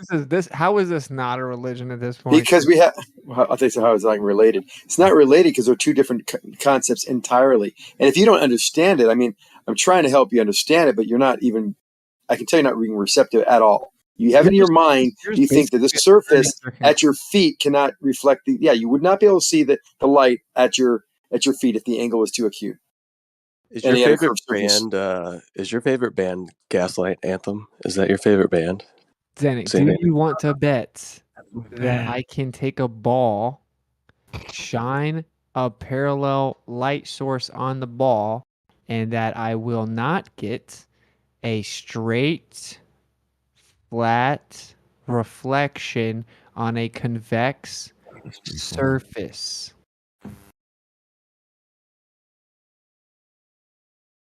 Yeah, the light should be intercepted by the curve, and therefore it should not reflect all the way to you. This is something you can It depends on the observer's height above that convex surface. Just like I'm showing the water and the sun. You see the sun in the sky, you see the sun's reflection about, 200 yards away on the surface. That point at which it will be reflected is a direct in correlation with the law of reflection. with these angles. It's similar to how pool balls bounce off the walls of a pool table. Oh, shit. Here we go. What? Dude, I don't even like. look at Geo's picture, man. Come on, Zanuck. You can do this in reality. We can all go do this tomorrow, man. Grab yourself a piece of cardboard and a light and some sticks. Carnivore just posted one too. Why is there a straight line there from the sun across the water? However, if that water was not choppy, you'd see the sun as a perfect ball a few miles away I don't know, man. on the surface. There'd be no light on the surface that we see here on his picture. The only reason we see it that way is the picture I showed as well as Carnivore did, where you have choppy water and you have now a line from you all the way across the surface of water. It's not going to hold water, man. That's because you don't understand how reflections work. The reflections are off these perturbations of the water that have to be at a precise angle, and there's so many infinite waves there that a few of them are the right angle to reflect the light. When they're choppy, when it's smooth, that's why you only see it in one spot. You don't see it anywhere else because it's like a mirror. What don't you get about a mirror? Did you know how mirrors work? Oh man, who's got a wave pool? Do you not know how a mirror works? Of course I do. Don't be ridiculous. No, you don't. All right, I don't. Okay. You act like you don't understand how a mirror works. It's really, if you can't describe to me in one sentence why I see a line across the water to the sun in one picture and a dot of the sun in another picture, this conversation's over. All right, man, it's over. Have a good day, man. Good. Anybody else want to go up against the? You can't go against me because it's common knowledge. He knows everything. He knows everything about everything. No, I don't know everything. Everything I talk about is high school level physics. Nothing more. School physics, man. Come on, it's common. Everybody, just because you don't understand, let me tell you. Let me help you understand. Mm-hmm. You know, but I don't think Zanuck should is cut the guy some slack. He hasn't even responded to the thing at all. He hasn't even responded to it once. He said a bunch of things, but none of them were even related to this topic. We're talking about a reflection that comes an incredibly long distance from the sun all the way to your feet over a planar surface that can occur. If there's curvature curving away from you, from your feet, there'll be an interception point at which the light will not be able to continue all the way to your feet due to the curvature of the earth, the physical curve of the earth. And we don't see reflections at your feet. We see them above the surface. Okay, that's where we need to stop. Yes, we absolutely do see them all the way coming to our feet. We're posting tons of images of them. Show me one. If you haven't seen it yourself, you can see it yourself. Go to the beach, and the light from the sun comes all the way to the water. If you're standing right at the water's edge, all the way to you, not being intercepted by any curvature. As long as it's above the surface, you'll see it. As long as what's above the surface. The thing is, if the Earth was curving, the light would be intercepted by the curve, and it should not make it all the way to your feet. Not if the angle's above that point of a tangent between the sun and your feet and the water, which would be the curve. All the way through sunset, even to the full extent of when the sun. No, it's the same reason. Like Earth of Life picture shows that the sun's setting, and you don't see anything on the water. There's no reflection. There's no line. There's nothing. But if you go a little higher, you'll see this reflection, which is even which you have posted. The real surface shows the reflection. And if that sun goes lower, you won't see the reflection anymore due to the curvature. Your surface, curved, flat, real, all make my point. And I don't think it makes yours very well. Hey, man, there's many things we can do with light and watch it over water. Many, many things. It's kind of red herring right there, isn't it? You're beginning a series of red herrings. That's Steve. Yeah, we can all observe shit, man. That's all I'm saying. That's shit is a red herring. We're not talking about shit. We're talking about a reflection or a type of reflection off the water. When it's choppy, it can be a line from you to the sun all across water. And if it's not choppy, you can see the sun as a pure reflection, similar to what you see on a mirror. Yep. So for the same exact reasons as you see things off a mirror. Yeah, I'm gonna go double check this next time I'm at the beach. Yeah, smooth day. Go do that. And see what we get. You got it, tough guy. Hey, man, we live on Earth. We can check it out. Absolutely. Prove me wrong.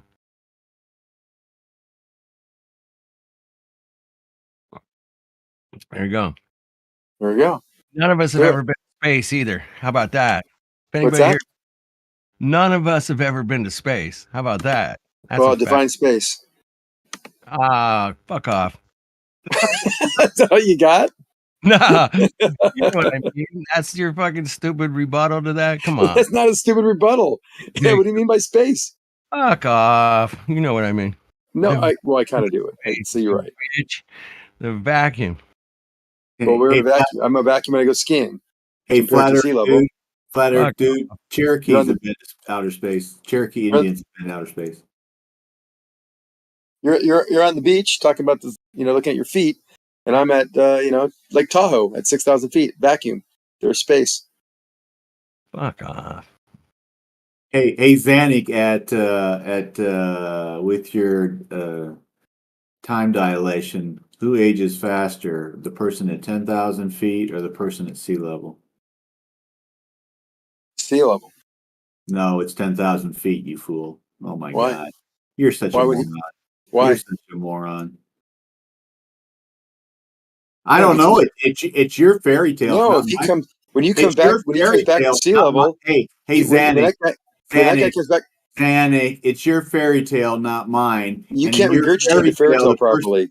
And, Go get the story. in your fairy tale, the person at the higher altitude ages faster. Look Come out. on, Zanuck. Zanuck, you're not No. very smart. You don't know about time dilation. If he- You if know he about comes- Pound Repka. You know about Pound Snyder. You know about Halfley Keating. And you didn't know that somebody at 10,000 feet ages faster than somebody at sea level. What's Why up don't you with you, explain- Zanuck? why Zanuck, don't you- aren't you the science teacher? Why don't you explain to me why the person at 10,000 feet will age faster your than the fairy sea level? tale, not Zanuck, mine. I'm not. Wait, Jim, just a second. Zanuck, you don't know? No, I don't know. Wow, dude. So, why do you believe a story that you don't understand yet? Why don't you tell me why then? Wait, real fast. What's the globe perspective of why the person at 10,000 feet will Real age fast, faster than the person at sea level? Wouldn't it be wiser to at least reserve judgment until you actually? I know what I understand it. I know what he's saying because the difference is one has it closer. You're having an area where you have gravitational effects, and one is actually having a higher velocity difference. The difference of velocity is the contraction, and the closer to the stronger gravitational pull will be another factor of time contraction as well. So time would slow down closer to the Earth and speed up farther away. Austin, he just made that up. No, Dude, what's funny though is it's a little bit of a paradox. you did a little bit. Your whole belief system is paradoxical, and just like I was telling Gio, right? Ineptitude misinterprets paradox for profundity.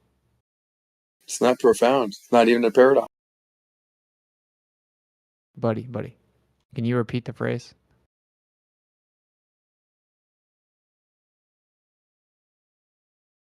Can you write it down for me?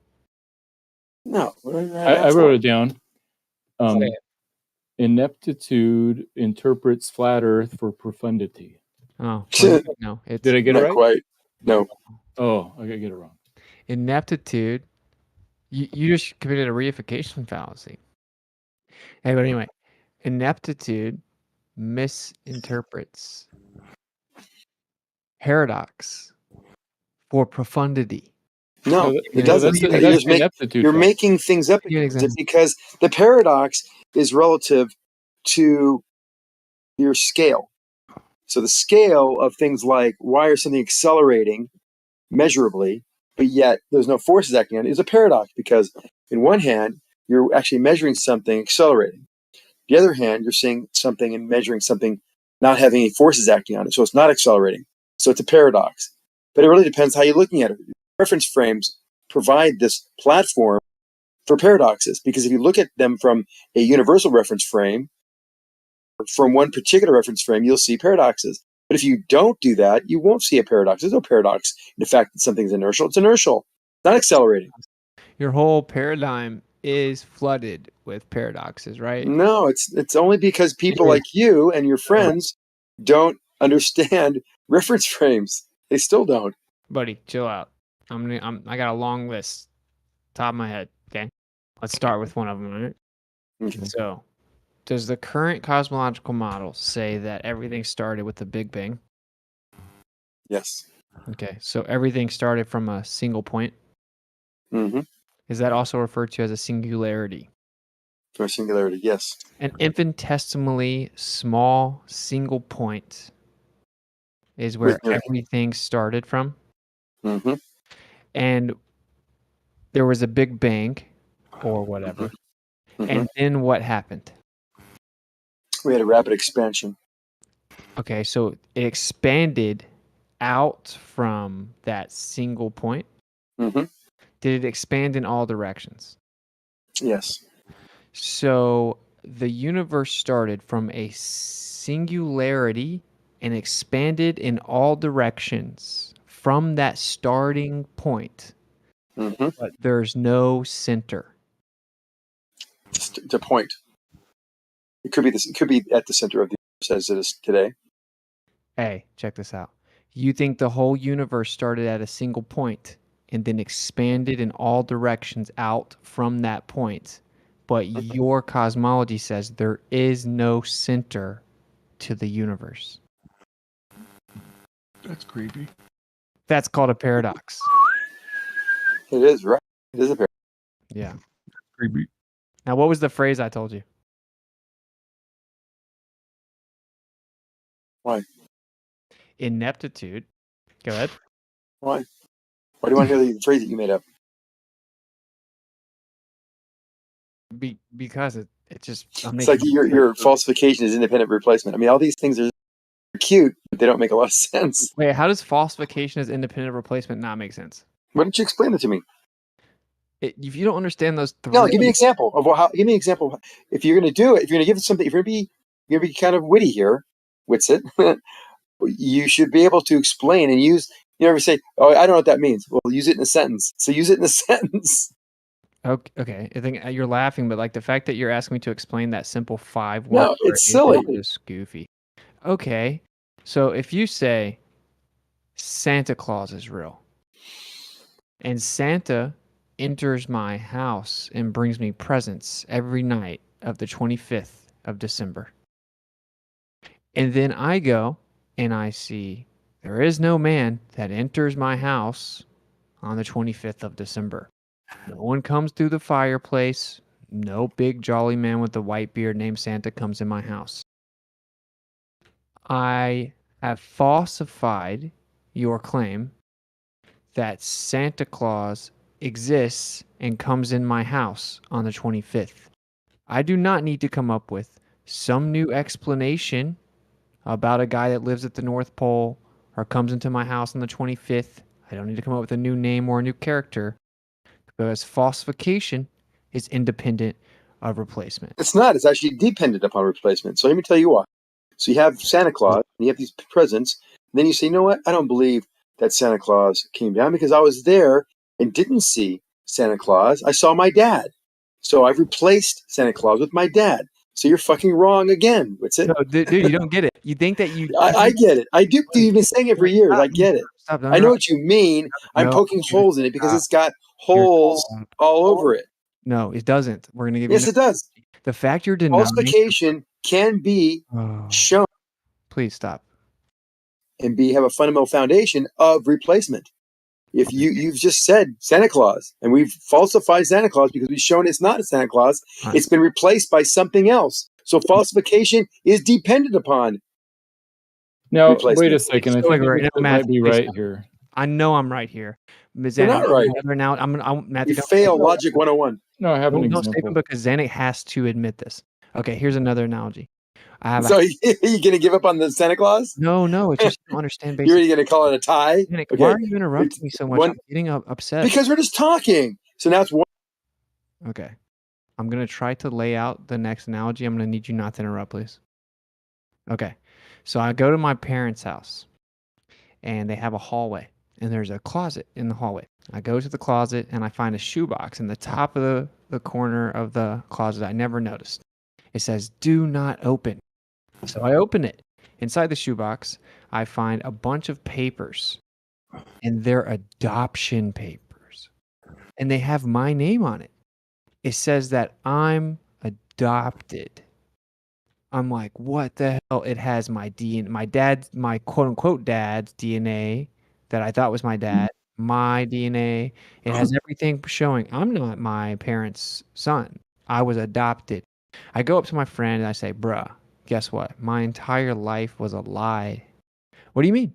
Well, turns out that those aren't actually my parents. You know, my mom and dad that you grew up seeing? Turns out that I was adopted.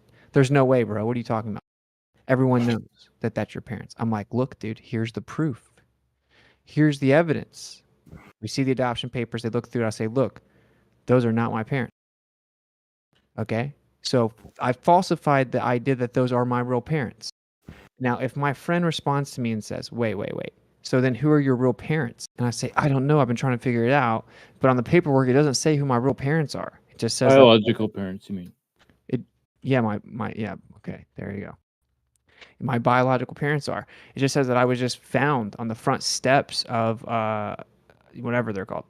Like Moses. And then I was adopted. It doesn't say who my biological parents are. They don't know. And you're like, wait. Until you know who your real parents are, then those parents you think are your real biological parents have to remain your real parents. Those are your parents until you can find the replacement. I'm like, wait, what are you talking about? Dude, what are you talking about? We just falsified that those are my parents. And then this is like a globe analogy here. They say, wait, are you saying that everyone at church is lying and thinks and is lying to you about how that's your real parents? I'm like, no, they probably don't know. Like, they just believe those are my parents also. No. You're saying that all the people in the town are lying about that being your parents? Until you can tell me who your real biological parents are, I don't believe that those are not your parents and that you were adopted. That's the analogy. Falsification is independent of replacement. I don't need to replace my parents with the real answer for me to know those aren't my parents. In that particular case, that you're correct. Falsification stands on its own. You don't need to replace it. That's what this phrase. But both points are valid. My point is valid, and your point is valid. How is your point valid? Because you showed that you are not your parents' child by the fact you found his paperwork. I found that the Santa Claus isn't real because I saw my dad do the present. So, and both are right. One created a observation that falsified the original assumption, and you also found the same thing without having the answer, but found paperwork to show that whatever the answer is, you know that the current belief is incorrect because you have paperwork showing otherwise without having a replacement. So both are correct. No, both are correct. You can replace something in the form of evidence and thus falsify the previous thought.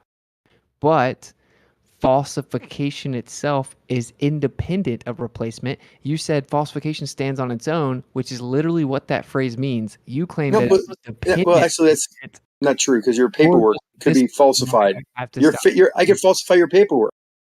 It could be all forgeries. It could be parents are just they don't like you because you're a pain in the ass and they want to get rid of you and send you to the boys' home. So they made up this big story, falsify some documents, say, you know what, he's not ours. We don't want him anymore. Use someone else, and so take him back, state. So there you go. So it's just a catchy little phrase that means not very much of anything, and it's okay if you want to use that as a foundation for your platform. Go ahead. That's so goofy, right? It's like if the reason it's obviously specifically relevant to this discussion, it's like if the positive claim is that the Earth is a ball with a 3959 radius that's tilted, wobbling, spinning, and revolving around the sun. You don't even know why they say it wobbles. You just believe it, whatever. You believe all this stuff, right? If we go out, they have measurements, very accurate measurements, 2 stars to see the wobble. But go ahead. No, you don't. First of all, the last time I asked you, didn't even know what the measurements were. You just learned that, and you don't even know why or anything. Who cares? My point is that if you go out and you falsify that claim about the Earth, You don't have to replace it by saying, I know exactly how big the Earth is and what shape it is and its depth, and I know it's in the center 4,000 miles down and all. You don't have to replace all those claims to falsify them. Just like if I show that the speed of light, if I show something is faster, if light actually goes faster than c, I don't have to know the new definitive value to know that c is wrong. Falsification is independent of replacement. This is basic logic, dude. Okay, so let me explain an example for Witsit. If you're in a trial for murder, you're a murder suspect. Having a rock solid alibi is enough to prove your innocence without finding the real murderer. So if there are different possibilities about who could do the murder, then falsification, hey, I have an alibi, doesn't require replacement. Hey, here's the real murderer. Yeah. The thing is, so Witsit's right in that case where there's multiple explanations. However, when we're talking about binary choices between flat and not flat, or globe and not globe, those are binary choices, and in that case, falsification is replacement. Okay, dude. So, right? No, like if you can falsify something by discovering evidence that replaces the previous understanding. Right. But that's a non sequitur, right? Like the fact is that falsification is one thing, replacement is another thing. Right. That's the only reason that the phrase was made. The reason the phrase was made is because if the positive claim of the globe is challenged, what people respond with is, you don't even have a model. Or like, well, then what is it really doing? I'm like, wait, I have some answers, but before I take the bait, you're being illogical. Like, you're shifting the goalposts. You're diverting away from the fact that I just falsified your claim, and you're just immediately asking me to replace it. That isn't how. Yeah. Okay. Yeah. No, that's fair. However, there are some statements that are presented as a binary. Either the surface of Earth is curved or it's not. And so, if you're going to falsify that the surface of Earth is curved, that is by definition replacing it with it's not curved. Those are binary, law of non-contradiction. Yeah, okay. That's why I always explain that flat Earth is making a claim. It's saying that the Earth is a plane. The positive claim is that the Earth is a plane, right? Like that is a positive claim. I say that every time. I say, yes, flat Earth makes a positive claim. It's that the Earth is a plane and that it's stationary. It's a stationary topographical plane. That's our positive claim. We must provide empirical evidence to back up and verify our positive claim. I don't need to provide empirical evidence to replace your claim about how a Mars-sized body hit the Earth, exchanged energy to its core, broke it up into a bunch of pieces, then gravity coalesced the Earth back into a sphere, picked one of the rocks to stick around, coalesced it into a perfect sphere, then it stuck around just the right distance, just the right size to give us total annual eclipses. I don't have to replace that. I don't have to replace that dust particles emanating out from the sun turned into the Earth. I don't have to replace that a meteor killed the dinosaur. I don't need to replace that lightning struck primordial soup and rocks turned into fish and said, man, this water's whack. Let me jump out and grow some feet. I don't have to replace these fairy tales that people come up with.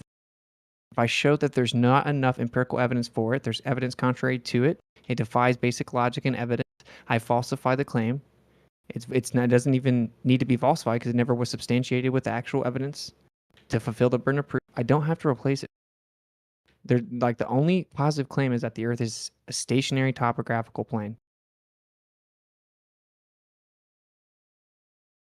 There is an abundance of evidence for this. In fact, the globe says, yeah, sure, you have all this evidence that would be exactly like this if it was a stationary topographical plane. Sure, we have to treat it like it's a stationary topographical plane for the vast majority of things that we do in the world. But that's just a coincidence. It's because the Earth is so big that you can treat it like it's flat, and it's so big relative to how fast it's moving, you can treat it like it's not moving. I'd say that's a simplification. Yeah. No, it's just accurate. It's accurate. Yeah, it's accurate enough. That's right. Yeah, so that's the point, right? Like that's why there are so many flat earthers. It's because we grew up never thinking like, wow, like knowing that planes have to fly the plane like it's flat and stationary. We just never thought about it at all, right? Never at all. Like we never thought about how like when we we do like long distance engineering, we do it like there's a plane. Like we don't think about these things. But then when we look at the real world, we're like, wow, everyone on the earth is doing stuff with people's lives at stake that costs billions of dollars total, as if the Earth is a stationary plane.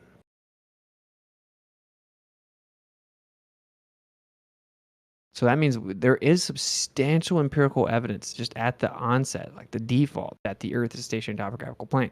The globe is coming in and saying that's an illusion. The Earth may trick you into thinking that it's a plane, but it's actually not.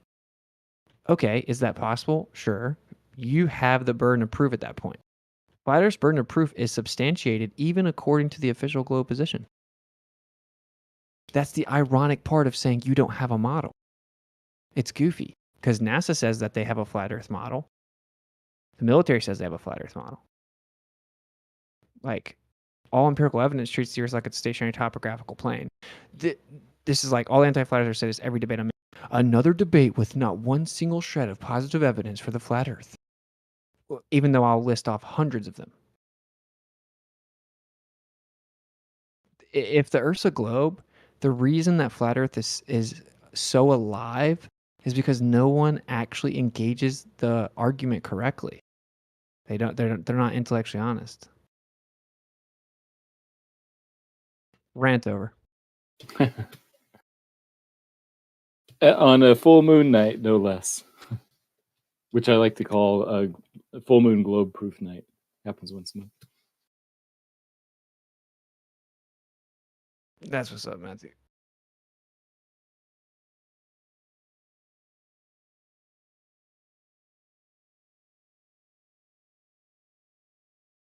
Like the model thing is also something that's goofy, right? It's like you guys don't even have a flat Earth model. There is no such thing as a flat Earth model or a globe Earth model. How about a map? Okay, that's what you guys are trying to say. Yeah, a map is a kind of model. Okay, so but when you say a flat Earth model, then you bring up horizons and sunsets and everything under the sun, right? Then that's just stupid. That's stupid. You bring up eclipses. The globe Earth has one specific model that it tries to use to depict eclipses. And actually, in order to math it out, it uses an Earth-centered, Earth-fixed system as if the Earth was stationary and then there were balls flying around it, takes the Saral cycle, builds off of that data, puts that cycle onto a stationary Earth, and then predicts the cycle from there. And then says, well, since it's relativistic, it's just like the Earth was just sitting there still. Right. It depends on what your frame of reference is. The Okay, calculations are the same. You agree that that's one little specific model that's very ironic, nonetheless, for eclipses. There isn't a globe Earth model. There's one model for eclipses. There's one model for traveling, for navigation. There's one model to try to map out the Earth with measurements, like the WGS-84. There's another model called the geoid model to try to explain sea level on a globe. There's another model called the geodynamo model to try to explain the core of the Earth. There's another model called the geomagnetic model, which is trying to explain the magnetic field of the Earth. There are different models for each different phenomena. You don't think those models all fit together? No, those models don't work at all. But like that's not even the point. My point is that it's an ignorant thing to say. You guys don't even have a model. That's so ignorant. Right? Like I could show you a frisbee, put a compass on the frisbee, and then put something in the center, and then move the compass around the magnet east to west, and so this is circumnavigation on a flat Earth. There's a model. I just modeled something. Here's a magnetic field with a plane through the middle. Yeah, that's a good start. Here's a magnetic field with the plane through the middle. The Earth is the plane through the middle of the magnetic field. We experience the top half of the magnetic field, i.e. the North Pole's above us, and then as above, so below. I just model the magnetic field on a plane. The globe can't even do that. The globe cannot model the magnetic field. It can't even explain the mechanism for the magnetic field. So anyway, we have a pretty sophisticated knowledge of the magnetic field. Even if we don't know where it comes from, we have an idea of its map on the globe model. No, it doesn't work. It doesn't work at all. There are huge anomalies, like the South Atlantic anomaly. Yeah, those are just measured anomalies. We don't know why they are, but we know what they are. No, just in general, there's problems. Like the Southern Hemisphere asymmetry, the lack of symmetry in the entire model as a whole. On a globe with a geodynamo effect coming out in all directions, there should be symmetry of the magnetic field. Not like exactly perfect because it's a dynamic system, but it should have symmetry to it overall. But it doesn't. It's like consistently different in the south than it is in the north. This is admittedly an unexplainable problem that no one has figured out, even with supercomputers at Harvard. Then you get into like even like the convection currents that are supposedly causing the magnetic field in the first place. Then how the core was supposedly going through super rotation, they just said, oh, never mind, looks like it's going slower. So technically, from our perspective, going backwards. You know, like, oh, we just discovered a huge ocean that's bigger than all the rest of the water on the surface put together that's in the earth, and we didn't even know about it. Like, there's all kinds of problems with it. Like the magnetic, like the the magnetic intensity from the north to the south, the magnetic intensity discrepancy from the outer core to the surface, like ranging up to 50,000 times too strong at the surface relative to the core. Prediction based on the geodynamo model. Yeah, the gaps in understanding of exactly how everything works don't trouble me. Yeah, but I mean, they're huge problems. They're fundamental problems where you don't even have like a theory that's physically viable. You don't have to know everything exactly. You don't even have something in the ballpark of viability. That's my point. I do. For a flat earth, I do. Yeah, And so physically having viable. a difference between understanding what and understanding why is what we're talking about here, right? You guys don't even know what though, or why. That's what I'm trying to say to you. Yeah, I'm saying the magnetic field of the Earth, it's a mystery about exactly how it works and why. But I think we have a fairly clear measurements of what it is, the different levels of magnetic activity at different places on the Earth. But you see the picture you dropped, how it's like got symmetry? Yeah, so it's generically how it is. There's more nuanced details if you map it out. The entire south is different than the north. So there's no physical reason for that. Oh yeah, I don't know what the reason is. There's all kinds of problems. Why is the axial tilt and the axial spin, like why is the axial rotation that far off? Oh, why is magnetic north not at the North Pole, you mean? Yeah. Yeah, I don't know. Whatever is causing the magnetic field isn't exactly lined up is probably what's going on. But they said that, yeah, they say that, and they say because it was actually, they say the core was doing super rotation, so it's going faster than the Earth. Then they just came out and said, never mind, turns out we think it's actually reversing, now it's going backwards, i.e. going slower. Well, then that would mean that your entire prediction and explanation for why the axial rotation is off from the position of the magnetic North Pole and South Pole is wrong. Right. Also, Sometimes we're wrong.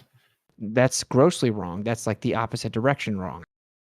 And then so basically that just shows it's unfalsifiable. You can be in the complete opposite direction and still pretend you're right.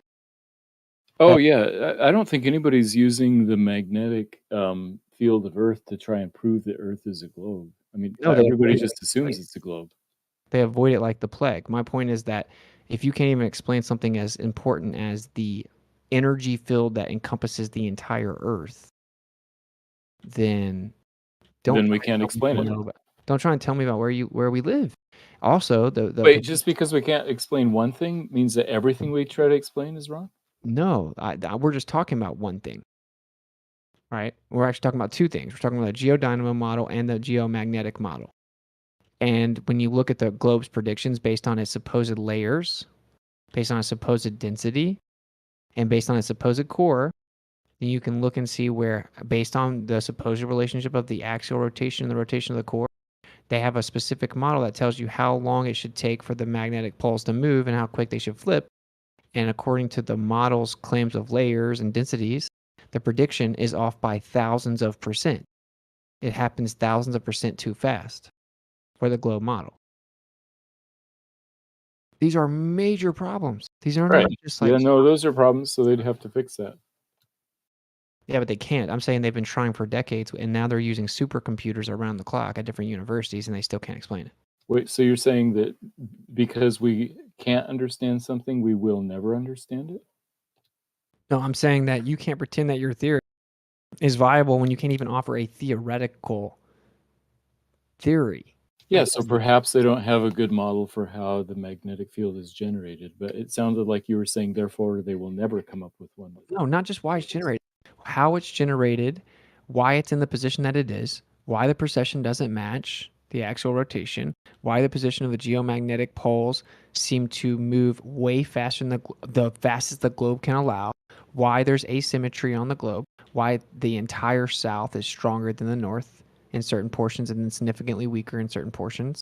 It's called the asymmetry problem. Why the intensity prediction is off by 50,000% from the inner and outer core to the surface. There's a whole list of them too. I'm just naming a few. Yeah. So even if I stipulate everything you say, then what that means is that we don't have a very accurate model for how the magnetic field is generated. So you're right. We have more work to do. Not just generated, even like distributed. Right. Generated, distributed. We don't have an accurate model that exactly predicts the magnetic field. Which means you don't even have an accurate model of the globe itself, because that's actually based upon the claim of the layers of the Earth and the density of the Earth and the mass distribution of the Earth. So I think they know more than what how you're characterizing it. But just because we can't explain the magnetic field doesn't mean that the globe is false, is what I'm saying. You think they know more, but they don't. And actually, I just tied it directly to the globe itself, which is based on the layers of the Earth and the density of the globe. Right. And the mass distribution of the globe. That's why they have problems explaining the model, because there's only a certain window they can operate within based on the assumed claim to be known layers of the Earth. Don't you consider the layers of the Earth like a pretty primary tenet of the globe model? So yeah, just because we don't know what's on the inside of the globe doesn't mean that we are wrong about the shape of the globe, is what I'm saying. Yeah, but you used what's inside the globe to make all kinds of claims about how it's tilted, wobbling, spinning, revolving, like its density. You know, like what Cavendish was actually trying to do? Yeah, he was trying to get the density of the Earth, I think. Yeah, and supposedly he got within a certain percentage correct. Yeah, Right. I don't know how close he got. Like a few percent. And so now that's my point. That means that if you can say, oh, he got within a few percent correct, then you're saying you know the density of the Earth. Well, we take that assumption, which is like what the globe itself is. We then look at the real world empirical evidence. It doesn't match at all. In fact, it doesn't match so much so that a supercomputer can't even come up with a way to make the math work. Wait, you're talking about the supercomputer and the magnetic field again, right? Like the density is fairly well known. No, that's relative. Dude, that's all relative to the density. That's what I keep trying to explain to you. The convection currents, the distribution of the magnetic field, the symmetry of the magnetic field, the intensity of the magnetic field. This is all based on the layers of the Earth and the densities within. No, yeah, I understand. So the density of the Earth influences the theories they have about magnetism. But I'm saying if we ignore magnetism altogether, I think that we have fairly close guesses to what the actual density of the Earth is. If we ignore the most important force in all of nature. What, magnetism? Yeah. I wouldn't call that the most important one. So you wouldn't call the one provable coherent field of energy the most important. I guess it depends on what scale you're talking about. If you're talking about like tiny electromagnetic forces within atoms and molecules, sure. But if you talk about like large scale, planets and stars and galaxies, then I would say that gravity would be more important in that case. Yeah, because magnetism wouldn't work unless you got rid of the vacuum. But you do realize that electromagnetism would work incredibly to explain the sky if you didn't have a vacuum in immense distances. It would work perfect. There would be no dark matter problem. There would be no dark energy problem. Yeah, I wouldn't be surprised if our cosmology looks way different 200 years from now, should the Lord tarry, just because, I feel like we don't have this whole thing about dark matter and dark energy. It seems like they may be able to figure that out sometime, given 20 decades or something. That's 20 decades, yeah. I mean, it's already been 10. Right, it's already been 10 decades, so. Sure, some problems take 300 years. Like Fermat's last theorem took 300 years to solve. Yeah. So then that entire period in which you can't solve it, the obvious alternative is that you could just be wrong. Of course, yeah. Right. It's always an intellectually honest, intellectually humble person always needs to keep that in mind, that Okay. the theories that we had might be wrong. Let's go to the map real fast. If we were lied to about the Earth And in 1945, Operation Paperclip brought Nazis over here right after they obsessively explored the Antarctic region. We brought them over here. We brought 1,600 engineers and scientists over here to the U.S. government to be employed. And then the very next year, we started Operation High Jump, where we went and explored the location they were obsessed with, Antarctica. We found the first American base called Little America in Antarctica. And then we explore it constantly, led by Richard Admiral Byrd, right, with ships and airplanes. Then he comes on and says there's a landmass as big as the continental U.S. on the other side of the South Pole that no one knows about and remains unexplored. Then he dies. During this same period, they then do Operation Deep Freeze, where that's in 1955. They go explore Antarctica more. They do that for 2 years leading into 1957, which is called the International Geophysical Year, 1957 to 58, which is where they initiated an international collaborative effort to monitor the North Pole region and the South Pole region with the major world superpowers. Then in 1957, that same International Geophysical Year, they found the Distant Early Warning System, which is set up a trip line system all the way down to the 55th north latitude.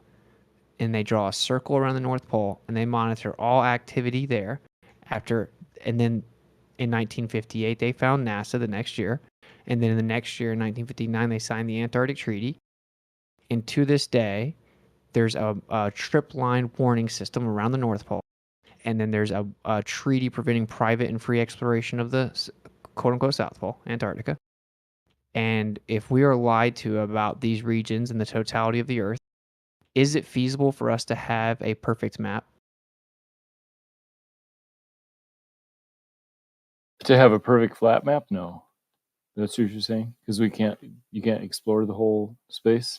Exactly. Like if I was going to create a flat map, don't you think that the first step would be like an accurate central point to start from? Right, like the North Pole, you mean? Yeah, because if we're going to use a Cartesian coordinate system and then expand it out from the center, then we would need an accurate center. We can't even like verify the actual layout of the land relative to one another starting at the center, and that extends out to like 1,200 or 1,500 miles. So if there's a 1,500 mile radius of things we don't know from the center to actually lay everything out and start a map, of course we don't have a map. So that would never debunk flat Earth. So when people say you don't even have a flat Earth model, what they mean to say is a map. Well, that's ignorant. Right. That's ignorant, right? If they lied about the nature of the Earth, like that's why I put that in my rap, right? Like every time the model under attack is tragic, all they're asking is where a map is. If they lied about the Earth, what they even asking, right? So scratched off the map. Now it's like there's no flat Earth model at all. Literally, the exact words flat Earth model pop up in dozens of military documents for engineering. So there are a ton of flat Earth models for all kinds of different phenomena, right?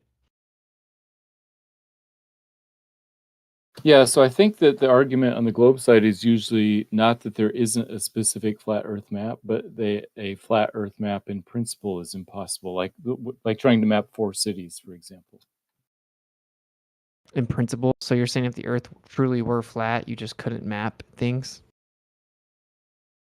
Yes, you couldn't map certain distances between cities. So just in principle, meaning like if the Earth's a plane, then we couldn't map it? Yeah, like the link I just posted. You're saying based on certain distances, but not in principle. Given certain distances, in principle, those distances are impossible on a flat map.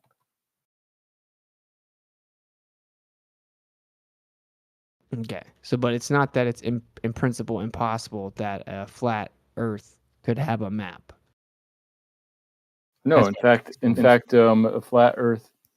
If the Earth is flat, then you should be able to make a flat map that has no errors in it, like with no distortions. Okay, so do you not understand the impact of not knowing the central position? That's why I was saying if you just base it on relative distances between cities, even if you don't know the central position, if you know the distances between cities, then that would be enough. No, it depends on exactly what cities you're saying, because it's going to change the actual size of what you call the north or the northern hemisphere. It's going to change what you call the equator. It's going to change how far out that is. It's going to change everything. If you change the size of the northern quote unquote hemisphere, then now you're changing the size of the south. There's enough Yeah, discrepancies in the way that we monitor distance when everyone in the world relies on GPS that all they would have to do is roll out GPS and they could easily hide that the earth is flat. But if you kept the North Pole and the South Pole off limits, then you roll out GPS and everyone relies on that to tell them where everything is. And even whenever it's 20 miles off, we get there half an hour faster than we thought. It doesn't matter. People don't even pay attention to it. And then when we start getting to the South and I start examining all the documentation of people traveling in the South, there's like huge discrepancies. So you're saying the distances we're given between cities is wrong?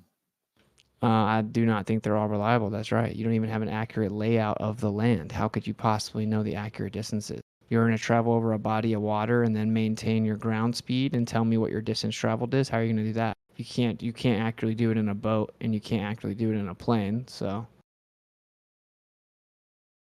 Can't you do it with celestial navigation? Exactly tell how far apart cities are? okay, how did we get celestial navigation? Oh, that's a separate question. I'm saying if celestial navigation works, which both flat earthers and globers say that celestial navigation does work, then it should be in principle able to determine distances between cities. No, it doesn't work. As you go further south, it doesn't work. So celestial navigation doesn't work. Not further south. Well, how did people before GPS navigate their sailboats? They had tons of errors and tons of crashes and lost tons of money as recently as the 1930s in the South consistently. And their magnetic declination was consistently way off. Their celestial navigation paths were consistently way off. And only very expert sailors went in the South, in the Southern Ocean to navigate. And they were consistently off. Why weren't they consistently off in the North? They probably had better maps, but I see what you're saying. But what about now? Do you think it's possible with accurate celestial navigation to determine the distance between, say, Buenos Aires and Cape Town or something like that? I don't know. I'd have to see it done, maybe. Maybe. I think that if you're right around the equator or just below it, then you could get some decently accurate distances, because there's actually like leeway within these methods. There's like a error, right? Like there's a margin of error if you're like pretty close to the equator. If you get out to like 50th, 55th south latitude, no, you can't. Absolutely not, in my opinion. And I'm not even saying all the way to the 55th or the 60th, right, where they start monitoring. I'm saying the 50th or 55th, not even the 60th. So, but I do know that traversing in the Southern Ocean is not easy. I've looked into this. Yeah, there's a lot of storms and currents down there, I've heard. It's basically impossible to verify distance. So, to me, I would have to be ignorant to ignore everything I just said, think everything the government did is a coincidence, to think that all the physical tests I do is a coincidence, to think that I always take time lapse of the star trails over the water and they never intersect with the horizon, which should be the leading edge of a sphere, and it's just a coincidence, to think that mirror flashes that require direct line of sight over large distances that should have hundreds of feet blocking the mirror, and the angle's only visible at the perfect angle that I can see it to create line of sight, that I'm able to see it magically, it's just a coincidence. I'm able to shoot lasers and it works directly over the flat earth, and it's just a coincidence. Long distance observation, just a coincidence. When I do this radar test and it works, it'll just be a coincidence. And then I take that over here to like all plane measurements, all building, all engineering, just a coincidence that the earth presents itself in such a way to trick you into thinking that it's flat.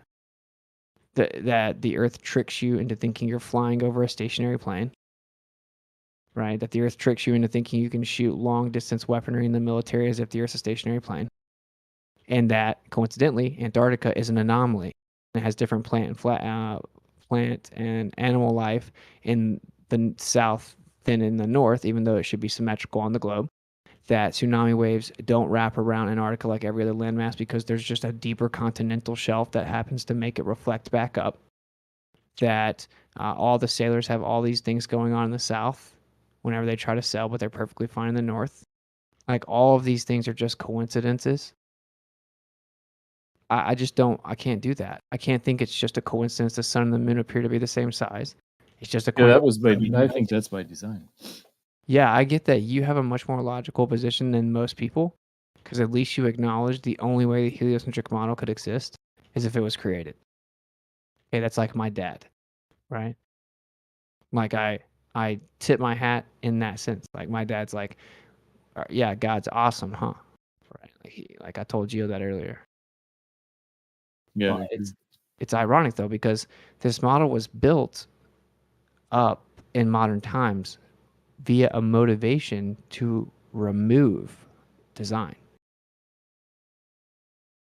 I think the original people were more like their motivation was to determine the design of God's handiwork, to understand the creation better, understand the creator better, because they were all Christians. No, they weren't. They weren't though. Like Copernicus says that he read the Emerald Tablets. He was obsessed with Thoth, and that he thinks he worshipped the sun. He thought that the sun was the perfect representation of enlightenment. It embodied enlightenment, and that was the path to apotheosis, was to be like the sun. Thus, everything must go around the sun. That was his philosophy. And then he himself, supposedly, again, came up with the heliocentric model.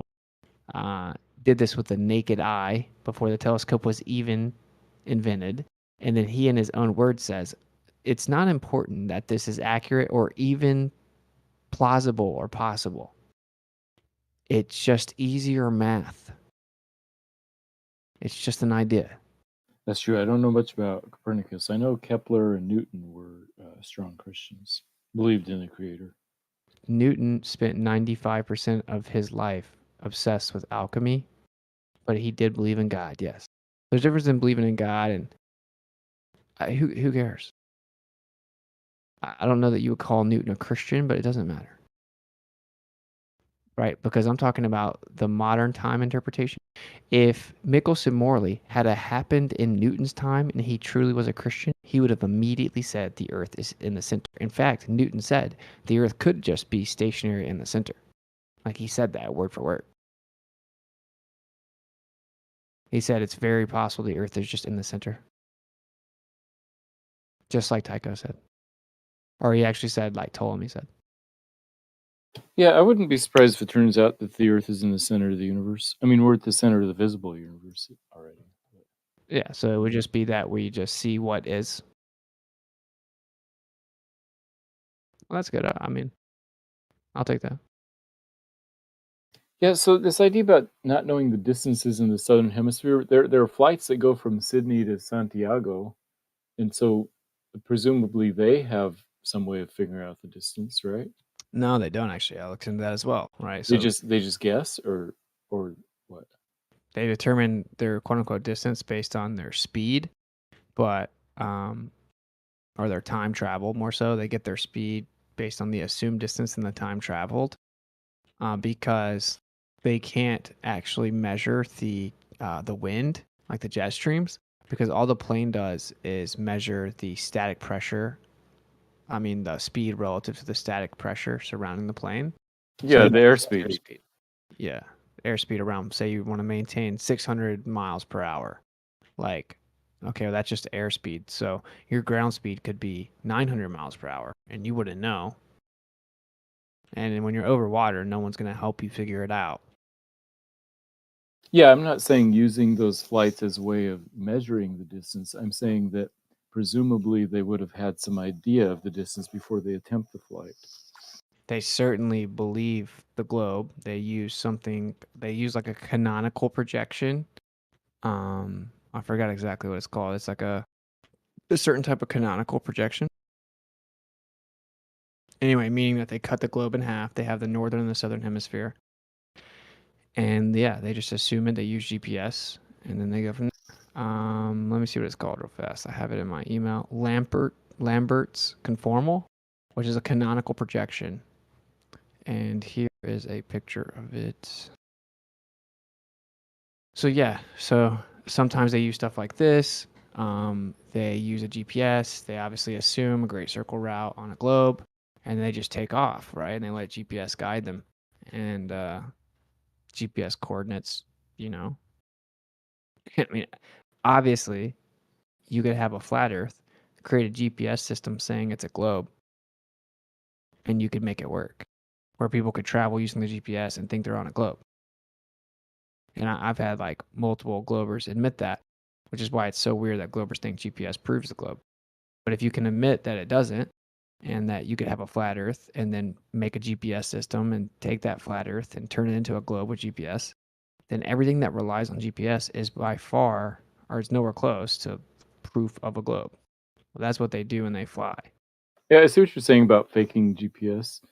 But I think we globers don't say that the GPS proves the globe necessarily, but just the reception of GPS signals is evidence that there's something up there in space that we're getting the signals from.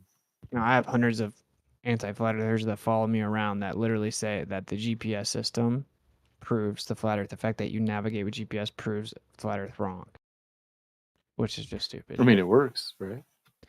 The vast majority, well, it works relatively well. Like it works good enough. It works good enough that people wouldn't know.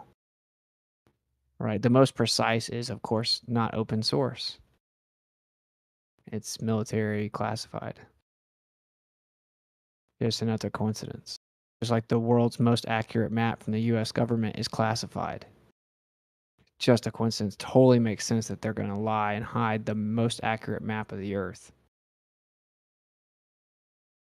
So there's no situation where I can wrap my mind around all of these coincidences existing and on the side of liars, the side of people that hate God, that hate truth, that worship scientism, that can't debate me to save their life because they drown in fallacies.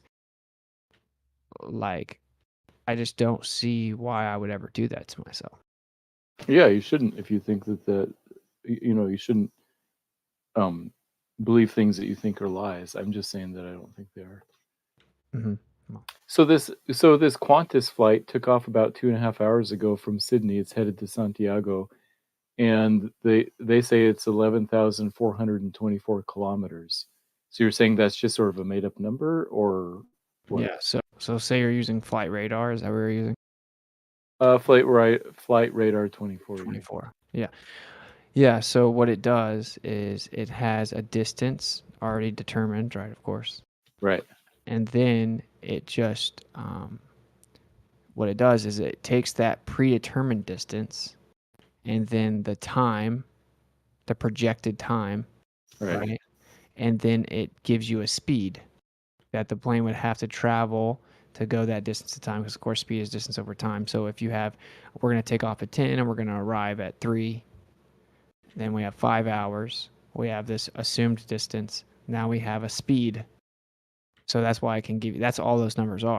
And whenever that plane arrives 45 minutes early, no one cares. No one reaches out to him and says, hey, man, that means that your speed was wrong.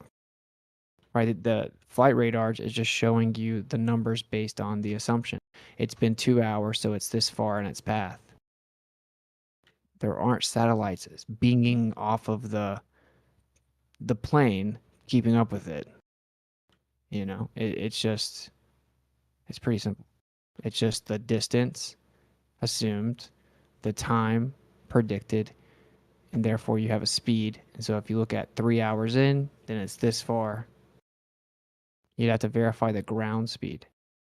And actually that kind of debunks flight radar because it's basing it off of just this assumption of distance and time, and it's not accounting for ground speed. Right? Like it just gives you airspeed. Well, we know ground speed's different, especially in those flights where they catch jet streams, and when they fly back, it can be up to like 3, even 4 hour different time periods in one direction opposed to the other. So that means that that's provably not reliable data because it's not even giving you ground speed. Like planes have been clocked to go over 800 miles per hour in the north, with just like sporadic jet streams that were unpredicted. So Hey, sorry to interrupt. I have a different topic I'm interested in talking about once you guys are finished with your conversation. Yeah, I think this played out a bit. I mean, Witsit and I always banter about this type of stuff. So go ahead. Cool. Okay, I'm working on an assessment. I'm creating this assessment for the first day of class for this astronomy course I'm teaching for students, and I was interested in going over some of the questions that are, some of them are kind of like common misconceptions that I think would be interesting to hear people in here maybe give their thoughts or give some answers for. Okay. All right. Yeah, I know Witsa, you're a scholar of the heliocentric ideology, so I think you're probably gonna ace it. But anyone else that I guess I can screen share if people want to, but I guess I could also just ask the questions too. Here, I'll do both actually. Sure that. Yeah, so like I said, it's gonna be, I'm gonna give it to students at the first day of class just to kind of assess their, understanding, and then basically all of there's 15 questions. All of them have like a correct answer for the most part. But some of them have to do with misconceptions and things like that. But anyway, what's the first one? Am I sharing my screen? I think I am. The first one is to tell me what astrology is. And then there's A, B, and C. All these are multiple choice. So A is astrology is. Oh, am I sharing it, Nate? Yeah, okay. He already guessed C. Basically the same as astronomy. B is a science related to astronomy. C is not the same as astronomy. Actually, I'm gonna log down answers just so we can discuss them after. Nate guessed C, not astronomy. Okay. Any other guesses?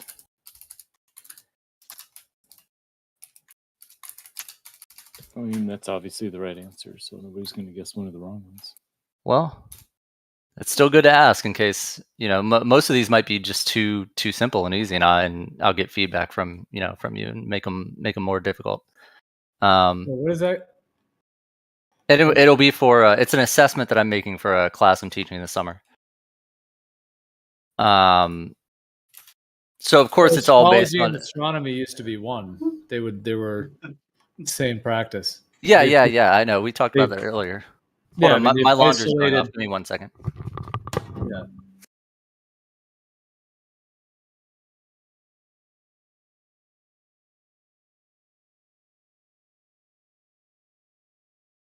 They've sucked the meaning out of the sky and turned it into a fake science. All right. Yes, I agree, Gio, for sure, definitely. But for the sake of this assessment, we're going to work in the, in the mainstream heliocentric paradigm, right? So would your answer to this be C? Not the same as astronomy? Oh, it'd be B. It'd be B. Okay. A science related to astronomy. Okay, cool. All right, I got Nate guess C, Witsit C. It's C. Come on, Gio. It's C. You can go ahead and change it within 30 seconds. It's C. Astrology and astronomy used to be one and the same. They were practiced together in unison. Okay. So you still got 15 seconds to change your mind, Gio. No, we're on to number two. We're on to number two. On to number two. Science related to astronomy is what it. If picking out of those three, yeah. All right, number two. The sun rises exactly at due east. Which of these options? On the first day of spring and fall, on the first day of summer, on the first day of winter, every day of the year, or the sun never rises exactly due east? Hey. Who's that? What's it?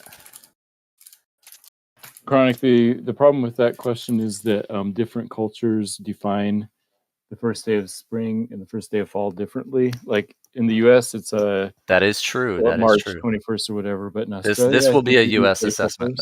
1st. It'll be for students in the U.S. I think maybe you should say the equinox instead. So what's your guess for this one, Matthew? The answer is A, if you mean by that the equinox. Yeah. Maybe. Nate, you're also going too fast for me because I'm tracking the answers. But so what anyway. class are you teaching? What is this class for? Astronomy students in college. You're teaching a pseudoscience class Yes, in sir. college? Yes, sir. Yes, sir. Oh yes, my sir. goodness gracious! All right, number 3. Which is a possible color for a star? Is it red, white, blue, yellow, or more than one of the above? Oh my goodness! Do I hear some answers? Remember, we're in the mainstream heliocentric paradigm here, so give your best Glober answer. Glober. Give our best pseudoscience answer for a pseudoscience professor. Okay. Yes, sir. Yes, sir. That's yes, good. sir. That's cool. All right. You refused to answer. Any other answers? Well, I would say maybe B, but I was under the understanding that you could see them maybe like blue as well. So and Yeah, yellow. I'd say E. All of them.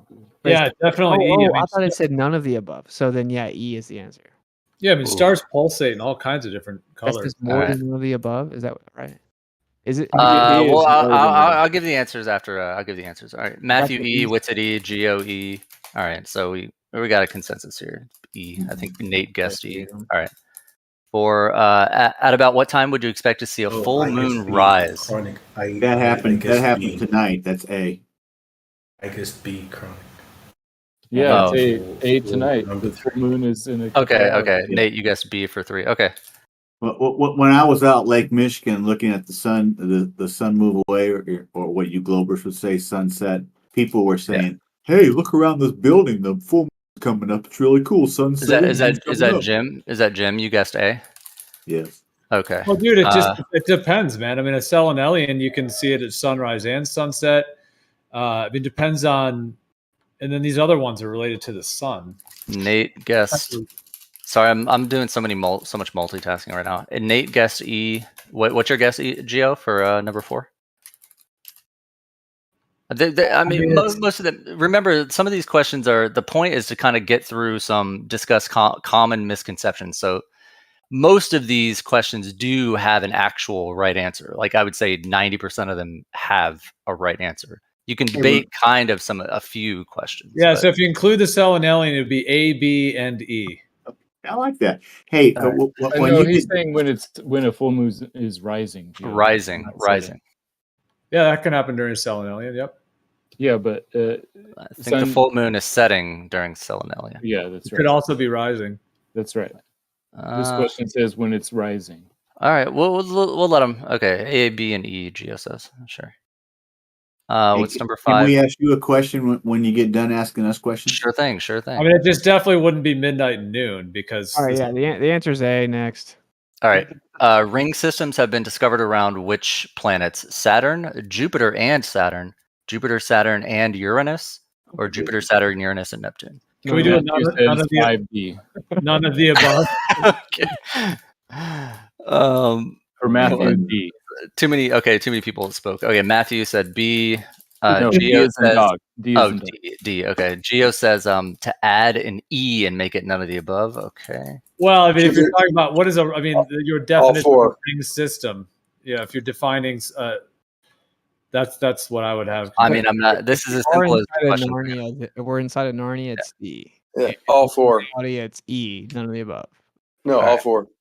Sure, got it. So that was that Zanuck. You finally got unmuted. Okay. D, unmuted. all D.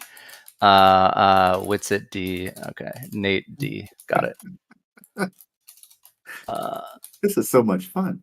A shooting star or a falling star? Yeah, I thought it would be a fun exercise. A shooting star or a falling star is what? Is a star falling to Earth, a comet streaking across the sky, a meteor falling through the atmosphere, either B or C. Comets and meteors are the same thing. What do we think? I'm gonna need an E. I'm gonna need an E on this one. Matthew says C, Big fat Charlie. E. Sentient moving beings. Matthew said C. There's really Charlie. none of those. Okay. Gio says Magnetic discharge within the Meteorite. Yeah, electrical discharge. Yeah. All right. Xanax said meteorite, which I don't even think is an answer, but You said meteor. Didn't you say meteorite? well, what letter? Oh, you're not watching the screen. You have been giving. Sorry, I'm screen sharing the questions. Yeah, I got you. Your guess was C. Okay, and Nate also guessed C. How about souls traveling through heaven? Everyone knows that they say that it's just like the light up of like debris of rocks flying through our atmosphere. Oh, I didn't get yours. What's it? What's your heliocentric answer? What's it? Yeah, it's C. C. What's your pseudoscience answer? All right, number 7. Which of the following is true about the unmanned spacecraft that passed through the asteroid belt? I'm just like, yeah, I don't even know if I can keep playing in good faith at this point. These are long answers, but I mean, do I read every single one? They were guided, so they didn't get struck by asteroids. They had their own guidance system to prevent collisions.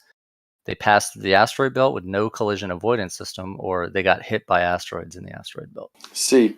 That one's a bit. That one's Yeah, I'm gonna say C, Charlie. Also. All right.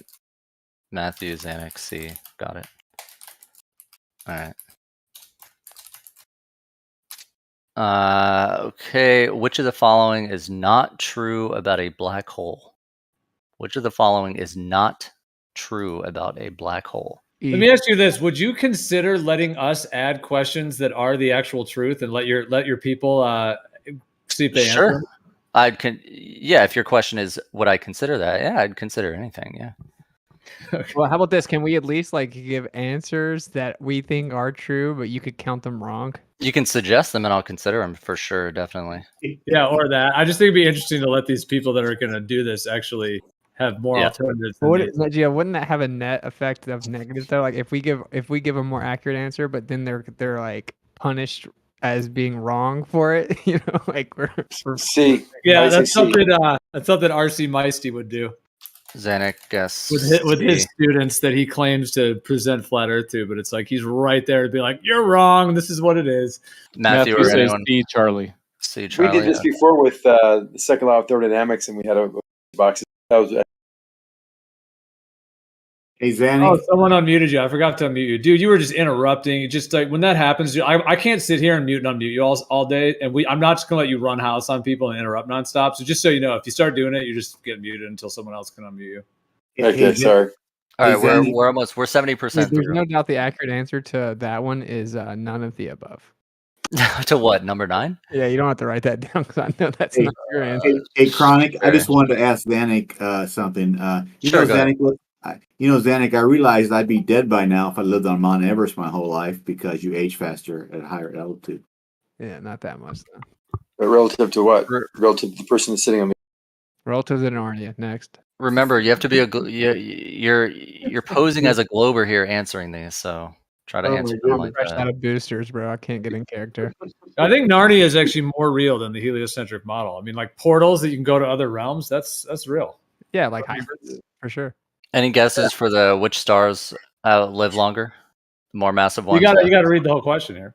Which have longer lifetimes, high mass or low mass stars? Oh my goodness. The more massive stars have more hydrogen fuel, so they live longer, or the less massive stars burn their fuel more slowly, so they live longer. The less massive stars are hotter, so they live longer, or none. B. Matthew says B is boy. All right. Matthew, Xanax, B. I missed what Nate's answer was. Can we get a poll of the audience on this one? Okay. Phone a friend. I think that stars are eternal because they're sentient. Oh, nice. Thank Okay, I'll consider adding that as a. you. What's true about Polaris? I love this word. I love this word right here too. True. What is true about Polaris? C. A, it's the closest star. B, it's the brightest star. C, it is located nearly right above the North Pole. Xanax said C. For Matthew, C, Charlie. You let them know we don't actually have a zenith measurement from the geographic. Come on.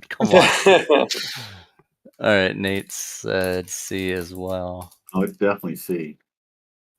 What was that, Jim? Jim said The C. closest star is the sun. Second closest is Alpha Centauri because I was there. Dude, Polaris is changing distances like freaking I changed girlfriends in college, bro. Zinger. Which planet has the highest overall temperature? Is it Mercury, B. Venus, Earth, Mars, or the moon? The moon. B. The moon. What? Okay, Xanax said B. Yeah, Matthew says B is in boy also. Okay. Oh, the planet with super rotation that can't be explained by physics. Okay. I mean, I would think it'd have to be Mercury since it's closest to the sun, right? Logical guess. Logical guess from Geo.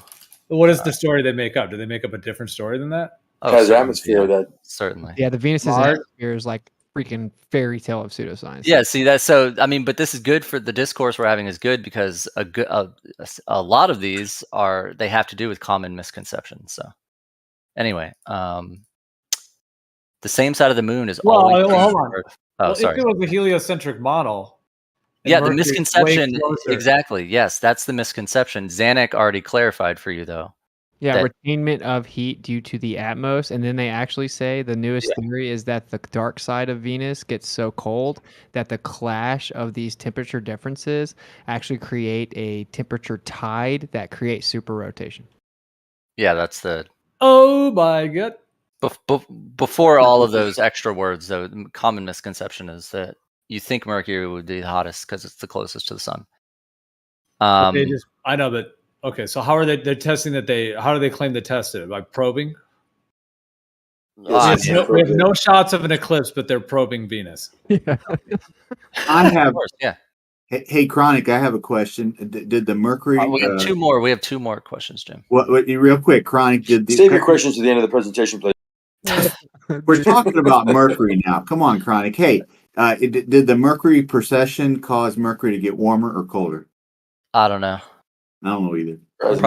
Probably on average stay the same temperature, maybe. Well, you asked them, why do you think the planets are named after gods? Because they're fake. Space is fake. All right, we're almost through this torture. The same side of the moon is always seen from Earth because A, the moon does not rotate. B, the moon rotates in the same amount of time it takes to orbit Earth. Or C, the moon and Earth rotate at the same rate. B is in boy for Matthew. Yeah. Matthew. B is in boy. Yep. Yeah, Xanax. and it's B, and it, if B? the moon was going 1/4 a mile per hour faster or slower, we'd see the rest of it. Got it. Okay. So How about- B, consensus on B there. Anyone not going to B? Okay. The moon doesn't rotate. D. All right, D. Got it. Okay, telescopes are often put on mountains because A, so they can be closer to space, B, because the air is thinner, or C, all of the above. How about D? Because Ruhif and Jesse want to think they're establishing the shape of the Earth by pointing theodolites at other mountain peaks on top of mountains. Can we add a D on that? I'll consider it. Yeah, I'll consider it. We said telescope. Yeah, I said yeah. I'd say B, but The trick, because it's like this is a pretty remedial misconception about how the distance would be pretty irrelevant. Zanuck guessed B. Witsit, you said B also? Yeah. No. Yeah, it's got to be B. Okay. Because the distance would be pretty irrelevant, right, Matthew? Yeah, because A, it's not that much closer to space from sea level. All right, last two. more. These are. I'm at the very bottom. The dark side of the moon is named so because A, it is never viewed from Earth. B, it never receives sunlight. C, it is more absorbent, i.e., B. less reflective than the other side. Pink Floyd. B. Yeah, I was gonna say, see you on the dark side of the moon. Pink Zanuck B. Floyd is playing a concert on the dark side at all times. I'm going to say A. Oh, A. I thought I was reading it wrong. Wait, Yeah, A. Sorry. B, dude. Come on, guys. You can't revise your answers when you. No, I can't read it. It's too small. It's never seen by the ear. All right, Wait, how Matthew can and you not Zanuck are read A. the completely different sentences, though. I don't know. I think he heard Matthew's, and I don't know. I'm just kidding. Yeah, dude. Like you didn't know that your model claims that the dark side of the moon does get hit by the sun. No, I couldn't. I knew it. I Jesus had the answer before I even read them, but in my All right. screen is so tiny I can barely see. And I have We got glasses on Witsit too. going with A, obviously. Okay. All right, last one. A light year is a measure. Never of received what? sunlight. Come on. I know What's a it's light year? What is a light year a measure of? Mass, time, distance, or energy? What is a light year a measure of? 5.88 trillion miles. So C. it's C. Yeah. Yeah. You think you'll actually get B's? What is this like? What class is this? Undergraduate, a college astronomy course. Right. Well, I mean, it is related to time as well in their model. Yeah, that's what the misconception would be. No, it says, what is it a measure of? Measure of Not a measure of time. Chronic, have you chosen a textbook yet? I have Well, a it's distance, but it's also Yeah, I have two optional, two strongly recommended. One because there's I recommend open educational resources so they don't have to spend $150 on a textbook. That is true. That is there's true. one called OpenStax, OPENSTAX. You should DM it to me if you send me a direct message. I'll take a look at it. All right, let's review, class. Let's review. And I noted down all your answers. So astrology is, so the correct answer is C, of course. Everyone got it right except Geo. Unfortunately, that's okay though. No, I would have major contention with that. It absolutely is a science, and it's absolutely related to astronomy. I know, because the science, I know. For eons of time before this modern day jacked up deal, the last 100 years, they always were one. And yeah, I agree. I agree with you. Historically, yes, I agree with you. And had all the empirical parts, astrology, all the empirical parts that astronomy had, and not really in that sense, absolutely. Hey, Gio, you understand what it is and how it functions, absolutely. If you've still been brainwashed by the modern day attack that has tried to call it a pseudoscience, then that's where you're at with it, but that's not the truth. You know what they say? Millionaires care about astronomy. Billionaires care about astrology. yes, we've all heard it. Gio, just take the loss, okay? Just take the loss. It's okay. No, we understand, Gio. You know, I'm just A, yanking your chain, Gio. Yes, the sun rises exactly at due okay, east. explain why it's not B then.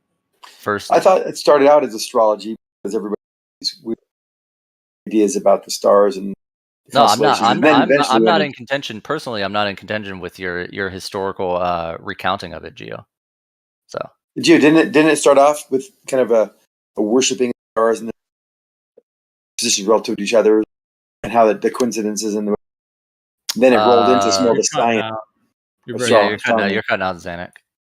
Number 3, which is a possible color for a star? Everyone answered E except for Nate, who guessed B. Correct answer is, in fact, E. Good job, most people. You suck, Nate. Number 4. I'm kidding. At about what time would you expect to see I would imagine I say that to a student and gets it's I know, right? Nice teacher. What time would you expect to see the full moon rise?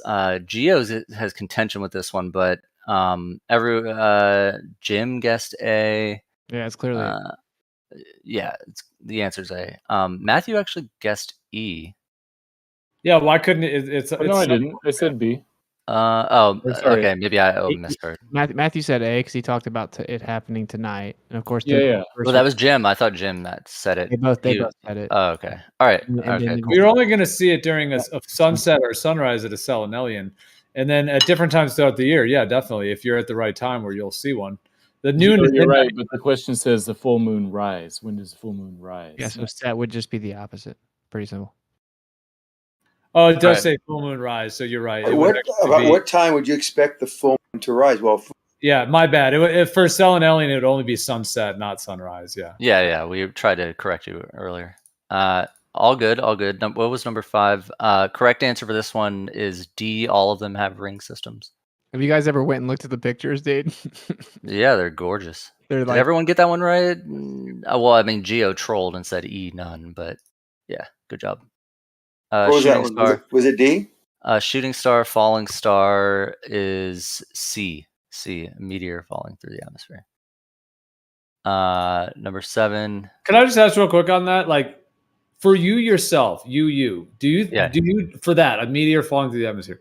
In terms of that explanation for what a shooting star is that something that you could admit that you're just believing, or do you think you have any actual evidence of that?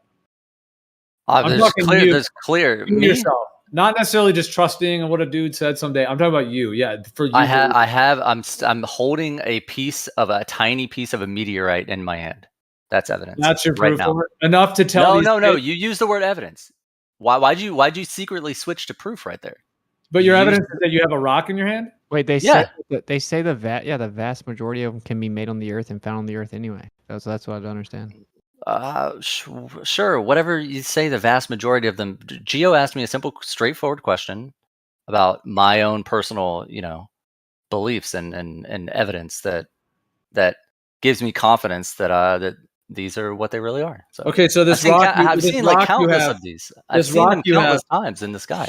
Okay, so this rock you have, is it that you saw a shooting star and then moments later a rock fell in front of your feet? No, of course not. Of course not. Okay, so this rock you have, somebody told you that that was a meteorite that came through, did a shooting star, and now they handed it to you. Sure, of course, sure, yep. Okay, and Yeah. that is your best evidence for it. Well, no, that's my own personal evidence. Sure. Okay, I've seen this phenomenon. I can't tell you how many times in the sky, thousands of times in the sky over my life, and I purchased from a reliable source a very tiny shard off of a meteorite that fell in South America. Bro, I need to get in on that business, man. Bro, Sure. I got a shard. I got a shard to tell you. All right.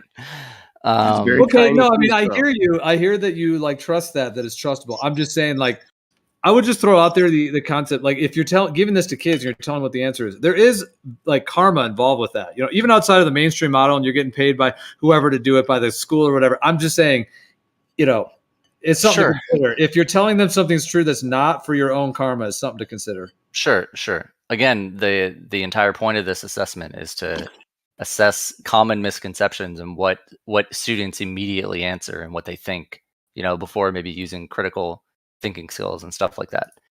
I don't remember critically thinking, oh man, that shooting star is actually a tiny piece of rock. Well, what's your don't tell me it's a chunk off the old dome. That's a better explanation. No, they form on the earth just like Okay. rock. There's literally no. Lemon said that once. I couldn't stop laughing for Well, like like, an hour. how lightning is like an emission of light? The chunk off the dome. Like, That's how is that a not- better explanation? Well, he's talking about the rocks, right? It's like they're Like forming. a little chip came off the dome up there and it just fell down. Yeah. But Gio, you agree that the actual phenomena could just be like electrical discharges? I think for sure that the like meteor showers are periodic electrical discharges. Sure. Yeah. Well, what I was just going to say with it, I mean, okay, the question is whatever rock you have, did that actually fall from the sky from a shooting star? It appeared to. Sure. Appeared to by who? So what? Appeared to by who? By me. What do you mean? By my observation of it. Well, I mean, what we see is like a discharge of light. Like, that's why I was relating it to No, light. there's more. No, you can see. Every time I say this, you've interrupted me. I'm wondering why. I'm just trying to say. Just go ahead. No, I was just going to say, like, lightning, we're chilling there. Boom, you see this rip of light. Of course, it's like connecting with the ground from the sky, etc. Whereas with a shooting star, it's also an emission of light, but they're like straighter than lightning generally. They're like they're fast, obviously, and they do have a little bit more of like a almost like a particulate sparkle to them in some way. Like, there does seem to be, when I say particulate, I don't even mean particles, but I just mean that like the light is kind of in like a phase. It's like spread out a little bit. And it kind of almost looks a little bit like, not really pixelated, but if you know what I mean, like it kind of has a different, like the way like sparklers are, maybe like, how when you light a sparkler versus like a flame, like how these things have like different light emissions. But anyway, so we see that light discharge, and we also see lightning. So, I mean, and we see lights in the sky too. So, I mean, the fact that there's light in that sense correlates with the fact that we see all these other lights. But the connection as to that it has to be a meteor that is somehow falling from outer space from outer space onto the ground, that is where I think there's a tremendous lack of evidence or validation for that's the case. And that's what I was saying. If you believe that, I hear you. But if you're telling other people this, without actually knowing for sure if it's the case, then sure. I mean, we're going to agree to disagree. Yeah. Measuring it, the velocities which can't exist in the air. But you're willing to give your own like rigorous like search for truth. You're willing to hand that over so easily and just say, "Oh yeah, rock. Somebody sold me a rock. That must be." Then it land. They land too. They end up. I mean, I would just say, don't sell yourself out. Like, you don't have to see it the way anyone else sees it or anything. I'm just saying, like, you're selling yourself out that quick. Well, I don't know. I don't agree on a fundamental level. You're just saying because different phenomenon and like lightning and stuff happens that this other phenomenon has to be directly related to all those other things. That makes no sense.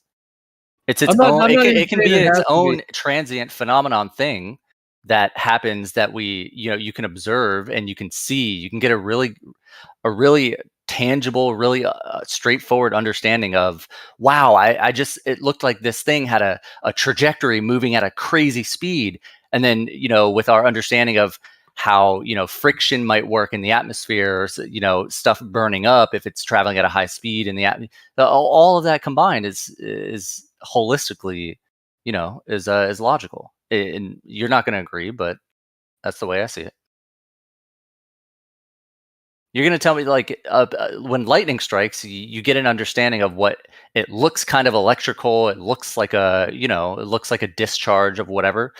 I mean, I don't know how many meteorites or shooting stars you've seen, but in every single one of my experiences, it looks nothing like lightning, and it looks like the trajectory of some object burning up in the in the atmosphere. I mean, it doesn't look that way to me. It looks like a streak of light through the sky. It looks like an electrical discharge, like, because we can do electrical. Depends on what kind you've discharges. seen. Like, Sorry, we go can validate that electric discharge gives off light on Earth, lightning, et cetera, et cetera. And we can also validate that, like, sound, like in sonoluminescence, gives off light as well.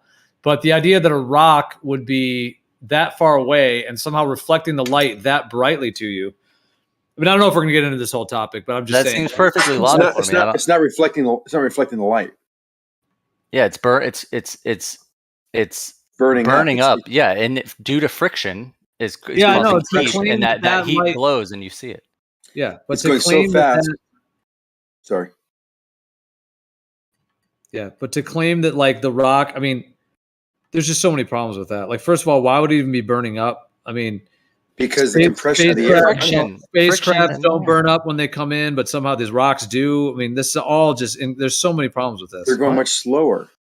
The They're much speed more they can massive. measure. They're slower. The surface facing heat shield side does burn a lot.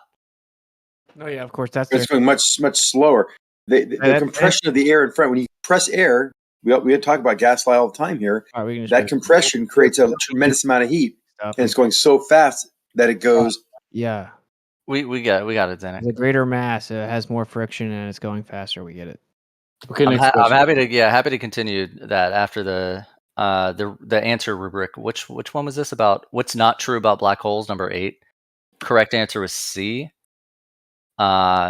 It's not a giant hole moving, sucking up everything. Did everyone get that one right? I mean, all I'm saying about the shooting stars is you believe that explanation just because it's the model you're given, right? You don't have any actual evidence for it. Other than a rock that somebody told you did it. Well, show me, Gio, show a lightning straight as an arrow that shows kind of things, debris coming off of it. You're breaking up, but Chronic, would you agree with that? It's more that you're going with it because that's the explanation the model that you believe gives? This says not true, by the way, Nate. Maybe you were confused by the question, which is not true about them. No, I'm not blindly believing whatever the consensus is, but my own personal experience and observations leads me to that logical conclusion. Now, if you give me a better explanation that needs to be 800 times better and more logical than a tiny chunk of the glass dome, chipped off and fell down, then maybe I'll consider it. Well, I've never said that or thought that. So that's the only thing I've ever heard of any alternate explanation from a. Well, I mean, I think there's celestial phenomenon. I mean, the stars light up, the sun, the moon. There's all kinds of lights, and these are. It's like, I think it's ultimately an electrical discharge through the liquid, through the medium above. It's more than just liquid plasma in a plasma field, but yeah, it's an electrical. Sure. Flux I know what you're saying. This has got to be a rock. Like this, he dropped this video of the best meteorite falls caught on camera. This last one has to be a rocket. That's not a meteorite. I've seen. I was lucky enough, like just one late night out of my window where I live. It had to be a decent sized one because I saw it actually break into multiple pieces.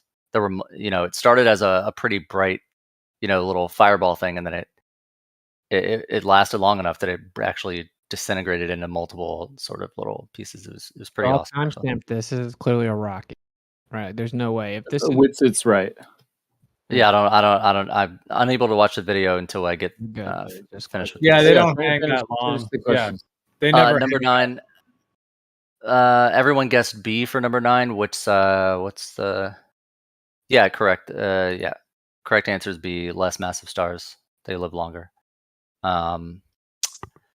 What's true about Polaris? I think everyone got this one right. Everyone guessed C. It's C. Which planet has the highest overall temperature? Everyone guessed B except Geo. B is the correct answer. Same side of the moon is always seen from Earth because correct answer is A. Moon does No, not. I just said it Oh, should no. be. I just said it should be Mercury. That's Wait, what I is that? said. Because physics dictate that if you have something that's close to a bonfire and then something else that's further from the bonfire, of course the object closer to the bonfire will be hotter. That's why I Yes. said Mercury. If Yes. if this This is physics why it's works, a misconception. Yeah. Chronic, the right answer for 12 is B. Right? Yeah, I have a but they typo just or claim that something. Venus has a magic atmosphere that locks in more heat. All just fabricated. I typoed my answer rubric. I'm glad I did this exercise so I can fix that. 12 is B. Everyone guessed B. Geo guessed D, which doesn't exist. That was maybe a troll. Wait, because the same side of the moon is always seen. Oh, because I said D, it doesn't rotate. Yeah. No. Okay. No, Although A that's is actually doesn't rotate. Oh, Okay. Yeah. All right, then you guessed A incorrectly. That's okay though. Number 13, telescopes are often put on mountains because What's your proof it rotates? B. Hold on, let me Where's your come on. proof We're moon rotate? we're We can't, almost we can't talk about these as we go through them. No, we definitely can. We definitely can. But I'm almost there. B for 13 is B. Yeah. I think you may get a tiny bit closer, but it's just a fraction of whatever. The more important thing is that the atmosphere is thinner. You're Well, actually at the top. Closer. If everything's closer, then being up 5,000 or 10,000 feet would make a big difference. You know, stars don't even twinkle at the top of near some observatories at the top of mountains. They don't even twinkle. They're pretty solid. 14 Dark Side of the Moon is named because B. No. I messed something up on my rubric. Sorry guys. It's A, obviously. Everyone guessed A, everyone got it right. All right, last one, light year is a measure of distance. C. Everyone guessed C. So the average score was a 13 out of 15. Geo brought down the average, so you guys can be mad at him. I'm not applying a curve to the grades, so everyone got an A. Geo got a C, but it's okay, Geo. You were trolling most of the answers. So I give that test an F. Hey, Chronic. I got a few mobile choices. Real fast. You ready? Let me just say this because I just found out there's a Chelyabinsk. Chelyabinsk. Go ahead. Okay. So meteor, right? They say it was 54 feet across and weighed 10,000 metric tons. Wow. That's impressive, yeah. That's the dumbest thing I've ever heard. Okay, Jim, go ahead. Okay, Chronic. These are also multiple choice questions. Are you ready? Yeah, I'm ready. What caused you to enter a pseudoscience? A, wanted to get rich. 2, B, look smart. 3, get chicks. D, all of the above. D, 100% D. Next question. Did you get some chicks? Good. Let's see here. You entered. Did you enter and finish a pseudoscience BA, a pseudoscience MA, a pseudoscience PhD, or none of the above? D, none of the above. Oh, none of the above. Okay, that's very good. Very good. This is the question for the group here. Who's the biggest pseudoscience scientist? Chronic, PhD Tony, or is it tied? This is for the group. No contest. Oof. Okay. Crickets. No answer. I mean, it's not really all pseudoscience what he's doing. I mean, like a lot of the observations are real, and some of the readings of the different light variabilities that happen within the different stars and luminaries that he's viewing. So there actually is a fair amount of empirical and observational. Jim's just being funny though. Hey, Chronic, last one, and I'll be quiet.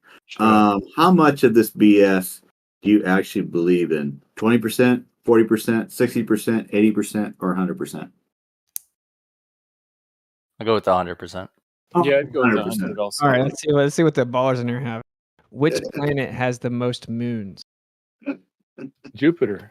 There you Depends go. on depends on what year you're asking that question. Yeah, it's true. If it was 400 years ago, the answer would be Earth. Okay. That was very exciting. Okay. Didn't even get to the multiple choice. Okay. What is the largest planet in our solar system? This is elementary. The stuff I asked was at least a somewhat college level. Next. What is the closest star to our solar system? Oh, okay. I know that one. I know. Can I say it? Yeah. It's Alpha Centauri, 4.373 light years away. 4.373 light years away. Yeah, but it's a binary system. Do you know which of the two is closer? Matthew. Oh, you guys. That was the question. I What think is they a were actually supernova? wrong, but go ahead. What's a supernova? Some big a boom. Mm-hmm. Something go a big a boom. A champagne supernova.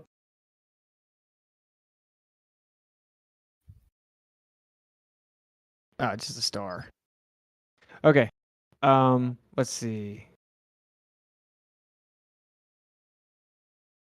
What process do stars use to make energy? Fusion. They cook they cook the sauce in their ovens. Wow. Okay. What is it called when light is bent by a massive object? A fairy tale. trying to look behind your mom. Oh God. That's terrible. You guys should probably know that one, obviously, right? Atmospheric lensing. What? Zanuck got it. Atmospheric lensing. It's Gravitational lensing. gravitational. Wait, Zanuck was actually wrong. Dude, Wow. you just completely Just atmosphere now. got it wrong. Looking at the TV. You need Gravitational lensing. Yeah. Got him. with you.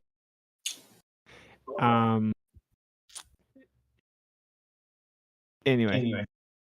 Let's see here. You guys want? You mean to come up with like other? What year was dark matter considered to have been confirmed, and what was the observation? You don't have to. 1933, 99% was considered dark matter. Am I close?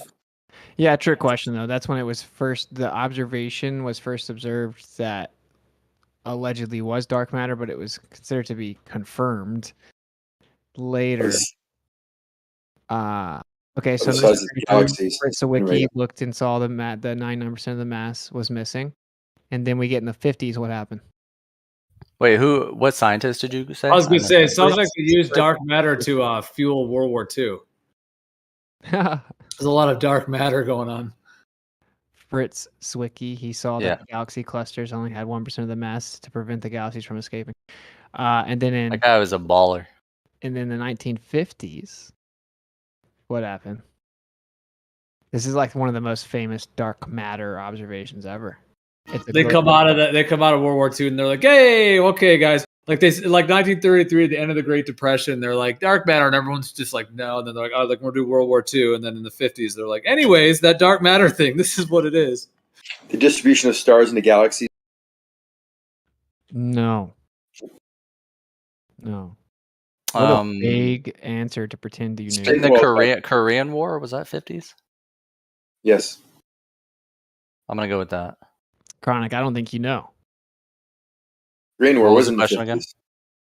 What was the observation in the 50s that supposedly spin rate, the rotation rate of the galaxy? It wasn't about they discovered the microwave background. They couldn't figure out where it was coming from. No, that's way after that. Galaxy rotational rates. Yeah. Oh, I did get it right. Okay. Yeah, that's right. Yeah, like the outside of the galaxy was spinning at the same speed as the inside, and expected it to be spinning slower. Yeah, because that would violate Newton's laws of motion. But Okay, here's my trivia question. Go ahead. How many objects in the solar system are larger than Earth's moon? Are larger than what? Earth's moon. How many objects? I don't know, man. That's a decent one. How many objects? I mean, are you including asteroids? He said objects. Yeah. Yeah, anything in the solar system. I mean, what is the solar system? Like, does that end at some point? Is there a boundary where it's like now it's not the solar system? And then Within outside it is? 2 light years of the sun, let's say. That's the solar system. You've heard of the Oort cloud, Gio?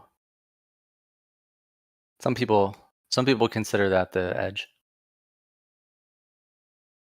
I don't know. whatever I definition. don't know.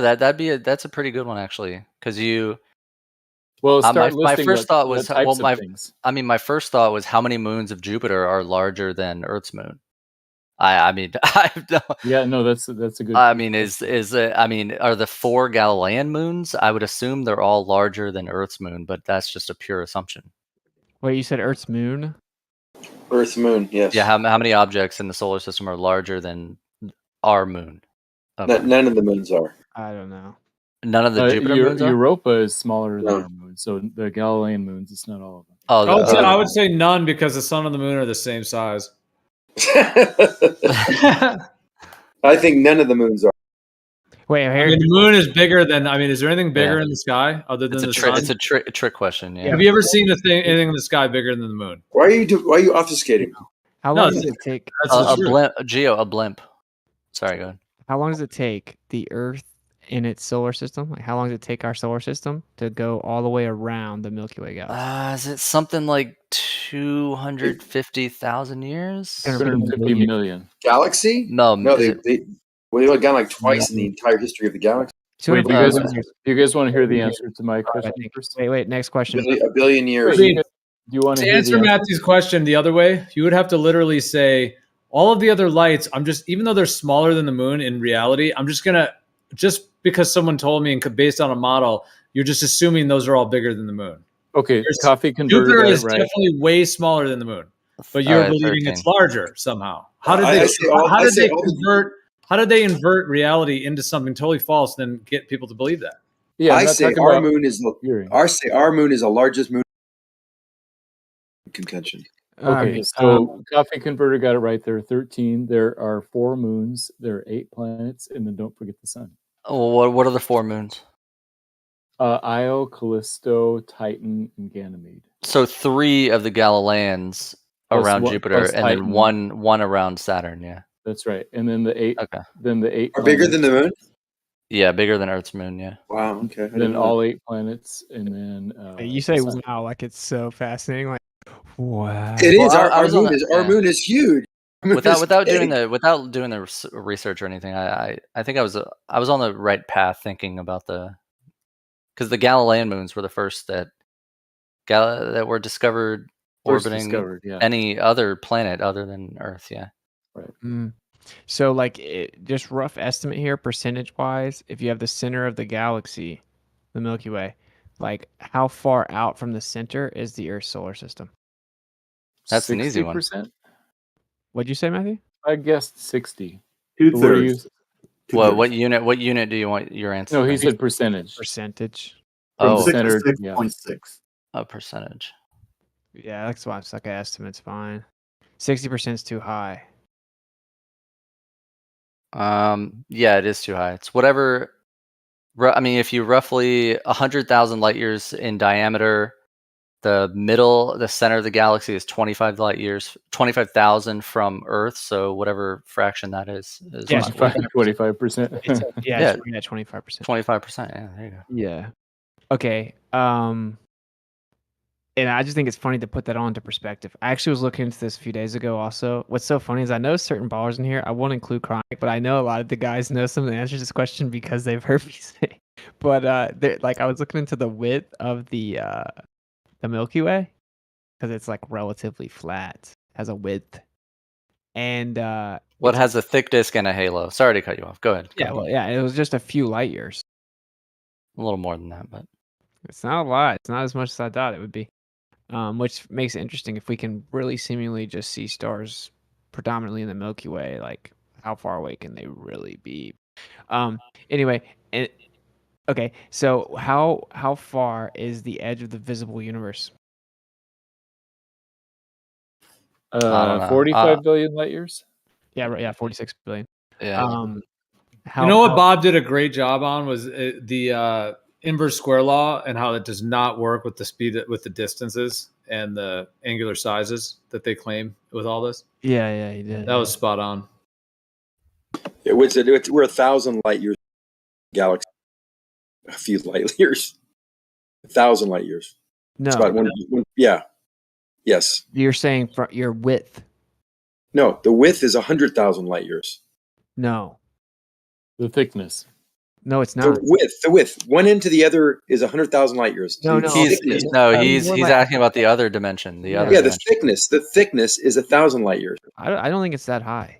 Oh, it yes, depends it on is. it depends on if you're including the thick disk or only the thin disk. There's different the center or the edges. Yeah, there's different populations of.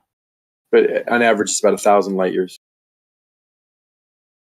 There's a halo that's all nearly spherical that just is like embeds the whole disk of the galaxy. So it's, well, the part like when we see Andromeda's ground.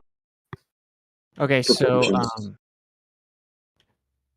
how fast is the universe expanding? Beyond light speed.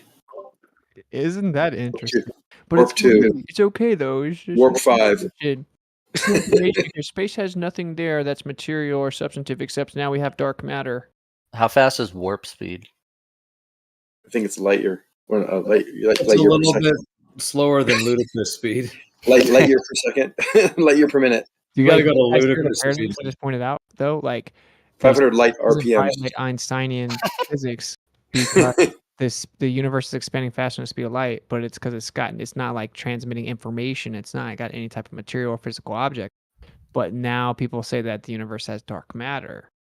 So if dark matter was actually going faster than the speed of light, then that would point. It's not that dark matter is going faster. It's meant that what space time is actually bending and warping and distorting. What? It's just so bummed. An answer. So it is. So bummed.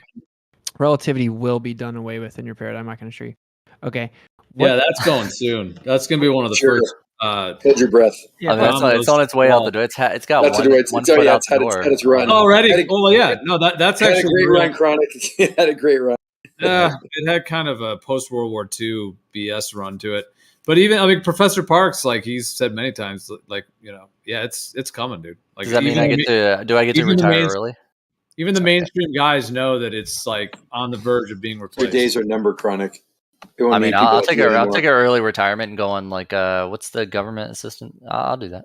Well, they're going to replace it with another pseudoscience, or at least they're going to try to. But when they do that, it's going to that's when there's all this other truth and everything coming through to where they're not going to be able just to derail it into another cycle of their.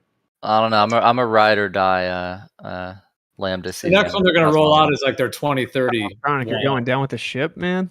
Wait, is this new truth going to be able to explain why the full moon is the same size all night? Wait, Chronic, have you heard of dark flow? Maybe once. I haven't. I'm not really read up on it though. How about dark refraction? Dude, dark flow's a real thing, dude. They're looking out like at great distances and they're looking at the universe, and like one portion of the universe, in really crude terms, is like shooting off in like a different direction way too fast. That's nutty. That sounds nutty. I was going to ask that, like this expansion. I was going to ask this. Okay, if it's from the center, it's expanding out. Is it expanding out equally in all ways, or is it spewing faster in another direction? And if it's expanding faster in one direction than another, could you then make the assumption that the entire thing is moving? Well, it's not. The short answer is uniformly, but go ahead. It's space-time itself. Space-time itself that is expanding. It's not actually the mass that is traveling distances to each other. But wait, what about time is okay? So you don't want to listen to the colloquial, accepted normie not when it doesn't reason, or you want to just misinterpret what they're actually saying, because that's what they're saying. What about dark matter, though? What about it? No, dude. They say that space itself can expand faster than the speed of light because it's basically a privation. So it doesn't have any information or physicality. But the problem is that they're now saying that it has dark matter. Well, the volume itself is actually expanding. Space-time is actually expanding. Okay, so the dark matter just stays behind? No, it stays behind, just as other matter stays. The interactions between the matter and the space-time is something they're observing as well, and calling that caused by the interaction of matter and space-time and dark matter and Okay. and space-time. But space-time itself is actually expanding as well. Okay. You ever heard of the edges of the universe where it's expanding? Then it doesn't have any dark matter or any regular matter. So it's just There's theories. The theories are that dark matter could be causing this expansion. Like, it could be matter on the outer edges of the universe that is causing expansion. But the more common understanding is that space itself, the fabric of space itself, is expanding. Buddy, it's dark energy. Where did you get dark matter making it expand? You said dark matter. You said dark matter making it. There's dark matter that has effects on galaxies, the rotations, and it gets the mass, mixed all the etc. time with it. But People mix up I made it real innocently all the clear. time. Space-time is space itself is expanding. Anyway, they say dark flow. Like, anyway, they're trying to explain this idea. This is actually something that was proposed, that there's like some massive object right outside the edge of the visible universe that we don't know about that's causing. Oh, I have seen that. Yeah. Yep, they've talked about that. Yeah, it's goofy. But what's the galaxy cluster that contains the Milky Way? This local cluster, local group. Local group, yeah. Yeah. If space-time is going faster than the speed of light, then you know what's that contraction called? Is it Lorentz contraction? Oh, that one we talk about occasionally. Yeah, Yeah. So if space-time is traveling faster than the speed of light, it should be going slower than the speed of light to form that contraction, not faster. If it was going faster, then you wouldn't have things contracting. They should be expanding as well. It's all just a bunch of the reason that we have contraction is time dilation. You say stuff like that. It's so real too. But I've been waiting for it. I've seen very recently, a few days ago, that there's one of these new. I'm not sure if it's the one in Australia or where, but there's a dark matter experiment that they might have found something that they're gonna give a press release in a few days on. But I've been waiting a few days. I thought it would have come out by now, but they're getting nervous. They're like, damn, they're gonna know we're lying. What's the name of when two neutron stars like merge together and make a baby and create gravitational waves? Whoa. Let other people try. That's measured by LIGO. That's some heady I think he's looking for a proper word. Yeah, exactly. We have two neutron stars, and then they're gonna come together, and one neutron star loves daddy neutron star, and they're gonna merge together and make a baby. Pulsar? A baby is gravitational waves. What? A pulsar? No, I think Quasar. He's looking for a K word. I'm pretty sure with a K. Well then maybe I don't know what it is, but I thought you had. As if it's like a bambino, it must be a neutrino. I think I know the answer. Neutron star. In the question almost. What's the name? What's the name of when two neutron stars merge together, make a baby, and their baby? Neutrino. Baby Bambino. neutron. A neutrini star. A neutron star collision. Is that not what it is? Quasar. I mean, Pulsar. that's kind of like the answer was in the question, kind of. I thought you were looking for Kilonova, but anyway. Dude, that sounds like an album.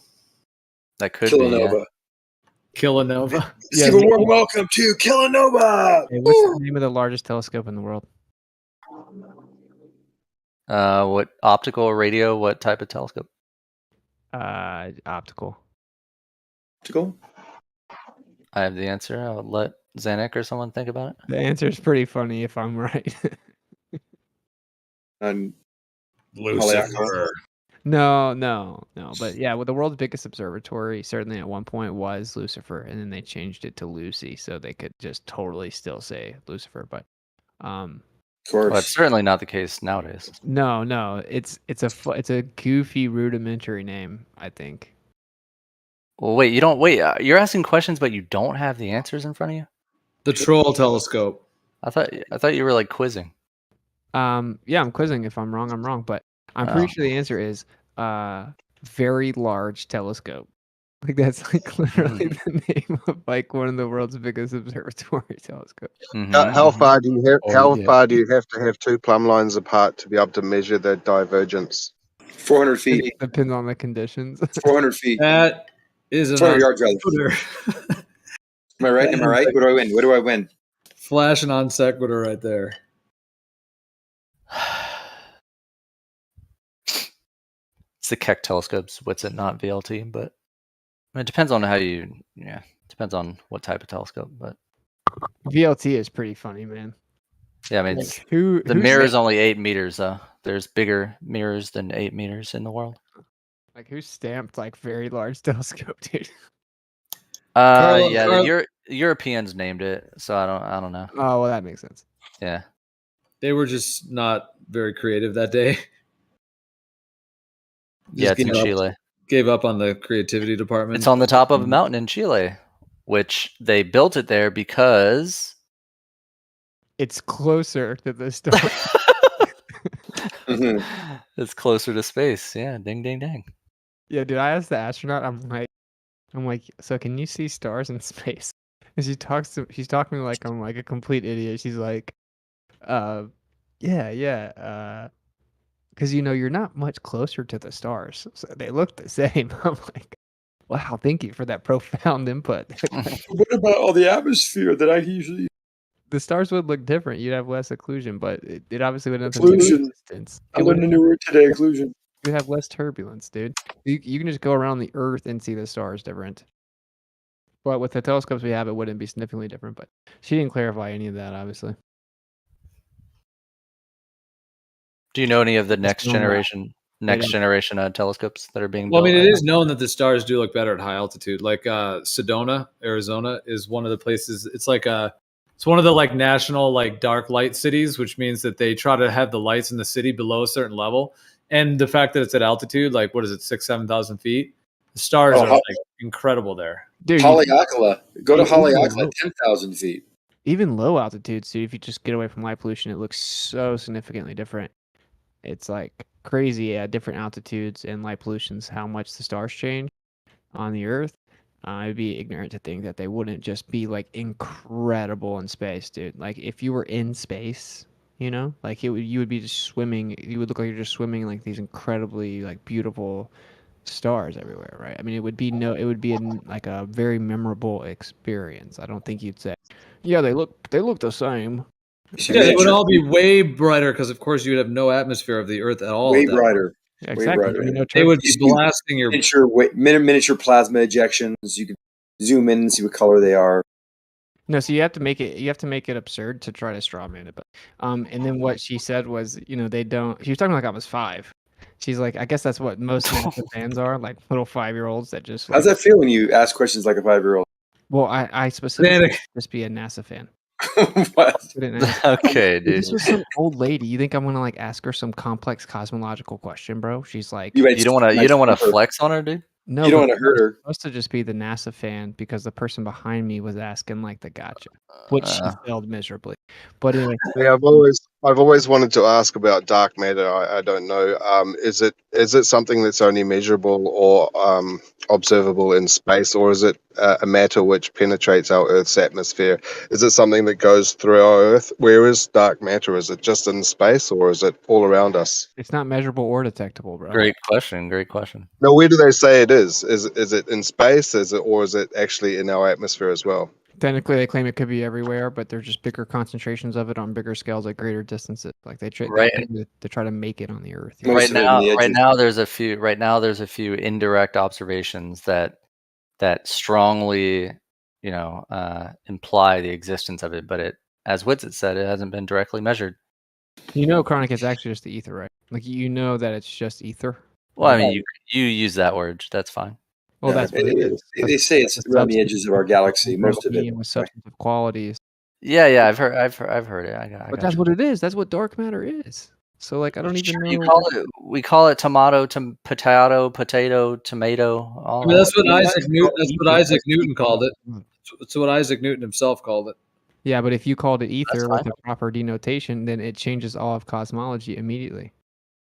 Because I mean, if you're giving it all the same characteristics and it's affecting these indirect observations that we make empirically, it's acting the same exact identical way as the thing that we call dark matter. then you're literally just renaming it. There's nothing different. Well, no, but there is no characteristics. It's not defined. So that's the point, right? It's only defined, quote unquote, by its assumed effects, Yeah. like gravitational in nature. So it doesn't acknowledge the fact that within this current paradigm, gravitational effects gravitational nature require some type of substance. So it just ignores that fact. It's like, oh, we want to have our cake and eat it too. So we have mass like properties, so we can have. Yeah, but in the same way that you continually claim this substantive background, whatever medium is undetectable Well, no, as of right no, now. I don't think it's undetectable. Well, show me an ether detection, like you know. Like electromagnetic vacuum. I mean, you consider that ether? I don't, but Yeah, well, actually, I think that is a modality of the ether. Yeah. you can think that. That's fine. In the sense that like there's a more at like inertial state, like there's an inertial state of the ether.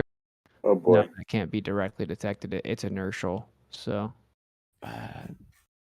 Yeah, I agree, and that because that's how we have the actual fixed coordinate system, is because there actually are coordinates in X, Y, Z, which is within space, as this space here, not outer space. I'm talking, the actual space of that we live in. Like this three-dimensional world is made from those X, Y, Z coordinates. If they could just say ether, they would say it. Like it would fix all the problems overnight. Like they would just say ether, substantive background. But I mean, they had to get They had to get rid of ether because it was connected to the Earth being a stationary planar That's Earth. right. That's right. If you have the ether, then you could fix the dark matter problem, but you created way more problems than you fixed because now you have to deal with Michelson Morley. So no, but I personally don't have a problem using the word ether, but it, in my opinion, it makes a little bit more sense to use the moniker that was created, the newer generation paradigm word called dark matter, because as of right now, all we know is, we're pretty confident that it doesn't, interact with normal matter, with like light and stuff like that. Well, with light, right? It doesn't interact with light, but that's the thing. It is. What's the opposite word of light, though? In my opinion, it's the word dark. So it makes sense that some people randomly a long time ago gave it the name dark matter. Like if we were cavemen, but like we want to figure out what it actually is. The ether actually offers a definition. It's a substantive background medium in which sustains electromagnetic propagation. But like dark matter is not a description of anything other than what you don't know. But all I'm saying is that like this is the paradox you find yourself in. You can take it or leave it. Obviously, you'll probably leave it. Good guess. Light is the ether, bro. So like light is dark matter. Light is a version of dark matter. That's all. It's an excitation of dark matter, quote unquote. It's an excitation of the ether. Okay. So that's all it is. I don't agree, but how do lasers to determine velocity? Okay, see, and there you go with like the stupid, like, oh my god. Well, Xanix's willing to actually engage. I'm saying we're going to agree to disagree. But if you can get engaged with Xanix if you want. Well, Chronic's taking notes for the future. Yeah, well, no, it's a simple question. If that was true, then how would you be able to discern whether you're moving and chasing measure the versus being not moving through the ether? And you're breaking up. The ether's breaking you up. Okay. Like light is an excitation of the background. So it's just a modality of. In fact, even matter is, and that would then say, wait, what? So matter is light. Like matter is condensed light. It's a slowed down, concentrated vibrational resonance of light. But light is the excitation of the background. Right? This fixes so many problems. This answers so many questions in quantum, answers so many questions in modern physics in general. But it's not even considered. And that's why there's some type of like religious bias here. I mean, I use that word. I know it's antagonistic, but call it whatever you want to. But there's clearly a bias. There's clearly a bias. There's and there is too. There's open and acceptable and accepted discourse and alternative, theories and ideas that are proposed all the time that are legitimately considered. As soon as I bring them up, then you got people talking about this is a quack, right? This dude's an idiot. this dude, blah blah blah. You're sure? I don't speak for all the other people. I'm No, I just. get it, but Chronic, you see the problem though. Like it's not just it's just a general sentiment, right? Can I have your answer though? What's it? Just I mean, a one sentence answer. If light is the excitation of the ether, then how does a laser work in measuring relative velocity? Shit, you just calm down. I'm saying that even if the person has a Nobel Prize, right, and then he proposes an idea that goes against relativity, he's a quack.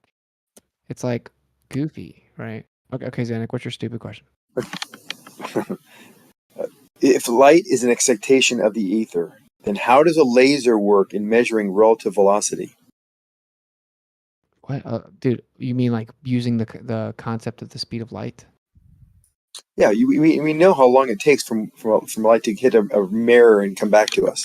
You're saying it's excitation of the actual ether, but if that's the case, then if we're moving through it, we should see different values, but we don't. You mean we definitely don't know how long it takes it to go to the mirror and back. You just assume that it's going there and back at the same rate. Right. And Einstein himself said that. You can't measure the one-way speed of light. That's a red herring. But no, I'm almost finished. But actually, what the speed of light is a rate of induction, which results in illumination. That's not word salad. Just because you don't, if you say word salad, then I'm going to disengage. I didn't say word salad. You said it. Let me finish. So the ether itself is excited, and then once it is excited into a specific spectrum of vibration that our eyes can perceive, then we call that light. It's technically visible light, right? And so no, not right. Visible light, it's excited and it has a rate of induction back into the ether. So then we wait up. The speed of light is the quantification of perceived illumination. It's just a perception. You said that 4 times. I get it. I said it. But we're not talking about visible light, so throw that whole part of your answer out. Dude, it's like a lightsaber, bro. You know, like in Star Wars, the lightsabers. Yeah, no, seriously. Right. Yeah. The lightsaber, like the minute it activates, it's just the whole thing illuminates from within the medium. Okay, let's get rid of the Star Wars because that's only a movie. We're talking about light. We're not talking about perceived. We're not talking about perceived illumination. We're talking about an infrared laser that can detect an object coming at me, a baseball, a car, a jet, whatever it is. We can detect how fast it's coming to me by how long it takes the light to get to the object and come back. I don't care if it's rate of induction. Okay, fine. If it's rate of induction, that's what you're going to stand on that. That's the hill you're going to die on. Absolutely. So now we're hold on. Seeing an object, and we also measure it. We can validate the speed from the ground for these two objects that are traveling by us on the ground on a highway. And now I'm using that same laser on one of those objects, measuring the velocity that the other object is traveling either toward me or away from me. And I can still get the exact same value relative to the ground. Now, if the air or the ether was illuminating, that would not be the case because that rate of induction would be skewed by me moving through it. No, only if you're going fast enough, and Fast enough? It's just a rate of induction, How dude. fast? So like we have a generalized idea of the rate of induction, and we call that the speed of light, right? And this is actually quantified in a vacuum.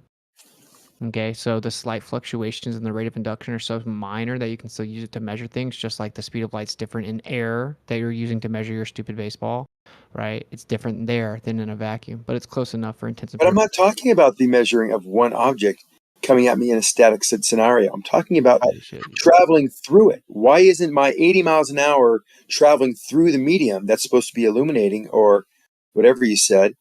How is that not skewed for this 80-mile-an-hour differential of these two objects that are moving through the ether, not measuring it from a static position, measuring it from one moving object to another moving object? Why is there no difference? It's because the ether is just already there. All it's doing is illuminating. But you're moving through it, Whitsit. That doesn't matter. How could it not matter if that's what's causing the illumination to be caused? What causes it is an excitation or disturbance, a perturbation of the ether. You can laugh, but you can't. This is always funny when you say it. Look, you're not making much sense because same argument. Get down to the mechanics. I shoot a laser to this wall and back. You're saying that starting a perturbation in this medium, and the time it takes to resonate or to propagate this excitation is going from here to the wall and back to me, and it takes whatever let's say it's a mile away. It takes whatever 186,000 miles per second would take. So But I'm talking about if I'm moving through it already. I'm moving the exact same. I have an analogy that you're echoing. I have an analogy that I'm not saying it's even a perfect analogy, but I'll just if you have like sand, like a sandbox, you take your finger and you drag your finger through the sand. The sand is already there. The finger is like the excitation or the activation, and it creates a disturbance in the sand. Yep. Yeah. Or like if I throw a rock in a pond, right? And then there's ripples. Xanax walking over here being like, how long did it take the water to get to the other side of the lake? I'm like, what the? It was already there. It's just excited. It's disturbed. If I swim in the lake behind the disturbance, it's still just disturbed. No, Well, that's if a you good pull on the analogy. end And of here's a the, problem. Here's a problem with that. Here's a problem with that. hang on, You're in a boat. if you pull and on the end of a long rope, how long does it you take throw- to the other end of the rope gets aggravated? Yeah, we're going in a 100 mile an hour boat, and we throw a rock ahead of us and it hits the water. That velocity of the waves will be the same or different than as if I just threw the rock off the boat going. Well, that's the the same only 40 reason mile that an hour rock. doesn't hold up is because the water itself is actually interacting with the water, right? Creating a different like wave. That's the only difference. And I have another boat I'm chasing, and it's going 100 miles an hour too, or 110 miles an hour. It's going a little faster. How does that wave know whether we're moving or we're not moving? It doesn't It's not care. related to. It doesn't care. The Well, it water should care if it's the reason we can measure. Think about it. How You long got did two it boats take going through the water. to get to the other side? How long did it take the water to get to the other side? The wave would propagate at whatever waves propagate through water at. It has to do with the temperature How and the long did it density. take water to get to the other side.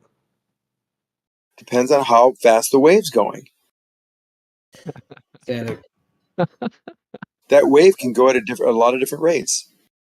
Okay, look, if I have a rope and I stretch it across the room and I move it up and down real fast and it starts to send this wave through the rope, how long did it take the rope to get to the other side of the room? The rope's already there. Okay, how long did it take the water to get to the other side? The water's already. We're talking about the wave that is creating. He said water. The water moving.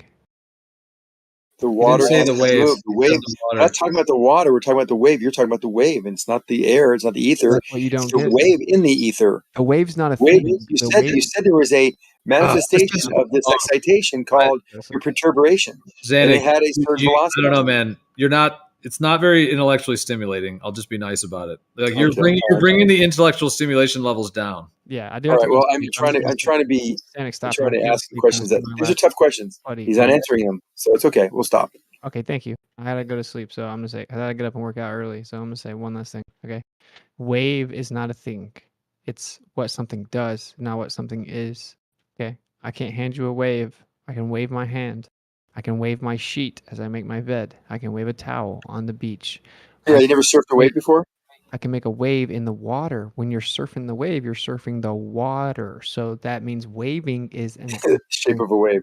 wave is movement. Waving is a type of I movement. can have a big wave or a little wave. I can have a faster propagation. I can have a lower propagation, a you faster guys. rate.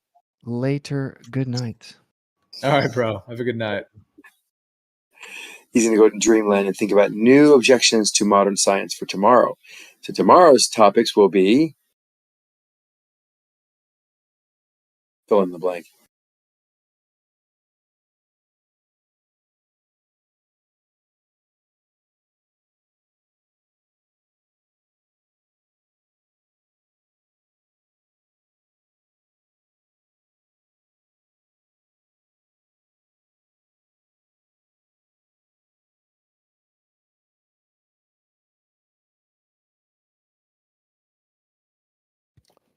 Well, I thought the trivia was fun, even though I missed most of it. I think there should be more of that.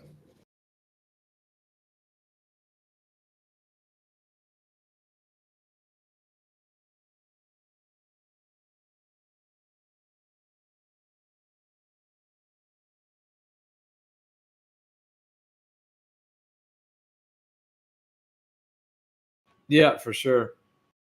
That was cool.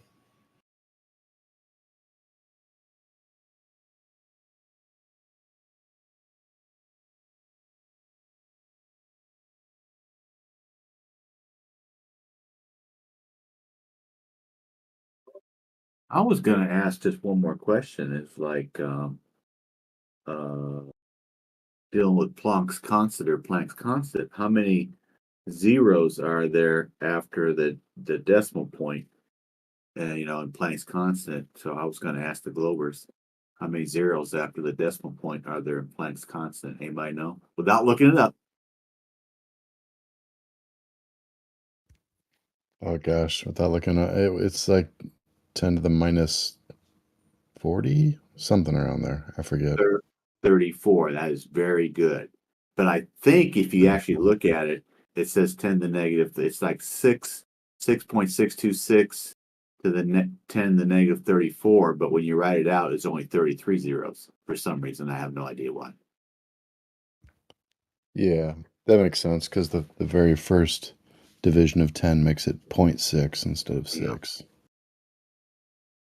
He wrote about it that at the time it was an act of despair because he had to come up with some mathematical formula. Hey, why did he do that in 1901 and not get the Nobel Prize until 1918 for it? Did they have like a delay system like for 17 years? That's really weird. It's like Einstein came up with photoelectric and he stole photoelectric and published it in 1905. Then he got the Nobel Prize for it in 1921. I mean, do people have to wait like for a decade to get a Nobel Prize? I'm just asking. I have no idea. Yeah, I don't know much about how they operate. I have no idea. I guess there's like 4 people who have ever won more than one Nobel Prize, and Einstein wasn't one of them.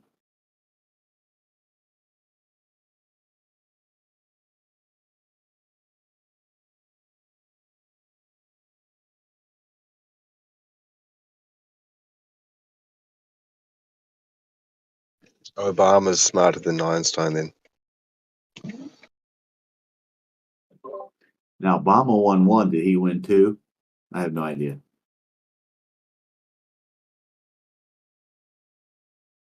You realize Einstein was voted Time Magazine's Person of the Century. He beat out Gandhi and FDR. That's pretty impressive. I remember Hitler was on the front page of Time magazine once back in the day. I know.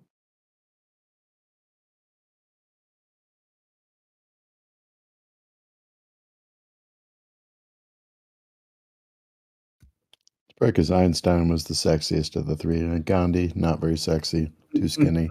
FDR, sitting in his chair, not very sexy. Einstein, sticking out his tongue, sexy.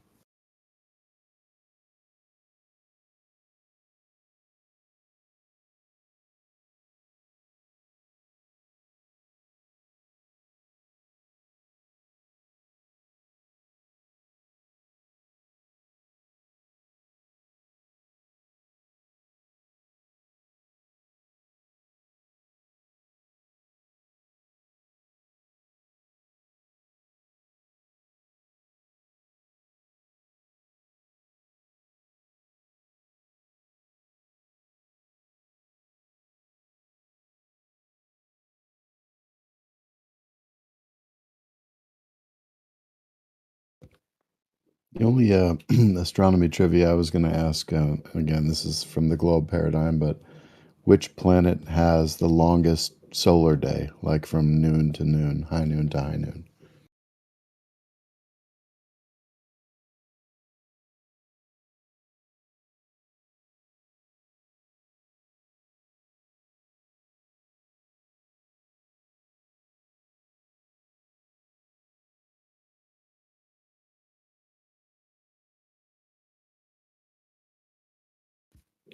I guess most people left anyway.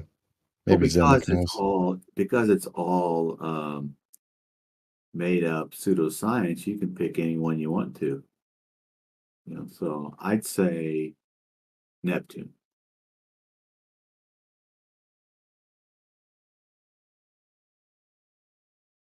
Has Pluto been kicked out of the solar system planets? Are we back to 8 now? Have all the astronomers? If they're all revolving around they the didn't pay sun, their it would have membership to on be time. it would have to be the planet that's spinning the slowest, whichever one that is.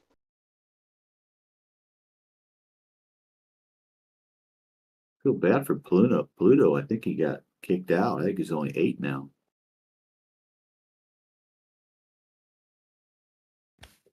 Yeah, it was behind on membership dues, I think, by several hundred years. Jeez. Oh my goodness. I believed all that crap. I can't believe it. Anyway.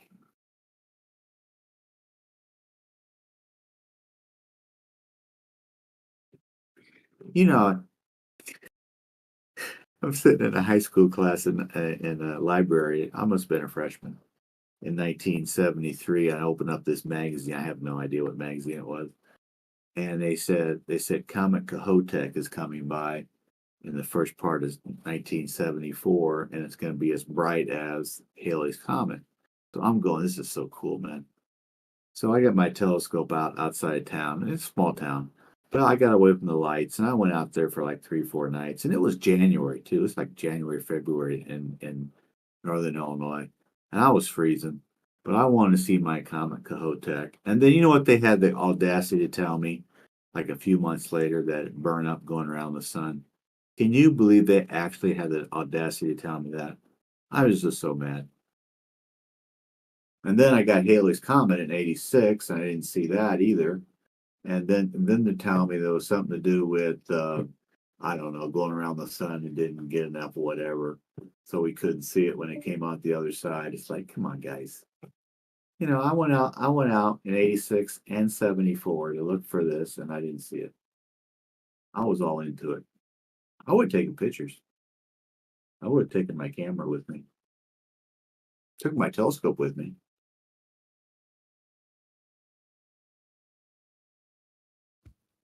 Yeah, I saw Haley in '86. I wasn't alive for the first one you mentioned, though. Okay, all right. Let's. It's getting late. I tell you what. Who said that? We have to talk about this later on. Who was the one that said they saw Haley's in '86? Was it Coffee? That's me, Coffee Converter. Okay. I'm gonna write this down. We're gonna have a talk. It's 2:16. I gotta get to bed. And so Coffee said he saw Haley in '86. Okay, we're gonna talk about this one. I like this. I'm gonna like this conversation. I was in Illinois at the time. Where were you? I was in Kansas City. Oh, okay, we were close. All right. Though I'm in Illinois now.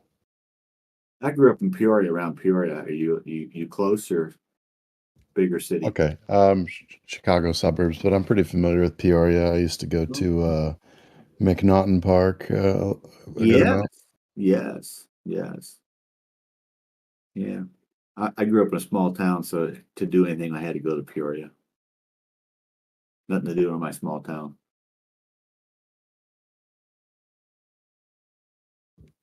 Nice. Yeah, I have a friend a college roommate who grew up in Washington, which I think is not too far from there. Yeah, Washington is just south. There's like Washington, Canton. Can't think. Canton, Illinois, Washington, Illinois, Metamora. I think Metamora's down there too. Pekin. I remember. East Peoria is obviously the east part of Peoria. It's right across the river.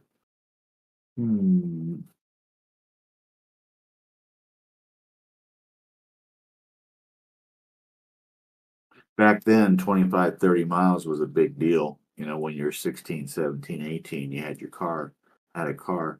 Now 25, 30 miles is like nothing. It's like going across town. Well, not here it is, but in Dallas it was like going nowhere actually, because it was too big. I was going to say, if you bummed out you missed the Comets of your younger years, and you get the one that they're predicting coming in fall 2024. Okay. The predictions look pretty decent. Like it could be pretty bright. Okay. Are you involved in? You don't have to tell me if you don't want to. Are you involved in anything that Chronic is? You know, in any sort of astronomy or like Professor Phil? Not Professor Phil. Forgive me, Professor Parks. Or you just have an interest in astronomy? Yeah, it's just been a hobby of mine for a long time. I got a telescope I use quite a bit. Me too. Yeah, I've got a strong interest in astronomy for sure. I remember the solar eclipse when I was younger, in a small town. I actually went out in our road in front of our house and set up my telescope and looked at the solar eclipse. Because people aren't going to go very fast down a road by high school, and so it was like I just sat out there on the road and watched my solar eclipse with my sun filter. I thought it was the coolest thing. So, Coffee, like if you found out that those lights were actually much closer, would that really change anything in terms of the actual observations that you were taking?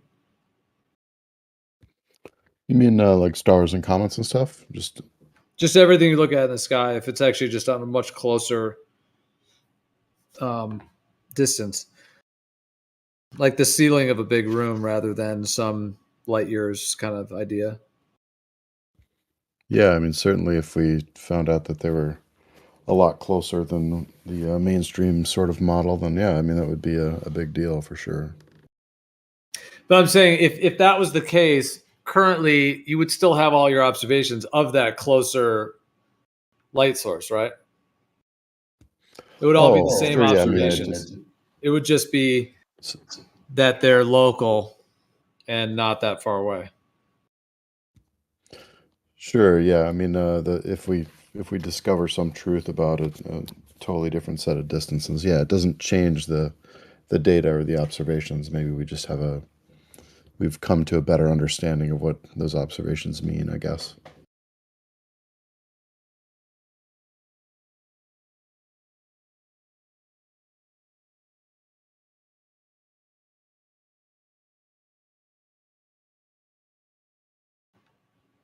Yeah, I mean,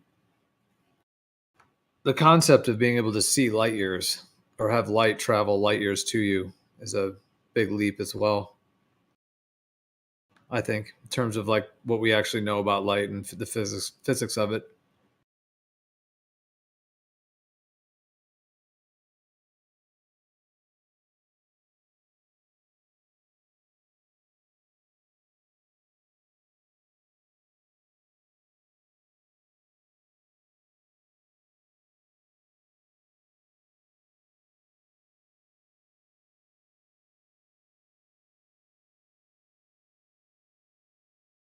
I mean, do you think it's possible that they could make an entire story about light years away light objects but the reality is that the star field is actually much closer and local? I mean, I'm almost never one to say that anything's impossible, but it's more about how likely it is, I guess. Yeah, I mean, certainly it's possible. It doesn't seem all that likely to me. But I'm always open to have my mind changed by compelling evidence for sure. But yeah, I mean, certainly that's possible.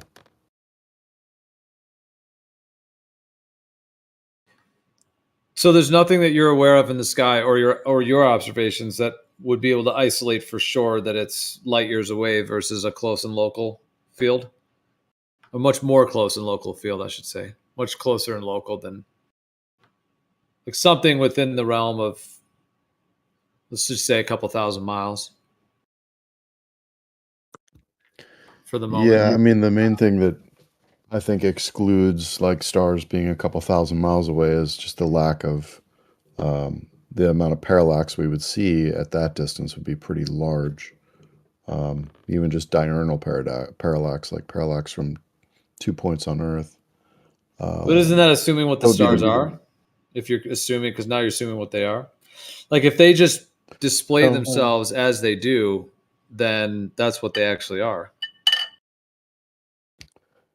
Well, yeah, I mean, I guess if we're going to say the stars can do something that kind of defies just regular geometry, then I guess. But then now we're just then you can cast doubt on everything that way, and really never you can kind of just decide like, well, it could be this totally other thing, and we can't verify anything now because it could just be anything.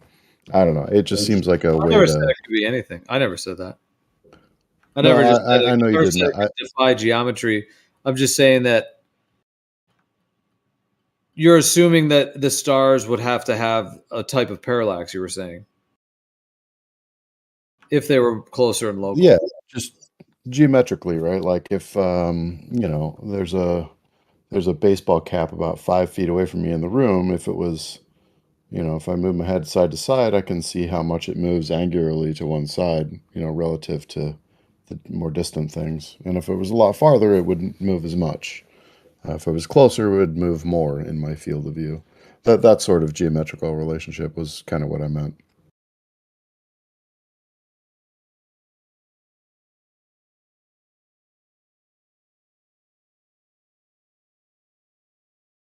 Right, but you were saying that some kind of dramatic form of parallax would have to occur if the stars were closer and local. Let's say between 2 to 10,000 miles, just making a wide range.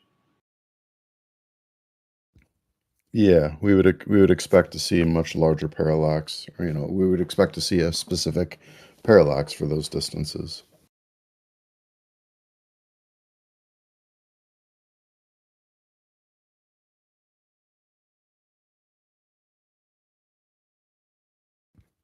So yeah, I mean, if that were the case, that they were close, that sort of distance, and we also didn't see what we expected to see as far as parallax, then yeah, that would be pretty wild, and I wouldn't have a good explanation of that, and we could say that yeah, maybe there's something else going on, and the stars appear to be far even though they're not.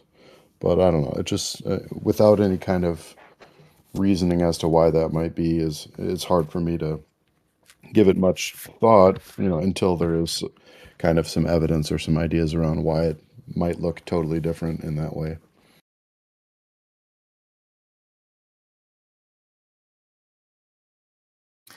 Well, you mentioned that's something that you think that because you were saying before you don't have a way to isolate whether they're far or close, but now you're saying the opposite. But just based on that, though, it sounds like you're assuming a type of parallax based upon one possible conception of the stars, and then assuming that would have to be the case for all ways that the sky works. I'm not sure. Are I you follow. imagining I just that meant they're physical objects that are on a ceiling or something, like physical, or what way are you trying to? Because you can put an azimuthal grid on, like even in stellarium, or like a planetarium, which is a curved dome shape over a planar surface, and you could see all of the stars in a close and local time frame that are not having that kind of parallax that you're trying to assert would be the case. Like you can be in a planetarium with the planetarium 30 feet above you in the stars, and you're not getting parallax. You put 100 feet, 200 feet, etc., going up, and there's not this form of parallax that you're claiming would somehow have to be there. well, wait. If something's 100 feet away from you, you can demonstrate quite a large parallax, right? And you just move a few feet. The But a angle changes quite planetarium a can bit. replicate, right? But a planetarium that's close and local to you, in like with a ceiling above you that's dome shaped, can actually recreate exactly what we see in the sky, and that's close and local stars in a dome above your head. It recreates it from one point, though. It's not trying to show you parallax. It would have to show it from 2 points to show that. That's the difference. You're talking about parallax between the stars, right? Yeah, parallax from two measurements of the same star from two different places. That's a different form of parallax. I thought you were talking about the parallax between the stars themselves. Like Yeah, I one that's mean it's a relative thing between stars, but it's observed by taking two different measurements from two different locations. right, but you can do that with planetarium as well. You could pull up two locations and it functions just as the sky does, and that planetarium is a close and local sky above you. It's like the ceiling of the room. And I'm just saying that can be The fact that the sky could be replicated, you could be on a flat floor in a planetarium, absolutely flat, and the shape of it above you and the stars above you can map exactly what we see out in reality. And that is a building with a very close and local star field, because it's like a planetarium over a flat floor. So, I mean, trying to figure out where you're saying if the stars were close and local, there would have to be something, because we can already replicate on a small scale and it functions exactly as the sky does. See what I'm saying? Yeah, but I think I know what you mean, but I think the problem is that like when you take the planetarium example, it's projecting, yeah, it could project exactly what I see from one point, one location, one time, and the next second, and so forth. But it's not illustrating parallax because it's showing you one point. And if you took it to mean, okay, maybe they are relatively close, like we see that, okay, the dome of the planetarium is close. Well, all it takes is a parallax measurement to see that, okay, they actually are close. You know, that's kind of how we determine distances to things like that. So yeah, I think I know what you mean, but I'm But not that sure I replicates the agree sky, that. though. It replicates the sky exactly what we see. So it's not. You're trying to say that you would measure parallax in a planetarium that we don't measure on the Earth? That wouldn't fit, because the planetarium shows exactly what we see. Right, but the planetarium is not trying to show parallax, nor can it, because it's showing you from one observation from one point, which is not how you can see parallax. You need two observations from two different points. Well, you can move it around, though. Like those ones that are planetariums that are like huge LCD screens, they can basically pull up any time they want within seconds. So, I mean, you could pull up different ones, and there's not going to be any different parallax than we observe on Earth, because that's replicating those positions, and what the sky looks like from various different latitude, longitude coordinates. Yeah, sure. I mean, I guess if I understand what you mean, you could have a dome that is projecting the star, is causing images of stars with the parallax that we do observe, but the dome is closer. Like, yeah, that's possible. It just doesn't seem that compelling to me. It's kind of like saying, like, well, they could be anywhere and just appear as if they're that far. It's just not that satisfying to me. But I understand what you mean, and it's sure it's possible.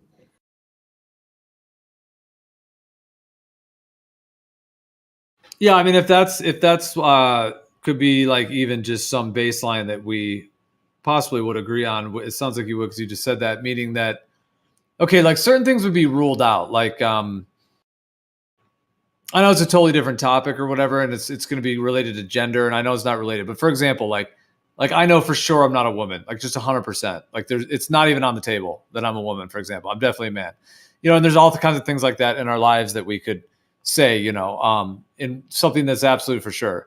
Now, just using that as a general example, like so, but with the stars, whether they're far or close, can you say from your perspective, for sure one of those is ruled out? Or if you're being as intellectually honest as you possibly could, would you say it's still on the table technically, even though you may have your strong thoughts or your, whatever it may be, when it really comes down to brass tacks? What do you think?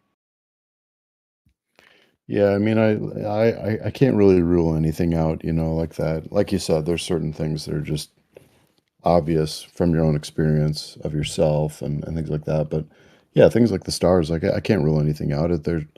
They're apparently so distant and mysterious, and we can't go there ourselves, whenever we want to. So yeah, I can't rule anything out with that, and it's definitely possible. It's just certain things seem more likely than others, I would say, based on the data. But yeah, certainly possible.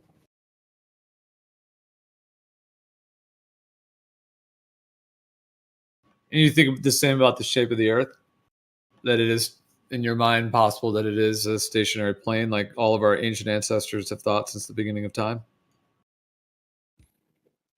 I would say, yeah, suppose it's possible that the vast majority of us are all wrong about mainstream science and they're all wrong, but I think that seems less possible to me than we're wrong to a large degree about star distances. Just because it's closer, it's easier to examine We've got alleged video of it from space, things like that. It seems less likely to me, but again, I'll leave room for possibility because I'm not so arrogant to think that I know everything about a large thing that I'm standing on.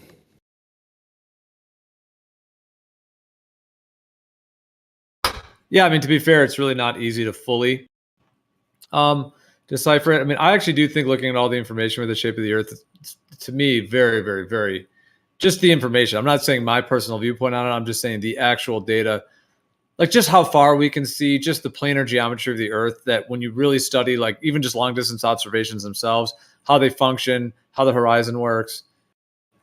I do think that, I mean, there's just nothing about that indicates a globular nature.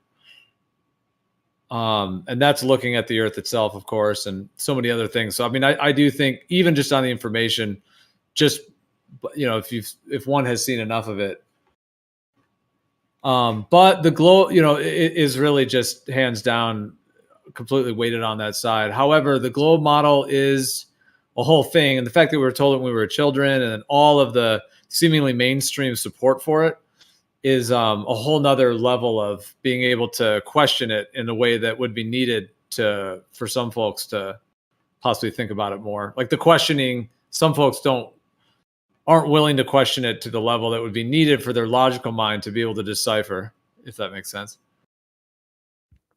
Yeah, I definitely would agree with you on a lot of that for sure. Yeah, they're difficult questions and the answers aren't always apparent. But that's what makes places like this so fun, because everyone gets together and talks about it in all kinds of detail. Yeah, can I throw something in here, man? Yo, hit us with it. Hey, buddy. Yeah, so the other day I got a meme. I'm driving. I'll throw it in. Hopefully, I'll throw it in text in a minute. And it's a meme that shows just something you mentioned a minute ago about the ancient civilizations and how so many of them thought it was a planar in nature with some kind of overhead, dome or containment or whatever you want to call it. And the meme covers, the Norse, the Hebrews, the Mayans, the Navajo, the Japanese, the Sumerian, the Incas, the Egyptians, the Hindu, and they've all got their own kind of version of it that's not exactly the same, but all very similar.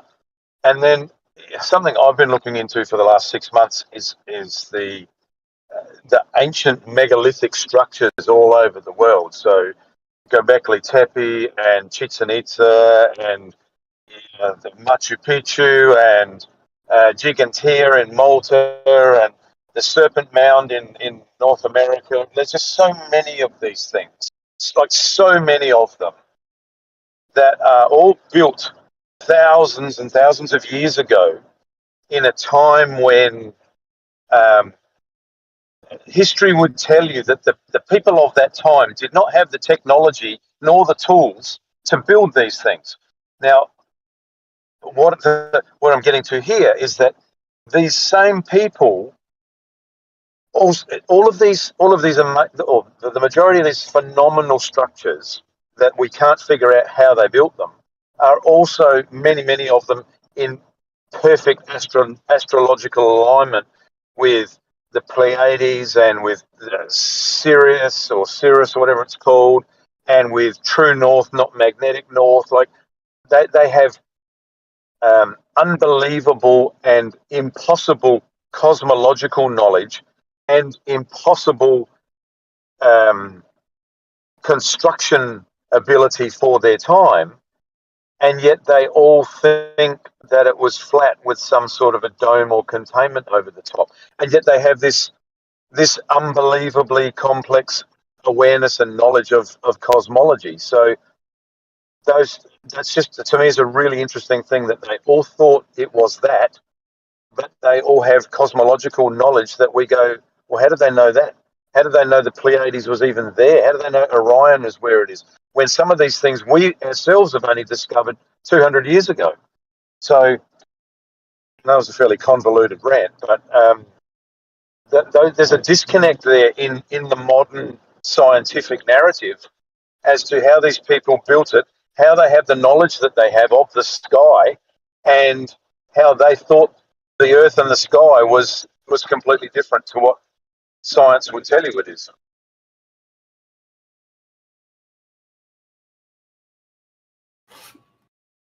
Yeah, well said. I think it I'll was put, very well said. I'll quickly, I'll post this meme. Like hopefully I can. I've got it in Telegram, but hopefully I can send it into. It's in Messenger. I might not be able to. See I had a question though, based on what you said though. 'Cause I agree, that seems like amazing stuff for those guys to do that. And we can assume that those are aligned with the stars and stuff, but Oh, they wouldn't are they have in profound ways. Yeah, well, I'll give that to you for sake Like of this far beyond what we could conversation. even It's do like, today, and far more complex. that's what I was going to ask you is, why is that, both beyond what we could do today and also surprising that they could do it back then? Because wouldn't they have known where those stars, like the GPs of those stars were? So I forget, Coach. I forget which one it was. It's either the Pleiades or one of these constellations that I think it's Göbekli Tepe, which they say was built probably 12,000 years ago. We have only discovered it with telescopes 200 years ago. We didn't even know it was there. Like you couldn't even see it, but they've actually got carvings on these enormous megalithic T-shaped pillars of the Pleiades system, and it lines up perfectly with where we now know it to be. Like you can be as skeptical as you want, but unless you can come up with some alternate version of how they knew this stuff, you just have to marvel at it. It is marvelous, but if you're speaking about Pleiades, I think Pleiades is visible. The Seven Sisters, whatever, is visible with the naked eye. Yeah, as I said, I can't remember which of these constellations it was. Could it was Orion, or I'd have to go back and watch it. But one of them, they said it was like 175 years ago or 200, whenever in very recent history is when we discovered it. In inverted commas, quote unquote, discovered it. But yeah, it was, It's probably not Pleiades, but I get your point. yeah, it was one of those up in that region of the sky. They talked a lot about Orion. They talked about the Taurus system, the Pleiades, or maybe what it might have even been is of that system. There's a star or a part of it that we have only just caught sight of, but they had included it in their carving. Maybe the system itself was visible, but there was one star or one something in there that we've only just discovered that they knew about. Yeah, exactly. There's like inscriptions in caves in certain regions where they actually have like some of them claim they were Sumerian, but very, very ancient. But that's like that kind of model, like claiming Sumerian. So they're very old, and they show like Pluto and Neptune and Uranus and which those claim were discovered in the 1700s, 1800s. Pluto is the 1900s, and these ancient like carvings in these rocks actually have Pluto already on it. So, and it also has other wandering stars as well that maybe we don't even know about. But so they knew about Pluto. Now they claim, it wasn't until 1931 or whatever, we had the telescope technology to see Pluto, but they have it on these ancient zodiac drawings and carvings. Yeah. Have you ever, Kasho, have you ever looked into Göbekli Tepe? Do you know anything about it? Oh yeah, well, I mean, I remember when it was discovered, and I haven't heard anything recently about it, but yeah, it's 10,000 plus years old, and it was buried. Yeah, and it was intentionally. Yeah, so they say it was deliberately buried, and they say they still only excavated maybe less than 10% of the site. It's and what they found and what they continue to find, it's just mind-boggling. Given that we were told that they were just primitive hunter-gatherers back then, and had no real organisation or agriculture or anything, and yet 10%. Yeah, there's much more underground that they haven't dug out yet. And by But I the way, mean, because I personally, his history and archaeology is very, archaeology specifically is very difficult science. So I don't take anything as gospel. But I do. I mean, I love the archaeological finds and stuff. But certainly, I don't. Written history might be 6,000 years old or whatever it is, but I'm sure that no one really has a firm grasp on when we were established or when we were technologically capable of building these kind of structures. So I wouldn't be surprised if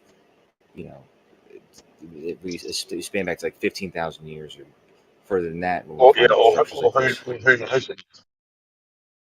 And the fascinating thing of what I've been looking into is that anybody who comes up with a line of thinking or a hypothesis or a an alternate possible past which deviates from the standard archaeological narrative, they just, it's like in so many areas of science, they just get held down, they lose their tenure or they lose their funding. They like, it's like archaeology. We've figured out what everything is, and if you go against us, we don't want to know about you, and we'll make sure you never work again. That apparently is the attitude that exists a lot in the archaeological world. Yep, there's a lot of corruption in there. Yeah, there's another city, Eridu, the city of Eridu, which I think is in Iraq, like modern day Iraq. They think is the oldest city on Earth. It was discovered back in I don't know, like the 1930s or something. Oxford University from England sent a couple of teams over there to start a dig on what is believed to be the oldest city on Earth, and today it just is completely. They haven't been back for 50 years. Like it just lays out in the middle of the desert. It's being looted by the locals to sell trinkets on eBay and. Reminds me a lot of the moon. We haven't been back in 50 years. Yeah, ISIS, but how can ISIS was purposely fucking up historical sites too? Yeah, absolutely. So how is the world of archaeology so uninterested to not even have some bollards around this site to say please don't shit on me? I think for what has been teaching. I don't think they get a lot of support, to be honest. Archaeologists and also, you have to have money backing you up and shit. And if they don't have, if nobody's supporting them, they can't make an argument for a good research or whatever. Then You know what I think? I think also everyone knows this. They're hiding a certain part of our history, and they're taking a lot of those artifacts and they're hiding them in the Smithsonian Institute. Yep. In my opinion. The Vatican, the Smithsonian, wherever. I agree, because they don't want us to know what actually happened back then. And then that begs the question, well, what would be so crazy as to have such a desperate desire to hide that from us? Like, what could it possibly be? Yeah. Good question. So I'll throw one up from a biblical perspective, okay? So the Old Testament of the Bible, and this is what the Christians, or the Churchians, shall I say, will tell you is the Word of God. It's His handbook for life and all the rest of it. So in the Old Testament, there are 940 chapters of Scripture. The period from Adam and Eve to the flood is 1,500 years, rounding things off. The period from the flood to the end of the Old Testament is 2,500 years. So roughly 40%, 60%. Of the 940 chapters of the Old Testament, 6 of them are about pre-flood. The other 934 are mostly, after the flood. So how is it that only 6 chapters are in there to cover 1,500 years of history, and arguably some of them possibly the most mind-blowing 1500 years with, you know, fallen angels and giants and Nephilim and goodness knows what, apparently. We get almost no information on that, and yet we get, you know, 934 chapters on, you know, which prostitute hung a ribbon out of which window. The whole story was probably bullshit. Let's just be honest with ourselves. I mean, I can't prove it, but I mean, the whole thing sounds like malarkey to me. But Well, I'm not even suggesting that. I mean, yeah, I believe that parts of it maybe are. I don't know, but it's like ancient history has been bleached and or washed out of our memory. We're not allowed to know what actually happened back yeah, then. you know what's crazy? I have a friend who's obsessed with the Gnostic texts. You know, those deleted. Yep. Nagamati Yep. texts and whatever. Yeah. All that shit, yeah. See, so I haven't read them. I've read a little bit of it, but I have a friend who's read it all, and he's like obsessed with it, and it's crazy. Yeah. He's like, "This is where it's at." He's like the Gnostic text, and it's interesting because it totally changes the whole scenario, and it also negates and contradicts a lot of the part of the story that we are allowed to read. So it makes you wonder, why the hell would they do that? Yeah, exactly. And I had this discussion a couple of days ago with a guy here about, you know, the 66 books, this canonized Bible, was put together by essentially a horrible marriage of the Roman Empire and the early workings of the Roman Catholic Church, which had just absorbed every pagan religion into itself pretty much. So that's the combination of people who have handed you your canonized 66 books of the inerrant, inspired Word of God. I'd question the heritage of the people who put it together. Yeah, I wonder if Christians or Protestants realize that almost every single one of their traditions, holidays, are all pagan holidays. I don't think they have any. I don't think they celebrate any actual religious holidays, holy days. I don't think most Christians even believe the Bible. They believe whatever their tells them. Oh yeah, I mean, I'm not trying to knock on Christians, but I'm just agreeing with what you're saying about Catholicism and the Catholic Church, and a lot of, like I said, a lot of Protestants, Christians, they don't admit the fact that their religion is really only persisted because of the Catholic Church, which bastardized it. So, but anyways.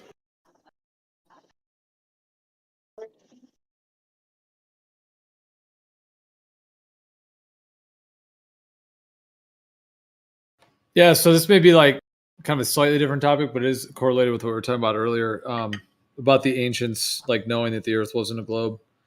Yeah. I was just gonna like Kosho.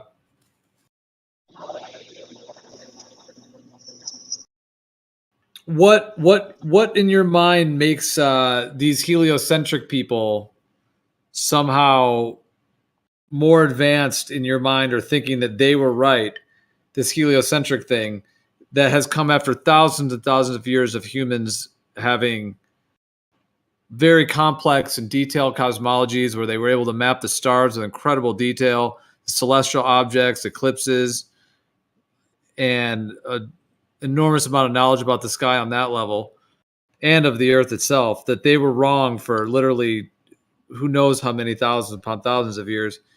And then these globe guys, you know, boats over the horizon, sticks in the ground, all of a sudden claim to have discovered this totally new thing. I mean, I can name like 50 or 100 things that fit that description. Not just the shape of the Earth, because I mean, we're talking about ancient people, and not saying that they knew nothing and that they weren't. Most of them knew more than most people do today. I wouldn't say knew more. I mean, were more in touch with reality, I guess. But that's not to say that the insights that we've gained since then, you know, like to say hindsight is 2020. Well, we have the benefit of the collection of information from everybody before us. That's something they don't have, they didn't have, and so yeah, I mean, like I said, I can name like hundreds of insights that we've gained. That even though they may have been more capable and this and that, they just didn't have what we've learned. So I mean, I can be more specific, but I think you get my point that obviously we learned more. Well, like for example, like the medicine men, like the shamans and the medicine men that have a tremendous amount of knowledge about many areas of the world and so many levels and layers and wisdom and knowledge, like the entire like the Vedics, ancient Vedas, for example, as well.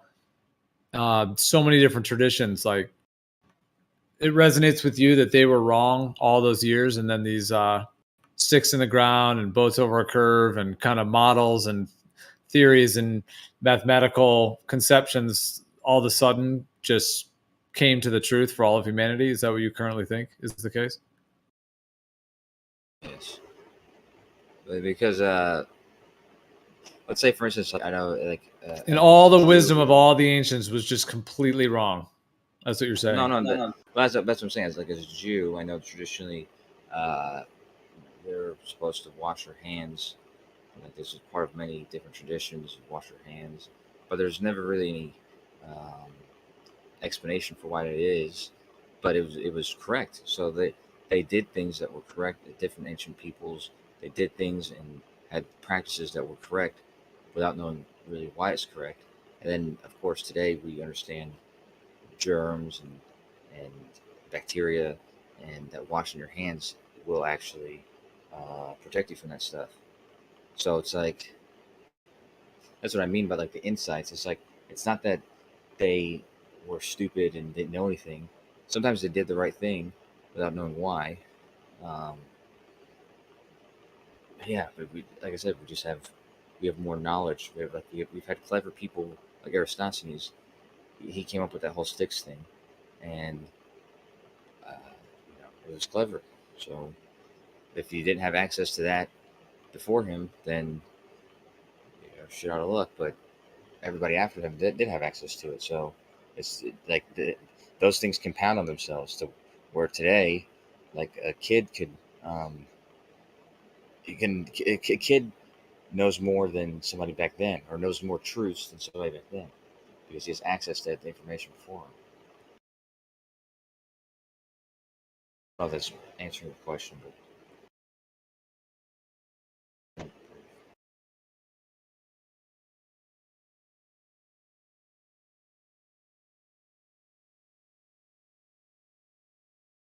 I'm not trying to say that it's necessarily correct or wrong, or the opposite's wrong. I'm just saying that this is why I don't have a problem believing that it's true. I don't think the ancient people are stupid. I just think that we obviously know more. Just like Coach, Isaac Newton. Coach, I have a question for you. Why do you sound dead in the soul? That make a little bit off topic. We've talked about this a little bit before. You sound dead in the soul. Why is that? I'm not sure. Do you have headphones in? Excuse me? Headphones? Do you have headphones in? I have Apple earbuds. That's probably could be why. No, everyone tells me they sound just perfectly fine. Well, Coach, so it does sound like you're kind of like begrudgingly, like kind of just repping for a model that you don't seem to really actually be into. Well, first of all, So it does come off a little bit like it's a little damp. You guys always say like a defense attorney or repping. I'm not here. But it's like you're on the job. I'm not saying you're on the job. I'm not saying you're being paid, but it's like you're like, you're like slumped over on your desk on the phone. You're just like rubbing 100%. I've been meaning to say this to you. You're like, oh. A long time I've been meaning to say this to you, and now I might as well bring it up now. Yeah, it's literally just like you're like like you're like working at like McDonald's or something, and like the 100th cars come up to you, and you're at the drive-thru, and you're like, "What can I do for you today?" Notice Okay, sometimes it's like seriously. sometimes there's conversations. There's conversations where it's relaxing and stuff. But sometimes, like I'm about to cut my hair, so maybe I'm a little anxious for that reason. But also, it's like sometimes you get asked questions, and I just want to make sure I'm giving a fulfilled answer. You know, so I have to think about what I'm saying, be careful what I'm saying. So it's like it's a whole bunch of things. But no, I'm not dead in my soul. But thank you for being concerned. Okay, yeah. Well, thanks for responding to that. I'm glad to hear you're not dead to your soul, because I was literally concerned, to be honest. But glad to hear that. That's fine. Be concerned. But anyhow, no. And plus, there's fans. There's a bunch of fans around me. I don't know how much you guys can hear me, or how loud I have to be. You got the paparazzi at your door? All the fans? Well, those kind of fans. They're like, dude. Kosho. Yeah, Kosher's over there. Let's go. Kosher's right over there. Well, I was struggling to hear you over all the chanting. I've got to be honest, Kosher. Oh yeah, fair. I think the only sort of fanfare I would be getting would be sort of violent fanatics. You know, at Discord, Right, but I mean, trying to Kosho, get people- but you realize it Sorry. could just be the complete opposite way, that the ancients actually were correct, knew what the earth actually was, and actually were way more advanced, and that this modern day sort of degradation with this like Eratosthenes, these Pythagoras claiming boats over a curve, which is just a complete lack of understanding how things can visually obscure over a planar surface, even though I know that I don't even agree that Pythagoras, like that whole story, I don't even believe that whole story of Greece, to be honest, like that particular way they describe it of what ancient Greek even was. Nonetheless, I'm just saying, like, going from the ancients that had so much knowledge, and I mean, I think they had free energy. I think they had there were many eras that are way more advanced than what we have now. And then in my mind, this is like a degradation, like the story that we're told and the whole heliocentric assumption is actually, like, just to use the word in its actual meaning, like a retarded thing, meaning it's like it's slower, it's reversed, it's like less advanced. I'm not saying it's retarded like anyone who is retarded or anything like that. I'm using that word just, like something that has a like the progress has actually in that case it's been like inhibited. I don't mean this offensively. Like it's like I a mean, this is gonna sound downgrade, and offensive. it's a downgrade. Okay, but it's not offensive, and it's not racist either. But it might sound that way. But I'm just curious. So it's a commentary, actually, just a comment. But if people were this advanced and this spectacular and great, and really, I mean, they've far surpassed men of today. It seems no one can defeat them. Is that what the Was case? Kosher cutting out, or was it just me? Yeah, I think it's breaking up. He's cutting out. I'm not breaking up. He just doesn't want to hear my comment. That's this. Well, explain how heliocentrism is not a massive downgrade. That's what I'm saying. Okay, so let's say it is a downgrade. How is it the case that these spectacular people, the greatest people ever, with the greatest technology and free energy, how do they let themselves get taken over by Jews? Like, have you ever seen a Jewish person?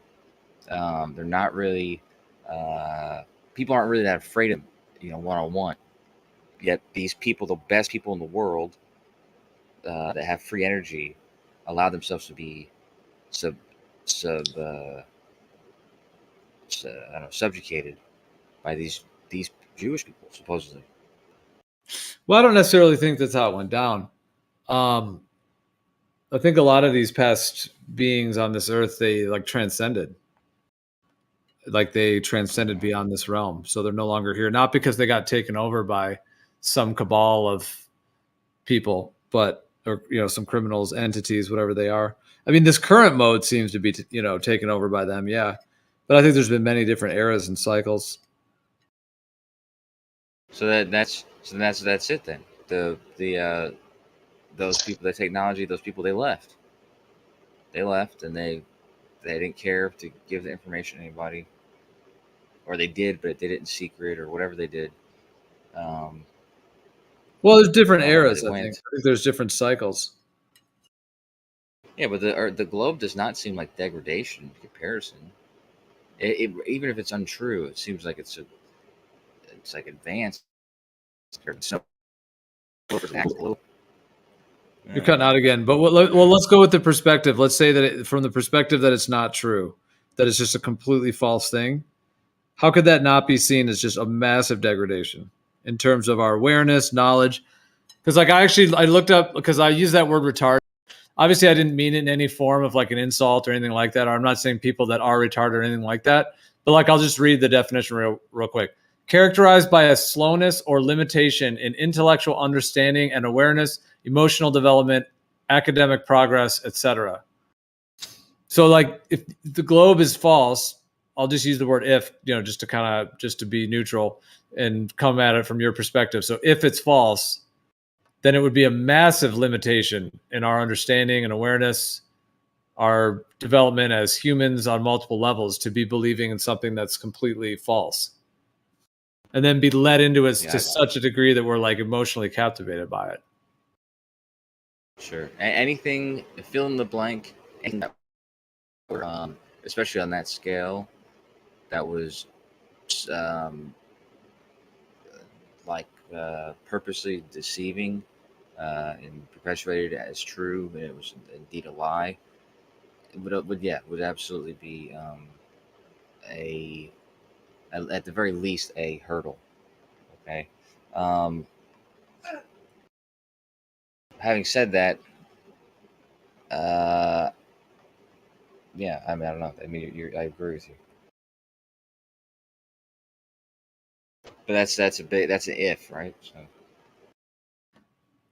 Okay, yeah, and I guess just to be fair in the conversation, we could flip it the other way, and you could say that if it is a globe, then the ancients were actually the ones that were either in some way slowed or limited in their understanding, etc. That they obviously had a stationary planar Earth with the sky above and all of that. So I'm just saying, and then you could say that the globe is this advancement. I mean, that's the way they sell it to us, like the Copernican revolution. We discovered it was a globe, and now we're Werner von Braun led us to the promised land, and now NASA, and we're going to Mars, and all this stuff. So I mean, that's the story, is that their dudes figured it out, basically. Yeah. Well, I mean, I wouldn't say that the way you said it, though. Like, I don't think it's reversible. Like, I think it would be bad. It would be detrimental if they were perpetuating the globe and it's completely a lie. But that's worse. Yeah. I don't think that in the past, when they thought it was flat, that it was that's a bad thing, because it's like, I think that progress. Like, sure.